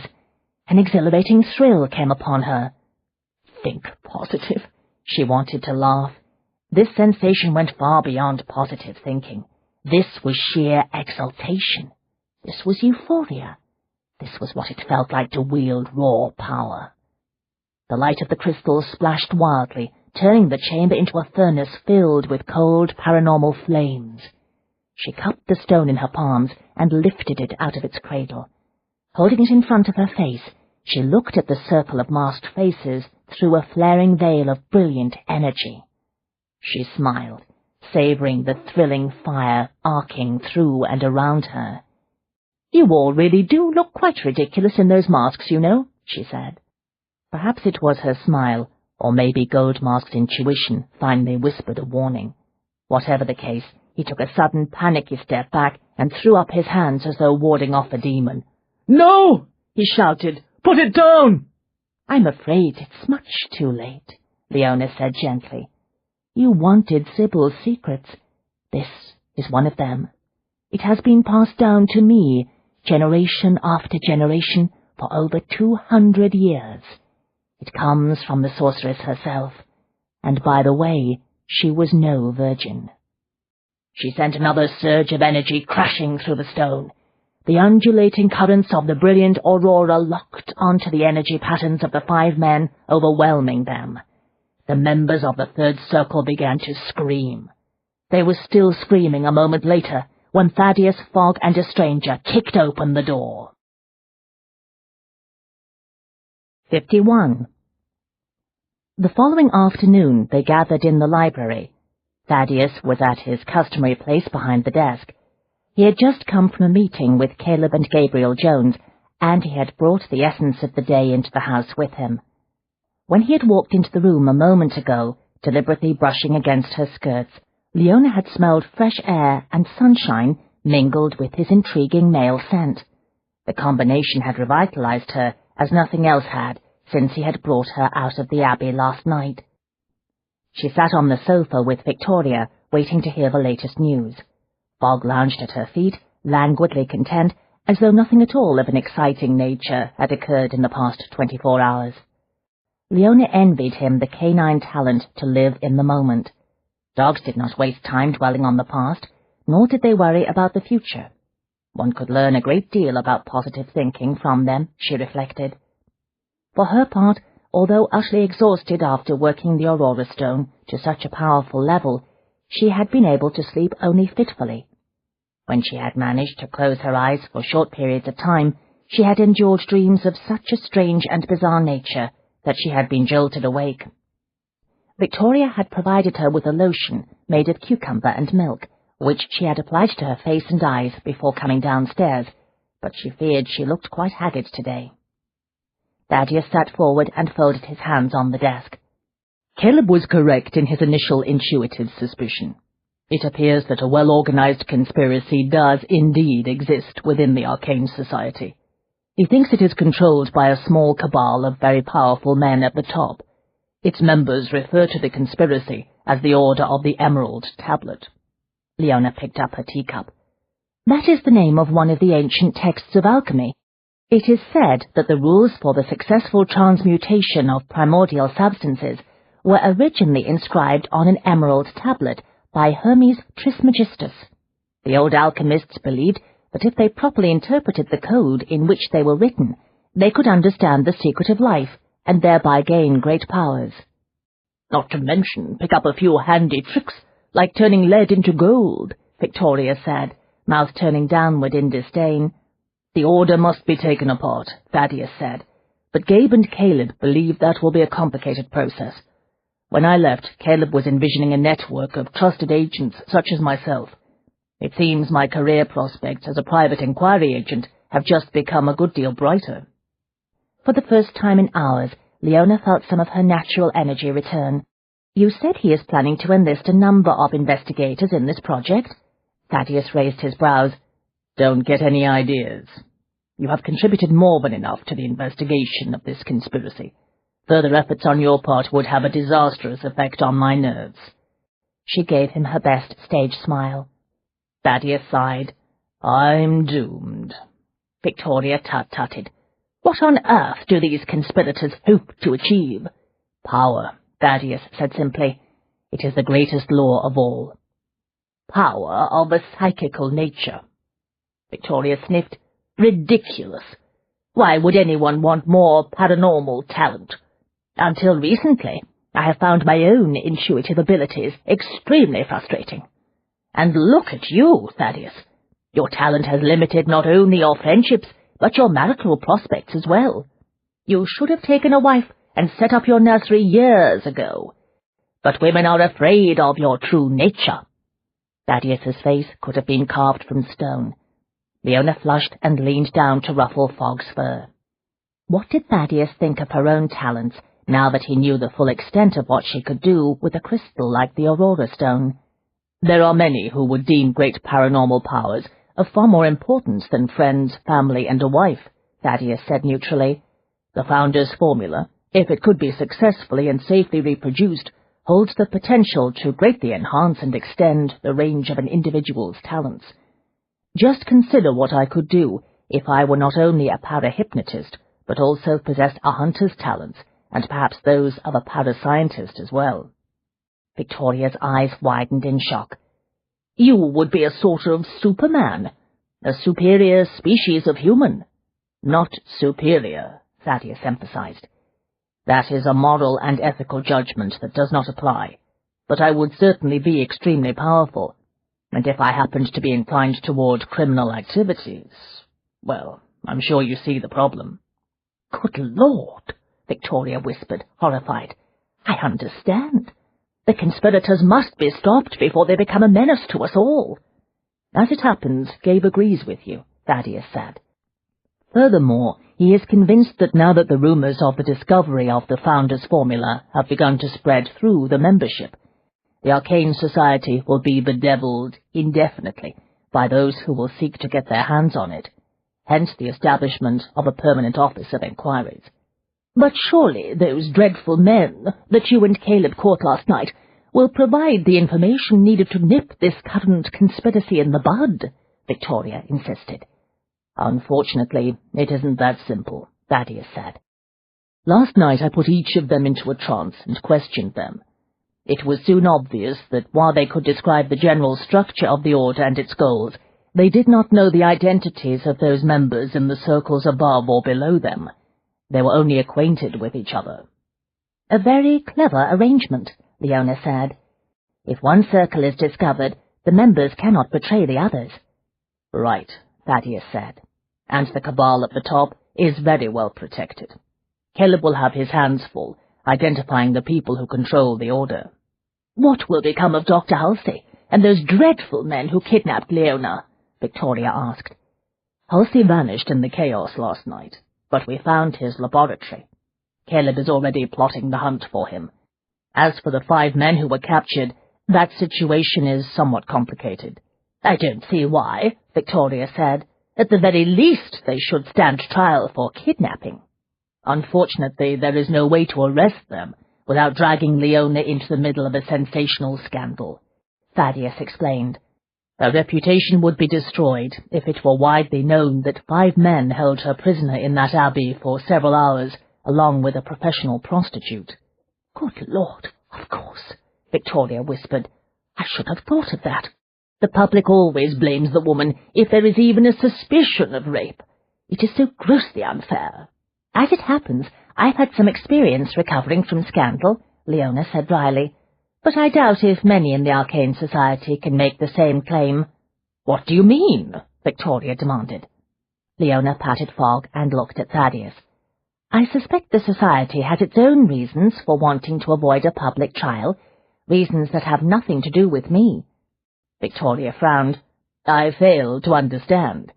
Think of the sensation that would be launched if someone were to testify that prominent gentlemen have been secretly engaged in occult practices that involve the kidnapping of women for use in dark ceremonies. Victoria was incensed. But it wasn't like that at all. In any event, the study of the paranormal is not an occult practice. Members of the Arcane Society do not seek to contact the dead or summon spirits or demons. That sort of deplorable nonsense is the province of the charlatans and frauds who call themselves mediums. I know, Leona said, but I do not think one can count on the ability of the press to distinguish between the paranormal and the occult, do you? Victoria bristled, clearly bent on further argument, but after a few seconds of tight-lipped tension, she subsided with a sigh. No, you are quite right. She turned back to Thaddeus. Nevertheless, those 5 villains must not be allowed to go unpunished. Thaddeus's smile was cold enough to make Leona shiver. Rest assured, they are paying for their crimes, and will do so for the rest of their lives, he said. How? Victoria demanded. Leona's hand stilled on Fogg's head. According to my mother's journal, when the Aurora Stone is used as a weapon, in the manner that I employed it last night, there is a great deal of damage inflicted on the nervous system. The 5 men in that chamber were not driven permanently mad, but virtually all of their paranormal senses have been destroyed. They will suffer from shattered nerves for the rest of their lives. Victoria's eyes gleamed with satisfaction. A suitable sentence indeed. Leona looked at Thaddeus, the weight of what she had done to the 5 men falling upon her like a mountain. There will be dreams, Thaddeus said, repeating back to her the words she had once spoken to him. You will come to me when they descend upon you. It was a promise and a vow. Something inside her eased. Which one of those men murdered Lord Delbridge? Victoria asked. The leader of the Third Circle, Lord Granton, Thaddeus said. When I put him into a trance, he explained that Delbridge had become a serious liability. Dr. Halsey witnessed the murder and was delighted to offer the leader not only his services, but also a crystal worker he was certain could activate the Aurora Stone. Me, Leona said. You, Thaddeus agreed. Annie Spence will be able to provide a great deal of information about Halsey, Leona said. Caleb has already interviewed her, Thaddeus said. Speaking of Annie, I trust the Society will compensate her for what she went through, Leona continued. After all, If it had not been for the very existence of the Founder's Formula and the Arcane Society, she would not have been kidnapped and used as a research subject. Gabe is very conscious of the Society's responsibility in all this, Thaddeus said. It appears that Annie's dream is to open her own millinery shop. Gabe has ensured that the funds she needs to achieve her goal will be made available to her immediately. I must go and see her today. She suffered greatly because of that madman Halsey. I want to make sure she knows to come to me if the hallucinations return. I paid a quick visit to her a short time ago to tell her about the money, Thaddeus said. Her friend, the tavern owner, is taking good care of her. When I left, she was already making plans to search for premises to rent for her shop. Leona smiled, relieved. I think Annie will do very well. Hers is a resilient spirit. As is yours, Thaddeus said. Suddenly she felt a good deal more cheerful. Think positive. Victoria frowned. After all that fuss, what was in Sybil's strongbox? Her journal of experiments and some 200-year-old alchemical apparatus, Leona said. She raised her brows very coolly. All of which, everyone agrees, belong to me. Victoria looked troubled. But, my dear, the journal and the stone are so dangerous. Leona wrinkled her nose. In view of that fact, I have agreed to allow the Arcane Society to take charge of the Aurora Stone and the contents of Sybil's strongbox on the condition that I have access to them any time I wish. Excellent decision. Victoria was clearly relieved. A knock sounded on the door of the library. Come in, Thaddeus called. Gribbs loomed in the opening. I apologize for the interruption, sir, but the dressmaker has arrived. She says that she has an appointment for the second fitting of Miss Hewitt's gown. Reality slammed through Leona, jerking her out of her pleasant little fantasy. There is no longer any need for me to attend the spring ball, she said quickly. I won't be needing the gown. Victoria opened her mouth. Leona never discovered what it was she intended to say, however, because Thaddeus was on his feet, circling the desk and giving orders. Tell the dressmaker that Miss Hewitt will be ready for her fitting in a few minutes, he said. I really don't see any point. Leona got out. She broke off when Thaddeus arrived in front of her. He reached down, clamped a hand around her wrist, and hauled her unceremoniously to her feet. Come with me, he ordered.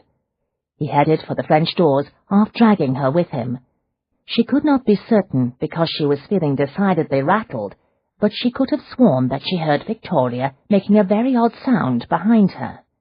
It was the sort of noise one made when one tried to swallow laughter.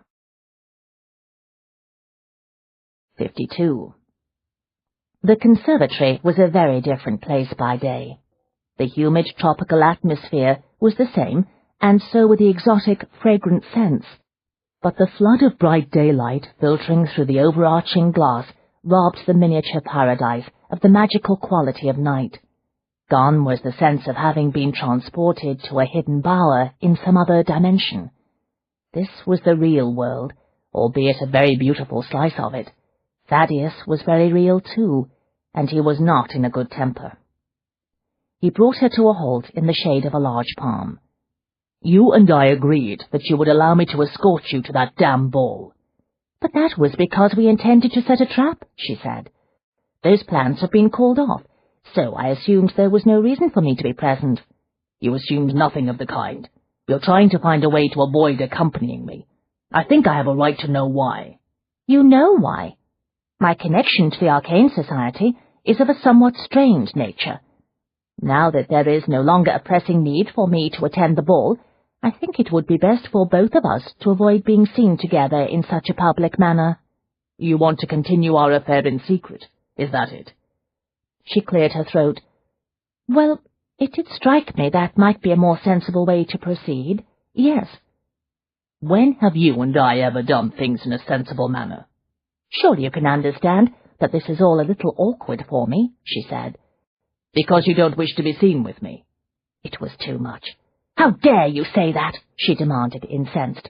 In case you have failed to notice, I've been through a great deal of stress in the past few days. I've encountered 2 murdered people, been forced to flee my home because of the threat of a killer who proved to be a psychically enhanced lunatic, and was kidnapped by a mad scientist and 5 conspirators, to say nothing of losing my virginity right here in this very conservatory." She burst into tears. The sobs welled up out of nowhere, taking her completely by surprise. One moment she was in a towering rage, and the next she was weeping like a waterfall. What on earth was wrong with her? Think positive. But Uncle Edward's words of advice were useless against the tide of emotion that threatened to consume her. She turned away from Thaddeus, covered her face with both hands, and wept. She cried for the mother she had lost when she was young, for the uncle she had trusted and who had abandoned her, for Caroline, the friend with whom she had planned to share a house and a life, for the children she might have had if she had married William Trover. Most of all, she cried for the night she had lain awake, staring at the ceiling, trying to concentrate on the future, and for all the energy she had put into thinking positive when it was clearly an utter waste of time. Somewhere in the distance she heard Fog howl, but she could not control her tears long enough to go to him and reassure him. That realization made her weep all the harder. She felt Thaddeus's hands close around her shoulders. He turned her toward him without a word and wrapped her in his arms.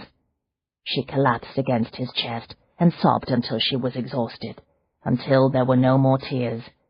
When she finally fell quiet, her face pressed into his now damp coat. He kissed the top of her head. "I'm sorry," he said gently, "about everything." "Mm-hmm."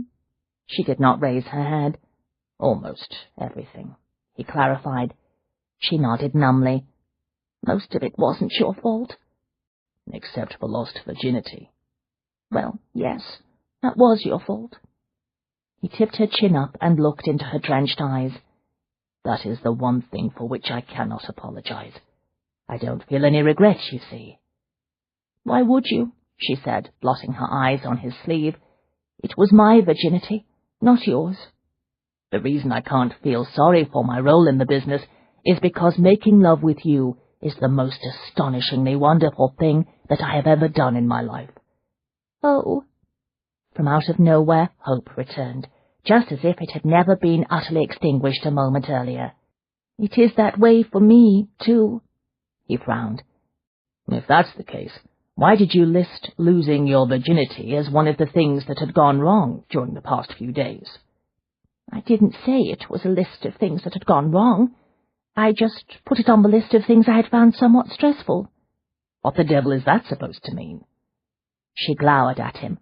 "For pity's sake, Thaddeus, just because something is pleasurable, even transcendently so, doesn't mean there is not some stress involved." "That's ridiculous. Why should there be any stress under such circumstances?" "Are you going to stand there and quarrel with me about what I felt or did not feel when I lost my virginity?" "Yes, I am damn well going to quarrel with you about it. I was involved in the process that night, and I didn't feel any stress." "Maybe that's because you weren't emotionally involved." "Bloody hell, woman.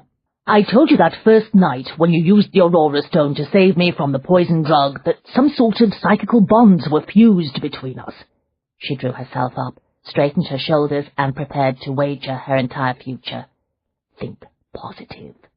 "I wouldn't know about psychical bonds," she said politely. "The only bonds I felt that night were the bonds of love."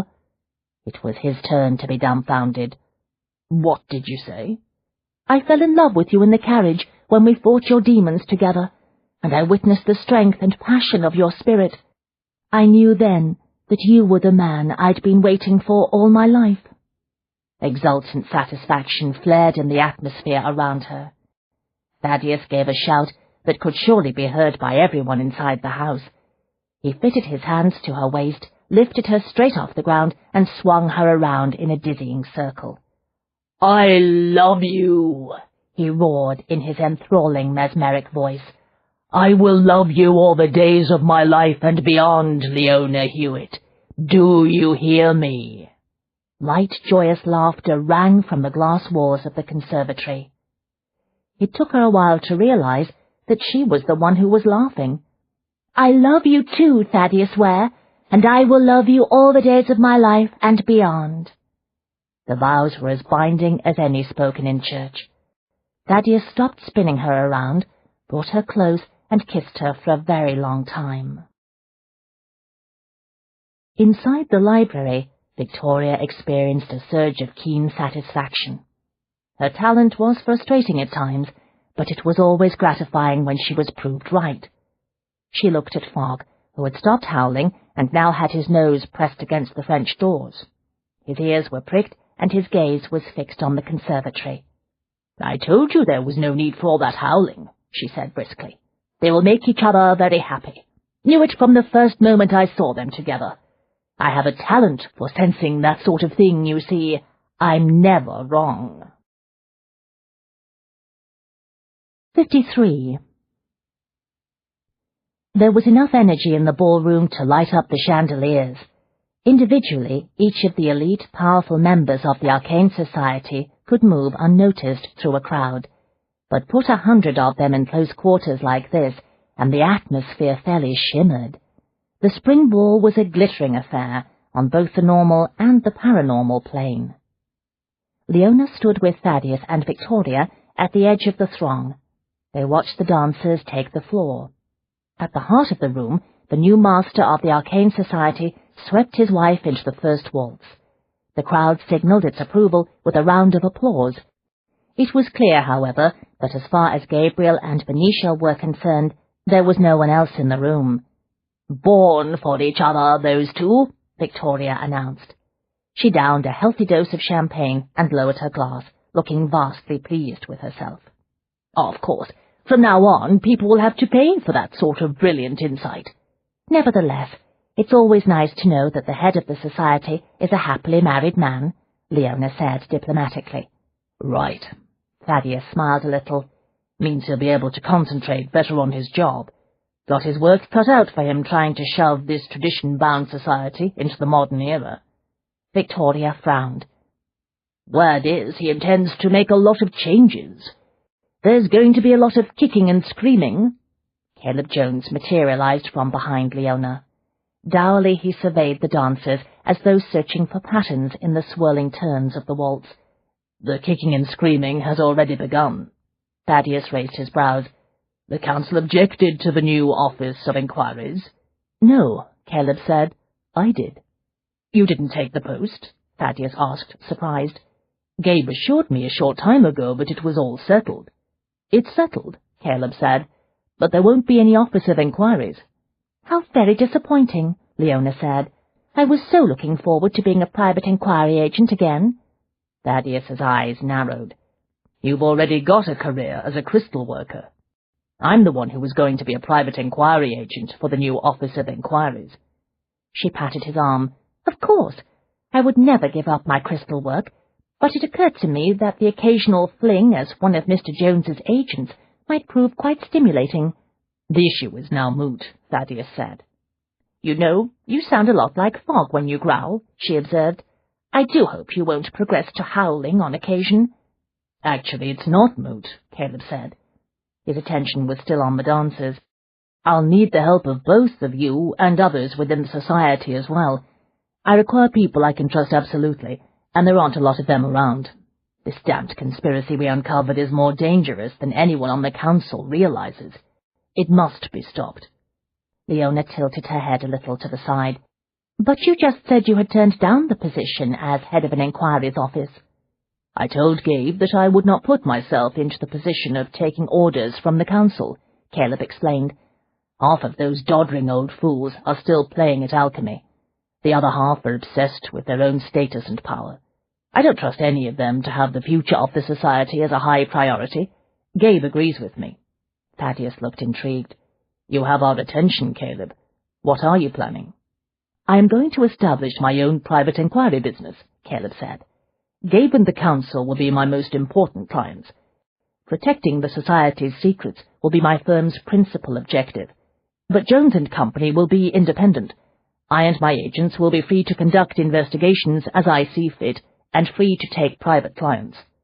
Cool satisfaction gleamed in Thaddeus's eyes. "I like the sound of that arrangement." "So do I," Leona said. Victoria looked at Caleb. "I don't suppose you will have some use for a matchmaker?" Caleb looked briefly startled. Then he frowned in thought, his eyes still on the dancers. I can certainly envision situations in which it would be extraordinarily useful to have your sort of intuitive sight into an individual or individuals. Yes, I think I can offer you some employment, madam." Victoria glowed. "How thrilling!"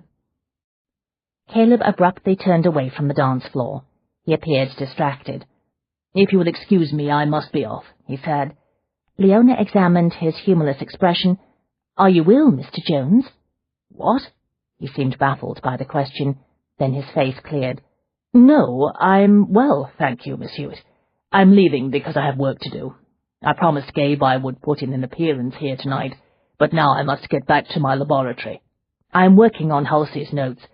There is something about the manner in which he organized his experiments that may provide a clue to the way he thinks.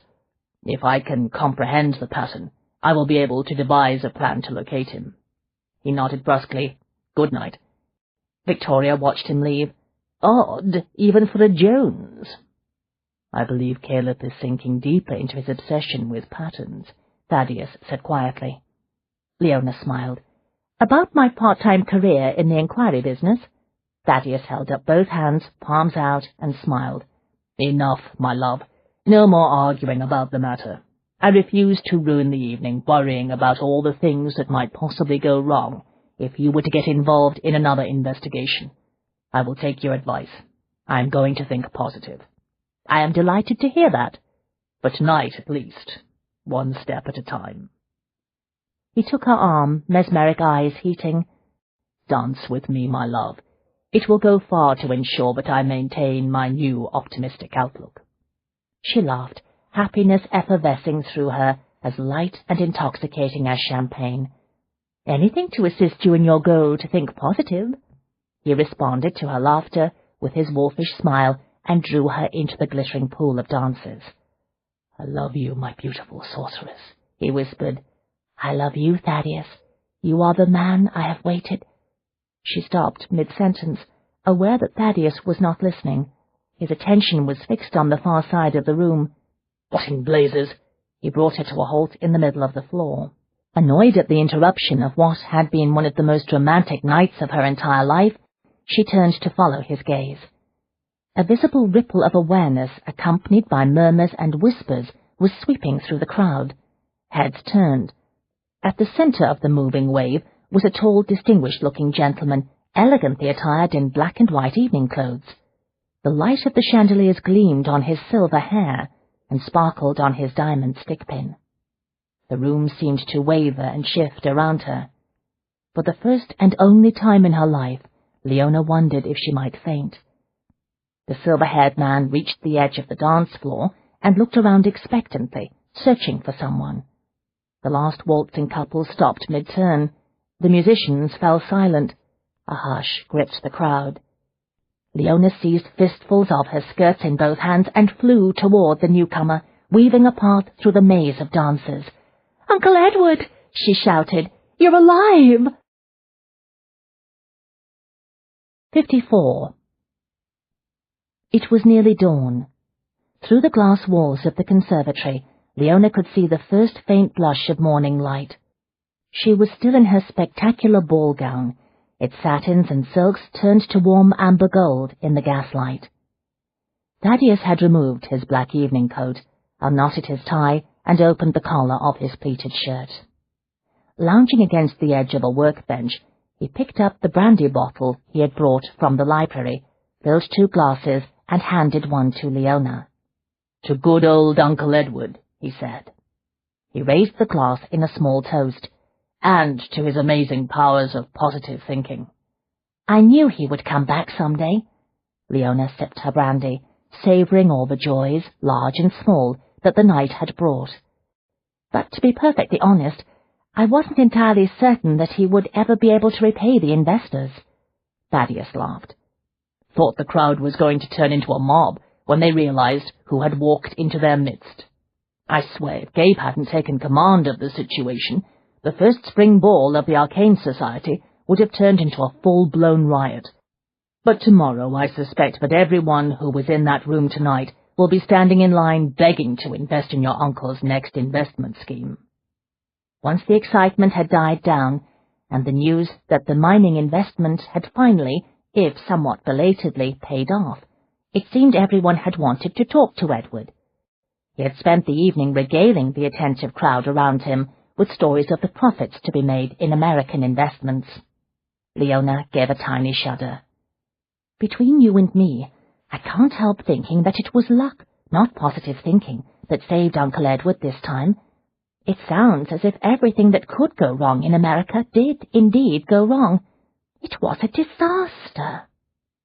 Being the positive thinker that he was, Edward had not dwelt on the unpleasant details, but it was clear that the past 2 years had been fraught with hardship and peril. There was a brief mention of a deceptive banker and an extraordinarily beautiful and charming woman who had turned out to be somewhat less than trustworthy.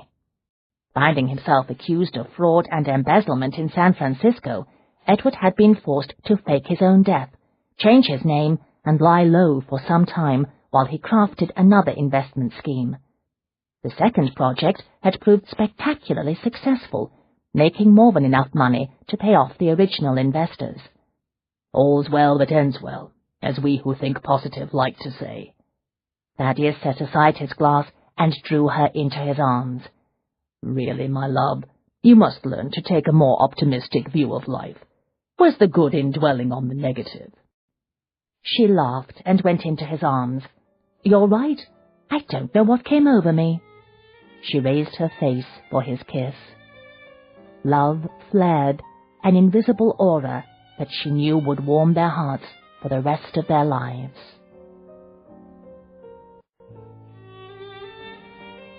We hope you have enjoyed our presentation of The Third Circle by Amanda Quick.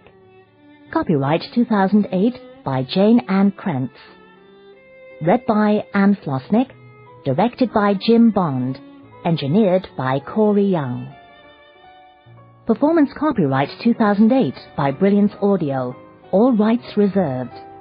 For further information concerning this program or other Brilliance Audio titles, please call the following toll-free number: 1-800-222-3225, or visit our website at www.brillianceaudio.com.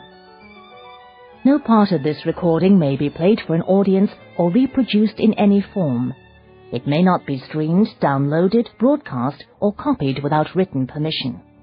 Address all inquiries to Brilliance Audio, P.O. Box 887, Grand Haven, Michigan, 49417.